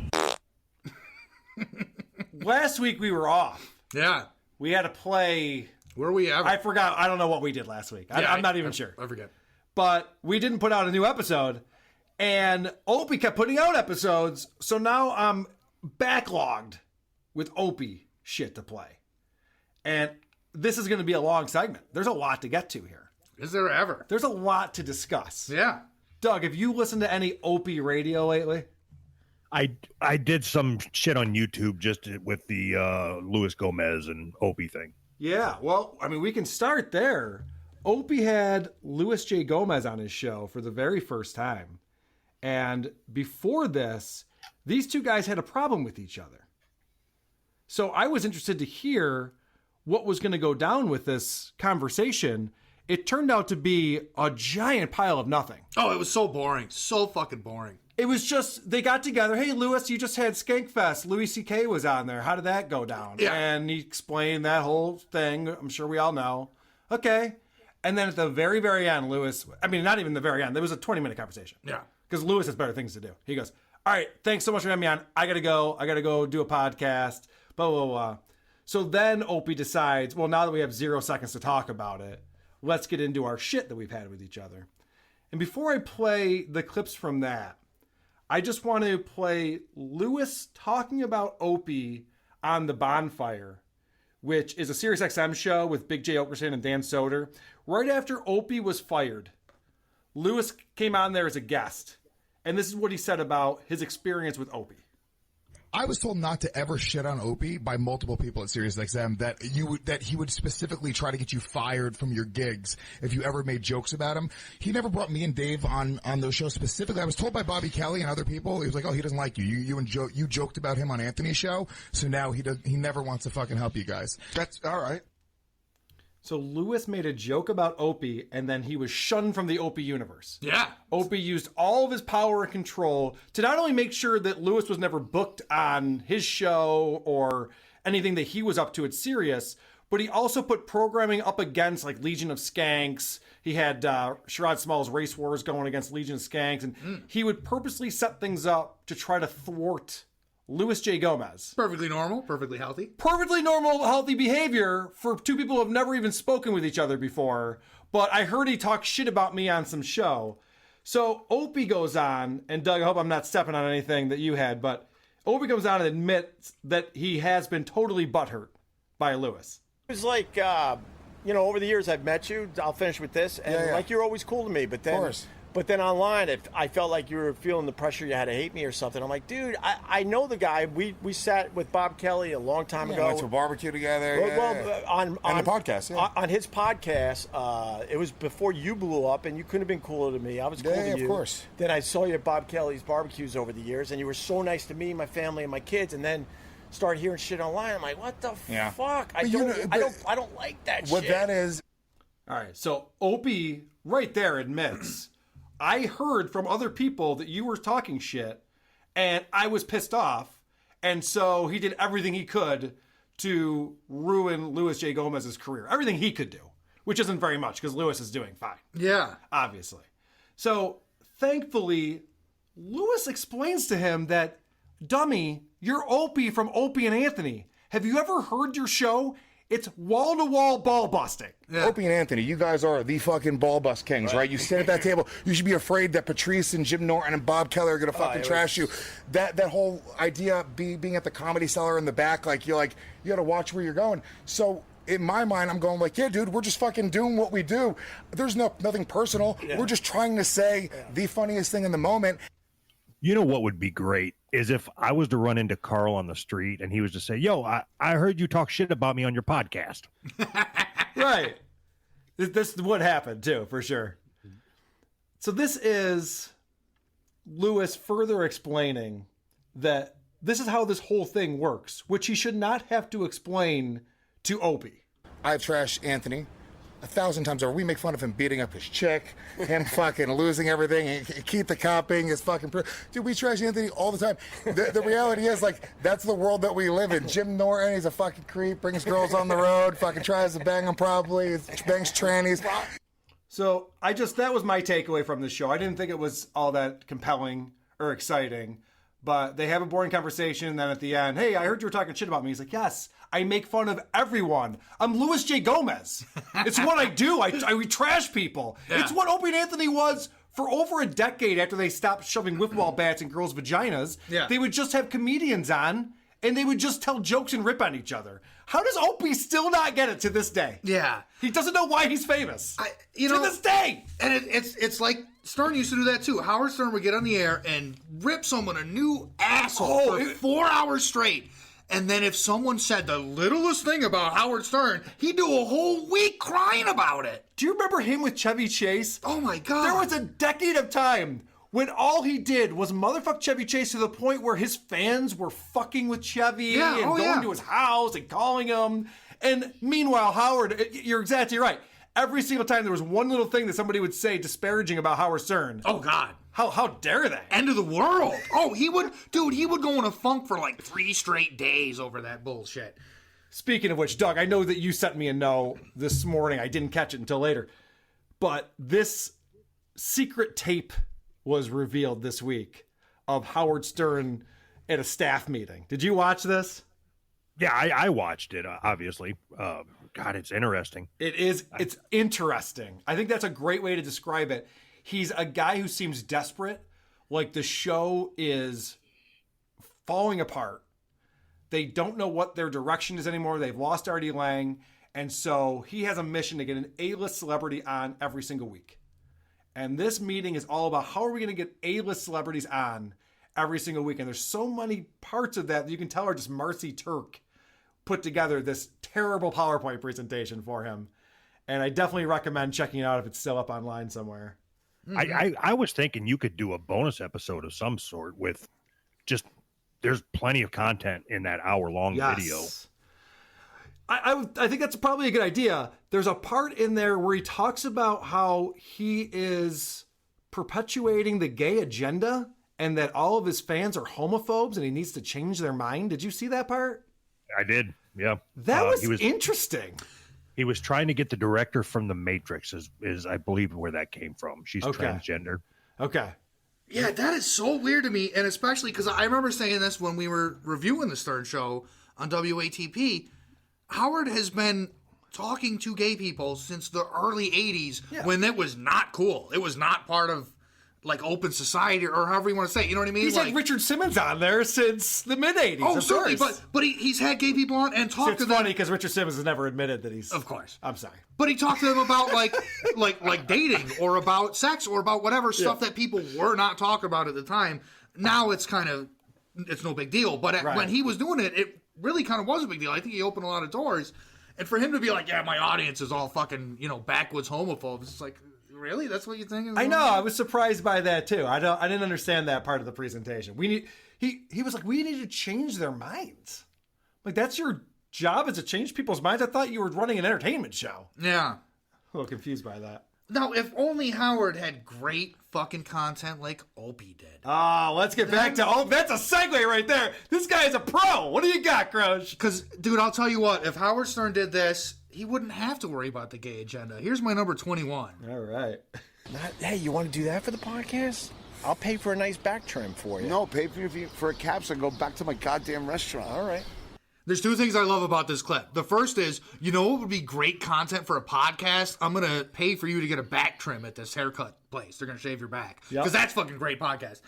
And the second thing is that Carl What's-His-Nuts is like, can you just fucking buy me a cab? Like, he spends this... They walk to see Louis J. Gomez, and Carl is pissed off the whole time, wants to go home. Right. And then they leave, and they walk, and Carl is really pissed off the whole time and just wants to go home. That segment of the show, I didn't pull a lot of clips from, but it's fascinating. By the way, I just want to tell you, it's Louis J. Gomez. I made the same mistake and got called out for it. Oh. It's very important you pronounce his name right or he goes after you. He's the Puerto Rican rattlesnake. You got to be careful with this guy. Okay, there you go. He'll rape you on his show. He will rape you. Yeah, he has raped Doug on his show, and he did nothing even that bad. Louis, so be careful. You can't rape the Willie, my friend. So, number 22, he talks about how he buttered up Anderson Cooper. You and Anderson Cooper? Yeah, because I saw his documentary on his mom, which was boring. But I made believe it was great. That's made way funnier by the fact that she's dead now. Because you're like, dude, I saw the documentary on your dead mom, and it sucked. Snooze fest! I wish I was 6 feet under. But I pretended like your mom was cool so that you come on my show. And this other one, I just love this. This is number 23. Okay. You didn't take 6 years to school. I swear to God I did. Where? At that fake college that you went to and drink all that Genesee beer? No. That describes everyone I know here in Rochester. Yes. They went to a fake college and did nothing but drink Genesee. So I clipped a bunch of clips, and I'm sorry, Carl. I know you fucking hate this, but no, that's all right. This is I love this. This is a series I call Opie versus the Public. Okay. Like there's this psychological phenomenon called the Truman Show thing where people believe that they're in this fake environment and that they're being broadcast or whatever. But Opie is his own Truman Show. He walks around with this recorder and he thinks that everybody is part of his broadcast, is part of his world. Correct. So as this is beginning, he interacts with a street lady. This is number 24. Don't you dare. Don't you dare. Fuck you! What? I didn't do anything! No. That's the problem. All right. Wait, the problem is I didn't do anything, so you say... Opie, I've never seen people just... You want to go for some ramen? People just randomly hate you. I love Carl's observation there. Yeah. He goes, you're just walking down the street and people hate you. Yeah, no shit. And this is a woman who's talking to Jesus. She's like looking in the sky, fucking like speaking in tongues. Yeah. Sees Opie and goes, fuck you. Which I think we all can understand.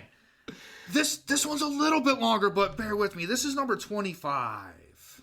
Let's get this conversation on our podcast. No. He's yelling at somebody. He's from Croatia. He'll stab you with a pen. Sir, you got a wobbly wheel. Your wheel just wobbled. The wheel's about to fall off. Be careful. Oh, yes? Yeah. Broken in this, huh? Broken inside this... yeah, the wheel's broke? Yes. All right. I'm being pulled away. I was just trying to be friendly. Stop. What, bro? This is me. Why are you talking to people? Because they're lonely. No, that guy was 100% not lonely. Now, this is like somebody butt dialing you. That's what I'm hearing. Yeah, it really is. And he's randomly interacting with people, and he's got his buddy with him. And this is the importance of friends. Your friends are the ones that are like, no, dude, don't do that. Dude, don't wear that. Don't say that.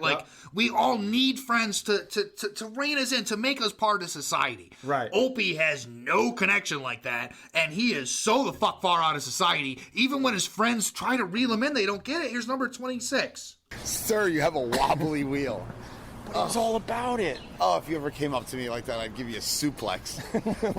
Why would you If I didn't know you, with the anger that I harbor inside, and you want to talk to me about my fucking luggage, I would burn you alive. Exactly. This guy's walking around. He's got earbuds in, they say. And Opie goes up to him and talks to him. He repeats himself over and over again because the guy's got to pull his earbuds out. And it's like, what the fuck? These next couple are real short, and they come in mid-conversation. So he's right in the middle of talking to something and then yells to someone else. Here's 27. He sees a guy in a Pepsi truck. Pepsi! Big fan. What are you doing? What? Why would you sue that? You got support. The guy's delivering trucks, delivering fucking sodas. He gave me a 100 fist. degrees. He gave me a fist like he was at the... No, he just didn't have time to pull his finger out. Guy sees a guy in a Pepsi truck and goes, Pepsi! Big fan. Hold on. The fuck? I want to point something out. The way Opie's behaving in Manhattan right now on his podcast is how all of these kids from Thought Fellas would try to entertain each other if they were allowed loose in Manhattan by themselves. But those it's how a 19-year-old tries to get a rise out of his friends. Look at him yelling at strangers. And Carl Ruiz is like, dude, there's nothing funny about this. You're not entertaining anyone. You're embarrassing not yourself. Even 19, like 15, Right. 14 or 15. Well, those kids seemed like they were 14 or 15, but yes. Well, yeah, that's like the humor of the fifth grader who thinks flipping somebody off from the school bus is fucking high art. You know what I mean? Dude, I used to flip off so many fucking assholes from the school bus. Oh, I believe I that. was the king. Oh, I believe that.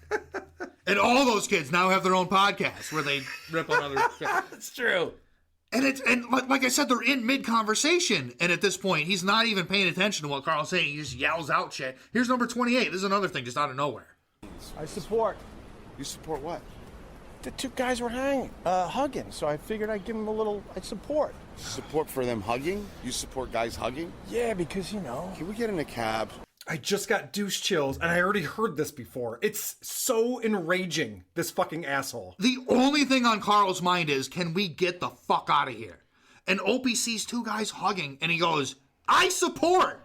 What the fuck is wrong with you, Opie? Last one. He's embarrassing himself and then purposely putting it out on the internet for us to hear. Yeah. And this is the last one, and this one is like, it's like, dude, it's 2019. Like, this ain't. Before you play it, I'm drawing a correlation between the guy that we used to talk about, Seamus or Todd, whatever you call him, and Opie, where they both think that everything they say that the world wants to hear. Yeah, correct. But Opie's out in public doing it. Like, it's one thing with Seamus and with these Thoughts Fellas guys, they've never left their bubble. This guy drove through a town once, and that's the most exciting thing that's ever happened to him. You know what I'm saying? Yeah. They don't get out of their car. They don't talk to people. They're not in the world. They don't. Right. They're just in their fucking little bubble staring at their phone. Opie's out in the world, and he's I've got to talking correct you. Seamus goes out and shares his comedy with the world. You know, every thought that he has, he thinks that everybody needs to hear it. Yeah. But at least he's on stage, like, in an appropriate venue. Opie is literally just out in public pissing people off. And here's number 29. I hate to break up the flow, and this is why I do never look at Discord. There's a giant conversation going on around the way I pronounce exactly. That's all anyone's fucking talking about over here. Who gives a fuck? Fuck these people. He thinks you're hot. Why would you do that? That's good. That's not good. Excuse me, ma'am. Opie, I date more girls in a week than fucking... I never say that. Excuse me. Stop it. She didn't turn around. Of course she didn't. Look at me. I'm sweating. I'm fucking... Now, look, we've all got women in our lives, and they've all got stories that I was walking on the street and some really creepy douchebag with a Zoom recorder yelled out, "You're hot," or "My friend thinks you're hot." Oh, you met Opie? "My cousin likes your ass," or whatever the fuck. And it's never a good story. You've never had a female friend that was like, "Boy, this guy yelled at me, you're hot," and it really made my day. It doesn't happen. Especially some fucking 60-year-old fuck like this fucking idiot. All right. What are we doing here? Fucking shut the fuck up. And they go after the Luis J. Gomez interview. Luis says, dude, check out my studio. Now, Luis has built a studio. He has a bunch of podcasts on his network. He doesn't just walk around the streets of New York? No. Oh, okay. On Gas Digital, which is his network, there are a bunch of broadcasters, podcasters, comedians who do shows. He has multiple studios. He's showing how he has everything set up so you can put your computer in and you can run things off your computer if you bring your own clips or your own video. And he's showing all this high-tech stuff. We got cameras set up. We got LED lights, different colors, whatever mood you want to set. You can run your show. And afterwards, Carl comes back out on the street with Opie right before all this shit that you just started playing. And Carl's embarrassed. What they're doing compared to what Luis is doing is embarrassing. I was embarrassed. Why? Because we're walking around with this dialysis machine, and he's got this whole thing going on. Yeah, but we do it different. So Carl gets it. He's seeing what real podcasters are doing. Yeah. Meanwhile, he's with this loser who just got fired from Westwood One. Yeah. And he just wants to get back to his restaurant, and this guy's fucking talking to random homeless people. Yeah. And I just want to say that I think that maybe... It's the final countdown, Crows. What I'm trying to say, Carl Ruiz, you got to come on WATP. Please, pretty please. We want you on the show so that we can get the scoop on what the fuck is going on with Opie. Yeah, pretty please, man. What the fuck is going on with this guy? Opie at one point is walking around Lewis's studio, being shown all the stuff, and for the first time in the history of his show, cares that it might be boring. These are 2 workstations with the full Adobe suite and anything to do the editing. All the wires are hidden everywhere behind the walls. Everything's hidden so that... This is starting to get boring for the podcast, but it's amazing. You guys got an amazing setup. Now you're concerned about. You're concerned about being boring for the podcast. As he's being shown. Pepsi! Pepsi! Big fan! Yeah. And he's getting bored being shown what a real podcast studio is like. Oh, that's what it is. He's angry that these guys have figured it out. He had a cubicle at Westwood We One. just do it different. We just do it different. We just do it different. And he goes on to explain, he's like, no, Carl, they're doing that thing. That's stupid. Yeah. We go out on the street and we talk to random people for no reason. It's way better. You can do this with all your fancy computers and whatnot, but I got my Home Alone 2 recorder with me, so that's our podcast. Yeah. That's like, that band uses a recording studio, but we do it different. My band records on an iPhone 6. That's what we do. Yeah. I want to bring this back to the episode that was entitled RIP, episode 117. We reviewed this a little bit on the last show, and this was the one where Opie explains he was let go by Westwood One, or no, it was a mutual agreement. Yeah, how dare we you. both decided we should see other people. Yeah, is what he said. totally mutual. Yeah. So he explains that, and then he says, okay, I'm going to go on a trip with Mike Sappho, and we're going to go to Diamond Dallas's Page's house. Yeah. And he says, Mike Sappho has a really sad sack story. His life is falling apart. We're going to talk about that. So I turned it off. I'm like, okay, I'm good. But I was told that there are things at the end of that show that I should listen to. So I go, okay, I'll check this out. Now, as I've evolved in making fun of Opie more and more, I've had people in my life say, aren't you kind of going a little too far? He's just a guy. You're making fun of this guy. Maybe he's not that bad. And I just want to remind them, I'm talking to my parents specifically, but I just want to remind them, I want to remind them that Opie is a terrible human being. Yeah. He's talking about the old O&A days with this guy, Mike Sappho, who's a super fan of Opie and Anthony, and he quizzes him on this subject. I want to test your O&A knowledge because you are a super fan. Okay. We haven't taken advantage of that over the last year with this podcast. Name 4 things that Opie and Anthony did with the girls' snatch. 4. Okay. What? Guess what's in my pants? Would that count as one? The game? Okay. It's not the ones I'm thinking of. Wiffle ball bat challenge, of course. That was a I legendary forgot about that one. Oh, really? In a way, I forgot. Yeah. And that was in a glass box. The girls took that seriously. They would see the line on the bat and go, I could beat that. That was a legendary bit, the wiffle ball bat challenge. That was the one. Yeah. That was the one when you would drive and you feel uncomfortable, and you would sit back like, oh boy. But I would go to Yankee games with my dad, and we would listen all the time. Whenever that comes on, that's like a bonding experience with the pops. Sure. That was a good one. That's not the ones I'm thinking of. I'm trying to think which ones you're thinking of with the snatch. Hold on a minute. Couple things going on. Hold on a minute. Me and my dad used to bond over listening to women vaginally insert a wiffle ball bat. Is that what just happened? Well, they wanted to see how far they could get it in, Crush. Well, I understand that. You never part. talked to your dad about how far a wiffle ball bat can be shoved into your mom? Come on.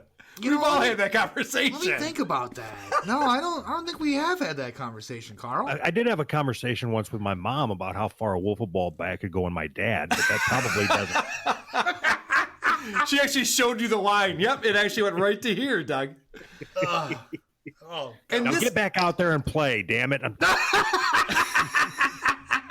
And this guy who had a bonding experience with his dad over this radio experience went on to become a New York City policeman. Oh, God. I know. Surprise, surprise. All right, so this guy actually knows more about Opie and Anthony than Opie does. Because he says, name 4 things. And he already names 2 things that Opie didn't even remember. Ugh. So then Opie quizzes him. You got to figure out some more. All right, so the one I'm thinking, I got 4. Okay. I mean, but you're adding to the list, which is great. But so far you named 1 out of the 4 I'm thinking of. One was the girl, this really hot, I think she was Dominican, a Dominican stripper from Uptown, firing eggs out of her box, and we were taking batting practice. Even blind Dave, who couldn't see a thing, which was awesome. Or we had him catching them. I don't know. Whatever. So that's 1. Name 3 more. I can't think of 3 other ones. So I just want to, this is what Opie is talking about here. Now, this was a radio show. This is before there was YouTube Live and all of these things where you could actually see what's happening. Yes, this is the right response to have to that. having a girl in to shoot eggs out of her pussy while someone tries to hit them with a bat is not a great radio bit. I mean, pay-per-view, sure, I'm all in. But a radio bit? And then he goes on to explain some of the other ones they did. We had a girl smoke from there. I don't remember the smoking one. We had, we tried to make a cell phone ring. Yes, a cell phone one I remember. Yes, okay, I remember that one. That was early on. You want this cell phone to ring. Well, that's why it was impressive. It was like the old Nokia one. You put it in there, let's see if it rings. The phones were really big. That's what made it really impressive. Oh, my God. I can't believe we're playing Name the Things We've Done with a Girl's Snatch. Like, You're that's a real surprised fucking by thing. that? You're surprised by that. This is why I have to play this. I have to remind people that Opie is a terrible human being, and he put on a terrible show in an era when all you had to do was be shocking and ridiculous, and you could get notoriety and people listening to the show. What? It actually takes talent now to put on a show. You have to be funny and interesting. Yeah. Well, I mean, I remember back in the day when, Jesus Christ, what's the Wheel of Fortune guy? He'd come out and be like, hey, guess what's in Vanna White's pussy? I remember that was like... Pat Sajak? Yeah, thank you. That guy was an edgelord before edgelords were cool. Oh, yeah.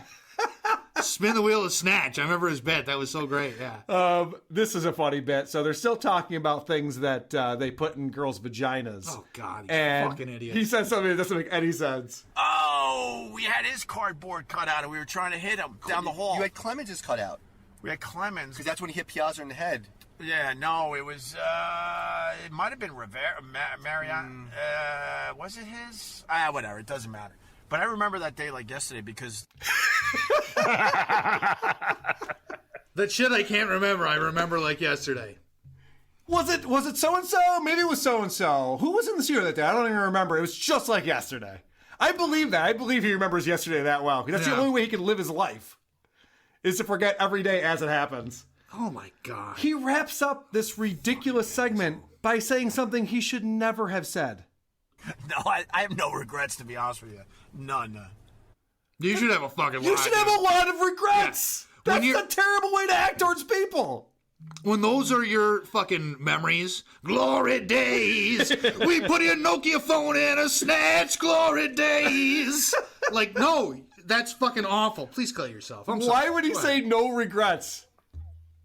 That's the dumbest thing you could say after all those things. I've got no regrets, but I will sit here for a half hour and talk about how good it was 20 years ago and how things have changed. Yeah, no shit. And now everything's different. You know, I bet I could throw a football over that mountain right there. You're goddamn right. I bet I could shoot a football out of a woman's vagina over that there mountain. It's 2019. What is he doing? He just explained all these things that would get him arrested today. They should have got him arrested. Well, yes, for sure. But you think about the Me Too movement and where we're at, and he's talking about this stuff as if he was the funniest guy in the world. Yeah. And this is all just so great. So right after that, remember his Joey Salvia, his old producer who worked for Westwood One. He comes out and does a bit, and his bit is hilarious. Buy a t-shirt on my website, opieradio.com. And what else? You want to promote anything, Mike? You good? I'm good. All right. With that, man, thanks for listening, and we'll see you next time on the Opie Radio Podcast. Hold on. Can you hear me? This is Witness Protection Guy in Texas, friend of Joey. He asked me to wrap this podcast up for him one last time. Yeah. What are they doing? Exhausting. It's exhausting. So he's coming on, he's saying, hey, I used to be the announcer guy and producer for the show. I'm not anymore, so I'm going to do this really funny bit where I'm like in witness protection, and there's crickets in the background for some reason. None of it makes any sense. And then he's got a great joke. So you could tell this guy is hilarious. He's winding up. Warning. There are high-frequency subliminal messages imprinted on the audio. I'm not going to exactly tell you what I put on the audio, but if you find yourself putting peanut butter on your dick and letting your dog lick it off, you can thank me.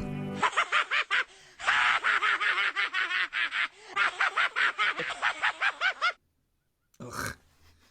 Oh my God. In the next episode, Opie finally makes it to Diamond Dallas Page's house. And one of the first things he does when he gets to DDP's house, I bet you can imagine, Crouch. I bet you could come up with the thing that Opie would do. Remember that he's podcasting. just got to this guy's house after a long drive. Yeah. What do you think he did? I don't know. He probably asked to use the bathroom and leaves the recorder on. Nailed it. Oh, I fuck. need a bathroom, if you don't mind. Right over here. All right. Long ride from Long Island? Yeah, no, from Manhattan. All right. Keep it going for this? Of course. I got a healthy stream, Dallas. Oh, my God. Healthy stream. Don't you fucking dare. This over here. Don't you fucking dare. I lift up the seat because I'm a gentleman. I'm not a savage. I'm not an animal. Looking at a nice bathroom here. He doesn't have any of those fancy bars of soap in the shape of shells. The thank suspense God. is killing me, Opie. He does have a little rubber ducky. Can I look in your medicine cabinet? Are you fucking for real? Good one. Should we look in his medicine cabinet? No, that would be crossing the line, right? Oh, now I'm shy? Why am I shy? I just drove 2 hours to get here. I hope you fucking die. I hope you get eaten by a shark. I hope he drowns in his own piss internally. Yeah, thank you. Oh, you fucking asshole! Fuck you! The fuck kind of asshole would put this out into the world? And what kind of asshole would make me sit here and listen to it? What the fuck, man? It's interesting, though. Thought we were You were friends. pointing out that Carl Ruiz is that little angel on his shoulder saying, Opie, don't do that. He's Why are you trying. doing that? He's trying. He's doing everything he can. Meanwhile, there's 27 devils on the other fucking shoulder going, nope, this is the way to go. No matter how much we ridicule this guy, no matter how many podcasts where I point out how terrible his show is and how no one could possibly enjoy this, he continues to do the same shit over and over and over again. Jesus Christ. When I do something really terrible, I learn about it very quickly and I course correct. Yeah. I mean, I don't understand what is wrong with this asshole. How he can be that narcissistic that he thinks that him peeing in a bathroom, a 60-year-old man peeing in a bathroom is not compelling content. It definitely is not. Oh my God. I'm fucking sick to my stomach. I fucking hate this guy so much.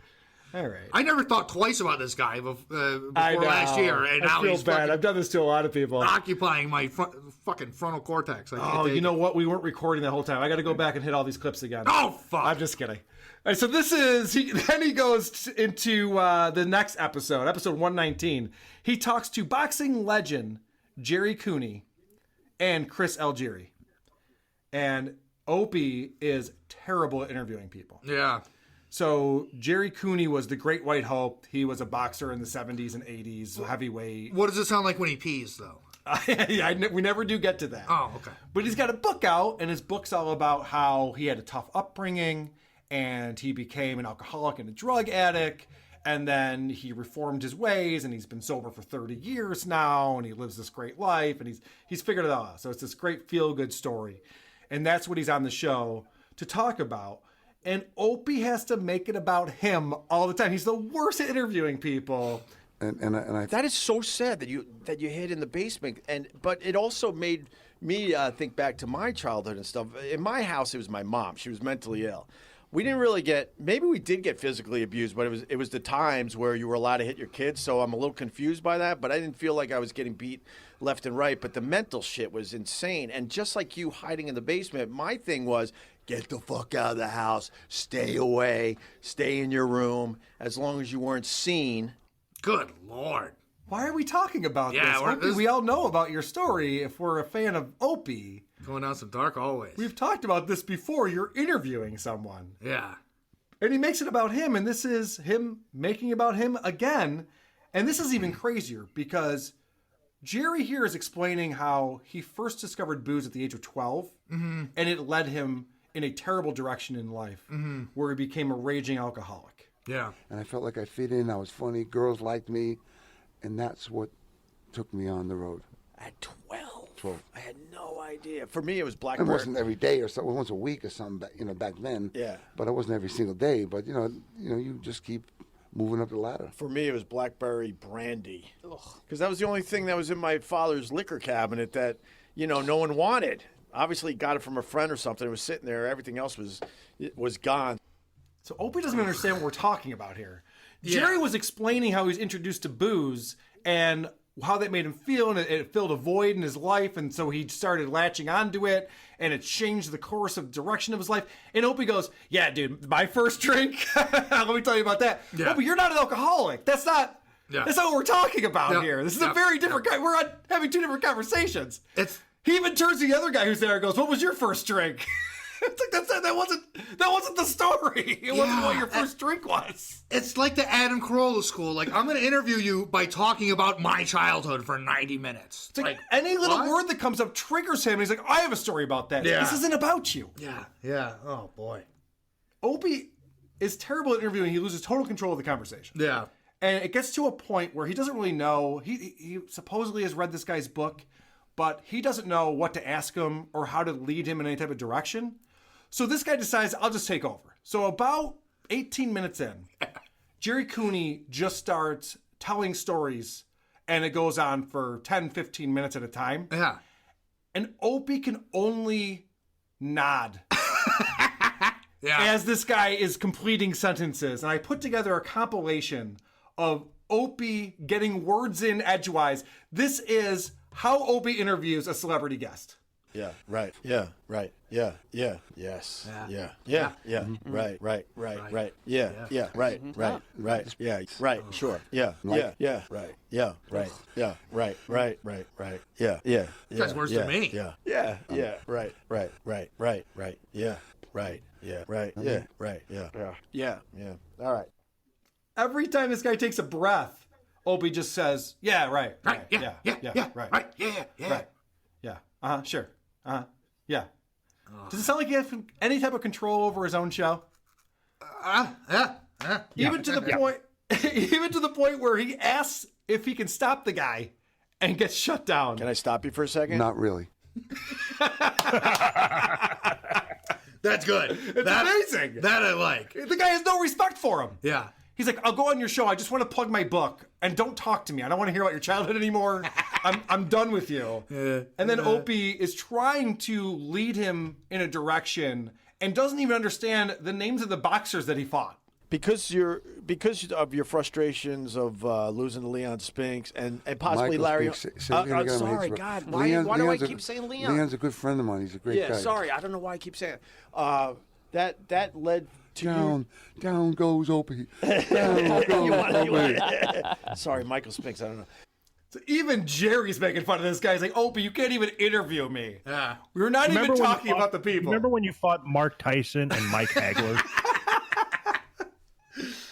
Oh, and then this is another example of Chris Algieri is an up-and-coming boxer, and they're all from Huntington, Long Island. That's the connection here. Who gives a shit? These people from Long Island, they're so obsessed with where they're from. I just don't care. Ain't that the truth? And the guy talks about how he signed a shitty contract in his first deal, because when you're a young athlete coming up and an agent comes to you, you're like, oh, yeah, sweet, I can make this money, great. Yeah. Opie immediately turns it into him.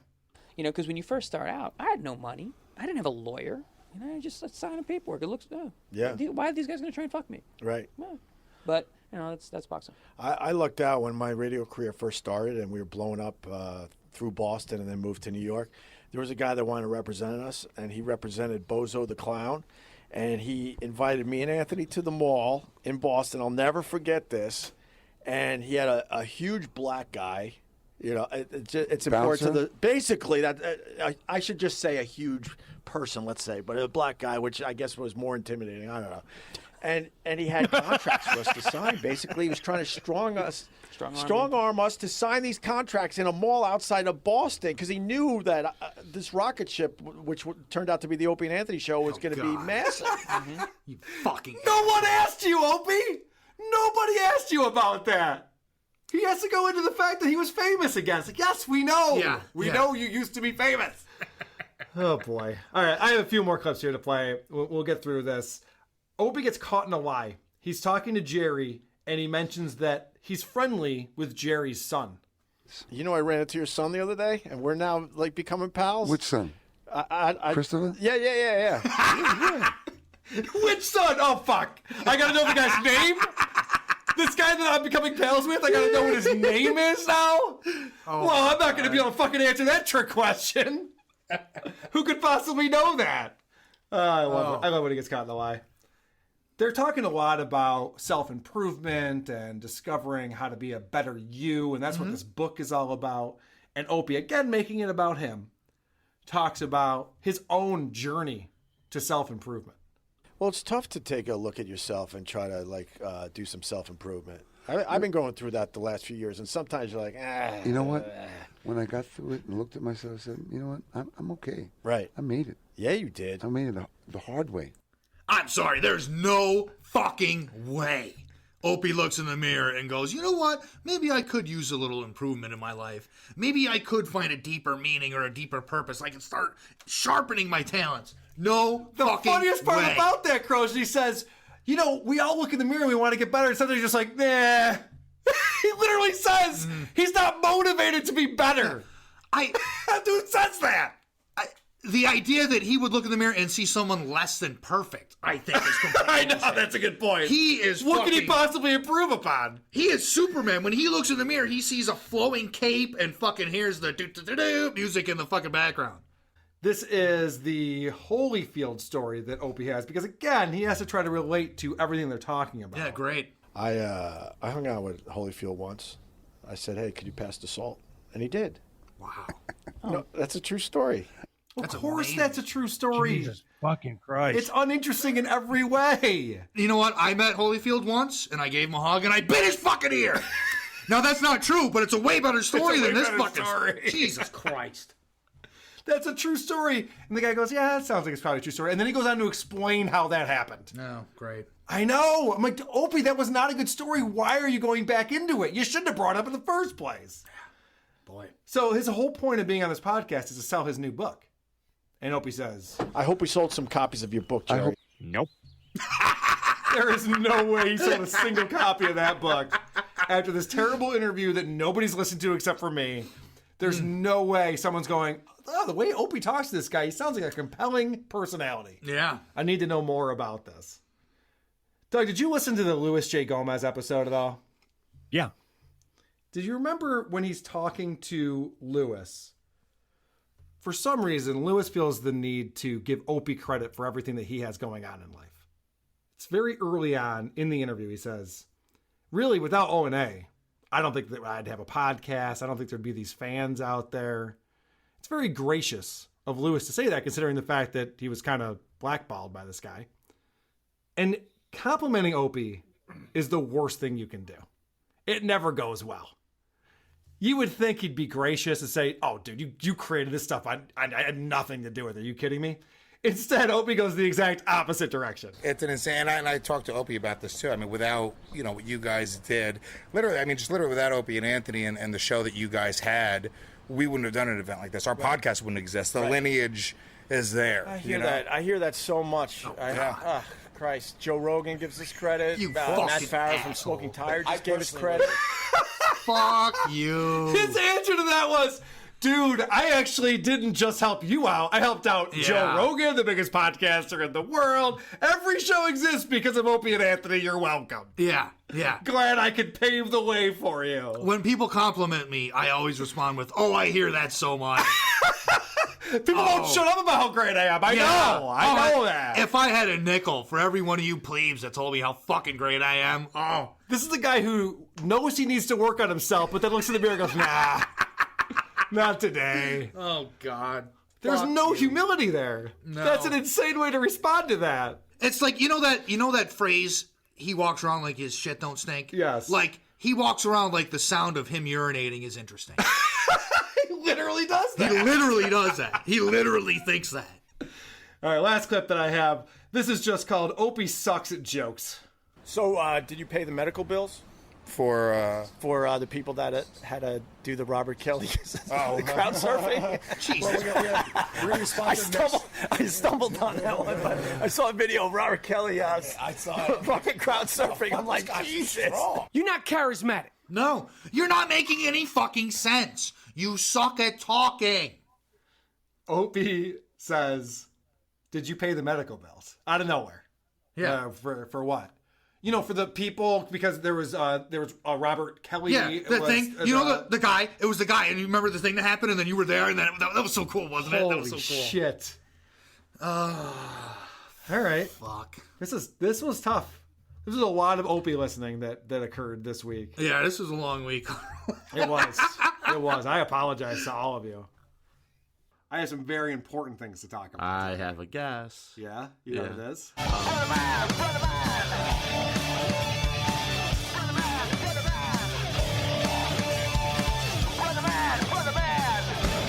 Ba, ba, ba, ba, ba, ba, ba. I listened to Opie Radio this week. You don't say. Yeah. I have a question. Is that like a new Stinger opener? That's the new one, yeah. Okay, so it's the Opie and Anthony music? It's the Opie and Anthony music with someone singing Brother Man, which is a Wheeze ripoff. Opie stole that from Brother Wheeze. That's not even that good to begin with. Yeah.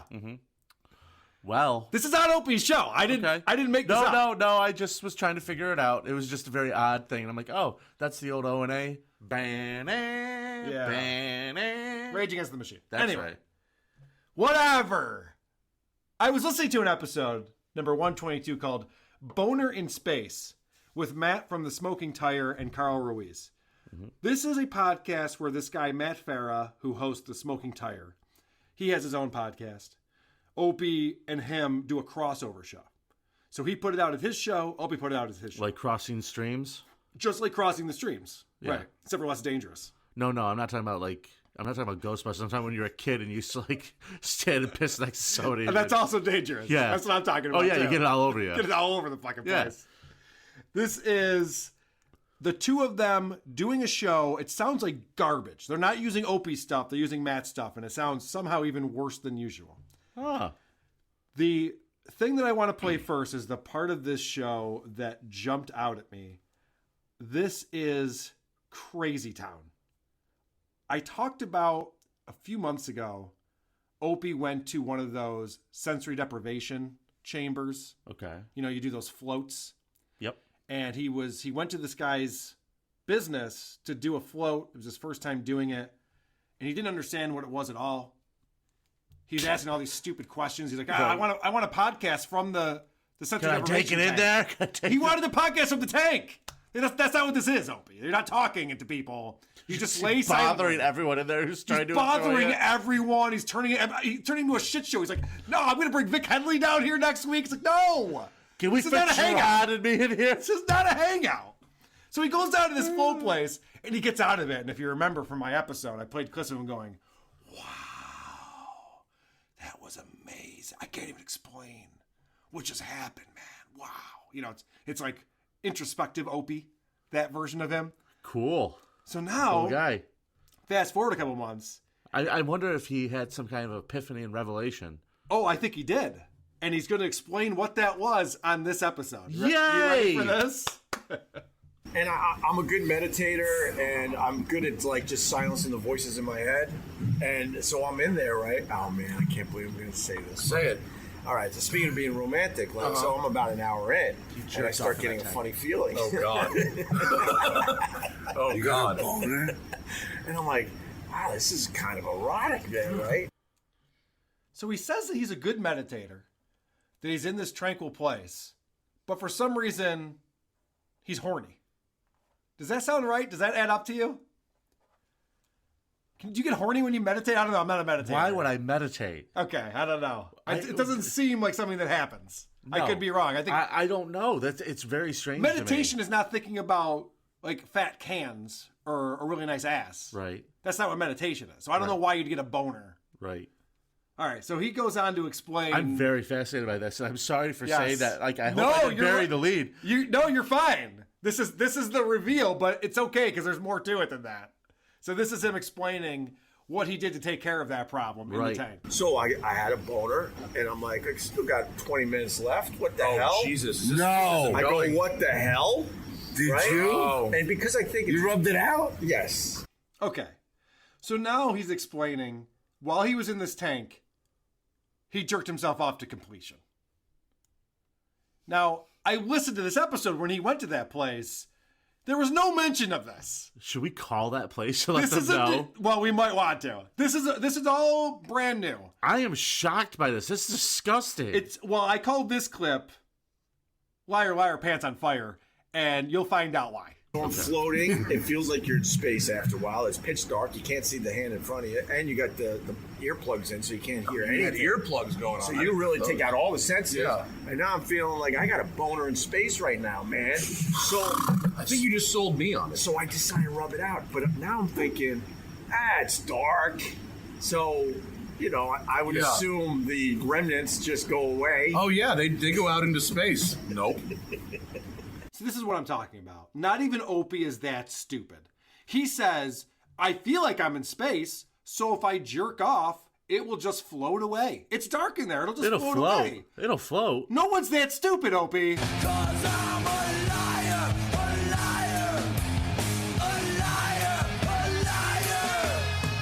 So this makes zero sense, right? There's no way this happened. 100%. He's making up a story because he wants to be interesting. He wants to be the center of attention. It's very important to him that people are like, whoa, you did what? You're outrageous. Like, Wow. I'm sitting here speechless over it, that he would even make it up, because it's a fucking creepy thing to make up to begin with. It's a really creepy thing to make up. When you're telling me that what he said after, oh man, that was I should go back and find those. This is amazing. And you put it into this context. That's a good point. I should have done that. This is the creepiest fucking thing I've ever heard in my life. I should go back and find those clips. I might do that. What a scumbag.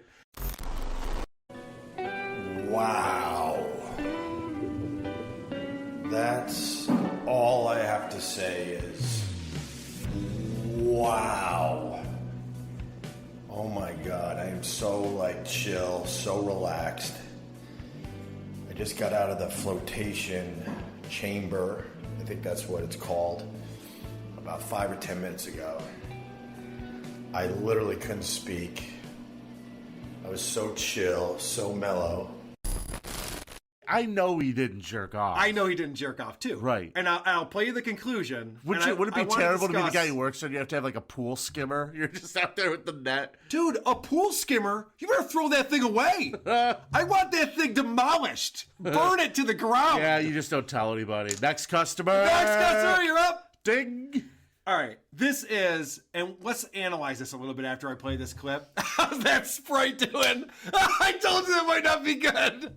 You son of a bitch. You tried to kill me. Is that too old? Do you want another one of those beers? Yeah, that'll be good. All right. For the people on the Discord, this is the kind of shit that we take out in post. He says to me, have his Sprite. You just spit that all over the place. No, I didn't. It's just, no, I didn't. Don't tell lies. I need alcohol to get rid of this. Wow. Okay. This is the conclusion that proves that there's no way this actually happened. When I turned the light on, I went into a complete panic because there was egg drop soup everywhere. Opie was in a stracciatella. You're an egg drop soup everywhere. Oh my God. I guess stracciatella. I guess it was. Does the salt water break it down? No, but I'm thinking it preserves it. It's like 100-year-old yolk. I'm thinking it's so dark, and with the salt and the darkness, God, this will go away on its own, right? No. I panicked, and I'm like, it took me right out of my experience as I'm scooping up egg Oh drop my soup. God. You definitely handled it? I had to. I couldn't just leave and Oh leave my that mess God. for the people that were kind enough to have me. Okay, so now he explains that his semen is all over in this tank. Now, Vinny, I don't want to get too gross and graphic here. I know what he did. But if you're jerking off while you're laying on your back, it's not going to go next to you. It's going to go on you. It would have landed all over him. He would be eating it. So I don't understand what he's talking about, that he didn't know where it went, and then, the lights came on. I guess I should get up. Whoa! What did I do? I'm in the tub. Who knew? That's such a fucking lie. That's a made-up story. I like to imagine that he's telling the truth, and he took his 2 hands and he scooped it up and was like, I had to swallow it just to hide the evidence because somebody was coming. Yeah, he doesn't explain, and thank God they didn't ask. But he's talking about how he had to scoop it out of there. With what and to where? What are we talking about? He drank it. He was like, I know. I got your joke. I'm with you, buddy. I'm with you. I'm just saying. This is so stupid. This is so stupid. Yeah, but you want to know the funny thing about it is? What's the funny We're just talking about it. That was actually his show. That was his actual show. And the title of that episode is Boner in Space. He's so proud of that fucking made-up story. That's the name of his episode. Why would you put that out into the world if it's a lie? It's a shock jock thing, right? Sure, it must be, but like, doesn't he have like a wife and kids? Yeah. And they want to know that he's like out committing sex crimes in public? Yeah, honestly, that's fucked up. If you really did jerk off in one of those things, that's fucked. I've gone to these tanks before. They have one over on Park Ave. They have a place. Yeah. I've tried it a couple times. Well, how do you think they get the water so salty? That It is salty and very warm. It's actually body temperature. Anyway. It's fucking gross, man. Really gross. It's really gross. You should probably be ashamed of yourself, Greg. This is Greg. I gotta tell you, there's not a lot of winners named Greg these days. This is, no shit. Greg's not doing well in this episode of WATP. Not even a little 0 for 2. This is Opie. I prefer Ferg Radio. I love when Opie explains how he's different than Howard. And Howard has nothing to do with his success. He wasn't a fan of one's Howard. employed, the other isn't. Yeah, so here is Opie once again talking about how they're different. Like Howard had his like overtly sexual and pushing the limits of that, whereas you guys sort of had the comics on and talked like the green room behind the Comedy Store. Can I add to that? Please. Because a lot of people, when you do shock jock or edgy radio, Howard has to say, they're ripping me off, Robin. Right. Here's the difference. So when I wasn't really a big Howard Stern fan, but I listened to him, here and there when I could. So, because I wanted to learn from the business. He was still a broadcaster through all that. Uh-huh. And me and Anthony came up with a style where, I have a lot of radio experience, but we developed a style where it's like, man, like this, we're just hanging out. So why can't we just hang out, talk, and put it on the radio? Why does it have to be overly polished? All right, so here's what I want to say to this. Matt says, Howard and his shtick, it was all like sex and overtly sexual and stuff. Do you remember the clips I was playing on Opie just recently where they were talking about all the things they did with girls' snatches? Oh, God, yeah. The baseball bat challenge, the wiffle ball bat challenge. Yes, that's what his show was. They were shooting eggs out of their vaginas. Don't you remember the time that Howard had that couple butt fuck in a cathedral? Yeah, right. Like, that's what they were fired for. Right. People were having sex in public and calling into their show. It was all sexual. He ripped off Howard. It's fine. No one's upset about it. But they had to change their show because they lost their job for 2 years. They had to figure out a different thing to do. Yeah. They had They went to putting satellite bats. and just did the same thing. They had to stop putting bats in women, and they started having comedians on. But I love that Opie acts like, oh yeah, Howard had no influence on me. I heard his show a couple times, but whatever. What we did is we had a hang-style show. It was just funny people riffing. It's like, no. First off, you had nothing to do with that. Jim Norton started bringing his friends in. Secondly, Opie, if it were up to you, you'd still be shoving wiffle ball bats in girls' vaginas. You'd probably be in the anal challenge at this point. Yeah. All Slide whistle. The slide whistle. The old slide whistle challenge. I played last week. Fucking dummy, Louis J. Gomez pays him a compliment. Opie, without O&A, none of this would be happening. I couldn't have done this. And this show must have been recorded before that because Matt brings up the fact that Joe Rogan gives them credit.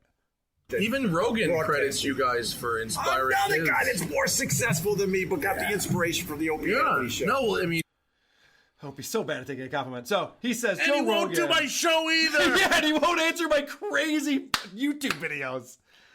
I'm going to throw this out there, and if I'm wrong, I'm sure somebody will call me on it. Sure. But I'm pretty sure that Joe Rogan's inspiration was actually live from the compound, which is what Anthony did outside of Opie and Anthony. He set up a whole studio in his basement with video and the whole thing. And I he would remember. stream video. He'd stream a show, like late at night, and it'd be live from the compound. You'd just tweet out, hey, we're going to do a show in a few minutes. And you can just hop on there, and you'd watch him do a show, and he would just have whoever was hanging out in his house playing cards come on, and they'd do karaoke and whatever. But that's what Joe Rogan said. That's when I realized I don't need a studio. I can just turn on a camera in my garage and do a show. It wasn't Opie and Anthony. It was Anthony. You're a hero, Mr. Kumia. A real hero. Well, listen, I'm not saying that. My point is Opie wants to take all this fucking credit for other people's success. I don't even think it had anything to do with Opie. And I love that they're talking about Matt Farah's wedding. And according to Carl Ruiz, this was an amazing event. Guess who wasn't invited to it and is a little bit butthurt about that? That would be our friend Greg. The Hughes. Opster. The Opster. The I would Opster. have to take your word for it because if I remember correctly, the last time we podcasted, someone was hinting at bringing me as his guest, I so I thought could it- enjoy Matt Farah's I would have been wedding. happy to have you, but I thought it was weird to invite you because we'd met twice. I thought that would be weird. But I was going to go as his guest, That would've if been you fun. remember. But then he forgot. I took some girl. Opie was upset that he wasn't Carl's +1. Did you just hear that? I think I did. Carl, I thought I was going to be your +1. Carl's like, yeah, I brought took a girl. I brought a took a girl girl. to the wedding, dummy. That's what you do. You don't bring your lunatic friend who has no fucking other friends. Just wants to podcast live from Can it. you imagine how quickly Opie would have ruined that reception running around with his fucking Zoom recorder? course. Hey, He would've bro, been look at right this up cake there. over here. Look at this cake. Hey, lady, what do you think of the cake? This is some good cake, huh? I think he would have ruined the ceremony with that shit. Fuck the Just reception. standing there doing play-by-play on the dance floor like an asshole. Oh, look at her dance over there. Look at her That's go. all he does is he brings a Zoom recorder. He No doesn't- shit. And I discovered this. Let me play this end of the show piece. I want to give Matt a ton of credit. Thank God this was on Matt's rig because he ran out of memory. It's unbelievable. Oh my god. Listen, guys, I have to call this show because I'm running low on computer battery. All right. Not We can ring. do another hour. I know. This is what happens when we do a show. Is we All could right. probably do double. Yeah. So thankfully, Matt has to end the show after only an hour and 10 minutes. We need a hero. Yes, thank you, Matt. So Opie, and I discovered this about him. He's upset about this. Like, fuck, we could do another hour. It's because as soon as that gets turned off, now he's Greg Hughes again. Now he's no longer Opie. That's why whenever he's in a social situation, he's got to have the Zoom recorder with him. Because now I'm Opie. We're doing a show. See? Hey, check this out. Oh, shit, now I'm Greg. And Oh. Superman was always so upset when he had to put those glasses back on. Right. It's not fun. It's Yeah. not fun being a nobody. Yeah. And being Greg Hughes is depressing. I would have to imagine. Well, he has a lovely wife and children and $3 million probably. Do you think that his wife and children enjoy him being around? No, probably I not can't at all. imagine they do. He's not a fun person. His personality doesn't scream enjoyable to me. Those are not words I think about when I think of Greg Opie Hughes. Yeah, but you know, kids have that inherent thing that they naturally like their parents until they get to be about 13. That's true. And this kid is going to be screaming at him. Oh, wait till he goes on YouTube and starts You pulling some old make clips. everything about you. Yes, no oh, shit. God, it's going to be cool. I hope you podcast that, Opie. That would be amazing. I'd listen to that. This is, you know who puts his fucking son on his show all the time is Adam Carolla. So does Bobby Kelly. Oh, Doesn't it's he? infuriating. Corolla puts his kid on? Yeah, but his kid is like 14 or something now. You're like, oh, I don't want to hear about this kid's fucking fantasy lineup. I don't care. Did you guys see Detective Pokemon? I actually don't listen to Adam Carolla anymore. I don't know. That's one of the reasons. All right. Oh, this is great. So Matt is talking about podcasting and how he's podcasting, and he wants to know from Opie, you know, you're doing Opie Radio podcast now. Are things better now than they used to be? Or are they not as good as they used to be? Now, keep in mind, he's asking a guy who used to have a national morning show. So Matt's not that astute of a customer, is he? Opie used to host a national morning show with A-list celebrities on the reg. And he asked them, how's it going? Can I guess Opie's answer? Yeah, go for it. Bro, I love it, bro. It's the best thing that ever happened to me, bro. You would I'm think. telling you, it's the greatest. You would think that that's kind of Opie's shtick. Yeah. He can't even bring himself to lie that bad. So, like, what, you know, is it going in the right direction? Were the old days better? Is this new thing that we're doing here? Like, what is, you know? What a great question. No, it sucks. Oh, The old days good were for better. you. The old days were way better. Thank you, Opie. Good Finally for you. tells the truth. Good for you. It does suck. That sounded like garbage. I didn't do anything to that audio. That's how it sounds Yeah. on the show. And that's me saying that. Yeah. Vinny. Me, every time I talk about audio quality, you always look at me like, you have no standing in this motherfucker. What are you talking about? But you're right. I'm Fair actually enough. really proud of him to hear him say that. I actually Yes. am. Like, I kind of like have turned a corner now. I agree with you. And actually, this next clip right here, I agree with what he says. There's 700,000 podcasts right now, and most of them suck, but most people don't know that most of them suck yet. Yeah. So it's really hard to get traction. I'm finding it hard to get traction. So Opie's, for once, telling the truth, because all I ever heard about is how great the show is. Everyone's listening to it. It's a big deal. He finally says, there's 700,000 podcasts. It's very hard to get traction, especially because most of them suck. Opie, you're one of those ones. Do you not realize this? You have one of those 700,000 podcasts that sucks. That's why it's hard to gain traction. Nah. Because honestly, Vinny, you look at like iTunes or you see what people are listening to Absolutely. as far as podcasts go. It's a lot of celebrities. It's a lot of comedians. It's a lot of celebrities. It's a lot of people who are TV personalities, or it's NPR shows, things like that.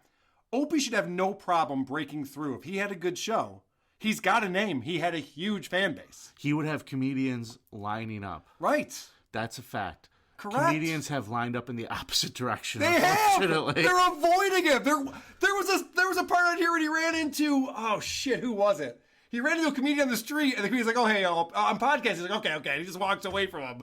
They want nothing to do with this guy. This show is a train wreck. Why would you though? At this point, it's like that whole thing blew up, and if you're gonna do anybody's show, you're gonna go do Jim and Sam's because it's like it still has because people an actually audience. listen to it. Yeah, right. People actually hear you if you go on Jim and Sam's. And it's I mean, they're all truckers in the Midwest, but at least there's people listening. Yeah, your people.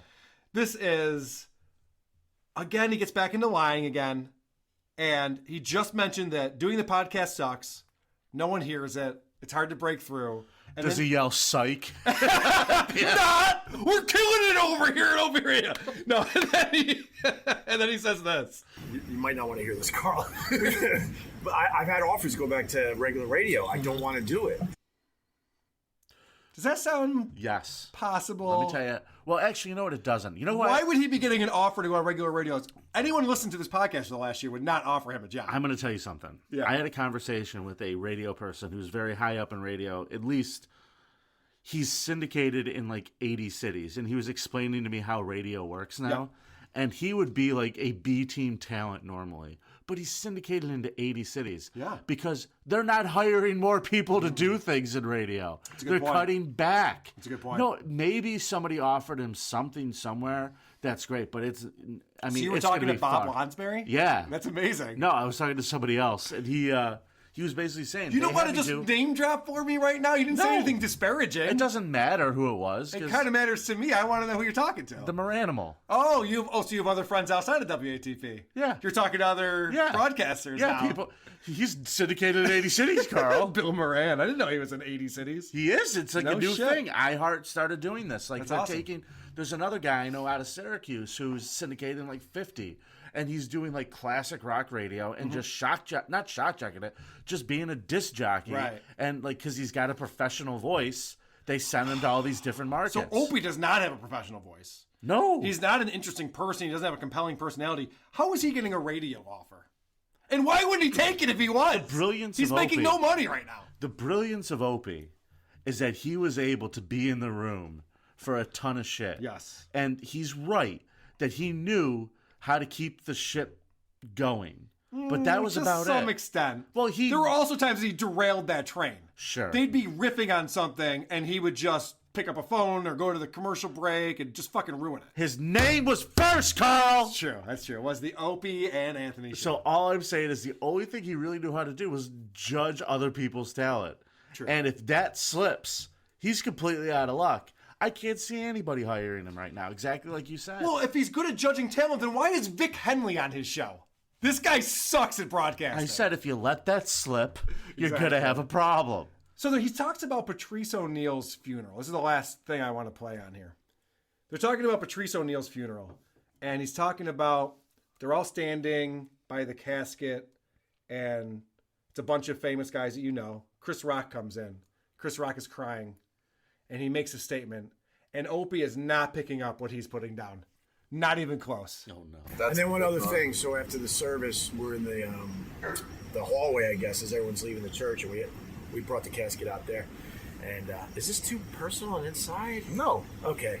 And then I'll never forget Chris Rock in tears comes walking down the hall. I don't think he officially was a pallbearer, but he comes walking down the hall, and he looks us all in the eyes. Everyone's just bawling, in front of the casket.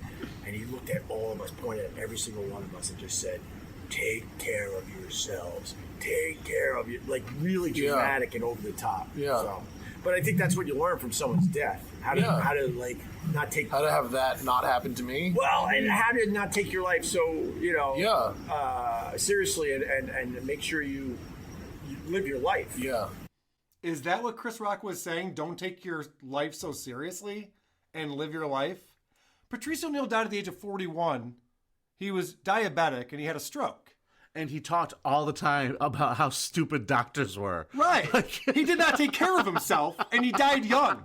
Yeah. Chris Rock enjoyed Patrice O'Neal, thought he was a great comedian. They were probably friends.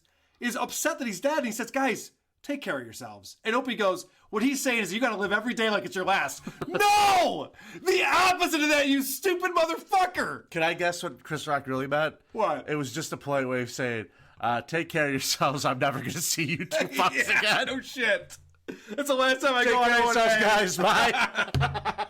I just love that Opie just never understands what people are saying. His comprehension skills are terrible. All right, the last thing I want to play, and this is Patrice O'Neal's funeral again, and this sparks some controversy because he's talking about who all the pallbearers were, and this comes up. I'm trying to remember everybody, but I think it was me, Kevin Hart, Dane Cook, Chris Rock. It's a who's who. Bob Kelly. I think Voss was there. Maybe Jim. I think Jimmy was there. I'm probably missing somebody. And all of a sudden we're sitting around. Probably Anthony. No, Anthony. Anthony said no. To be a pallbearer. Why would you want to do manual labor? What's that? Why would you want to do the manual labor? Of course he said no. So Opie, he didn't say anything more than that. He just said, no, Anthony said no. So people started giving Anthony all this shit. Like, oh, dude, you weren't a pallbearer for Patrice O'Neal? And Anthony came back with, I'm sorry, my back was sore from carrying the show. Which is perfect. I give Ant credit on that one. I love. You know what though? I wish Opie had thrown a little shade. I'd be like, yeah, Rich Voss. He was pallbearer number 6. All right. I don't have anything more to talk about with Opie, but his show's still going strong, so we appreciate that. All right, here's a segment on our show that we like to do that's called Cringe of the Week. Cringe of the Week. This is the Cringe of the Week, where somebody sends in a clip from a podcast that they think is terrible. And this week we had Larry, who sent in this clip through our email and also posted it in our sub. So here you go, Larry. Yeah, so what they figured out is instead of having the penis, they'll have girls go to town with tentacles and stuff to replace the penis. What? You have never seen tentacle porn, even though they're not tentacles? No, I've never seen tentacle porn.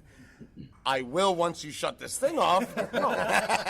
On your phone right now, go to, I'm sure it's even on Twitter. Trust me, this is not, where I go in my spare time. I'd rather go to amateur sex. Now put in tentacle porn and see what comes up. Tentacle porn. All right.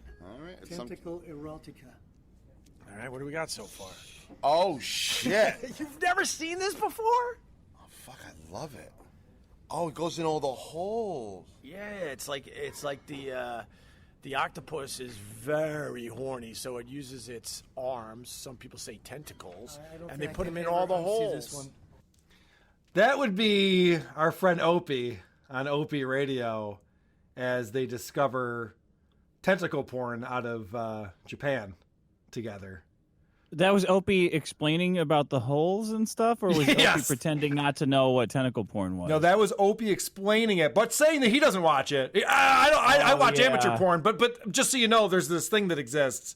And I cannot wait till we get rid of this boomer impulse to lie about not knowing what pornography is. Right. Like, I heard about this weird pornography. It's called furry pornography. Have you ever heard? Yeah, everyone's heard of it. Everyone's seen it. Everyone watches big titty hentai. Get over it. I'm fucking tired of pretending that we don't do this.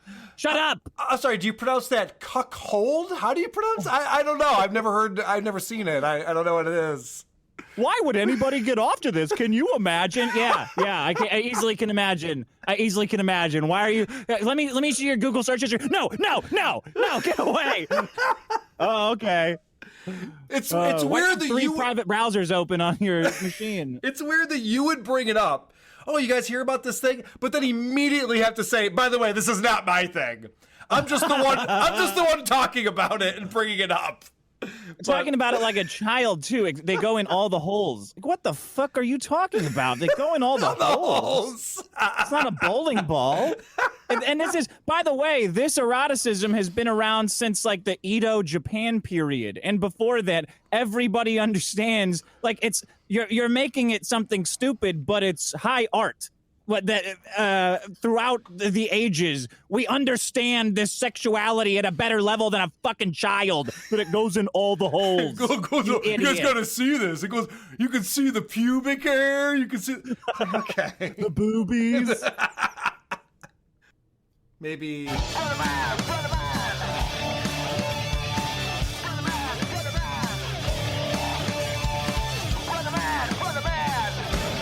Ba, ba, ba, ba, ba, ba, ba. We haven't done Opie in a couple weeks. People are not happy. Yeah, seriously. We got to get caught up on what's going on with the Opster. Now, what Opie has been doing is putting out some content, also putting out some reruns and things. I mean, he's enjoying his summer.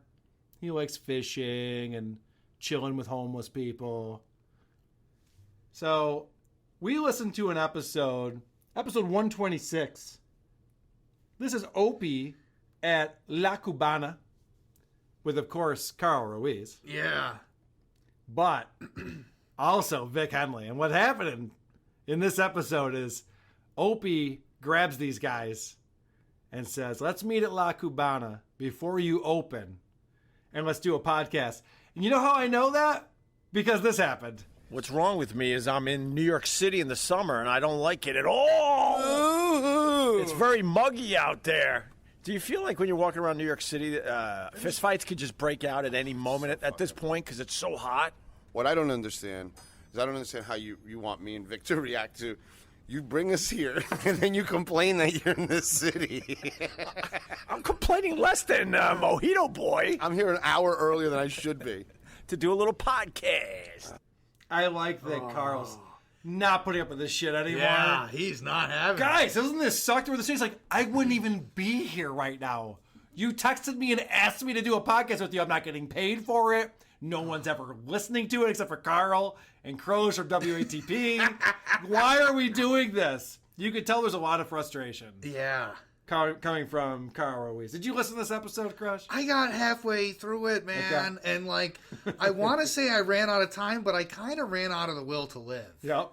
That'll happen. Opie just saps the fucking soul out of me, man. I grabbed a couple clips. This one, this is going to sound like a repeat from the last 10 Opie clips I played, but it's a brand new one. Here's number one. Okay, I have this clip too. I want to set it up. Yeah, please go ahead. They're in Carl Ruiz's restaurant before they open. So employees are showing up there. So they're going to hear people talking off mic at the beginning of this. Yeah, I left the open space in so you could get a sense I did the same thing. So you get a sense of what's going on here. Now keep in mind that Opie is addressing one of the people who works for Carl Ruiz at his restaurant. You said you're a liar, Carl. Who did? This girl right here who says she works here and doesn't know how to get into the place. Hola. No, don't start messing with stuff. I'm just saying hola. Hola. Hey, Trump. Oh, shit. Sorry. I got LASIK 15 years ago. I might need a touch-up. I'll give you a fucking touch-up. I thought she was an hola. What's wrong with you, Opie? I really thought she was an hola. Now, the Carl saying, what the fuck is wrong with you, Opie? I mean, that happens over and over and over again. Yep. But I thought she was an Ola. Right. And he says it multiple times. Crozier, I'm about to blow your mind because you didn't listen to the whole show. I did not. Guess what? It comes back around again. Fuck. Yep. So Opie Lord. thinks he's so funny by calling a Hispanic woman an Ola. Yeah. That she comes back around and he starts going off. And a hula hoop. And sorry about the hola. That was the hola, right? Just let it go. Just let it go. You can't do it. You can't do it. You can't. Why, man?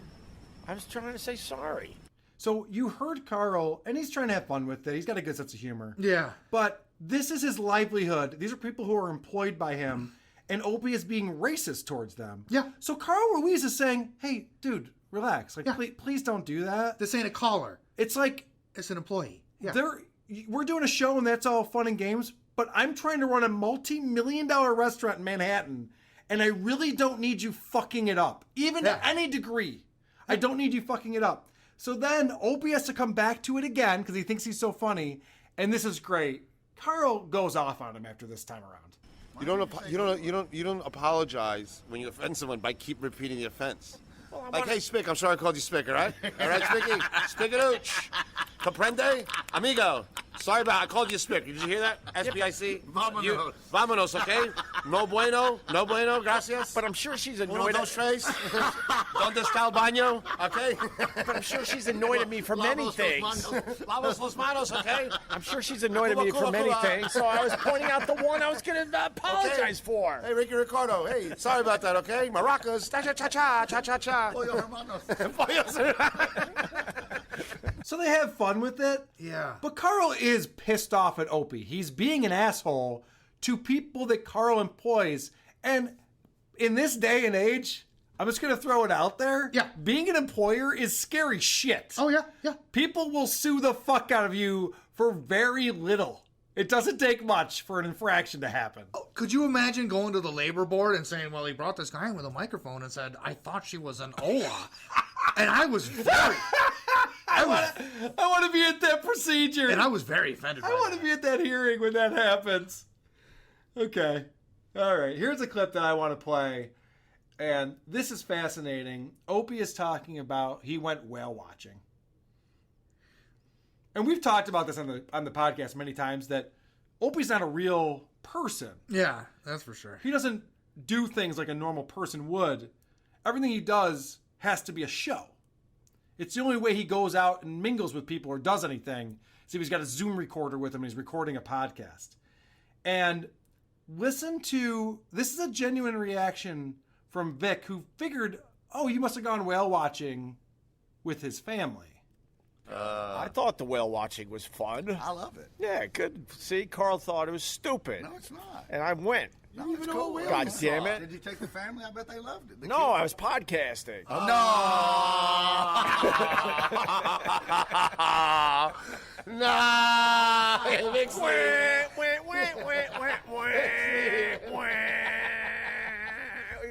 So another thing that I want to point out that's very funny here is that the episode before this episode is called Thar She Blows. It's all about his whale watching. This proves that even his co-hosts don't listen to or even pay attention to Opie Radio podcast. They weren't even bothering to look at what episode he's putting out, or they would have fucking known this They've never even seen the feed. They don't give a fuck about Opie's podcast. And Opie, while he's doing this, I feel so bad for Crippled Jesus because he listened to this episode. I have not. But he goes on this boat and he goes whale watching. And of course, Opie's on a boat with a guy, so he's got to tell his famous fish joke. You know his great fish joke that he has, Crush? I don't. Oh, you'll remember it when you hear it. Not only did he obviously tell that joke on that show, he has to repeat that he told that joke on this show. But I was doing my impression of the bunker. Because everything eats the bunker in the ocean, so I was going with our bit about everything in the ocean. So the impression of the bunker is You got a kick out of that. It was nice. It was nice. He's still doing that joke. You know why they don't have eyebrows? He's still doing that fucking joke. I had that clip listed as R.I.P. ears. Oh, okay. So you know about that one. All right. Again, over-modulating and screaming right into the microphone. Something that I would never do. Of course not. Could never be guilty of such a thing. Do you have any clips you want to play from this Opie show? Yeah, so this is what counts as, first of all, a great joke from Vic What's-His-Nuts, and then a great story. Here's number 3. You're a true romantic, by the way. Hot dogs at 7:30 in the morning. You know how hard it was raining? It was pissing, flooding down, cow peeing on a flat rock hard raining. Yeah. And I heard the door open and close. And he I'm sends like, me a text. He's like, oh, Noah's taking out the animals to the ark. And then followed by, I'll take an onion and mustard. I knew where he was. So it was raining hard, and we got a fire Noah joke in there. That's always good. And then we ate hot dogs at 7 in the morning, and that's a story for some reason, for a reason I don't understand or comprehend. These guys have a lot of stories, and they're talking about Vic was out with Carl Ruiz, and Carl Ruiz starts making out with this chick. Yeah. And he's hooking up with this chick, and apparently Carl stays with Vic in Manhattan because he doesn't have his own place there. My number 2 is a really, really creepy piece of the intro to that story. Okay.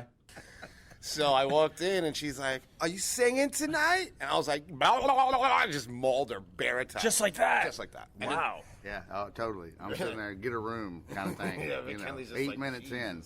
Oh, I need a shower after hearing that. I mean, do you Yeah. know what Carl Ruiz looks like? I don't. He's making out. I love that. I don't. He's picturing him making out with some chick at a random bar sounds atrocious to me. It's terrifying. Any guy was like, and then I walked in and I grabbed that bitch and I was like, yeah, I'm done here. Sorry. All right. So after that, Vic makes a joke that's not funny, but people laugh. So it forces Vic to laugh. You know, Vic has that distinct laugh that really annoys the fuck out of me. I'm sitting there, get a room kind of thing. Yeah, you know, McKinley's just 8 like, minutes in. 8 minutes I'm in. I'm like, I'll go home and inflate the bed.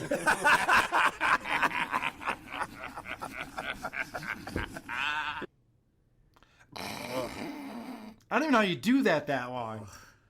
So, Vic Henley, and every time we do an Opie show where I want to make fun of Opie and Vic's on, I actually want to make fun of Vic more. Yeah, he's awful. He is awful. He's been a stand-up comedian for decades. If you try to find his stand-up on YouTube, it's all from the 80s. No shit. There isn't a single clip of Vic Henley doing stand-up because no one's seen him. Nobody's there. Everyone has a camera in their pocket. There isn't a single video of this guy on YouTube. I can't find it. I would love to dissect this guy's stand-up. It doesn't exist. Yeah. He's a stand-up comedian that doesn't have any stand-up. Wow. Yeah. So Well, and sounds and, about right. and he has stunted in his career. I mean, this guy is still just the middle act. Anyway, Vic is the world's worst storyteller. Yeah, that's for sure. The worst storyteller of all time. This is a little bit of a longer clip, but listen to him. The punchline of this is atrocious, and the way he builds to it, you think it's got to be good. Ben Gazzara, the old character actor who, if you Google and see his face, you'll completely go, oh, this guy. He was around for 50 years, you know. And he had the greatest story when they were making the movie that they're having dinner, and all they wanted to do was get Ben Gazzara to go to dinner because he's a psycho. And he's just old and crazy, and you don't know what he's going to say. And it was everybody's like, if he asks you, you got to go. Just don't turn him down, you know. So John Henson, they're all there. Here they are. He's holding court. He's in a round booth. He's sitting there, you know, they're eating, drinking wine, carrying on. Here comes some lady, well-dressed, about his age, well-to-do, his age, hot lady of 70-something, right? Walks up to him. Excuse me, Mr. Gazzara. I just wanted to say, he goes, you're dead inside! Wait, it's better. What the hell? He goes, you feel nothing! You've been beaten. I can tell. He screams, you're dead inside. You feel nothing. You've been beaten. I can tell. And the lady just drops her head, turns around, and walks away. Just walks away. Yeah, and he's like, ah! What a story, Mark. The forced laughter on that, and Vic is a terrible storyteller because that's he something gets to else. the punchline and then immediately has to repeat it. Did you hear what I said he said? Yeah, here, I'll tell you again. I'll tell you again. He says this, and then he said that, and Opie's repeating it. Oh, you're dead inside. That's how you know it's not a funny story. It's not a genuine laugh. Oh, yeah. That was a great fucking 18-minute build-up. Yeah. For a guy calling some old woman out at a restaurant. That wouldn't even be funny if you were there. Yeah. I feel like that wouldn't be a funny And anecdote. it's a thing I heard that my friend heard that my other friend said that his friend said. So then he's talking 27 minutes later. He brings this up again because he's texting this John Henson character who was on Talk Soup at one point. Yeah, 20 years ago. So he's texting with this guy while they're doing the podcast, and he goes, oh, wait, hold on a second. That anecdote I told you that bombed, there's more to it than that. We left out in the sequence of "You're Dead Inside." Yeah. There was one. Oh, line, that's it. I was right. It was "You're dead inside." Right. You feel nothing. Right. You've been beaten. I can tell. Yeah. But I left out after. So you texted. I who'd texted you John text? Henson. Okay. Former host of Talk Soup. Sure. He hosts Wipeout. He's all Sure. over your TV. Skunk Boy. He's a great comic. Is he the one with the patch? Yeah. The little patch of gray hair. Yeah. Skunk Boy. Yeah. John Henson. Drop. That's some name drop. John Henson. I had to Google this guy. I'm like, I think I've seen him. I don't know. What's fascinating is that Crozier, he comes back to the story that he should have been embarrassed to tell the first time and says, wait, I got the punchline a little bit off. There were 5 things. He repeats the 4 things again. Opie goes, wait, who were you texting with? John Henson? They never come back to it. We never find out what the 5th thing was, and nobody cares. Nobody fucking cares. This podcast is atrocious. Later on, they're talking about taking home ec class when they were in high school or middle school or junior high. Who could possibly know or fucking care? And Vic Henley cannot stop himself from telling boring fucking anecdotes. And I'm not good, I can barely hammer a nail. So my mom still has part of the home ec was ceramics. Right. And she still has an ashtray. Oh, yeah. From when she smoked. Yeah. She still has the ashtray that Terry made in like the 9th grade. Mike made a picture that she still busts out once a year that she puts flowers in and uses. Beautiful. That Mike Henley made in 1975 or something. Everything is not an anecdote. You have to discriminate. You choose things that are funny or mildly amusing or interesting. You're a miracle. Your stories have none of that. They're not even amusing accidentally.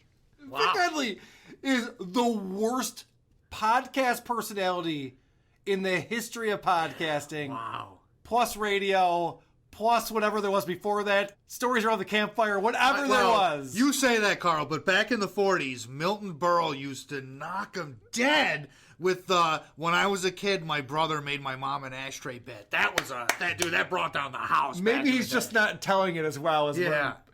This is kind of funny.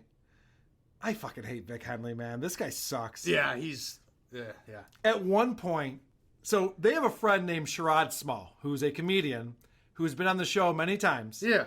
Back when Opie was on Sirius and they moved him to the afternoon, Sherrod was on all the time. He is good friends with Opie and Vic Henley. A black man walks into the restaurant and they think it's Sherrod Small. Fuck you. I can't make this up. Let's finish up with this. So last night the restaurant's packed, right? That's Sherrod. Huh? No. That's not Sherrod. That's Brian. No, that's not Brian. Sherrod. It's not Sherrod. No, that's my bartender. He said it. Guy's a Ku Klux Klan. You like a Sherrod's here. It looks like Sherrod. It looks like Sherrod. He's got a hat on. Thank you, Vic. Me and Vic are on a team on this one. That's fucking embarrassing. This is your friend Sherrod Small. The bartender walks in who works for Carl Ruiz. Sherrod! Hey, what's up? Oh, you're not? Oh, okay. Even by Opie standards, that's surprising, right? Yeah. It's fucking cringe-tastic. Well, at least he didn't go with whatever the equivalent of, I thought he was an Ola would have been for African American. That would have been bad. I don't even want to guess at what that would be. We've already heard him spell the N-word a few times. All right. Last thing I want to play is... Wow, okay. This is going back to Vic again. Vic they're telling a story, and Vic has to just start singing. Oh, great. You know your friend who just starts singing songs as you're having a conversation? Oh, yeah. He's not your friend anymore. No. You don't hang out with him anymore. No. You stopped hanging out with him in junior high. Yeah. Vic is that guy. And I love that Opie's telling a story, Vic's being embarrassing, and Carl just walks away. What were we doing? Oh, we were doing a little Motown there, Vic. On the beach, a little Motown. You want another mojito? Yes, please. I'm drinking some... Everything is all right. Uptight. What do you mean, boo? Where you going? I'm in the middle of the best part of the story. I have a feeling that Opie saes that a lot. Yeah. This specifically right here. Where you going? I'm in the middle of the best part of the story. Yeah. That's an ISO on my board. Whoa, where are you going? Oh, I bet he says that to his family. I bet he says that to his wife's friends. You are insufferable. I bet he says that to people who drop Amazon packages on his front porch. Yeah, I bet he says that a lot. I hope that Carl was walking away and heading towards WATP. Because, Carl, we would love to have you as a co-host. Step into the light, Carl. Please, come on the show. We We have much to discuss. Yeah, we need you, buddy. I'm very excited to get back to the important things that we need to talk about. And you know what I'm talking about.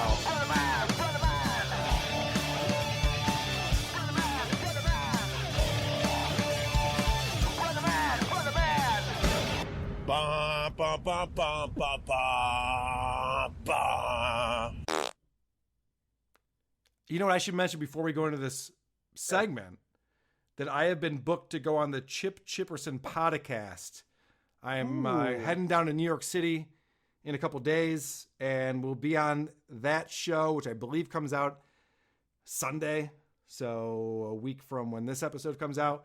And very excited to talk to Chip, who has a lot of experience with Opie. They used to do a show together. So this will exciting. Yeah, this will be a lot of fun. But we haven't talked about Opie on the show in a little bit. I think we need to get back into what Opie is up to. I listened to an episode where he interviews Tammy Pescatelli. And Tammy Pescatelli is a stand-up comedian. She was also on a radio show for many years, I guess. I know that because they talked about that. I didn't know she was on a show. But I had to look her up. I did not know. It was like, oh, she won Last Comic Standing or came in third place or some nonsense. I had never heard of her before this. Yeah, she's definitely not a household name. But Opie was down in the Hamptons, wherever he fucking lives, and she was there too. So he's like, I'll come over and we'll podcast. Neat. So he brings his Zoom recorder over to her house, and they have mostly a boring conversation for an hour. But I there's a few things in this episode. Did you listen to this episode, Doug? I listened to this episode. I have multiple clips from this episode. Good. I really enjoyed it from a quality standpoint, but just for about what you do on this podcast. I had a blast listening to this because this is only the second episode of Opie's podcast I've ever listened to, because I've only been on the show twice, and he is infuriating to listen to. His ego, his mindset is one that I cannot stand. It is such and I hate to use the term boomer, but my God, certain things he said throughout this episode had me so angry. Like, not even laughing at him for being a big dumb idiot, but just angry with how he presents himself and how he thinks. It's awful. All right, let's talk about that. Yeah, sure. I have a couple of examples of exactly what you're describing. Everybody drink. Please do. Yeah. It's hilarious because Opie has had you got me, Kaya. Opie has had the easiest job ever. He's been able to just sit back and listen to other people be funny on his show, and he's been paid millions of dollars for that. And I think that he probably has a lot of people in his life that tell him, Opie, you've never worked a day in your life. You have no idea. So Tammy brings up how stressful it is to be on the radio, and Opie jumps all over this. Okay, I know that our jobs are easy comparatively. Sure. But the mental stress that you can never check out of is what gets you. Thank you. I have tried to explain that to my wife, my family, my friends. People worked way harder than I did all those years, but there's a mental exhaustion that comes with trying to entertain people, right? This is so funny. There's a couple of things I want to point out here. Opie gets so excited. He's like, yes! I've been trying to tell my wife, my kids, my friends. They won't listen to me. I tell them over and over again how difficult this is. My job is to entertain people. Doug, you and I are right now attempting to entertain people. Is this stressful for you? No, this is wildly entertaining. This is what I do for fun. You know what's stressful is trying to keep clients happy. That's what's fucking stressful. Trying to win new business. I teach kids. That is a stressful job. Fucking dummy Opie is just like, it's stressful doing a morning show. Yeah, I know. It's so hard. I've been trying to tell everyone. He must tell anyone who listens, anyone who's even in the same room, I will scream and yell at them about how stressful my stupid radio job is, and nobody believes me. He is insufferable as a human being. It's awful.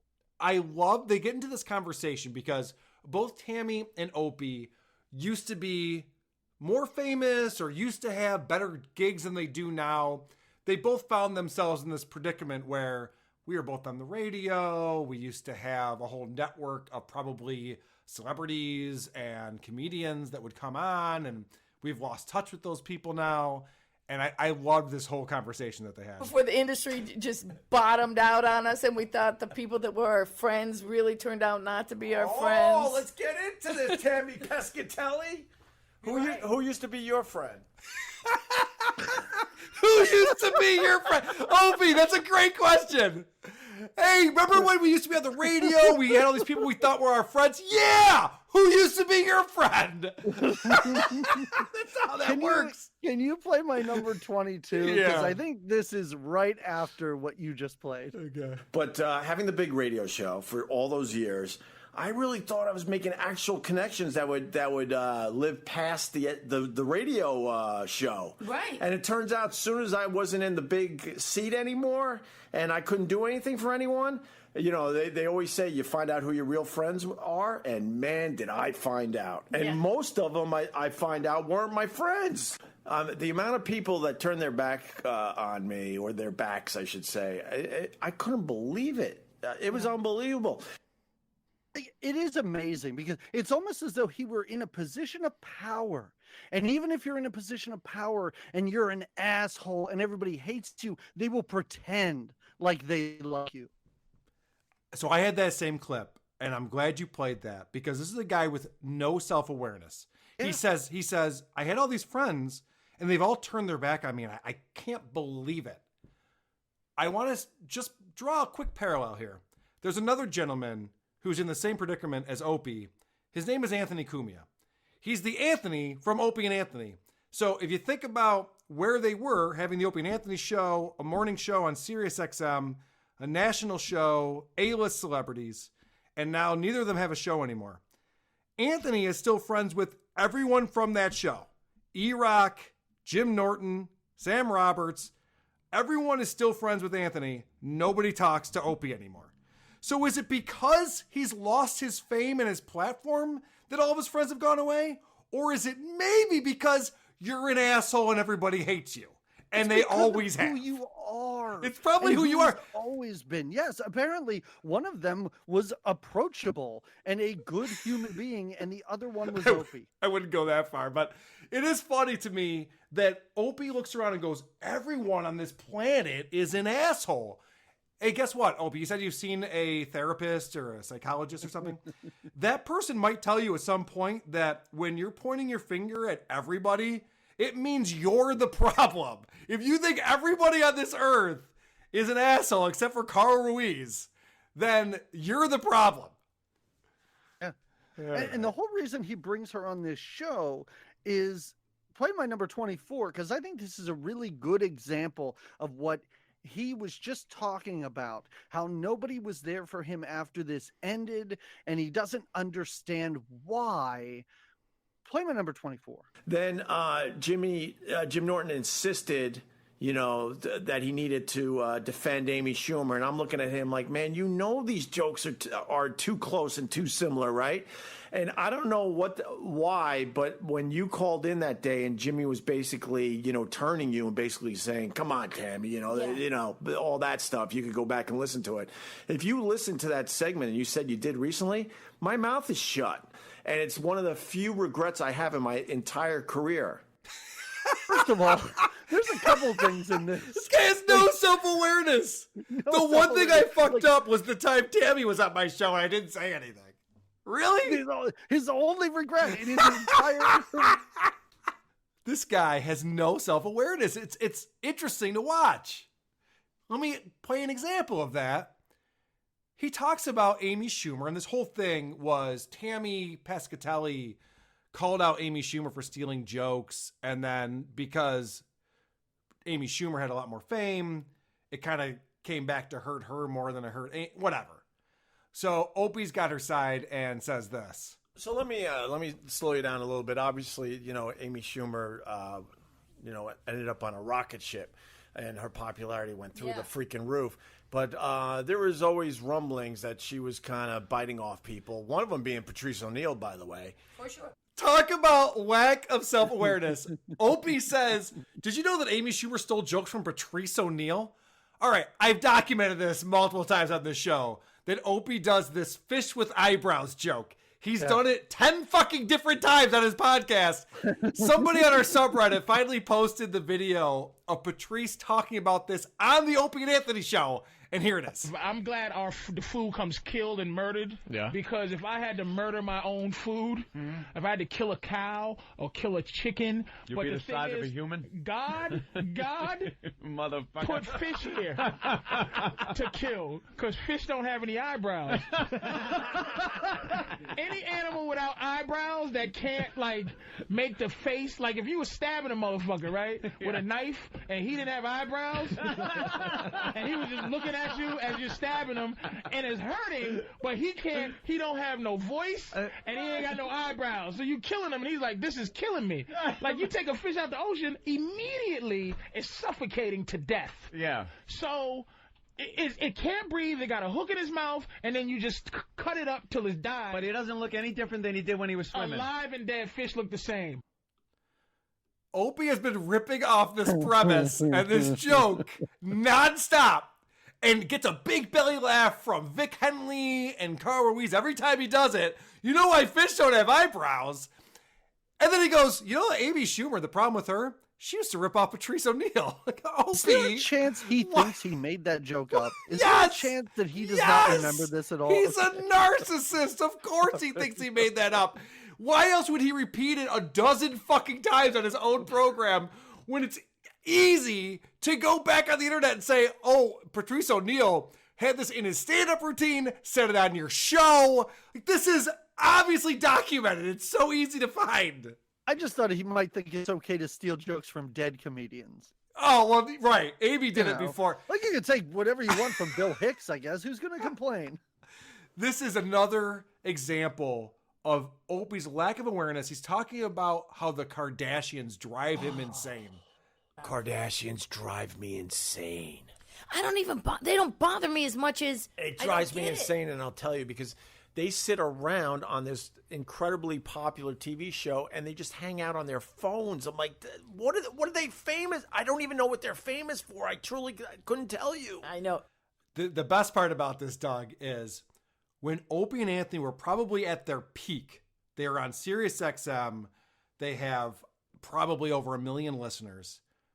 Opie famously would tune out of the conversation and start playing Candy Crush on his phone. You could hear the sound effects of Candy Crush coming through his microphone, and that was like the thing that he did. And he goes on this fucking show and goes, why are the Kardashians famous? They're just on their phones the entire episode. Are you fucking kidding me, Opie? It's unbelievable. This is actually kind of funny because I have found, and I've started to do this now in social situations, and my wife, it's actually starting to bother her. If I'm engaged in a conversation with someone who I don't find interesting or funny, but they think they are, I try and steer the conversation to celebrity, because every boring moron will talk about how much they hate the Kardashians. Yep. They don't understand why they're famous. It's just shit that idiots say because they think it's funny and they think it's interesting, and it's none of those. That's a great point. Opie has no original thoughts in his head. Oh. And I have examples of that, but before I do that, he has no original thoughts in his head. He just regurgitates information that he's heard. So for him to say, I don't get the Kardashians, that's the easiest fucking premise you could possibly put out there. Not only do I not understand why they're famous, I don't care. And I don't talk about it. Yeah. It's just not something that's on my radar. Who gives a shit? I think a couple of them might be hot. Whatever. Who cares? All right, what else you got? I'm hogging the spotlight again. I want you to play 26 because this is great because they start to talk about PC culture. Yeah. And then Opie uses a term and she calls him out. She's like, oh, you probably shouldn't say that. It's a pretty funny joke. And you know, she's laughing about it. He does not get it. He has no idea what he said. He's so unaware. Like it's amazing how he doesn't understand anything that he says or reactions by anyone else. I'll believe it when I hear it. That's not the Opie that I know. All right, here we go. Well, it's all bullshit because they don't even really care that much. They're just trying to get points for their quote, tribe. You know what I mean? Everyone's trying to build up their own status. I don't know that's the word I would be using right now. Why? Because because you said black? Any word. No, any word. Oh, just any word in general. Word. He has no idea what she's talking about. Oh, is it because you said black? No, it's not because of what I said, you idiots. No, you just made it worse now, you fucking asshole. That's great. I want to talk about Opie on politics, since we're talking about Opie's strong opinions. Why would you take a side? But go ahead. Oh, this is the best. When Opie talks politics, I'm always like I push my ear closer to my headphone. I go, what? What are we talking about? Holy shit. Just to finish up on the politics too, we're stronger together than apart, and you got two sides that want to convince the other side that their way is the way to go, and it's never going to happen. And they're all you're not going to turn 50% of the population to now believe in what you believe in. And America was always great because we worked together. We had our differences, but at least we found more common ground. And nowadays we don't want to find that common ground anymore at all. Okay, first of all, this is so funny to me. It's all right. First of all, the definition of politics is that there are two sides or multiple sides, and you're trying to convince the other sides to agree with you. That's what politics is. If everyone agreed on the same thing, we wouldn't have politics. That doesn't make any fucking sense. This is just the ramblings of old fucks, like cranky, crusty old fucks who are just like, they even talk earlier. They're like, remember when you were kids and life was awesome and you could sleep on the floor and politicians just held hands and skip down the street together? Like, it was never like that, you idiot. Thank you. That was the other thing I was going to say. It's not different now. He goes, nowadays, everyone just doesn't agree with each other. We're not all in this together. I mean, listen, I don't know as much about history as probably you do, but I have seen Hamilton. Since the beginning of our fucking country, people have disagreed on what the country should be doing. That's how this all works, dummy. He's like, now that Trump's elected, people are disagreeing on the fucking policies. No shit, Sherlock! No shit! All right. I have a question for you. This is a legitimate question. Please. I want you to listen to this clip, and I want you to tell me if Tammy made a hilarious joke or just said something and I interpreted it as a great joke. The people who like him are going to be happy I invited him. Yeah. The people who don't like him be like, why did you invite him? But I'm like, well, hey, I invited a president to a theater. The rest's on you. A good joke? Is that like a president theater joke? Is that like an assassination Lincoln thing? joke? I think that's what she was going for. It definitely was over Opie's head. No. Oh, Opie didn't get it, but she never came back around or laughed at it herself. So I didn't know if it was just a slip up or just she was putting words together. I didn't know if it was intentional or not. I assume because she's had a career as a comedian that she can put together a joke. Okay. Opie, on the other hand, most certainly cannot. And I do want to just point out, since we played the clip where he talks about politics, I don't have any of these clips, but they later go on to talk about gun control, healthcare reform, and vaccines. There was more stupid than I could fit into one episode of WATP. I can't even put those clips into this show. I only have one of those. Okay. I have a vaccination clip. It's 29 if you want to play that. How's Jenny McCarthy? I haven't talked to her for a while, but she was great. She was loyal to me. Yeah. Those are one of those people. I will never say anything bad about her. And she really, it was cool. She really, and she gets me tickets for New Kids on the Block. Oh, that's right. You were close with Jenny McCarthy during the whole vaccination thing. Well, that was a smart thing. What she told me, she never said don't vaccinate. I don't know what anybody else, but that's what a lot of people heard though. To play the other side. But I know that. And maybe I wasn't around her when all that was going. But what I do know, what she did tell me that was really smart was to spread them out. He didn't tell you that, Tammy. She clearly said, don't vaccinate your kids. Like, it is documented. She said in interviews, she went all around the country on every talk show, and she said, don't vaccinate, you fucking idiot. She gets you New Kids tickets. That's why you're friends with her. She's a piece of shit, and so is Jim Carrey. But anyway, go ahead. Right. She comes out and says, Jenny McCarthy was nice to me, therefore I'll never say anything bad about her. So she's already set this up. And then, yeah, what about with the vaccines, though? Oh, no. Yeah, it's all, you guys aren't understanding what happened there. All she said was, vaccines are great. They're saving the world. Just, space them out when you have your kids. That's the opposite of what she ever fucking said. Yeah, I don't know what other people heard. Maybe the words she said. You just didn't hear it, you dummy. That's amazing. Oh, I want to talk about. That's what I mean. Like, I couldn't even pull these clips because they're so fucking stupid. They talk about the gun. Anyway, so this is Opie not understanding how English works, which is the one thing he should know because he's an on-air personality, an unscripted on-air personality. He's talking about Tammy Pescatelli went on Twitter and said, Amy Schumer stole my jokes. This happened a few years ago. And she had to take it down because she got all this backlash. And Opie says this. So the Amy Schumer thing, and it always bothered me because I believed you, hook, line, and sinker, and I believed you, hook, line, and sinker. Opie, do you know what you just said? Those phrases don't go together, you dumb idiot. You just called her a liar. You fucking idiot. I believed you. Hook, line, and sinker. You totally fooled me, and I bought in. All right. I've documented this a few times on the show, and I can't get enough of it. I will play clips like this every chance I get. Opie is terrible with compliments. When someone pays him a compliment, it's so funny to me because a normal human being is a little bit embarrassed or probably tries to deflect it. Oh, no, dude, you're awesome. Whatever the stupid response is. And I'm not saying that's the best way to go about it, but Opie is an enigma. You compliment him and he ups the compliment. He's like, oh, no, it's even better than that. You don't even know. Here's an example of that. This is right at the beginning of the show. You look handsome. You look younger than you did before. Does you good out here. I actually gained some years back after leaving SiriusXM, for real. I had a good run there, and but I needed to leave and get away from all the toxicity and stuff. And I look at old pictures of myself from like 5 years ago, and I'm like, wait, that picture's like 5 years ago? I definitely look younger than that now. Jesus Christ. Who says that? She goes, you're looking pretty good. Oh, I know. I look at myself in the mirror and I'm like, holy shit, I look amazing. Who the fuck responds like that? And he's talking I expected him to be like, yeah, fucking no shit. Thank you for noticing.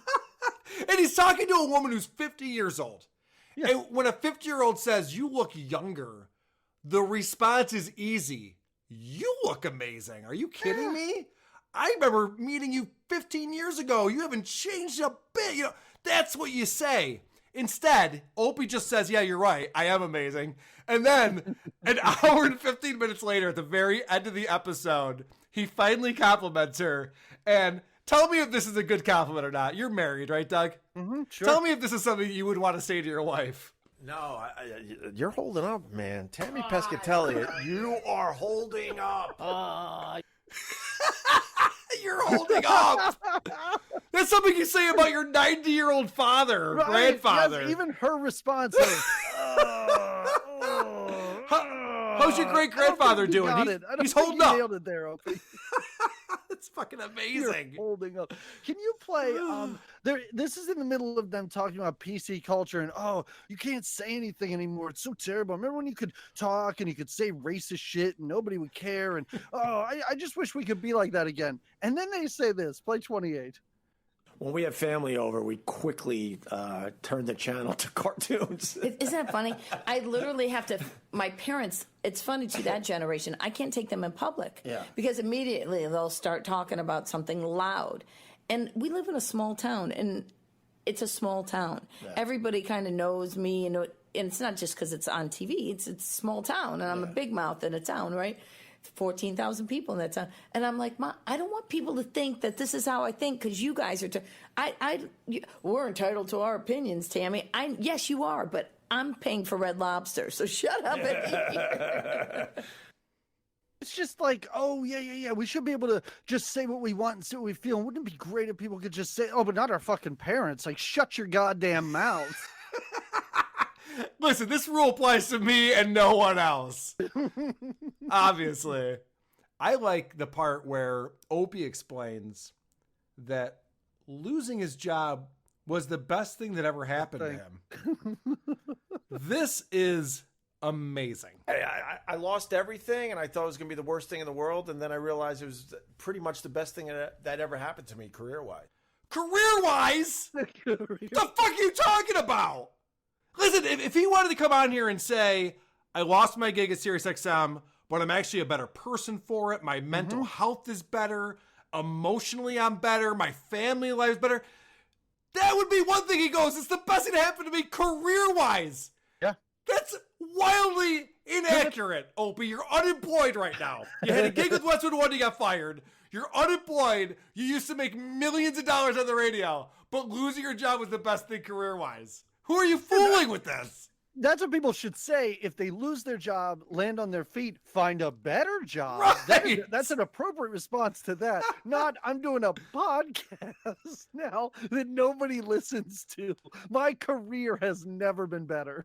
I mean, even Bill O'Reilly, the most delusional man on the face of the earth, never goes out and says, thank God Fox News fired me for being inappropriate with women, because this has worked out really well. Like, you're gone. You're off the fucking map. No one knows where you are anymore, Opie. You're done.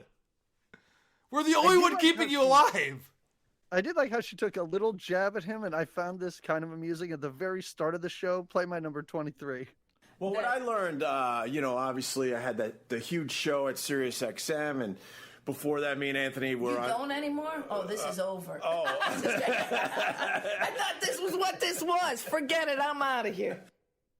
I thought that was pretty good. And then in the back of my mind, I'm like, oh shit, did she think this was a series? Like, did she think he was still on the air? No. He just had his own shitty show now? Definitely not. Everyone is aware that Opie was taking pictures of Roland shitting and was fired from SiriusXM. This is I'm gonna play this But clip. he regrets not sticking up for her. That's his only regret. That's his only regret. Do you regret the way you treated Jim Norton and then how you lost the morning slot and then you went to afternoons and then they fired you? No. Do you regret that you were videotaping a coworker shitting in a stall at work, which ultimately went to HR and got you fired? No. Oh, so what do you regret? There was this one time a D-list comedian celebrity called in, and Jim was talking to her, and I didn't really say much. Oh, okay. Weird. It's not where I would have gone with that. I want to play this clip because this might be accurate and factual. It doesn't sound like it is to me. This just sounds retarded. When I was growing up, my dad, like I said, 7, 8, sometimes 9 kids, he started his own church. He did? So he could pay less taxes. Bullshit. Somebody please fact check me on that. Maybe it's true. He said his dad started the church so he wouldn't have to pay taxes. That can't be fucking true, right? Is that something that we could all just do? We could just start a church and then just be tax exempt? There's no way. Like, that sounds wild to me. That story sounds insane. And if he was on the radio for I don't know how many years, how has he never told that story before? That'd be the first thing I'd say. Maybe he the has. I got a radio show. Maybe he has, but I've listened to hundreds of hours of Opie at this point in my life, and I do not recall him ever talking about that. Maybe he has. So I'm sure someone on the subreddit will tell me what a dummy I am, but that sounds fucking retarded. There's no way. And he goes on to explain, if we didn't bring the tax exempt forms with us when we bought something, my dad would be pissed. Like, what? How is any of this possible? What are you doing? Because he talks about buying sneakers and Right. stuff. I don't know. That's not tax exempt. Do you just send your child to go buy their own sneakers? Like, oh yeah, you're 11. No, that's good. Just go buy your own sneakers. I guess with your own money. I don't know. This whole story sounds like bullshit. If you're a church or a nonprofit, you can be tax exempt for things that you use for your church or your nonprofit, not just random shit that you want. Hey, I want to buy an Oculus Rift, but I don't really want to pay tax on it because I have a church. Okay, that doesn't make any sense. All right, I'm talking way out my ass. I have no idea what I'm talking about at this point. You could be accurate. I could be. Who knows? If I just say enough words, eventually I'll be right about something. I want to point out, this is not from the episode that you and I listened to. This is going back to episode 55 when Bill Burr was on the show. And Evan Harris sent me a note through Facebook. And I never heard this episode, but he points out there's a real gem in here where Bill Burr shows up. Hey, what's up? Bill. And I should mention that he's there with Carl Ruiz, and like 50 minutes into the show, Bill Burr walks in. Hey, are they in a kitchen or where are they? That's a good question. I don't know, but based on the background noise, I assume he's actually in his studio at Westwood One at this point, because there isn't a lot of background That's noise. the only way Bill Burr's showing up to do this podcast too, right? Yeah, I would imagine that Bill Burr, who's a pretty big celebrity at this point, I would imagine that he wouldn't just like meet him at Gebhard's. Hey, Bill, show up at Gebhard's. We'll do a podcast. Bill's like, I was just in comedians in cars getting coffee with Seinfeld. I'm not going to meet you at Gebhard's. Anyway, I guess that's kind of the same thing now that I think about it. Here we go. Hey, what's up? Bill Burr, come on in, man. We're already doing it. How are you? That's Carl Ruiz from the Food Network. Guy Fieri's very good friend. All right, I got to pause it right there. First off, this is funny. This is not even why Evan pointed this out. He mispronounces both people's names. He goes, hey, this is Carl Ruiz. He's buddies with Guy Fieri. It's Carl Ruiz and Guy Fieri. And I only know that because I listen to this fucking show. Anyway, all right, moving on. We were just talking about, here, let me turn on your mic. There you go. I gotta get one of those, man. Look at that little mixer. What? How do you do your podcast? I have like I got the Guitar Center big stupid mixer. Right off I've just why you guys not supposed to advertise with them or something? Oh, it's just funny. I don't give a fuck. Oh, The reason why Evan pointed this out, and it's brilliant. Bill Burr comes in. He's like, oh, that's a nice mixer. Why? What do you have? I just have a lot bigger one that I don't need. And they crack up laughing. And Bill's like, well, there must have been something I don't know about. Oh, because I said Guitar Center? No, we're just laughing at your joke. He's like, well, that wasn't a funny joke. Why are you laughing so hard? Why are you trying to make this entertaining? We'll have fun eventually, but that was just the first thing I said so far. Oh, man. I don't know. This guy's fall from grace. I really wish that I had sort of followed it and chronicled it the way that you're doing here, because I don't know. Like I said, once they went to Sirius, I was out. I really didn't listen to them when they were on there. So I didn't really see the downfall except for the terrestrial radio downfall. Oh, dude, hop on whenever you want. It's still happening. There's no reason why you could say, oh, I missed that whole thing where Opie lost his mind and got terrible. It's happening now. Let's all check it out together. We're in.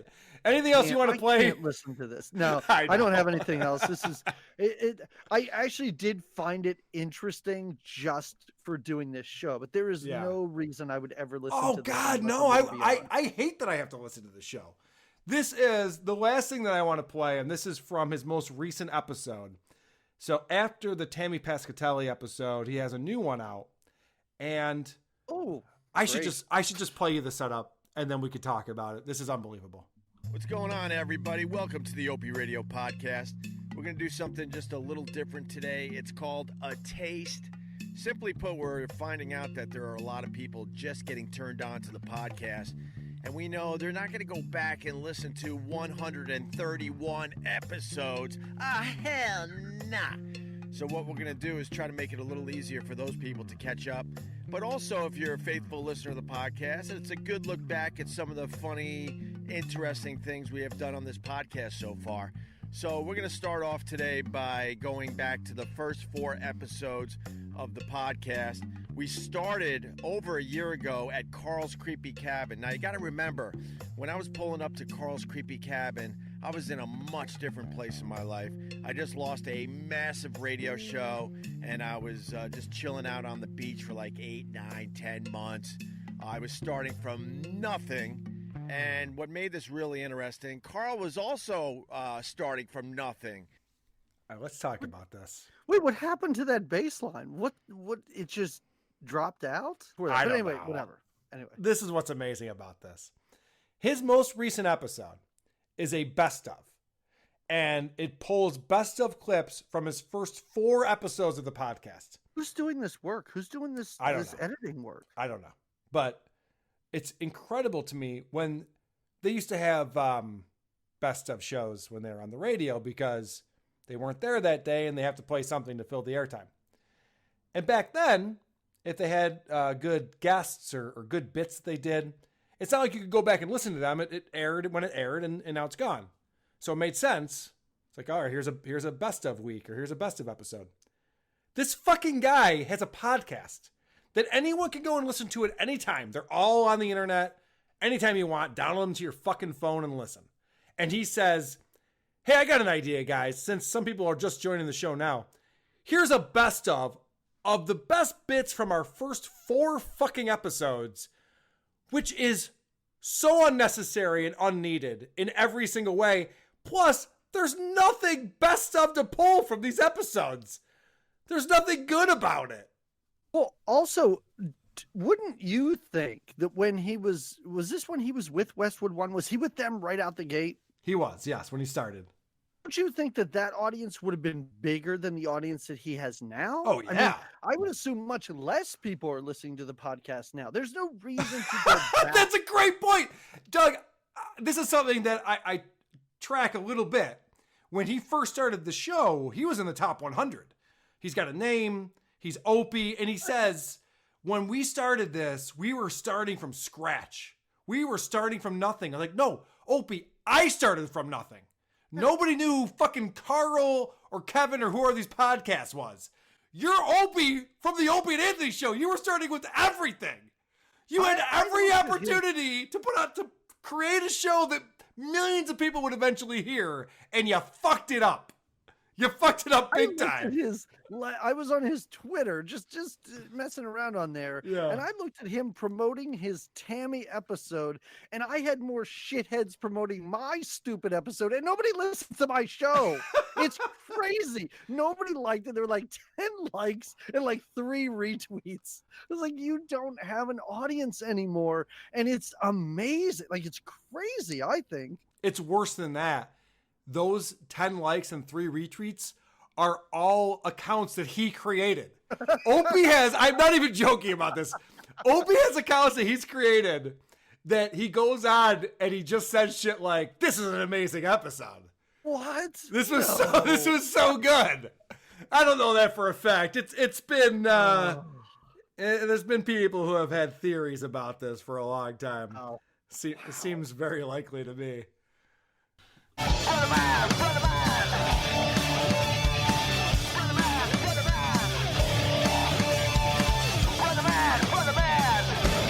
Ba, ba, ba, ba, ba, ba, ba.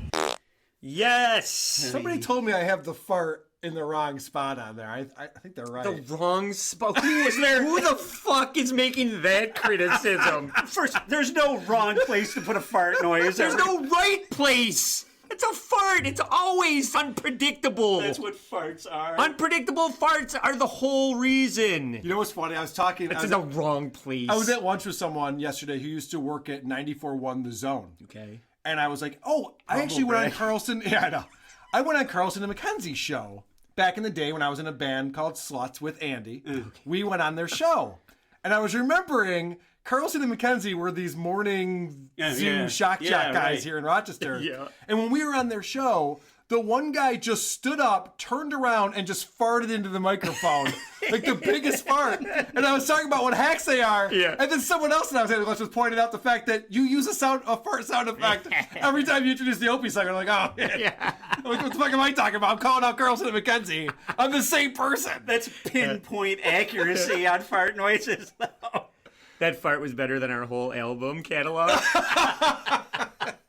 It was a pretty good fart. Not gonna lie. Do you remember that? No, I don't remember that at all. We brought that. I did a lot of drugs, though. I remember the show. They liked us because we sang the malt liquor song. Yeah. So we brought them 40s of malt liquor. We all started drinking at 7 in the morning, whatever it was. I vaguely remember this now. That was fun. It wasn't double D's.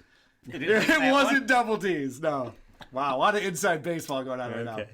This is Opie. It has a show. It's called Trying Beyond Meat Hamburger / Accelerated Surprising and Bothering Carl.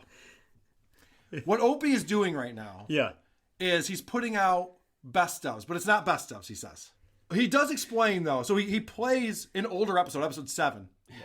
But he puts in some new content ahead of that. But he does explain, because I called him out for putting out best of shows. Right. And I talked about how stupid that is. It's a podcast. Not a best of. So he says this. It's not a best of, I'm telling you. The thing is, a lot of new people are checking out the Opie Radio podcast, and there's too many episodes. I know new people, for the most part, they're not going to go back and listen to 131, 132, depending when you hear this, episodes. So I figured what I could do is go all the way back to the very early episodes, comment about some of these episodes, re-edit them, take out all the fat. I'm a really good audio editor. And make the thing just smoke. Is that amazing? So he put out episode 7, he put it out all over again, but he made it about half the length that it was the first time. He should have been doing that all along! No shit! So this is his new thing that he's doing. He's putting out what he's calling accelerated episodes. He's taking old episodes, trimming the fat, and then putting them out because I'm literally cutting out like all the silence and the blank spaces and all the brain farts and the stammering and all that horse shit, and just making these accelerated segments just smoke and rock. Why didn't he cut all the shit out of this part? It's hilarious. He's such a I great cut out editor. all the stammering and the I cut out the what do you call it? I'm a great editor. Opie, it's a podcast. You don't have to wait a year to edit your show. You can edit it before you put it out. Could you imagine if I came back and I just said, guys, episode 38 was a great episode, but now it's way better because I finally got around to editing it. So if you want to go check that one out, edit it before you put it out. It's unbelievable. All the Kevin is edited out now. It's just Cobra Commander and Carl. It's unbelievable that Opie obviously recognizes that these shows should have been edited. Yeah. Which is obvious to anyone who listens to them. Yeah. Even when I was on Anthony this week, he was talking about the fact that Opie's so bad at podcasts, he'd say, okay, we got to walk up those stairs. And you'd hear him walk up the stairs. Like, that's not what you do on a podcast. That's great podcast audio. Everybody likes the ambient, the wild sound. Yeah, there's a dog barking. It's What are you great. talking about? So then, after saying, this is episode 7, and I took out all the bullshit, and it's the accelerated version, he then goes on to say this. Go back to episode 7. It's one of my favorite episodes of the Opie Radio podcast, to be honest with you. I believe it's a masterpiece, and I believe you really should go back and listen to the entire episode if you haven't. Well, which is it? Is this a better version where he took out all the bullshit? Or because it's such a masterpiece, should I go back and listen to the original source copy? What the fuck is he talking about? It's a masterpiece. Did you cover this? Or, like, have you? No. No, we got to it. So this was your first time hearing this episode? Or? I didn't listen. Oh, you didn't listen to it? I didn't listen beyond this part. I only listened to the new stuff. Fucking God! Was it a masterpiece, Joe? Joe? Thing. He picks up Carl from the fucking airport. Wait. You went back and listened to all of episode I listened to the 7. whole thing. No. he listened to this. This. Oh, I thought you went new back and listened to accelerated 76 minutes of... Jesus fucking Christ, no. But this is him surprising Carl at the airport, and Carl's just like, why? I just got off a fucking 6-hour flight, and now you want to do a hour-long podcast. Yeah. Why are you here? The whole fucking thing is Carl going, why? Could you drive faster and get me the fuck home? And he's purposely driving slow to Keep the lengthen the podcast show. going, Yeah, right. to keep the fucking podcast going. It's unbelievable. So it's not a masterpiece. No, Is that your official assessment of it? It's a masterpiece of sociopathic holding somebody hostage, and they fucking fully know it. Carl's like, please go faster. Anyway, but this is a next level of the no friends theory. Yes, because I have a clip about that. Really, Carl doesn't want to hang out with him anymore. Correct. So now he's just reminiscing about times that they hung out before. Well, I'll go one further than that, Andy. He talks about he hurt his back. Right. And he hasn't been podcasting because he hasn't been able to really get around very much. So he did the show with Tammy Pescatelli, but he hasn't really put out a new podcast since then. Yeah. And he starts talking like a lunatic and then explains why.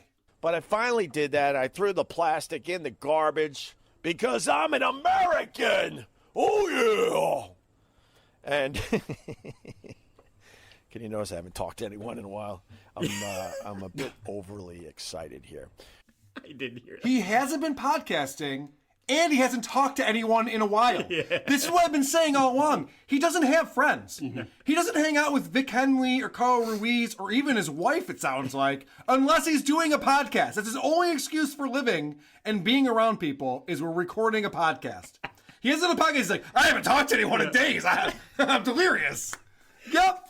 Did he tell me you clipped the part where he's just like, "Can you believe I used to have a radio show?" Like, I do. All right, let's get into that. Let's get into that. This is fucking amazing. He talks about a meal that he had once. This whole show is all about trying the Beyond Meat hamburger. Yeah. This is a conversation that you'd have with your 90-year-old grandfather who's like, "Oh, I'm going to my parents' house tomorrow. I'm sure we'll talk all about Beyond Meat fucking hamburgers and how you couldn't find them in the grocery store because they're not with the meat. Only meat's with the meat, so then you got to find the nice thick slice of New Jersey tomato. Oh, mwah. It was so good, Carl. They had a slice of tomato. That's the conversation. So this is Opie in the grocery store, and I love when Opie's by himself. Because he has to try to be entertaining, because he's not. He's not funny, he's not interesting. So he does this over-the-top voice acting to tell the story. So I was going up and down the aisles. I was about to give up, and I turn a corner, and there's a cooler, and it says Beyond Meat. And it had the hamburgers in there. I'm like, damn. So then a lady was walking by, and I go, yo, have you tried the Beyond Meat hamburgers? And she goes, hell no. That's fascinating. Please go on. The fuck kind of story is this?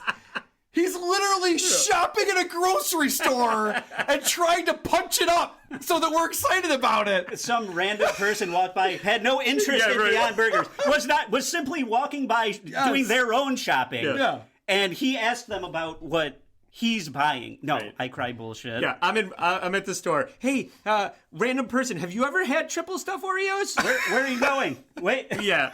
Oh, hell no! Oh, hell no! Is what they responded. And then Opie goes on to talk about, I think is what you were alluding to, Andy, is he's also shopping for other groceries that he needs. This same lady also noticed that I was struggling to do anything. And as I was trying to bend down to get my raisins, yes, to get my raisins for my oatmeal. I used to be a shock jock. This is so sad. But I was bending down to get my raisins. So you can't eat oatmeal and raisins? What do shock jocks eat? Is my question, because raisins seems pretty normal to me. I don't think buying raisins is an embarrassing thing. No. Or eating oatmeal in the morning. Neither of those things are embarrassing to me. Prunes. I used to be a shock jock, and now look at me. I eat breakfast. Yeah. Like, I'm trying to stay regular. Yeah.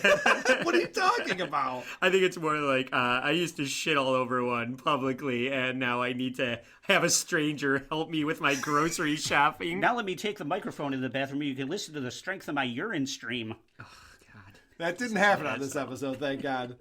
I like that Opie, a lot of times he does things that are retarded. Like he's an idiot. Mostly, yeah. But it's all an act, guys. He's only pretending, as he tells us here. And listen close, because he's whispering. And I was also prepared that the texture of the thing wouldn't be that great. Because I got a texture thing. I talked about that on a past podcast. It might go with my autism. But I'm not really autistic. I play autistic sometimes because it's fun. But I'm fully aware that I'm not autistic. I promise you that. He really needs, him and Seamus should do a podcast together. That'd be amazing. That'd be amazing. I would love to sit them in front of a wiki page and just say, have at it, gents. See what you can come up with. Yeah. Opie explaining that he's not actually retarded is one of the most retarded things I've ever heard in my life. Hey, just so you guys know, when I'm acting really dumb and everyone hates me, I'm just pretending to be that person. No, that's what a personality is, Opie. Yeah. When you do that all the time, that's who you are. You are a retard. No, I'm just pretending to be a retard. Doesn't matter. At that point, it doesn't matter. Yeah. If I was, I don't know, a rapist, and you're like, Carl's a rapist, I'm like, no, it's all, I'm just pretending. I'm not actually a rapist. It's just a goof. No, you are what you do. There's no debate about it at that point. It's also not strange to have an aversion to certain textures. That's not like a unique or uncommon thing. Everybody, like a lot of people, fucking have that. It's fine. Right. It's fine. Whatever. I don't care. I don't for care. That. You're not special. He also explains how he's allergic to apples, which is exciting. See, I can eat apple pie because cooked apples I'm not allergic to, but regular apples right off the tree will make my face blow up and give me explosive diarrhea. Who fucking cares? Somebody send this guy some apples. When he reads that ingredient on the label, he screams in your fucking ear. Yes. Thank you for not playing that part. No problem. Did you? Can I just mention? He says I'm allergic to apples. When I eat them, I get explosive diarrhea. We all do. Is there anyone who doesn't get explosive diarrhea after eating an apple? It's terrible. That's why I don't eat them in the morning, because I never shit at work. That's why you guys know that about me. I drink hot cider when I'm fucking constipated. Right. Did you clip the part where he said he was doing wind sprints on the beach before he hurt his back? When he was explaining how much fun he's having this summer and going through every fucking detail of what he does in the summertime, I didn't clip any of that. Like, what? This is not a podcast. Everything seemed very normal except for wind sprints on the beach. He does that. Sprints, yeah. You know, we were barbecuing, we went fishing, wind sprints on the beach. What? What? Nothing about this episode is a podcast. No. So he's talking about this Beyond Meat burger for 15 minutes straight. And it turns out it's really good. But then he has to say this. All right. And I didn't get paid to talk about that. I just, I've been obsessed with trying the Impossible Meat and of course, the other company's Beyond Meat. Oh, you mean you don't have a sponsor for your show? No shit, Sherlock! No shit! I'm not getting paid for any of this. Opie, nobody thought you had a sponsor on your show. You haven't had one since Westwood One went away. Who would sell advertising on your show? Who could possibly do that? Oh my God. I do love that Opie for the first time acknowledges me. Because Stuttering John's been doing it, which doesn't help his cause, obviously. You talk about me, we're going to talk about you. Yeah. Opie's never talked about me until this episode. This is exciting. Now, I know. I don't want to get crazy here, and I know Carl's pulling his hair out right now if he's listening to this. I am listening, and I was pulling my hair out. The funny thing about that is, of course, he's talking about Carl Ruiz there, not me. Right. But I am the only Carl who listened to that. Yeah. I'm literally the only person named Carl who heard him say that. Carl Ruiz does not listen to Opie Radio. So done with this shit. It's well documented because Opie has had Carl Ruiz on the show, talked about something that happened in the last episode. Carl Ruiz has no idea what he's talking about.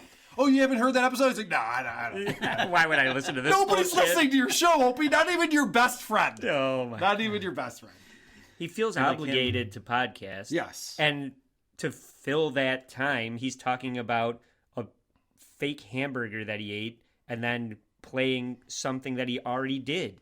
It's the laziest thing. Did he say it was like a half hour? No, it was like 15 minutes, right? He's like, there you go. I gave you some new fucking content. Yeah, talking about like grocery shopping there you for go. Beyond. Yeah, I gave him my fucking shopping list and my medical status. And it shows you where his head's at. What else can I tell you? He thinks that because he's Greg Opie Hughes, whatever he talks about, we're glued to the radio. Right. What's going on, Opie? Oh, you went shopping? Then what happened? I watched The Bachelor last night. And I've said this before. But there are 700,000 podcasts. This couldn't be a more competitive field. Mm-hmm. Phoning it in is not a good idea in this medium. This is 100%. People will find something else to listen to very easily. Yeah. All right, let's keep the show moving, Kevin.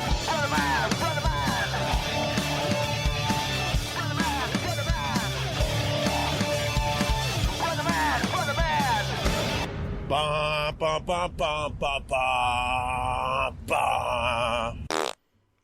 I listened to Opie's show. He did something different. He got his buddies from college together. So it's these three guys hanging out. And it wasn't great. It was really boring. They were just telling stories from being in a frat together at Geneseo. I don't have a lot to talk about here. We're going to make this a very short Opie segment this week. But I do want to point out, I know Opie's listening to us. I know that we're getting to him because I've been making a point for a while that Opie doesn't have any real friends that he hangs out with and just has normal conversations with. Anytime he's with people, he has to podcast. It's almost like his security blanket. Like he has to carry that Zoom recorder around with him, and then it makes him, hey guys, I should be here, right? I belong. I'm recording a podcast that we're all on. It's the way he sets up this episode with his buddies proves my point. That will not be on the podcast. Oh, is this a bad idea? I'm hanging with two of my oldest friends, Buzzy and Stork. We don't need to use real names here. And they came to visit me out at the beach. We haven't seen each other in a few years. We met when we were 18 years old at Geneseo. We were in the same fraternity. And we decided to have a little boys' weekend, and we've been hanging out on the beach, drinking and partying and listening to music. And then I wasn't going to do this. I was like, you know what? We don't have to podcast. Let's just hang out and laugh and tell some old stories. But then Buzzy hits me up this morning that he actually made a list. I didn't even want to do this, guys. I was just hanging out with friends like a normal person would. Oh, my God. My super recorder's in my hand. How did this get here? How did this get here? Well, I guess I'll press play. What the fuck? Kevin, guess what you just turned into? You'll never Another believe robot? it. You'll never Damn believe it. You want to just finish the rest of the podcast with me as a robot? I don't know. People seem to like it. I'm leaking fluids. Let's do the rest of the Opie set with you as a robot. So this is so he's with his frat buddies. They're talking about they're literally reminiscing about things that happened in the early 80s. And they're talking about joining a fraternity. Kevin, when I tell you this story is so boring and it's such a yawn, we all know that this kind of shit goes on when you pledge for a fraternity. But the way this guy tells this story, he's so confident that he's laying out a zinger for us. It's hilarious. Just listen to the confidence and the smugness in this guy's voice. But to accurately set the scene, you had a room, you had a pledge who was blindfolded, most likely with a maxi pad taped over their eyes. And in order to facilitate the transaction, one had to strip down and pick up a marshmallow with their cheeks. And I'm not talking about the cheeks up here, I'm talking about the cheeks down there. And navigate over to a pan or a can and drop it in. And you know, the brothers, they were so nice because they would guide you. They would help you out. Right. You need to waddle a little to the left. You need to waddle back to the right. And then you're over the target. You're over the target. Bombs away. You spread the cheeks a little bit, and boom, there goes the marshmallow. In essence, bombing the promo house. Oh, God. Awkward. Sorry. Well, you stopped being a robot. That's so funny. You cleared up. I did? Oh, son of a bitch. I know. It kind of ruined that whole thing. Anyway, yeah, that was not funny. No. Nor was it any type of edgy. What they should have had is them eat the fucking marshmallows after they dropped them into the thing, right? No, they just moved on. They just moved on Yeah. after that. They're like, oh, yeah, we had this guy blindfolded and he had to transport a marshmallow with his butt cheeks. Like, oh, okay. I don't know. I've seen movies before. It doesn't seem that crazy to me. I don't get it. No, not at all. That's how lame their fraternity was back in the whatever 80s when he was at fucking Geneseo. Well, that's how lame. Now, well, they all, yeah, I should say they're all fucking lame. But Yes. right now it's like, you have to inject under your fucking fingernails this vial of AIDS. Like that's your. This is some hazing. Yeah.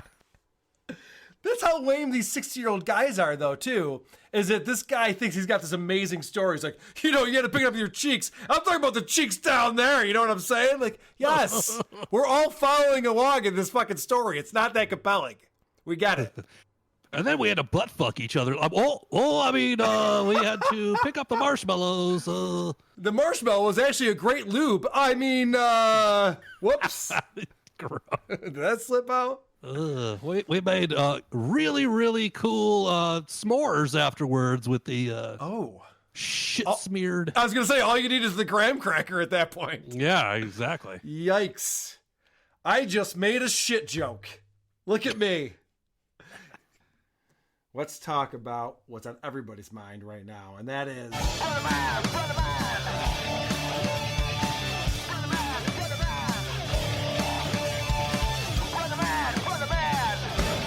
Ba, ba, ba, ba, ba, ba, ba. Opie Radio. Opie finally got back with Carl Ruiz. Jesus Christ. Did he ever? Opie spent the whole summer out in the Hamptons, in his house on the beach, as he does, in his flip-flops, and he's back in the city now. His kids are back in school, and he's all bummed out. Oh, I hate being back in the city. I have to wear shoes. Guy's got a tough life. Yeah. Obviously. Ain't easy being Opie. It ain't easy being Opie. He even talks about the fact that New York used to be his town, and it's just not anymore. You know what's sad? It's like this was my city when I had the big radio show, and that was a big deal. And obviously, if we're wandering around trying to find an SD card, I'm not much of a big deal anymore. But now it's the kids' city. I'm starting to realize now I might have to make the sacrifice and stay here for them. Fuck.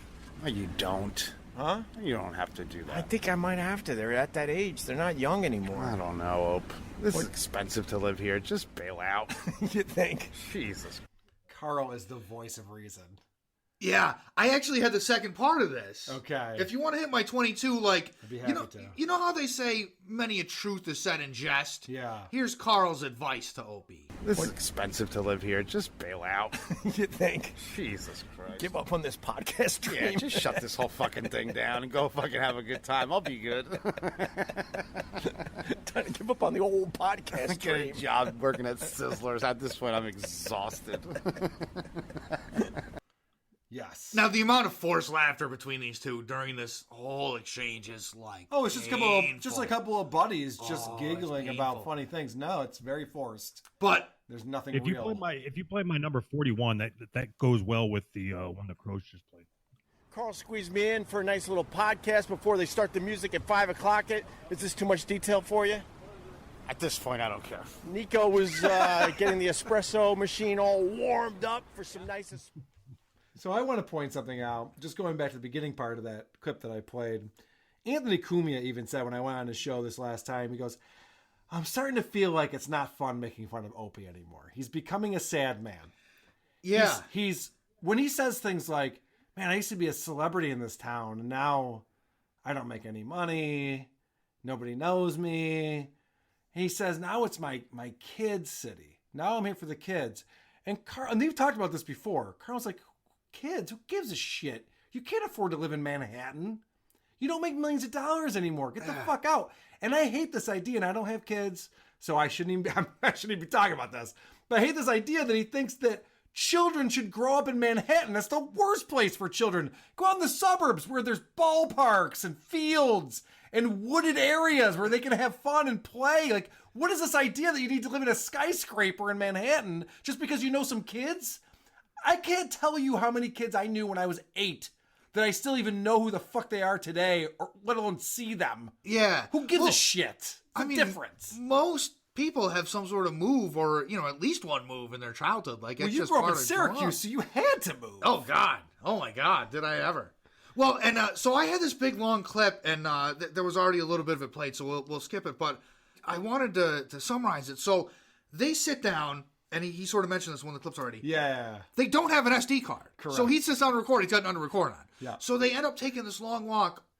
Carl Ruiz had injured his foot previously. And he's talking about he's got a bloody bandage on his foot. Split his toe open, is what he said. And Opie's making him walk around the goddamn city as they search store to store for a fucking SD card. Now, you said sometimes it's sad making fun of Opie. Yeah. But sometimes he says shit like my number 21, and we got to make fun of him. Well, I was too busy trying to make this sound good, man. How about you try to make this sound good, and I can look at the snatch. All right. Oh. What's up, folks? Oh! Yes. God, I got douche chills like a motherfucker. And look, and here's the thing. And I hate every time I come on here, I play this clip, and then I'm like the big defender of women. I don't even like women. I'm an asshole. I'm an asshole, and I'm the fucking defender in this one. You know what I mean? Like, I gotta come on here and I have the same clip. Yeah, Because it's so Carl gross. Ruiz says, Jesus. oh, look at that body on that chick over there. Yeah, what the fuck? Yeah, Yeah, what do you got? So maybe you have that first part, but my number 39 has the intro to that. Yes. That led to that. All right. I say, yeah, Ope. We got a problem. I don't have an SD card. That girl's got a body, man. Where's the body, bro? In the green right. Well, I was too busy trying to make this sound good, man. How about you try to make this sound good and I can look at the... Yeah. He is a disgusting human being. You think? Yeah, they both are. Carl Ruiz says, oh, that chick's got a nice body over there, which, listen, I'm a scumbag. I've said that before. But I've never been like, whoa, I want to look at that snatch. Like, what? Look at that snatch. And in the spirit of total transparency, Carl, this is the first episode of Opie's podcast I've ever listened to. Oh, sorry. So I'm Poor new to thing. this bashing thing. Yeah. Yeah, right. Well, and then so he refers back to this a show that you played on here, Carl. Yes. And he tells a story and that this never fucking happened. He says, I'm in the butcher shop, and a guy comes up to me and says 23 to me. He goes, I've been listening to your podcast. It's really funny. And First then he of all, goes, bullshit. the place is packed.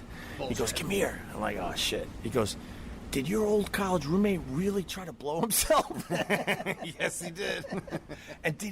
And was he able to, Every guy wants to know if that's possible. He goes, was he able to, I'm like, oh yeah, he did. Yeah, he didn't actually, blow himself to completion that I know of, but he was able to reach. And this young buck wanted to know if it was possible because he's still young. Yeah, first of all, this never happened. This never happened. No one comes up to Opie and is like, Opie, I was listening to your show. I just showed Crozier my note. I have the same clip, and I wrote, I call bullshit on Absolutely. this. Now, second of all, This is not true. Second of all, a guy comes up to me and wants to know about this amazing story we told. And the story was, ... my old college roommate tried to blow himself. Wow, what a fucking story. And then he says, was he able to do it? Which means that of this amazing story that was told on the podcast, they didn't even say if he accomplished this incredible feat that's so great they had to fucking talk about it. What the fuck kind of podcast is this? This is obviously a lie because every guy has tried to blow himself. Everything about this is bullshit. No one would ever say, did that actually happen? Of course he tried to blow himself. It's everyone's dream.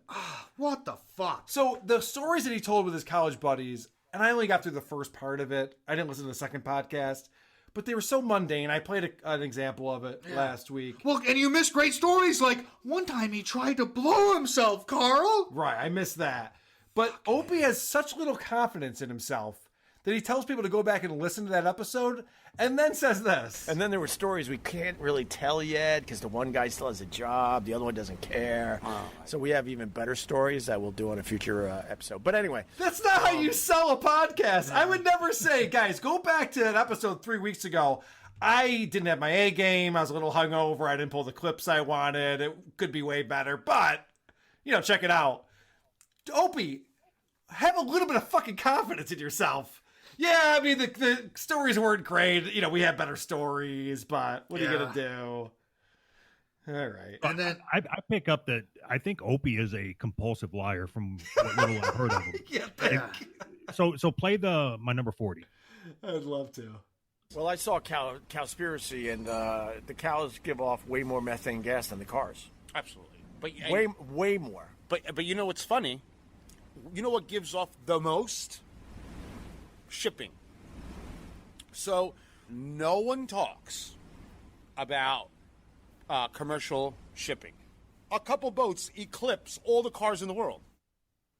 So I looked at the U.S. transportation sector GHG emissions report. Jesus Ships Christ, and boats is 3% of the emissions, whereas light-duty vehicles are 59%. Wow. Now, normally I do not approve of fact-checking, but Doug, I know. I give you points on this one. That's fucking amazing right there. I think I have to do the, Doug, I have to slap your hand. Ain't no fact-checking. Now, this podcast is an hour long, and 40 minutes of it are these two old men talking about the problems of the world, talking about how are we going to save the environment, how are we going to bridge the gap in politics. All of the worst fucking topics talked about by the worst fucking people. I can't imagine who would want to listen to this. Yep. And then my number 24 is what I'm going to call a forced error. You got to get rid of the little redheaded kid. Yeah. All right, so I just want to set this up because I have the same clip. They're talking about Wendy's, and the Wendy's logo is not all that inclusive for all demographics. You got to get rid of the little redheaded kid. Yeah, you know, You got to make it a little more comfortable for the colored, the people of color, I should say. Oh my God, I almost said colored people, but I didn't mean it in that way. I stand by my ethnic slur. Thank you, Mayor Quimby. Seriously, what the fuck? Oh my God, I almost said colored people. And then he like says it right. Right. It's so fucking fake. Yeah, he even goes on to say, like, you can't say colored That's people so fake. anymore. And then they get to a Such a topic. shock jock. Watch out. They get to a topic that the two of them are genuinely excited about. And this is a sad state of affairs. Number 25. Either homemade pink lemonade or sweet tea. Ooh. So I said, You got to go pink lemonade, right? You got to go pink lemonade. Good. Always. Up top. Up top. They high-fived over pink lemonade, Crush. Not only did they high five over pink lemonade, they recorded it and put it on the internet and said people should hear this. Fuck the both of you fucking idiots. All right, before we get on to the next clip, Doug, what do you think, sweet tea or pink lemonade? Oh, pink lemonade all day. Oh, yeah, dude, up top. That's what I'm talking about. Say what? Can we talk about, I love the fact that they're talking about Dave Chappelle like everybody is, and Opie exclaims that this new Dave Chappelle special is Hold on. We've got to do level. that over. Ask me that question again. Sweet tea or pink lemonade, Doug? You know colored people go with sweet tea, so I got to go with the pink lemonade. That's the answer. That's shock jock Doug right there. There we go. I give that joke 2 burning crosses. Very good. So Opie exclaims that Dave Chappelle is the best. He is, dare I say, a genius. That word is used way too much. Right. And then I realized that there are a lot of comedians out there that are just pretenders. Yeah. Right? So I went on Opie Radio's Instagram account, and do you know what he describes himself as? A comedian. What did you say, Doug? A pretender. Yeah. Yeah. Wow. So I thought that was interesting. I think he's talking about Pat Oates, to be honest with you. But why is it that just because Dave Chappelle's stand-up special was good, that other comedians aren't funny now? I didn't understand the logic there at all. Opie's the least funny person in history. You would think he'd want to say, but we're all funny, right? I mean, Dave Chappelle, Greg Opie Hughes, we're all good joke writers. I didn't understand that at all. And by the way, I want to talk about Dave Chappelle real quick. Everybody's talking about it. Nobody cares about my opinion, according to Pat Oates, but I watched it last night. Yeah? Have you seen it yet? I have not. I'm looking forward to checking it out, though. Doug, have you seen it? Yeah, I've seen it. Okay. I've watched a lot of stand-up shows on Netflix or HBO or whatever. Rarely do I laugh out loud. When you're at a comedy club, you laugh a lot. Yeah. But when you watch it on TV, it's tougher. I laughed a ton. I thought it was really, really well done. I hate the fact that people are... You're either like, this guy's the most brilliant person to ever exist, or it's so insensitive and offensive that no one should ever watch it. Like, can it just be like a decent stand? It was a good stand-up special. Yeah. I thought it was really good. I'm not declaring him the greatest stand-up of all time. Yeah. That's obviously Dave Attell. But I'm also not offended by anything that he said. Why can't it just be like you enjoyed it and it was good? Why does everything have to be so fucking black or white? It is, yeah. We do have a binary world that, like, a new Star Wars movie comes out, and it's either the greatest movie that ever came out that revolutionized storytelling, or it's the rape of my childhood. It's never, you know what I mean? It can never just be, it's a movie where some fucking spaceship blows. So what did you think Dave Chappelle was? Was he rape or the greatest thing ever? Yeah, Go ahead, Doug. It's one of the two. Yeah, it can't be in between. Doug, comment? Why can't that be one and the same? All right. I love that Opie declares that what I do takes zero talent. I thought it was kind of being clever and kind of being funny as I was being kind of a dickwad toward celebrities or people that had certainly a much bigger name than me. And then when I realized how easy it was and how everyone could do this, I had no interest in it anymore. So Opie has seen the error in his ways. He used to be a troll, and he realizes that being a troll is too easy. It's low-hanging fruit, and he doesn't do it anymore. And then 2.5 minutes later, this is like a Pat Oates segment. 2.5 minutes later, he says this. I'm going through some shit on my my social because So Ted Cruz did his famous thoughts and prayers for another, mass shooting. Right. And all I said was, "Yo, Ted, that thoughts and prayers thingy." I wrote thingy. Right. It didn't work last time. Maybe try something different. Right. Oh my God. Was that a contradiction? Am I crazy right there? Didn't he just say he doesn't do that anymore and it's too easy? And then he's like, but Ted Cruz, I fucking got him good. I tweeted at him. Good job. I would imagine that Opie quit being a troll at the exact same moment that he lost his audience. Yeah, right. You're no longer a troll. You're no longer a troll if nobody's paying attention to you. You're just an asshole. If a bad joke is said in the woods and nobody is there to hear it, does it still get no laughs? All right. I have a couple more clips that I want to play. I like when Opie asks someone a question and then immediately interrupts them. I love that. I think it's a really good technique, especially for someone who's been in radio for 25 years, who's interviewed A-list celebrities. You have to have these types of skills, like Pat was talking about. Radio skills. Yeah. Oh, yeah. Well, what about Kentucky Fried Chicken? They're going into the Beyond Meat craze, right? Well, they did. But I mean, it's fried chicken. Carl tries to answer. Opie doesn't even have something to say, but interrupts him with just nonsense. Yeah. Which is really good Carl, broadcasting. Carl, have you tried one of those meatless burgers? So I was going to try. Come on, I love that Carl Ruiz says something. I wish that he was on the Tinfoil Hat Show with Sam Tripoli because he gets deep into conspiracy theories with this one. And the last one was like, well, it's the next move because look, Popeyes ran out of chicken. Wrong. Popeyes ran out of buns. They have all the chicken in the world. They didn't scale right and they ran out of buns. If Sam Tripoli was on this podcast, he'd be like, what? Is that true? Really? Whoa. He'd be like, it's crazy, dude. It's crazy. So, Doug, you listened to a whole Opie episode. Yeah, it was hard. It's not He's fun. not an interesting person to listen to. No, it's a slog, man. Holy shit. Yeah. And the way that he recorded that episode, I pictured them two on a rowboat just because of the water noises in the back. Yeah. I couldn't get that vision out of my head that they're just floating out in the middle of the ocean and just babbling to each other. And it's like, you know what? We need to put this out for everybody to hear it. Weren't they in La Cubana? The podcast starts right when they get the SD card. Yes. And you get to hear them walk. One guy with a back injury, one guy with a foot injury. They both hobble back to the restaurant. Yes. And then they talk for like 15 minutes about nothing. I mean, you hear what we're playing. These are two boring people talking about boring bullshit. And then a guy comes over and is like, hey, can we turn on the music now? We have a business to run. Yeah. And they finally fucking kick Opie out and the business at the restaurant starts. Actually, it's funnier than that. They need to open up the restaurant, so they want to turn on the music and get people in.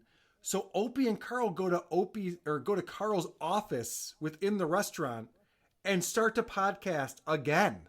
Opie goes, all right, this is the end of this show. You ready to do another episode? Carl's like, yeah, that's fine. All right, cool. So it'll be out in a few days. We're about to do another episode. Oh, Jesus. This is what they do. Opie puts out 2 episodes a week, and he just talks to his friend for 3 hours and then puts out 2.5-hour long episodes. You talk about Pat not putting prep into an episode. Yeah. Holy shit, at least Pat has some thoughts in his head before he starts. Dude, they ran out of shit to say 10 minutes into that fucking... I mean, a lot more than 10 minutes, but you know what I'm saying. Holy shit. Well, there was a lot of hot chicken sandwich talk. Yeah. Oh, fuck. All right. It is time for...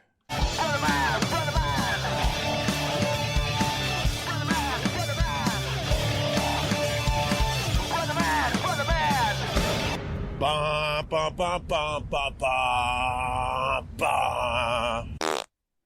I listened to Opie Radio. We were talking before about how Joe Rogan doesn't go on and get butthurt about people's comments. And we've documented on this show famously that Opie did a YouTube video asking Joe to be on his show, and pathetically. It's not just asking, it was passive aggressive. Yes. Not even passive aggressive, it was downright aggressively. Yes. Why the fuck are you not coming on my show, Joe? Yes. So I wanted saddest thing. I want to point out that I was listening to, I mentioned I was traveling to Montreal. I was coming back from Montreal on Wednesday, and I'm listening to Joe Rogan talk to Bill Burr, who's one of my favorite comedians. And they spent a good 12 minutes talking about Opie and Anthony and reminiscing about the times that those two guys would go on Opie and Anthony's show and some of the antics they were up to. And I was like, oh, that's cool. These guys are remembering how great that show used to be, which is also my memory of it. So I go this morning on Opie Radio to see what he's up to. Sure enough, he put out an entire episode, I believe it's number 140, that's just the clip of the Joe Rogan podcast where him and Bill Burr talk about Opie and Anthony. There's no commentary around it. Opie doesn't drop in and say, hey, check this out. It's just Joe Rogan experience. And Opie put it out as his own show, which, by the way, might actually be a copyright infringement. There was no review of it, no discussion, just the Joe Rogan experience on Opie's feed, which is hilarious. See, somehow I don't think Joe is gonna mind very much. He's not gonna go on his show like, Opie, I saw what you did. I'm not gonna give you any attention because I know this is what you want, but I want you to know that I have a lawyer in New York. I have attorneys in New York. I have attorneys in LA. Yeah, I don't think Joe Rogan's gonna give a shit. It's fine. He's had probably 10 million listens to that episode already. It's fine. So this is an episode where it's Opie and Carl Ruiz again, and they go to our favorite place, Gebhard's. But before they go to Gebhard's, or maybe while they're there, it's hard to tell. They decide to do a podcast from a construction site. We looked at each other and we're like, all right, it's time. You know what I mean? It's time to separate the herd and get the weak gazelle. Yeah. I go upstairs, he goes downstairs. Where's there to go in that place if you're with a gal? Everywhere. That is unedited. That is what Opie's podcast is. Even after we pointed this out to him for a year and a half, that doing a podcast next to heavy-duty vehicles backing up sounds like garbage. He is still doing it. It sounds like he's in Turkey. I should milk this. I should start my own shitty fucking too real to get edited podcast on my phone. So Kaya, I like to act like I'm better than that, and I do, have much better production values, and our sound quality is so great. But I'm going to admit that early on in WATP's history, when it was just Kevin and myself doing the show, we didn't have a nice studio, and there were times when I would podcast from a construction site. So I'm going to go ahead and play a clip. I'm going to play a clip from back when we used to do that, just to prove that, listen, Opie, we're in this together. I understand. It's difficult, and sometimes you are where you are when you're podcasting. Okay, so I have a comment about that. I do think she does, because it's very similar sound. Let's play the theme song so people know what we're talking about. I have it here on track 1. There's modeling tips, the number one place for modeling, and entrepreneurial success. And entrepreneurial success. Hey, well, that's part of the song. So what happens is they sing that little ditty. That's what WATP used to sound like. Don't go back to the older episodes. It wasn't very good. So I get it, Opie. It's tough. There's a lot of noise in the background. It happens. There's frogs. There's dogs barking. You never know. I get it. To be fair, though, some of your older ones are my favorites. The Furcast specifically. Great episode. I know. Kind of remembered that one right now. I do want to get back to talking about furries and bronies and some of the fun topics that we used to cover. And I think we're going to get back to that a little bit next week. I do have a teaser this week, everybody. Lest you think otherwise. Yeah, okay. You should do some sort of a parting gift for the brony community, because from what I hear, My Little Pony show is ending soon. Yeah. Well, and they're on suicide watch. I don't know anything about that. Men with. I don't know anything about the brony community, but I do know that they go from season to season, or not season to season, but they have different occurrences of My Little Pony. So this one might die off, but there'll be another one that comes out. This has been going on since the 80s. I'm sure they'll be fine. Yeah, but there's gonna be some infighting. You know, like, this reiteration is not as good as the next. Yeah, you're right. Fucking, they're not making enough grown friends men on this obsessing one. over Yeah. kids' cartoons. They're obviously not well adjusted. All right, so this episode starts off, and Opie explains that he tried to get the whole crew together. We're on 72nd Street. We're at Get Parts on the Upper West Side. Me and the chef, Carl Ruiz. We're waiting for Sherrod Small to show up. This was supposed to be me, you, Sherrod Small, Vic Henley. And Vic Henley tapped out quick. He's like, it looks like you got enough guys. You don't need me. Right. So he doesn't want to even come here. Oh, so Vic Henley doesn't want to go on Opie's show anymore. Gee, I wonder why. I wonder why Vic Henley wouldn't want to go on Opie. I wonder if maybe it's because more people hear him getting made fun of by us than hear him telling his quote-unquote jokes on Opie Radio. I wonder if that's why he's passing on that opportunity. I don't know. I'm just throwing it out there as a possibility. I could be wrong. Poor guy. Carl Ruiz is getting so annoyed with Opie. Carl Ruiz goes out for a smoke break while they're hanging out at the bar, which is a great place to podcast from. And Carl does not want Opie to come outside with him because Opie can't help himself. He's going to start interviewing people like a douche. You stay there because if not, you're going to start interviewing everybody. Why can't I interview people? It gives me fucking stress, and today's not the right day. I will set this whole place on fire. Why do you get so stressed out when I want to talk to the people of New York City? Because you have a particular talent that makes things... What's up, sir? Yeah, there it is. It makes things so... Your face is so arrogant. How are the... So Opie does this thing where he takes his Zoom recorder on the street of New York and he just starts randomly talking to people. And Kaya, you've been in New York City before, right? Sure. There's a ton of foot traffic. There's all sorts of different types of people walking around. And there's one thing I know about people in New York City. They are minding their own business. They don't want to be bothered. They have shit to do. They're going somewhere. They don't want to talk to people, especially a homeless-looking Opie with his Zoom recorder yelling out at people. But that's Opie's big bit that he does. So Carl is saying, don't come out here. I don't want to. Oh, fuck. And Opie gets into it. I'm guessing. So what were we talking Boo! What are you doing? I always boo the... I always boo the parking. Oh my God, there's a guy coming with a veteran's hat and water-filled legs. This is going to be awful. But I boo the parking guys because they're just ruining people's days. Hey, you want to be on my podcast? You want to be on my podcast? Well, fuck you then! Kaya. Jesus. Is this a sad attempt for him to pull, aside pedestrians and a little glimmer of hope in his eyes that maybe he'll get recognized? I think so. Someone's gonna go, oh, aren't you OP? Oh my God. I think you might But be it never onto happens. something there because he's making so much noise and so much commotion, and he sounds like an amateur yelling, "Do you want to be on my podcast? Do you want to be on my podcast?" Like, dude, you sound like a lunatic. Next thing I know, you're gonna try to sell me your rap CD that I have to buy for $10. Like, no, I want nothing to do with your podcast, dummy. And I think you might be onto something that he's hoping to get recognized. When I was down in New York a few weeks ago, I went on Anthony Cumia's show, and then him and I traveled together on the train down to Chip Chipperson's show.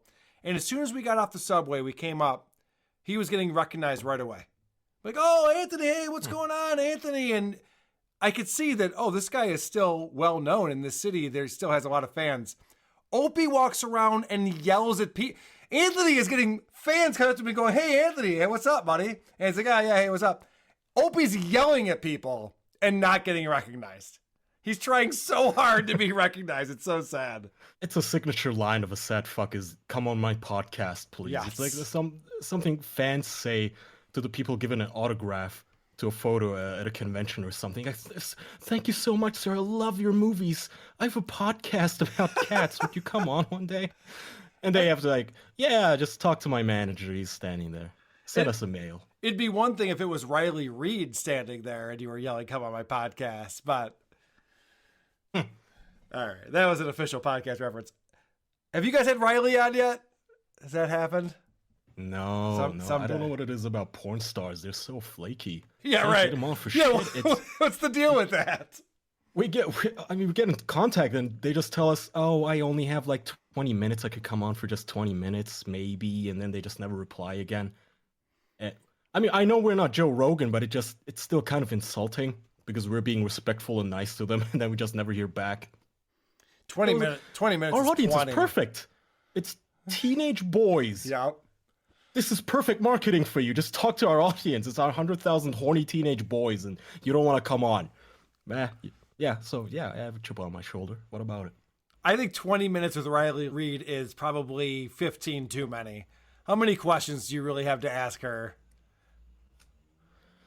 Dude, I mean, it's still. I'm not gonna Chrissy Mayer our podcast where we have her call in from a phone Right. for 2.5 minutes. Yeah, that's funny. Chrissy Mayer ruining your podcast is way worse than Riley Reid ruining your podcast. And there's a specific reason for that. Okay, this is Opie is again causing problems, and this is a continuation of the clip I just played. But I have something to point out where Carl Ruiz is getting very annoyed with him. You want to be on my podcast? Well, fuck you then! Opie, What? why are you saying fuck you to people? I'm the one that's going to have to fight. I'm out here. You're behind the rope like a crazy person. How much? And I believe what Carl is saying right there, because I've been with this girl at concerts who starts problems with people. The girl's never going to get punched. It's fucking me. Like, you don't want that girlfriend who's starting problems. You're like, hey, dummy, I don't want to fight all these people. I have nothing to do with them. Why are you yelling at them right now? Carl Ruiz is looking at these guys going, you're yelling fuck you to people in the middle of Manhattan, and I got to throw down? I don't have any problems with these people. What are you doing? Not just that, but remember, nobody recognizes this guy. So No. they don't know this is just, oh, here's Opie. He's trying to be funny. No, all they think is that's a angry drunk. This restaurant always has that angry drunk yelling at people at the front. What's that about? I don't know, but let's avoid it. I don't want to get asked for money. Right. At best, he's an angry drunk. At worst, he's a drug-addicted homeless person. I don't know that Opie realizes how he comes off. So I do want to point out that Opie has learned a lot in the 15, 17 months podcast, whatever he's been doing. He learned that he doesn't have to podcast straight the entire time. He can hit the pause button. All right, you know what? Why don't we push pause? But the podcast listener won't know that. We'll fire up one of those taking it up to speed things. He has come a long way. Opie, that's right, buddy. You can hit pause, and it'll be seamless for the listener. It'll be like it never happened. It's amazing. Did you know it's not like radio? It doesn't have to be live. You Right. can pause and resume. You can even edit and post. Yeah, it's not dead air. If you hit pause, it'll seem like that time never existed. It's amazing. I pointed out that Stuttering John said he was talking to Opie's producer. And yeah, I had a call with Opie's producer and blah, blah, blah, blah. And I was like, Opie has a producer? What are you talking about? He's not even on Westwood One anymore. And I had somebody tweet me and say, no, it's this guy Mike Sappho is Opie's producer. And he sent me a link to his Twitter account. So I was like, oh, okay. Well, I didn't realize that he had a producer. And guess what? Neither does Opie's producer, because this happens. I work for myself. I'm a one-man operation, and Mike Sappho helps me every once in a while. He bailed once again today, so I got the handheld. This was supposed He's to like, be... oh, I'm going to come by the restaurant. I'm like, hurry up. Oh, really? Yeah. Letting a little something out of the bag. So this guy, Mike Sappho, who Stuttering John is talking to, he's like, yeah, I was talking to Opie's producer. This guy doesn't even want anything to do with Opie. He's not even helping Opie out on this show. He's supposedly the producer, and Opie's just being let high and dry with his Zoom recorder, and he's just standing there like, fuck. All right, thanks for nothing, as usual. What does he need a producer for, first of all? And second of all, did he Right. say, I need a help to get a handheld? What, camera? No, he's talking about Recorder? he's talking about his Zoom recorder, the thing that he walks around with to record audio. What do you need help for that for? You don't need a production assistant or something to loan you a recorder. You're a millionaire. You can walk into any electronics shop. I don't get and it. just buy everything in it. I don't understand. I don't know. My God. I don't know what a producer would do for Opie's show. If I was his producer and he brought me back this audio, I would say, well, we can't use any of this. What do you want me to do with this? There's a truck backing up, picking up garbage right behind your face. What am I supposed to do with this audio? I don't know what to do. Seamus has better production. Seamus has way better production and 2 camera angles on YouTube. Oh, Seamus. All right. So it's well documented that Opie used to be on Westwood One and that he wasn't fired. They had a mutual separation because, Kaya, that's how things work in life. Of course. Yeah, when you have an employer who pays you money, you both decide that I want you to stop paying me money. I'm going to go off on my own and do my thing. So here's a little nugget that Opie spits out that might be a counter argument to that. You think Joey Silva will get mad if I do guitar? Yeah, go ahead. All right, Opie. I kind of miss Joey. Oh, I like Joey. I miss Joey. So Joey was the producer of the show back when he was at Westwood One. And Opie, who says, yeah, it was time to move on. I didn't want to be with Westwood One anymore. Now he's going, shit, I miss Joey. He was actually helped my show out a lot. Like, yeah, that's because you wish you were still on Westwood One, dummy. It's because you were fired. You were let go from Westwood One. Yeah. Couldn't sell shit. So Opie's hanging out, staring at, and I didn't even pull these clips, but there's tons of catcalling and, oh, check out that chick, and that girl's too thick, or look at this girl. There's tons of that going on, which, when you listen to a podcast, is not entertaining in any single way. I can't see what you're seeing. There's no video aspect to this. So here's an example of Opie making a sight gag for all of us listening at home. Because it was close enough to a burger. Nicki fucking Minaj on 72nd Street. She just retired and now she's walking the streets. That's not Nicki Minaj. Look like Nicki? No. Yo, Nicki Minaj! So we saw some chick. What a great compliment. You look like the celebrity if she was retired. Yeah, I know. What a hilarious joke that is. Whoa, that looks like Nicki Minaj. Nicki Minaj! Like, Opie, you're being an autist. We can't see that. We can't see you spurging out in front of some stranger. We don't get it. We're not part of this joke that you're in right now. And you're an asshole. You wouldn't hang out with a friend like this, just randomly catcalling women while you're trying to have a burger. He's such an asshole. Yelling fuck you at people. For real. I have this quick clip that I want to play, and this is really just for the good people of New York State.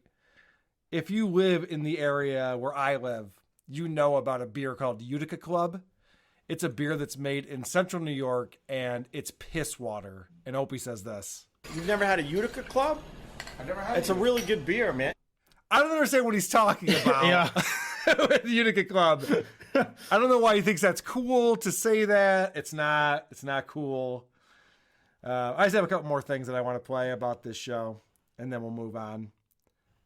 If you remember when Carl Ruiz opened his restaurant, La Cubana, he said to Opie, on Opie's show, you know from day one whether you're going to make it or not. You can get a sense from the first day you're open what's going to happen to the future of the restaurant. He said, I've opened over 20 restaurants, and I know whether it's going to succeed or fail. And it's weird that Opie has never asked him, because my follow-up would have been after they opened, what happened? What did you see? What do you think? What's going on? Opie's never said that. So in this episode, I think Carl's not feeling great about things, and this conversation ensues. You know, we're trying to get into the black now, but we don't know. You know, chances are, man, you know, it could make it or it could not make it. Right. Well, and I'm cool with it. You know what I mean? We gave it our all. You know what I mean? So hopefully it'll make it. But I don't. That's why when you always ask me, do I get excited about things? I'm like, no. Right. So this restaurant's only been open for a couple of months. It sounds like Carl's already decided it's not working out. It's not going to happen. And I feel bad about that. I think Carl's a good chef, and I think he's a funny guy. But if his future is freed up, come on WATP, Carl. We'd love to have you. Got time. We'd love to have you on the show. Fucked up part is you just know that OP's rooting for it to fail because he wasn't invited to the opening. Yes. So I'm sure in his head, this restaurant must fail so he can feel better. The only way Opie has friends is if they're relying on him for financial support. And this is the sad state of Opie, is that he's not paying people to be on his podcast anymore because he has no advertisers. Westwood One's not behind it. So Vic Henley's like, yeah, I'm good. I don't need to be on there. Sherrod Small was supposed to be on there. He never showed up. And so, yes, of course he's rooting for Carl Ruiz's restaurant to fail. He needs Carl to have a lot more free time and to need money. And I want to point out that when I say, Carl Ruiz, I want you to come on the show, and I say this about Bonnie McFarlane as well, I don't think it's that much of a long shot. I think Carl Ruiz is listening to us because he sends me little signals from time to time. And here's an example. I'll stop saying you guys if these millennials start using deodorant. How's that? Because they fucking stink a poo. I just want to zoom in on that. What, Carl, what did you just say? That these people... They fucking stink a poo. They stink a poo? It's like a drinky poo, but that's people who have body odor. They stink a poo. And then later on in the show, he's talking about Viagra, which I don't know if you have this in Turkey, but it gets your penis hard. And he calls Don't need it, bro. Don't need it, of course. And he calls it this. You don't need it. What do women wear in Turkey?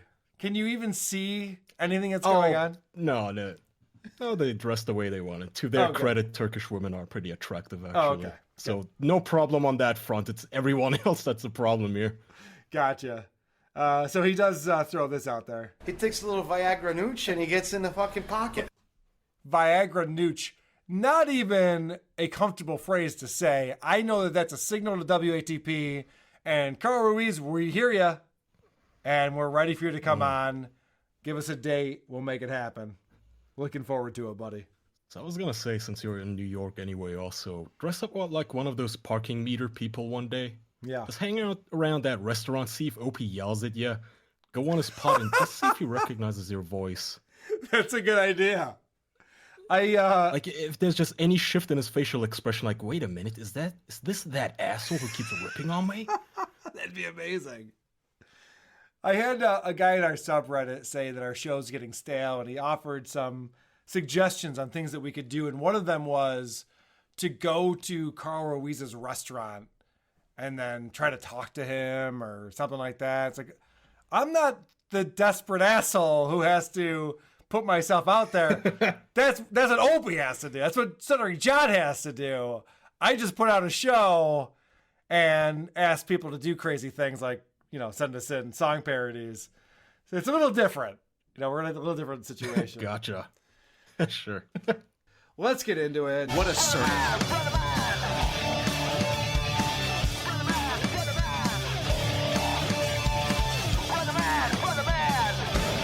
Ba, ba, ba, ba, ba, ba, ba.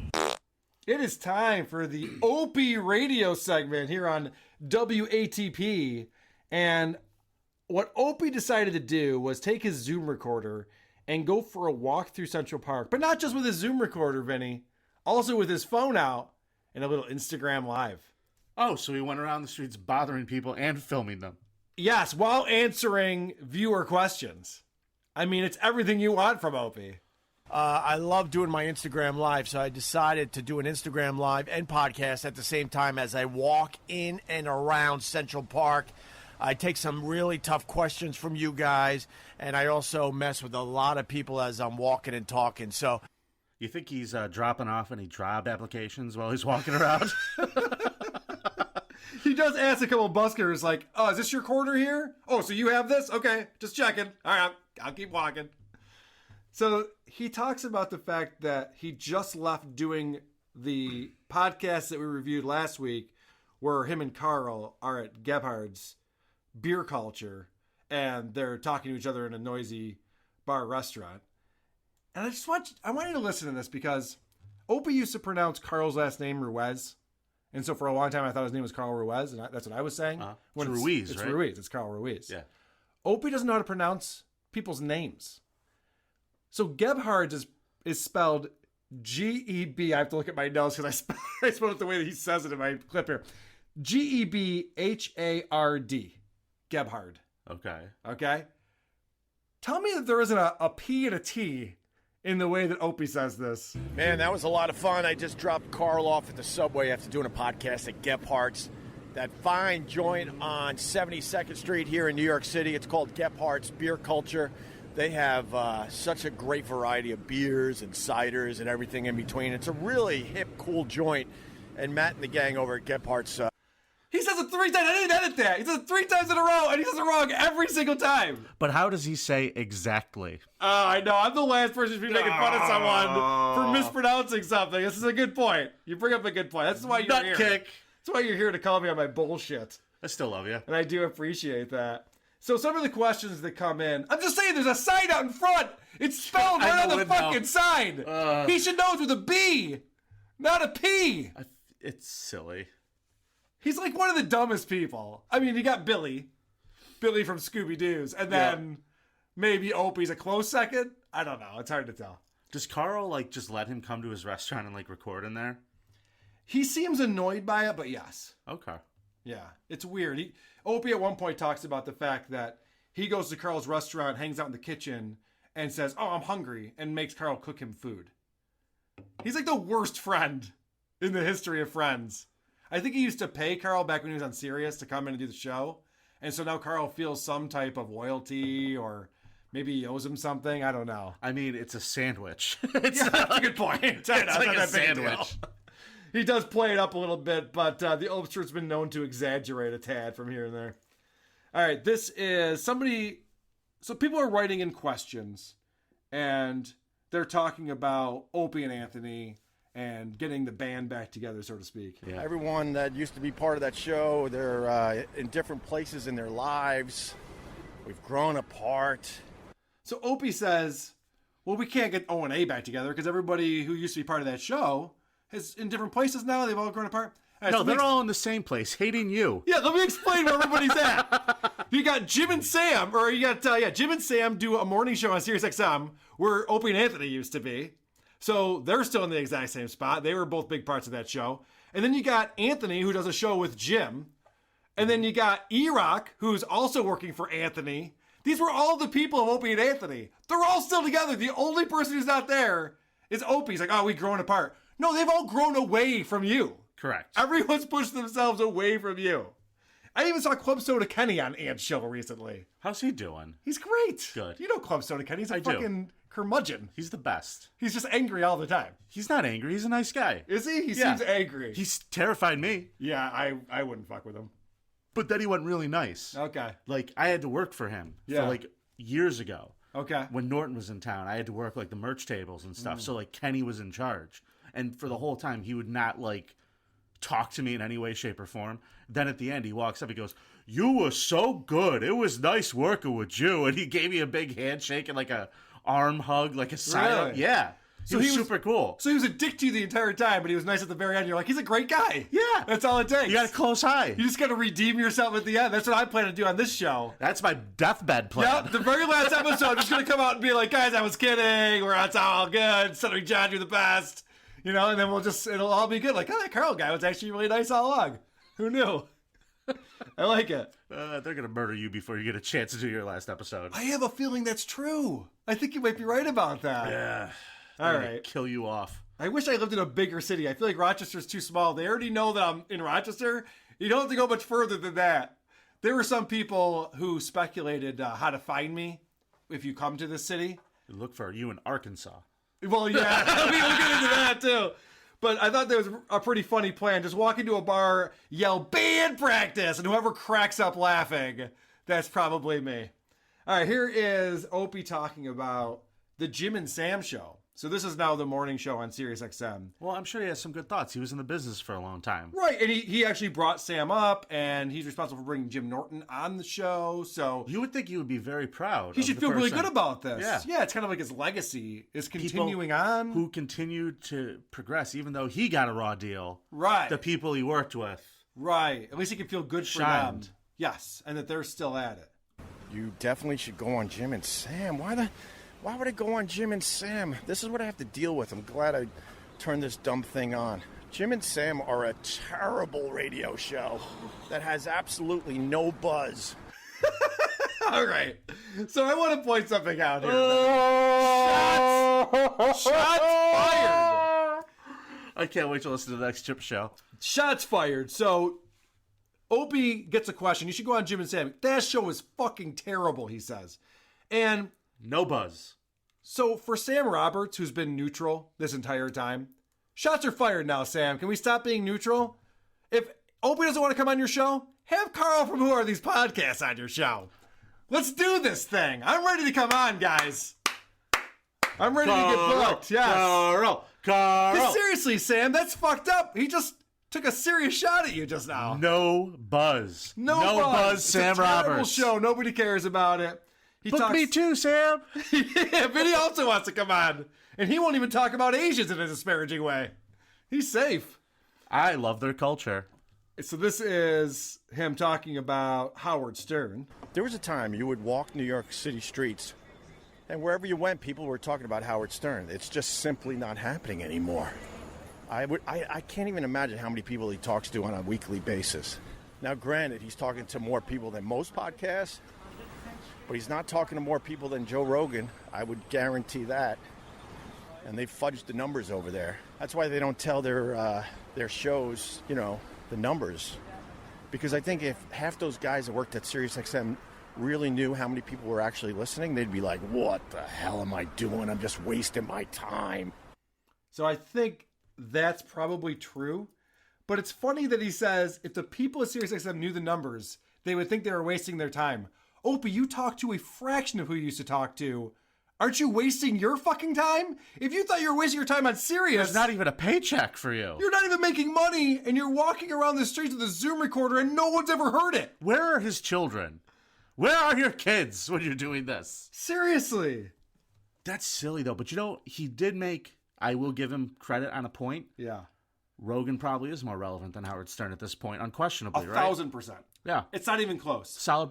I mean, that's a solid point. And argue with I that. will tell you that there is no buzz around Howard Stern anymore. I used to have a ton of friends who listen to Howard Stern. Nobody does anymore.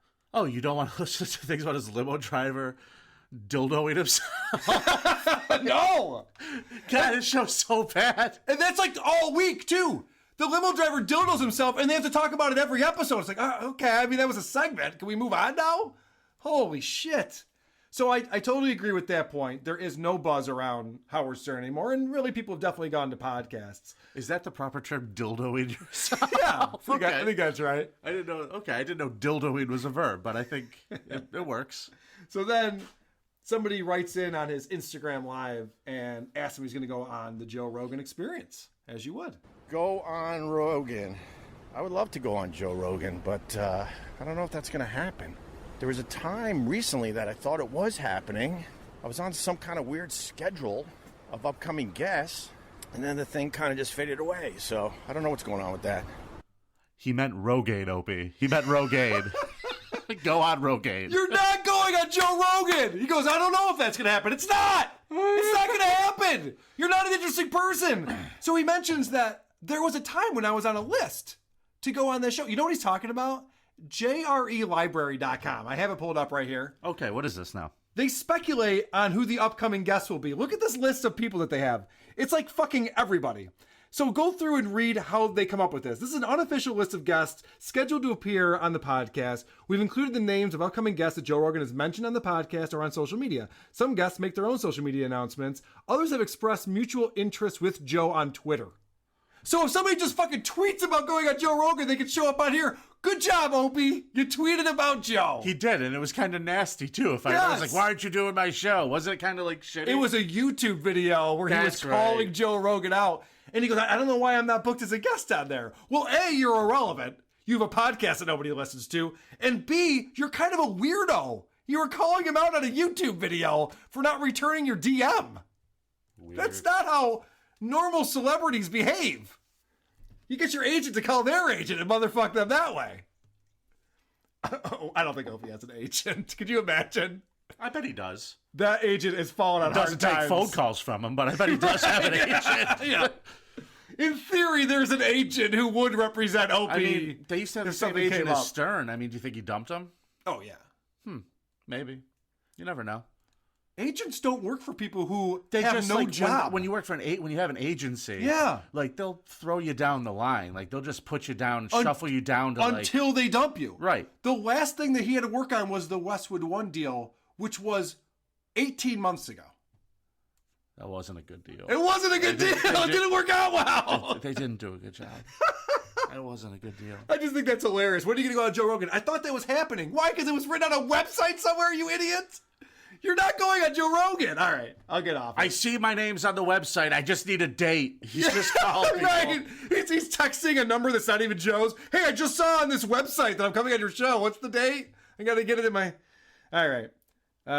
So Opie now runs into... He mentioned that he's going to be talking to people on the street, which is always great banter for him. He runs into this guy named Strawberry James. And Strawberry James is a busker who performs Beatles songs. That's a great name, though. It is. Strawberry James. I like agree. it. He's not very good, though. Way more interested already. So this is a little bit of a longer clip. I tried to fast forward through a few parts to speed it up. But Opie walks up to him and says, hey, man, you're on a podcast right now. Do you want to plug anything? Hey, I'll give you some money. Play me a song. And then typical Opie hilarity ensues after that. Did he stomp his cake? If he had a cake, he would have. Stomp his guitar? I do want to point out at the end of this clip, listen to how happy Opie is with himself. Just listen to how thrilled he is with his own performance on this. Bro, podcasting, give me a little something. The lead track from the greatest album of the 20th century. All right. Strawberry James at your service. Yeah. How do we find you? How do we find you online? I'm the original Quiet Zone Violator. Just Really? Google Strawberry James. You'll find something. And this is a street performer, and Opie's like, how do we find you online? Oh, well, I got a website, I have a multimedia empire. He's a homeless man, Opie. He doesn't have a fucking website. I think what's funny about this is he tried to get Sandy Kane to come on. Right. He was just like, I ain't talking to you, nobody. I love that Opie's like, what are your tour dates? Where can we find your next gig? He's just being a douche. All right, going back to it. Not much. I'm not really a social media. Yeah, I hear you. All right. I was just trying to give you a plug if you're going to give me a song. It's all good. And I got a few bucks in my pocket, Out of so sight, we'll man. do this nice. Our life together is so precious. Together. Sparing you here. Boo! Boo!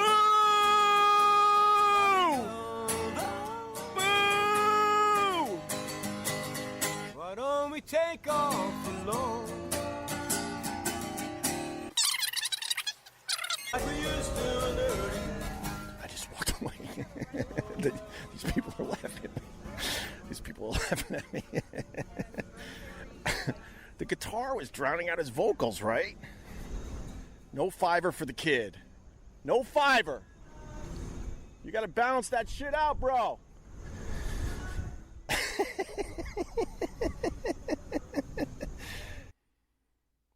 So Opie yelled boo while the guy was performing, giggled to himself, announced that other people were also giggling, and never gave him money and cracked himself up over that performance. I'm not giving you any fiber. He also used an old-time man. He learned that. That had to be. He learned that from Wheeze. Oh, that's definitely a Wheeze. That's what we. I ain't giving him no fiber, brah. Hey, brother man. Oh, God.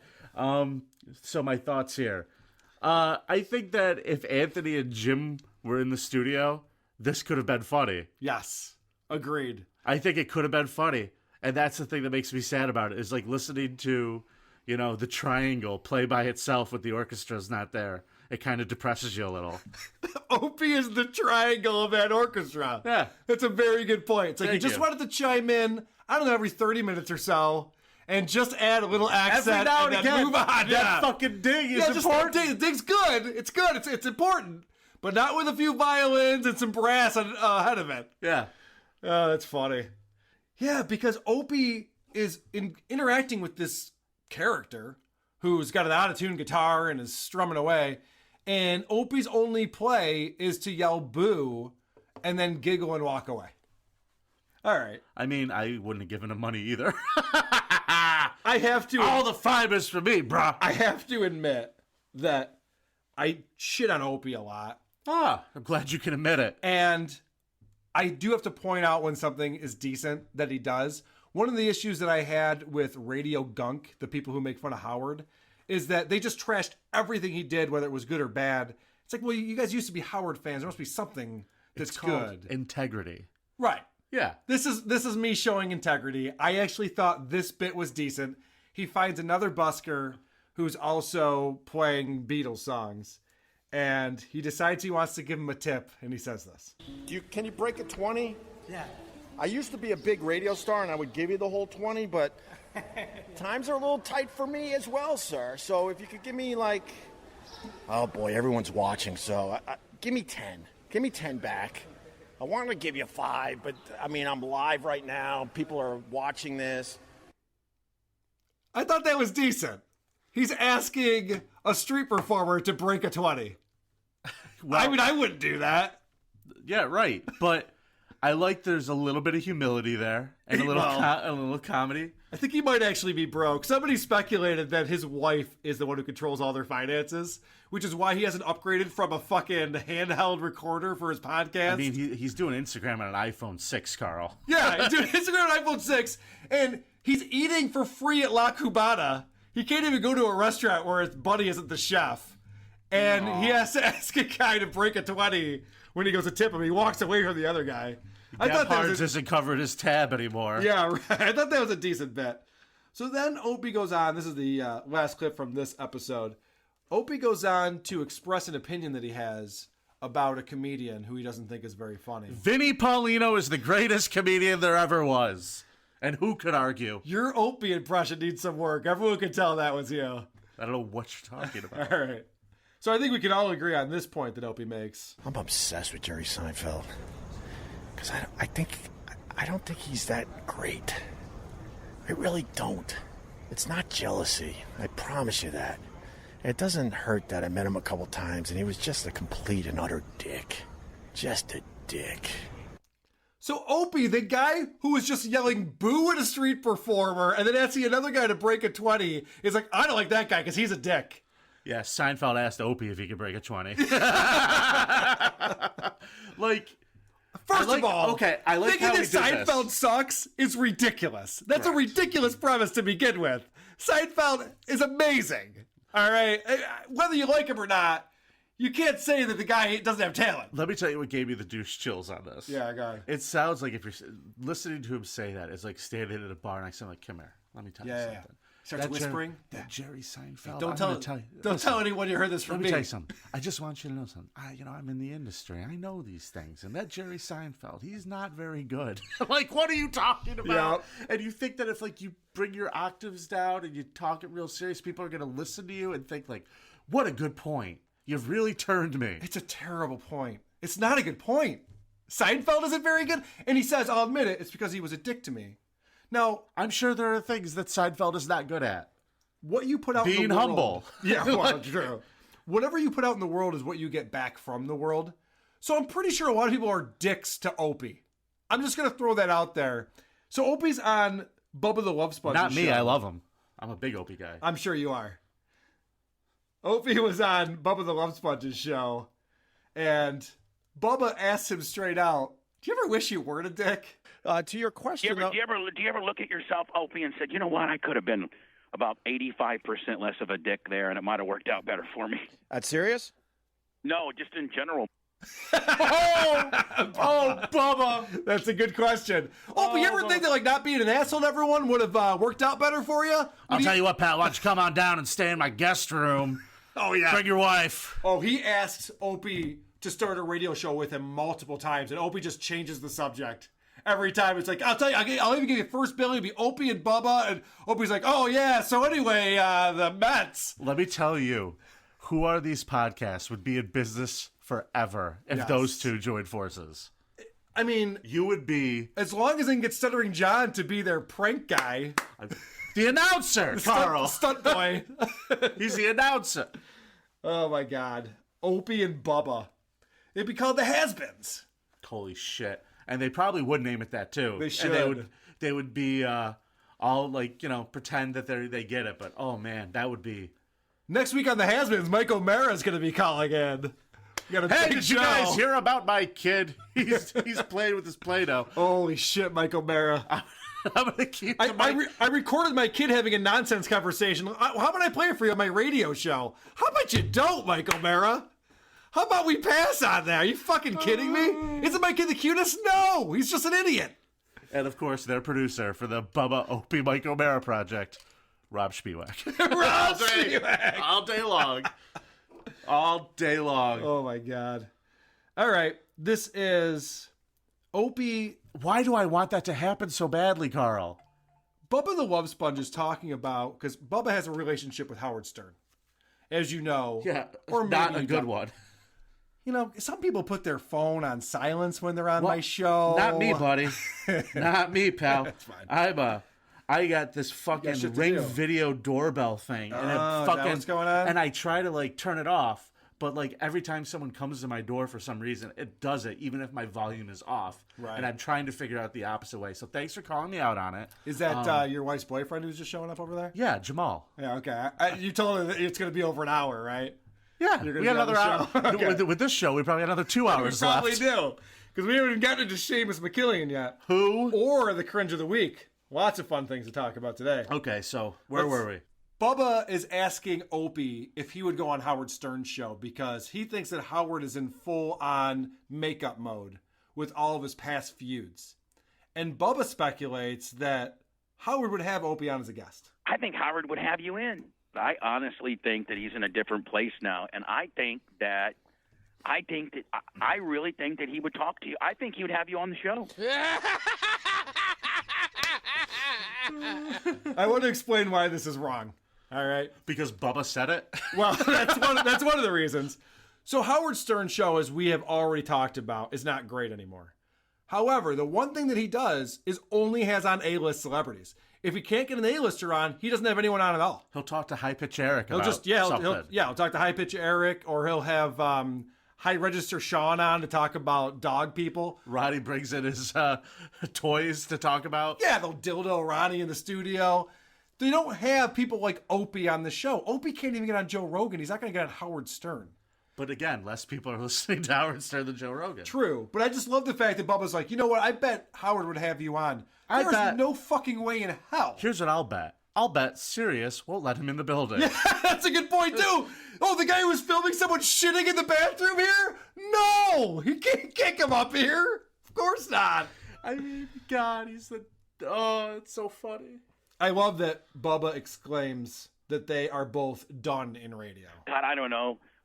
The industry is like when we're done, and we're practically done in regular radio. Oh, my God. We're practically done. Oh, my God. Who the fuck is after us? So Bubba is not in a good place right now. I mean, at least he still has a radio gig, and he's like, we're done. We're done in radio. And it's like, well, Opie actually is done in radio, like for real. Yeah. It's not up for debate. I don't think he's done. It's not in theoretical. radio. I think he could go work in a mid-market city, and they'd have him immediately. Opie? Yeah. You think that he I would think take a he could- $70,000 a year salary to go didn't work say in that he Tacoma, would. Washington? I didn't say that he would. I said that he could, of course. That's Of all I'm course he saying, could. is he could. But he's done. He's been too high to do that. That would be the saddest thing ever. So then... Sadder than the podcast? So then they bring up Joe Rogan. Wow. That's a good point. Yeah, I know. That's a good point. Maybe he should do that. At least he won't lose money Right. doing that. He could be the midday guy on 95.1 at Rochester. That'd be amazing. Oh my God, I Weeze would and call Opie him all every day. day.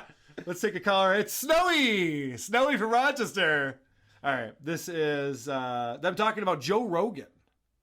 You'll love this as a radio guy. So, me and Rogan, we're friends. I mean, I'm sure we are still friends if I saw him, whatever, but I haven't talked to him in a bit. I'm a little mad at him that he hasn't had me on the show lately, but whatever. I love that Opie's mad at Joe Rogan.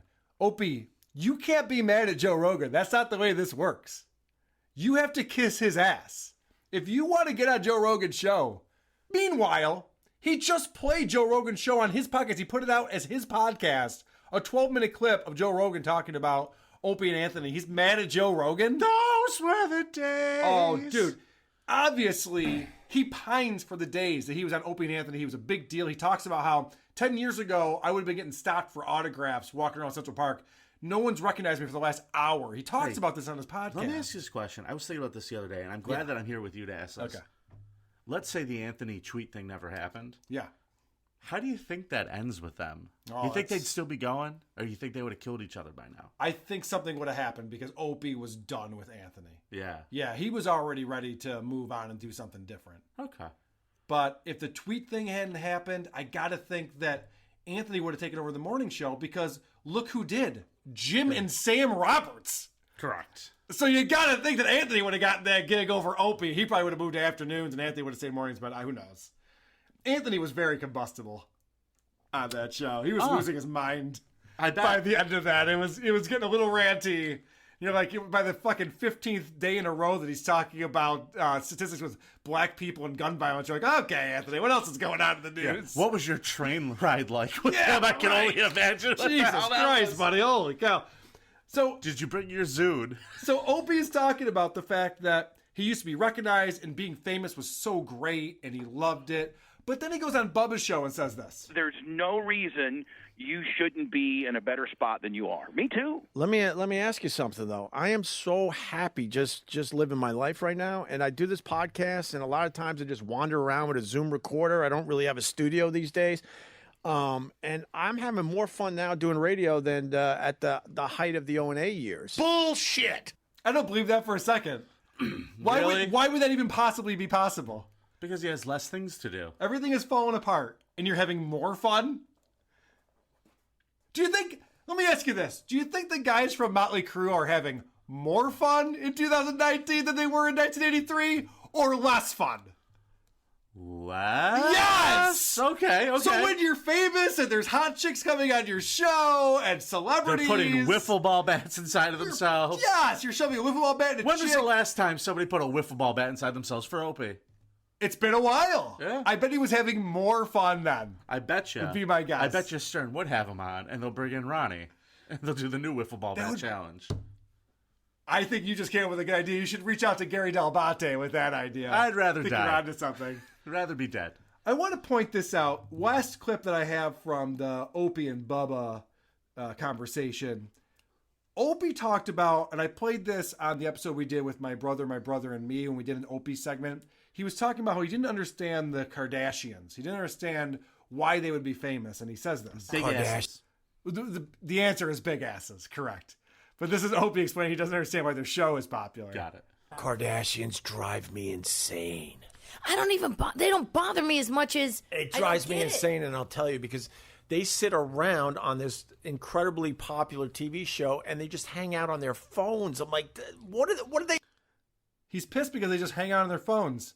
So listen to what he tells Bubba he was doing on the Opie and Anthony show. I started playing Candy Crush because the first hour of the show every day was him talking about guns and black people and racist stuff, and I'm just like, So the Kardashians drive you crazy, Opie. You drove me crazy because I would hear Candy Crush playing while Jim and Anthony are trying to be funny on your radio show. You idiot! Hold on, come here for a second. Come here, let me tell you something real quick. Hold on, let me get these gumdrops. I want to tell you something. The Kardashians, I don't get it, and that Seinfeld, he sucks. He sucks! Oh. And I'm playing Candy Crush on a radio show. Got 4 peppermints. It's like, the fucking idiot! I'm amazed. You really are the devil to this man. You really are out after his fucking soul. Vinny, these chocolates just keep multiplying. I don't know how to get these chocolates off of the board. Maybe at the commercial break you can come over here and give me a hand with this. And if Seinfeld wasn't such a no talent. What a crazy narcissist this guy is. He thinks of him playing a video game on a radio show. Well, Anthony's talking about real problems. I'm just kidding. Vinny, I don't like how safe you're being right now. Let it out. I do want to point out, Opie said something that I totally agree with. Man, Carl knows his shit. Yes, Agreed. I do. Very good point. All You're right. the fucking boogeyman. Kim są te podcasty?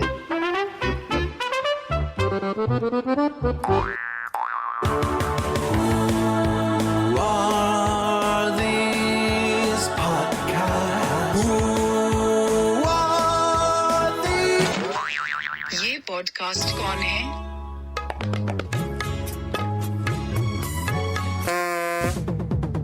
Who are these podcasts? Who are these podcasts? Who are these podcasts? Who are these podcasts? It's showtime.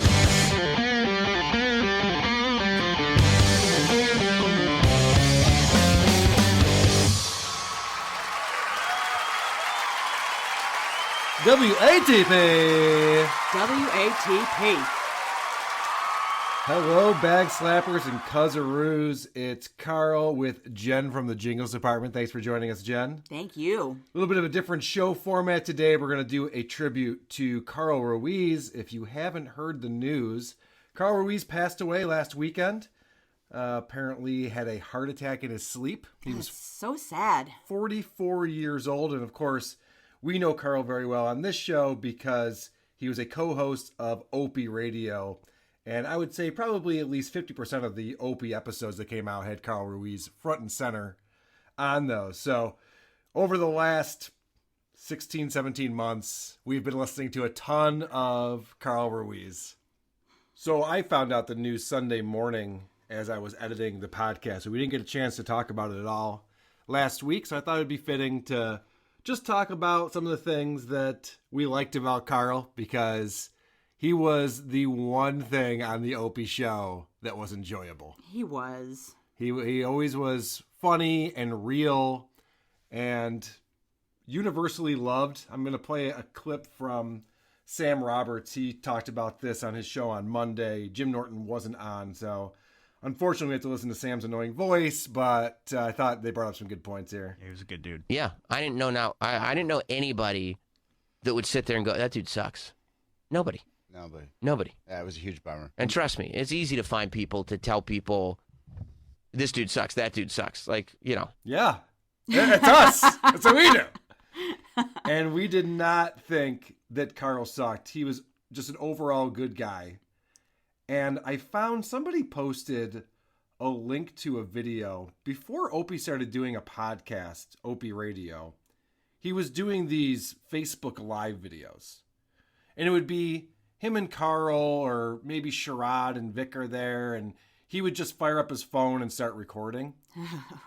This is a video that's over an hour long, and about 50 minutes in, they start talking about the situation when Opie had the afternoon show at Sirius. He had Opie Radio, and it was well known that he paid the co-hosts to come on and do the show with him. Okay. And I didn't know anything about this. I didn't listen to Opie's show when he had the afternoon show, so I didn't know a lot about this. I just knew that he would have Sherrod on, and Vic, and Carl Ruiz, And all he these paid guys. So this is really interesting. He's sitting there with Carl in a bar, in a restaurant, so it sounds like crap. I apologize for that. But this shows you what a good guy Carl Ruiz is.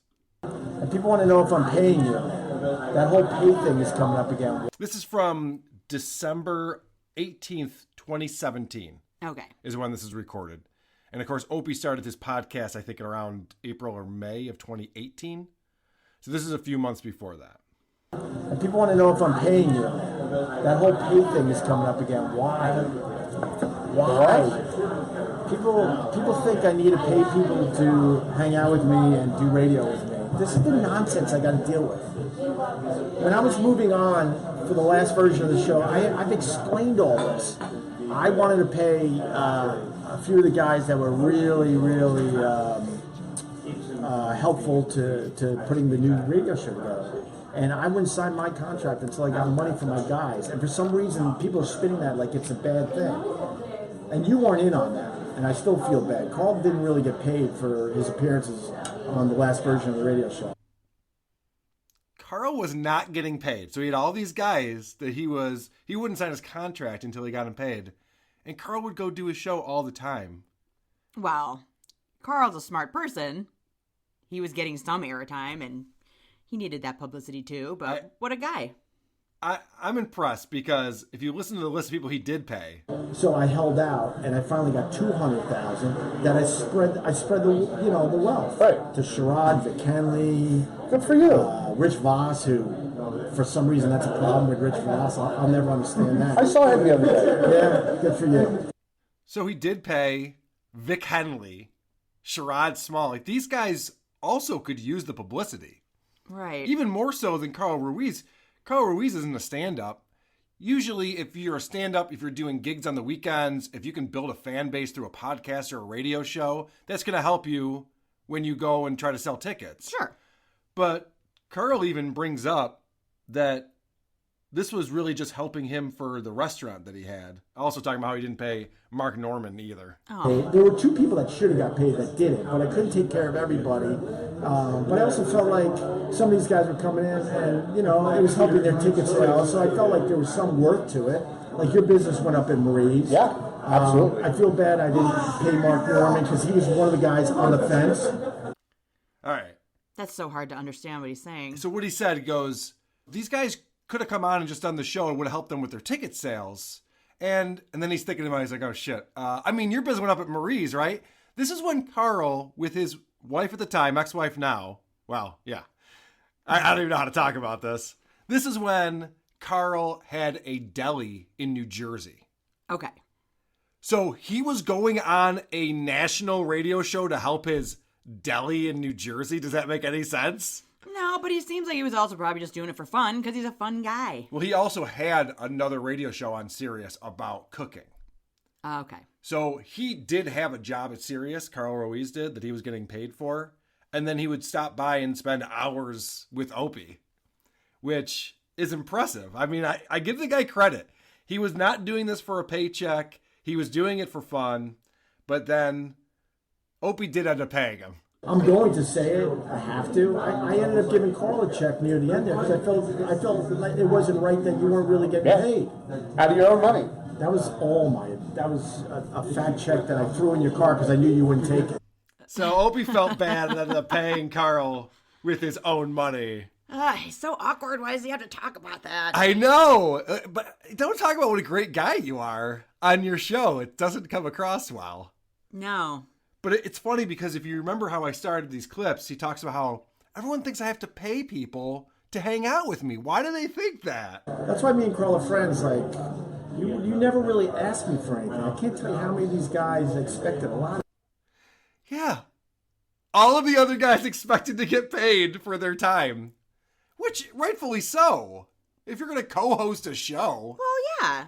It makes sense. It's one thing if you're just on as a guest from time to time. Right. But if you're expected to come in day after day and do this like rambling radio show. Well, if you're on it every day, you are part of the show and Yes. you should be getting paid.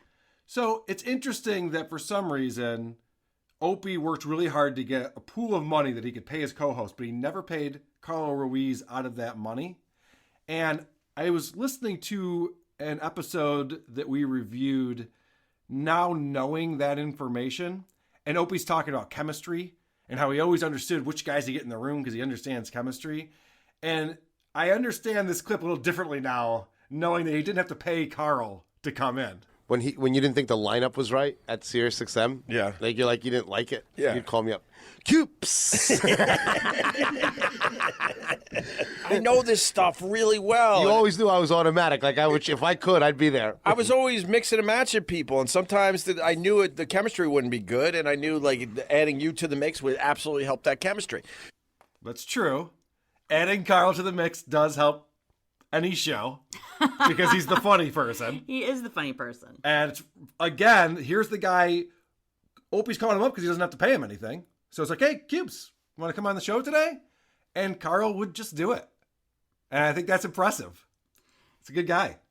He's a likable person. Very likable person. He always comes across as being really likable, somebody you'd want to hang around with.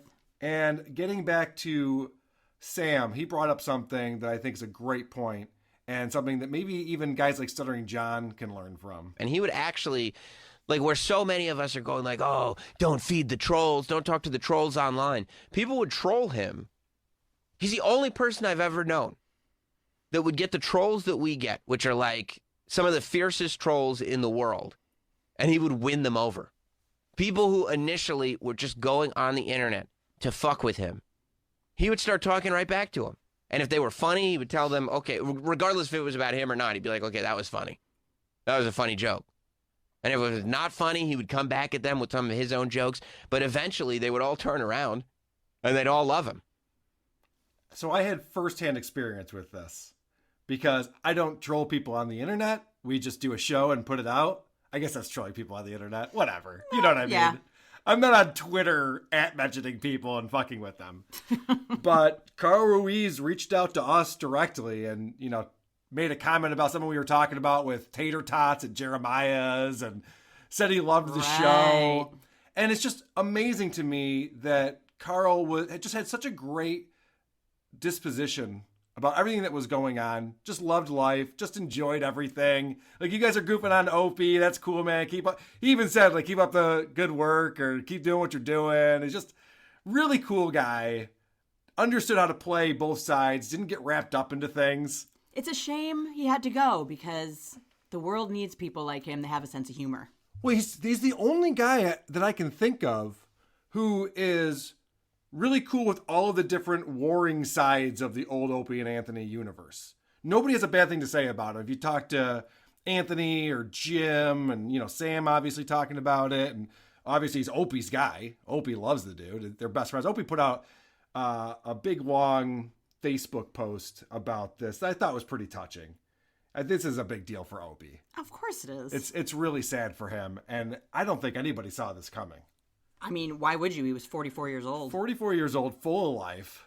Seemed to be doing, he did have a healthy lifestyle. He was smoking, drinking. Well, that chef lifestyle is not a healthy way to live. No, opening up the restaurant, multi-million-dollar restaurant in Manhattan, I'm sure, is stressful. Hypertension. So, but I loved the fact that Carl was in on the joke. And I think, and I know I'm going to sound like people I make fun of, but I think he was trolling us back at certain times in the show because he would say things that he knew we would latch onto. It would start with things like this. A drinky poo. Well, I know. You are convinced he was sending you signals. He was sending you signals because he would start by saying, like, oh, I have a drinky poo, or let's go to the Tavanooch. The Tavanooch.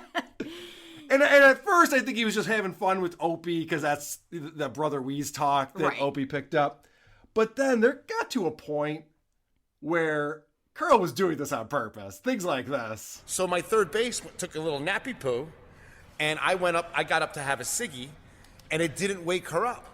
If he's talking about nappy poos and ciggies in the same sentence, there's something going on there. He knows what he's up to. Even when they made the trip to Rochester, Opie and Carl drove to Rochester to go on Brother Weeze's show. Uh-huh. And Carl had an idea about having a little excursion.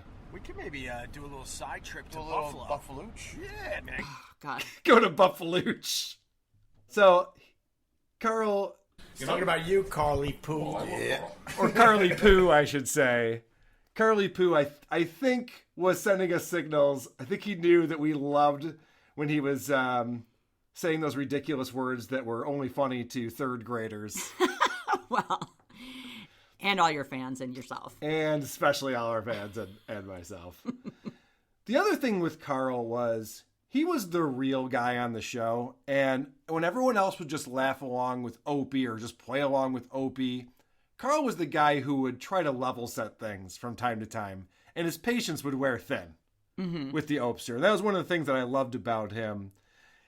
Opie would go off and yell at people in the streets or just make an ass of himself in Manhattan. And Carl would say things like this. When you do shit like this, I can understand why some people hate you. Why do you think I do it? Many a truth is said in jest, and Opie is not well liked by people. No. And Carl was a stand-up guy, was a good friend, but there were times when he'd be like, see, Opie, this is why everybody fucking hates you. What are you doing? He's the voice of reason. He was the voice of reason. This was one that we listened to just recently where Opie's yelling, fuck you, at someone in Manhattan, standing next to Carl. And Carl's like, dude, you're going to make me fight these people. You want to be on my podcast? Well, fuck you, then! Opie, What? why are you saying fuck you to people? I'm the one that's going to have to fight. I'm out here. You're behind the rope like a crazy person. How much... I mean, there were times, and that's why we had the whole final countdown thing. There were times when it seemed like he was at his wit's end with Opie. And we really hoped that we would get Carl Ruiz on this show at some point. It's a pity you never got to meet him. It's very sad. I think it would have hit it off for sure, and it would have been a lot of fun to talk to him. But there were a lot of signals that he didn't want to be on the show. They went and saw Louis J. Gomez's podcast studio, and Lewis is taking them around. He's like, oh, yeah, here's Studio A, here's Studio B, all this technology, all this stuff that we have set up. They walk out of there, and Carl was embarrassed. I was embarrassed. Why? Because we're walking around with this dialysis machine, and he's got this whole thing going on. Yeah, but we do it different. Opie just did not get it. He's like, this is embarrassing. Opie's like, what? What do you mean? You're holding onto a handheld Zoom recorder, and you call that podcasting. You just walked into a multimedia studio where these guys who don't have the means of Opie are doing it way better than you. And I think that there were times that you would pick up on that Carl's just like, oh, man. And he would just want to, like, end the show, and Opie wouldn't let it stop. Fucking stupid. It's not stupid. I'm not doing it. All right, I'm going home. But I want to talk about shit that No, we're done. What do you mean we're done? I want to go home. I want to go home. All right, we did it. Shit that Carl eats. What a terrible name. Dude, it's great. No, it's not. What kind of font would you use? Brown? You want to do it brown? Like just No, to really... font. You don't know fonts? Let's look up some fonts. Come on, that's it. What do you mean that's it? I'm exhausted for him. I know. I feel so bad. He had so much patience with Opie. He put up with so much. And then by the very end of the show, he opened up La Cubana. And that was a big deal for the show. They would go in and podcast from his restaurant. Even when they were building it, they were building the kitchen around them. They'd be podcasting.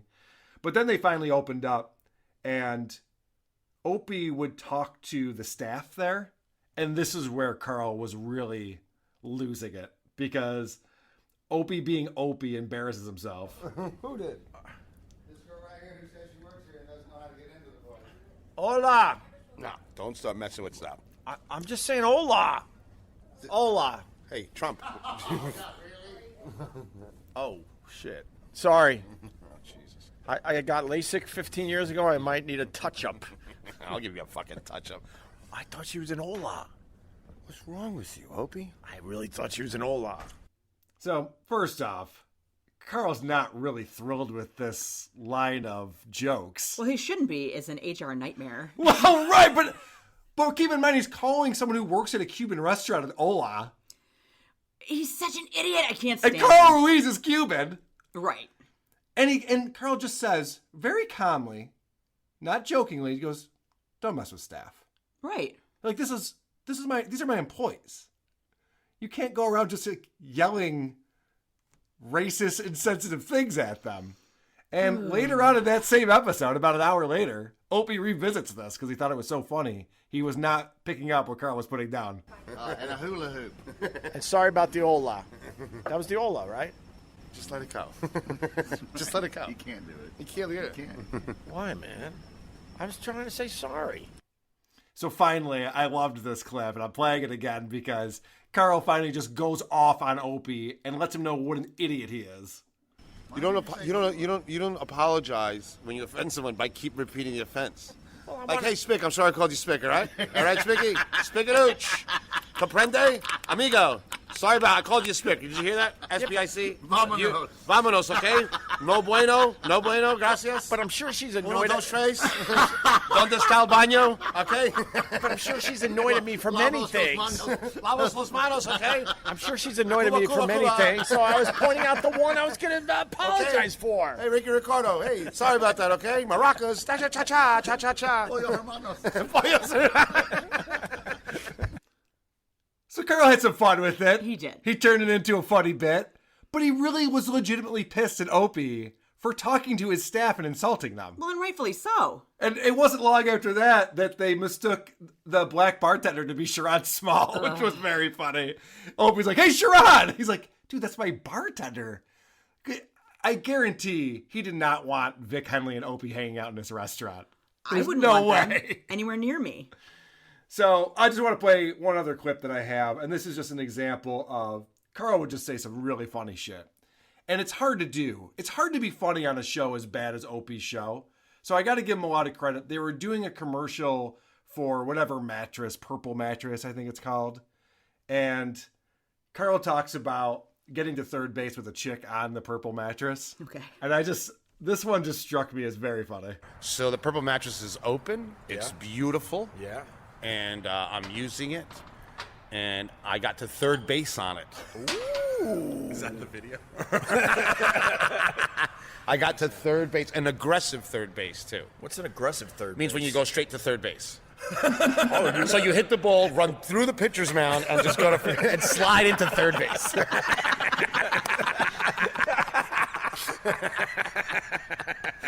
Now, unfortunately, they all have to laugh way too hard at that, but that's a really funny joke. It was a funny joke. An aggressive third base. I was genuinely laughing at it. So, I just wanted to play a couple clips and things. We're gonna miss Carl. It's gonna be tough. I don't know what Opie's gonna do. He's been putting out a couple of episodes remembering Carl, just like best ofs. He says they're not best ofs, but they're best ofs. Yeah. And I'm sure he'll do some type of tribute or something like that for Carl, and then we'll see. We'll see what he ends up doing. I feel bad for him.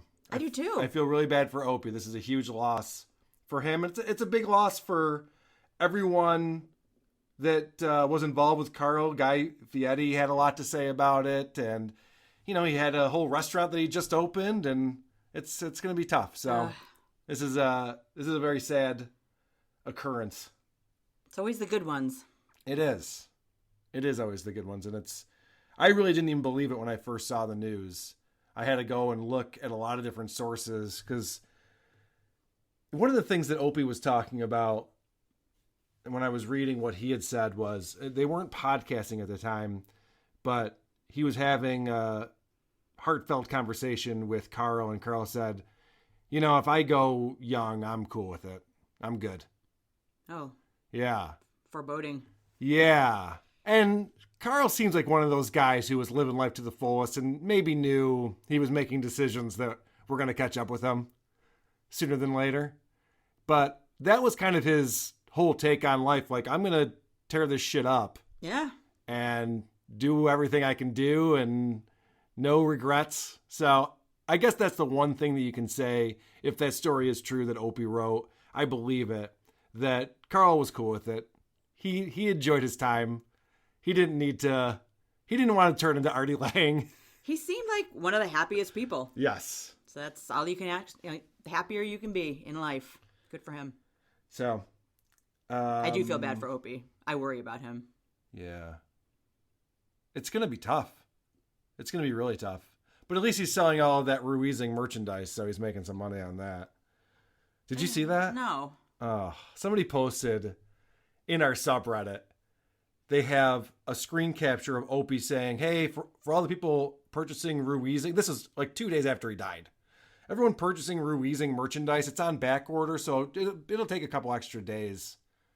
And the person in the subreddit is just like, I don't know, can you wait till after the funeral to talk about selling his merchandise? Jesus Christ. Anyway, I didn't want to bash Opie on this show. That's not the point here. No. That's not my goal. But you know what else I'm going to miss without Carl being on the show anymore? What? Opie doing things like this. Carly's got a cushy poo. For some reason, Opie just turned into a child when he was having fun with Carl Ruiz. He's not like that with Vic or Sherrod or any of the other guys. So we're going to miss that. Yeah. The one thing that I'll say that is not funny, but it's very funny. Someone wrote on the subreddit that Carl's taking a dirt nappy poo. Ugh. I feel like he would have appreciated the joke. I think so too. I know I did. All right. That's enough. Okay.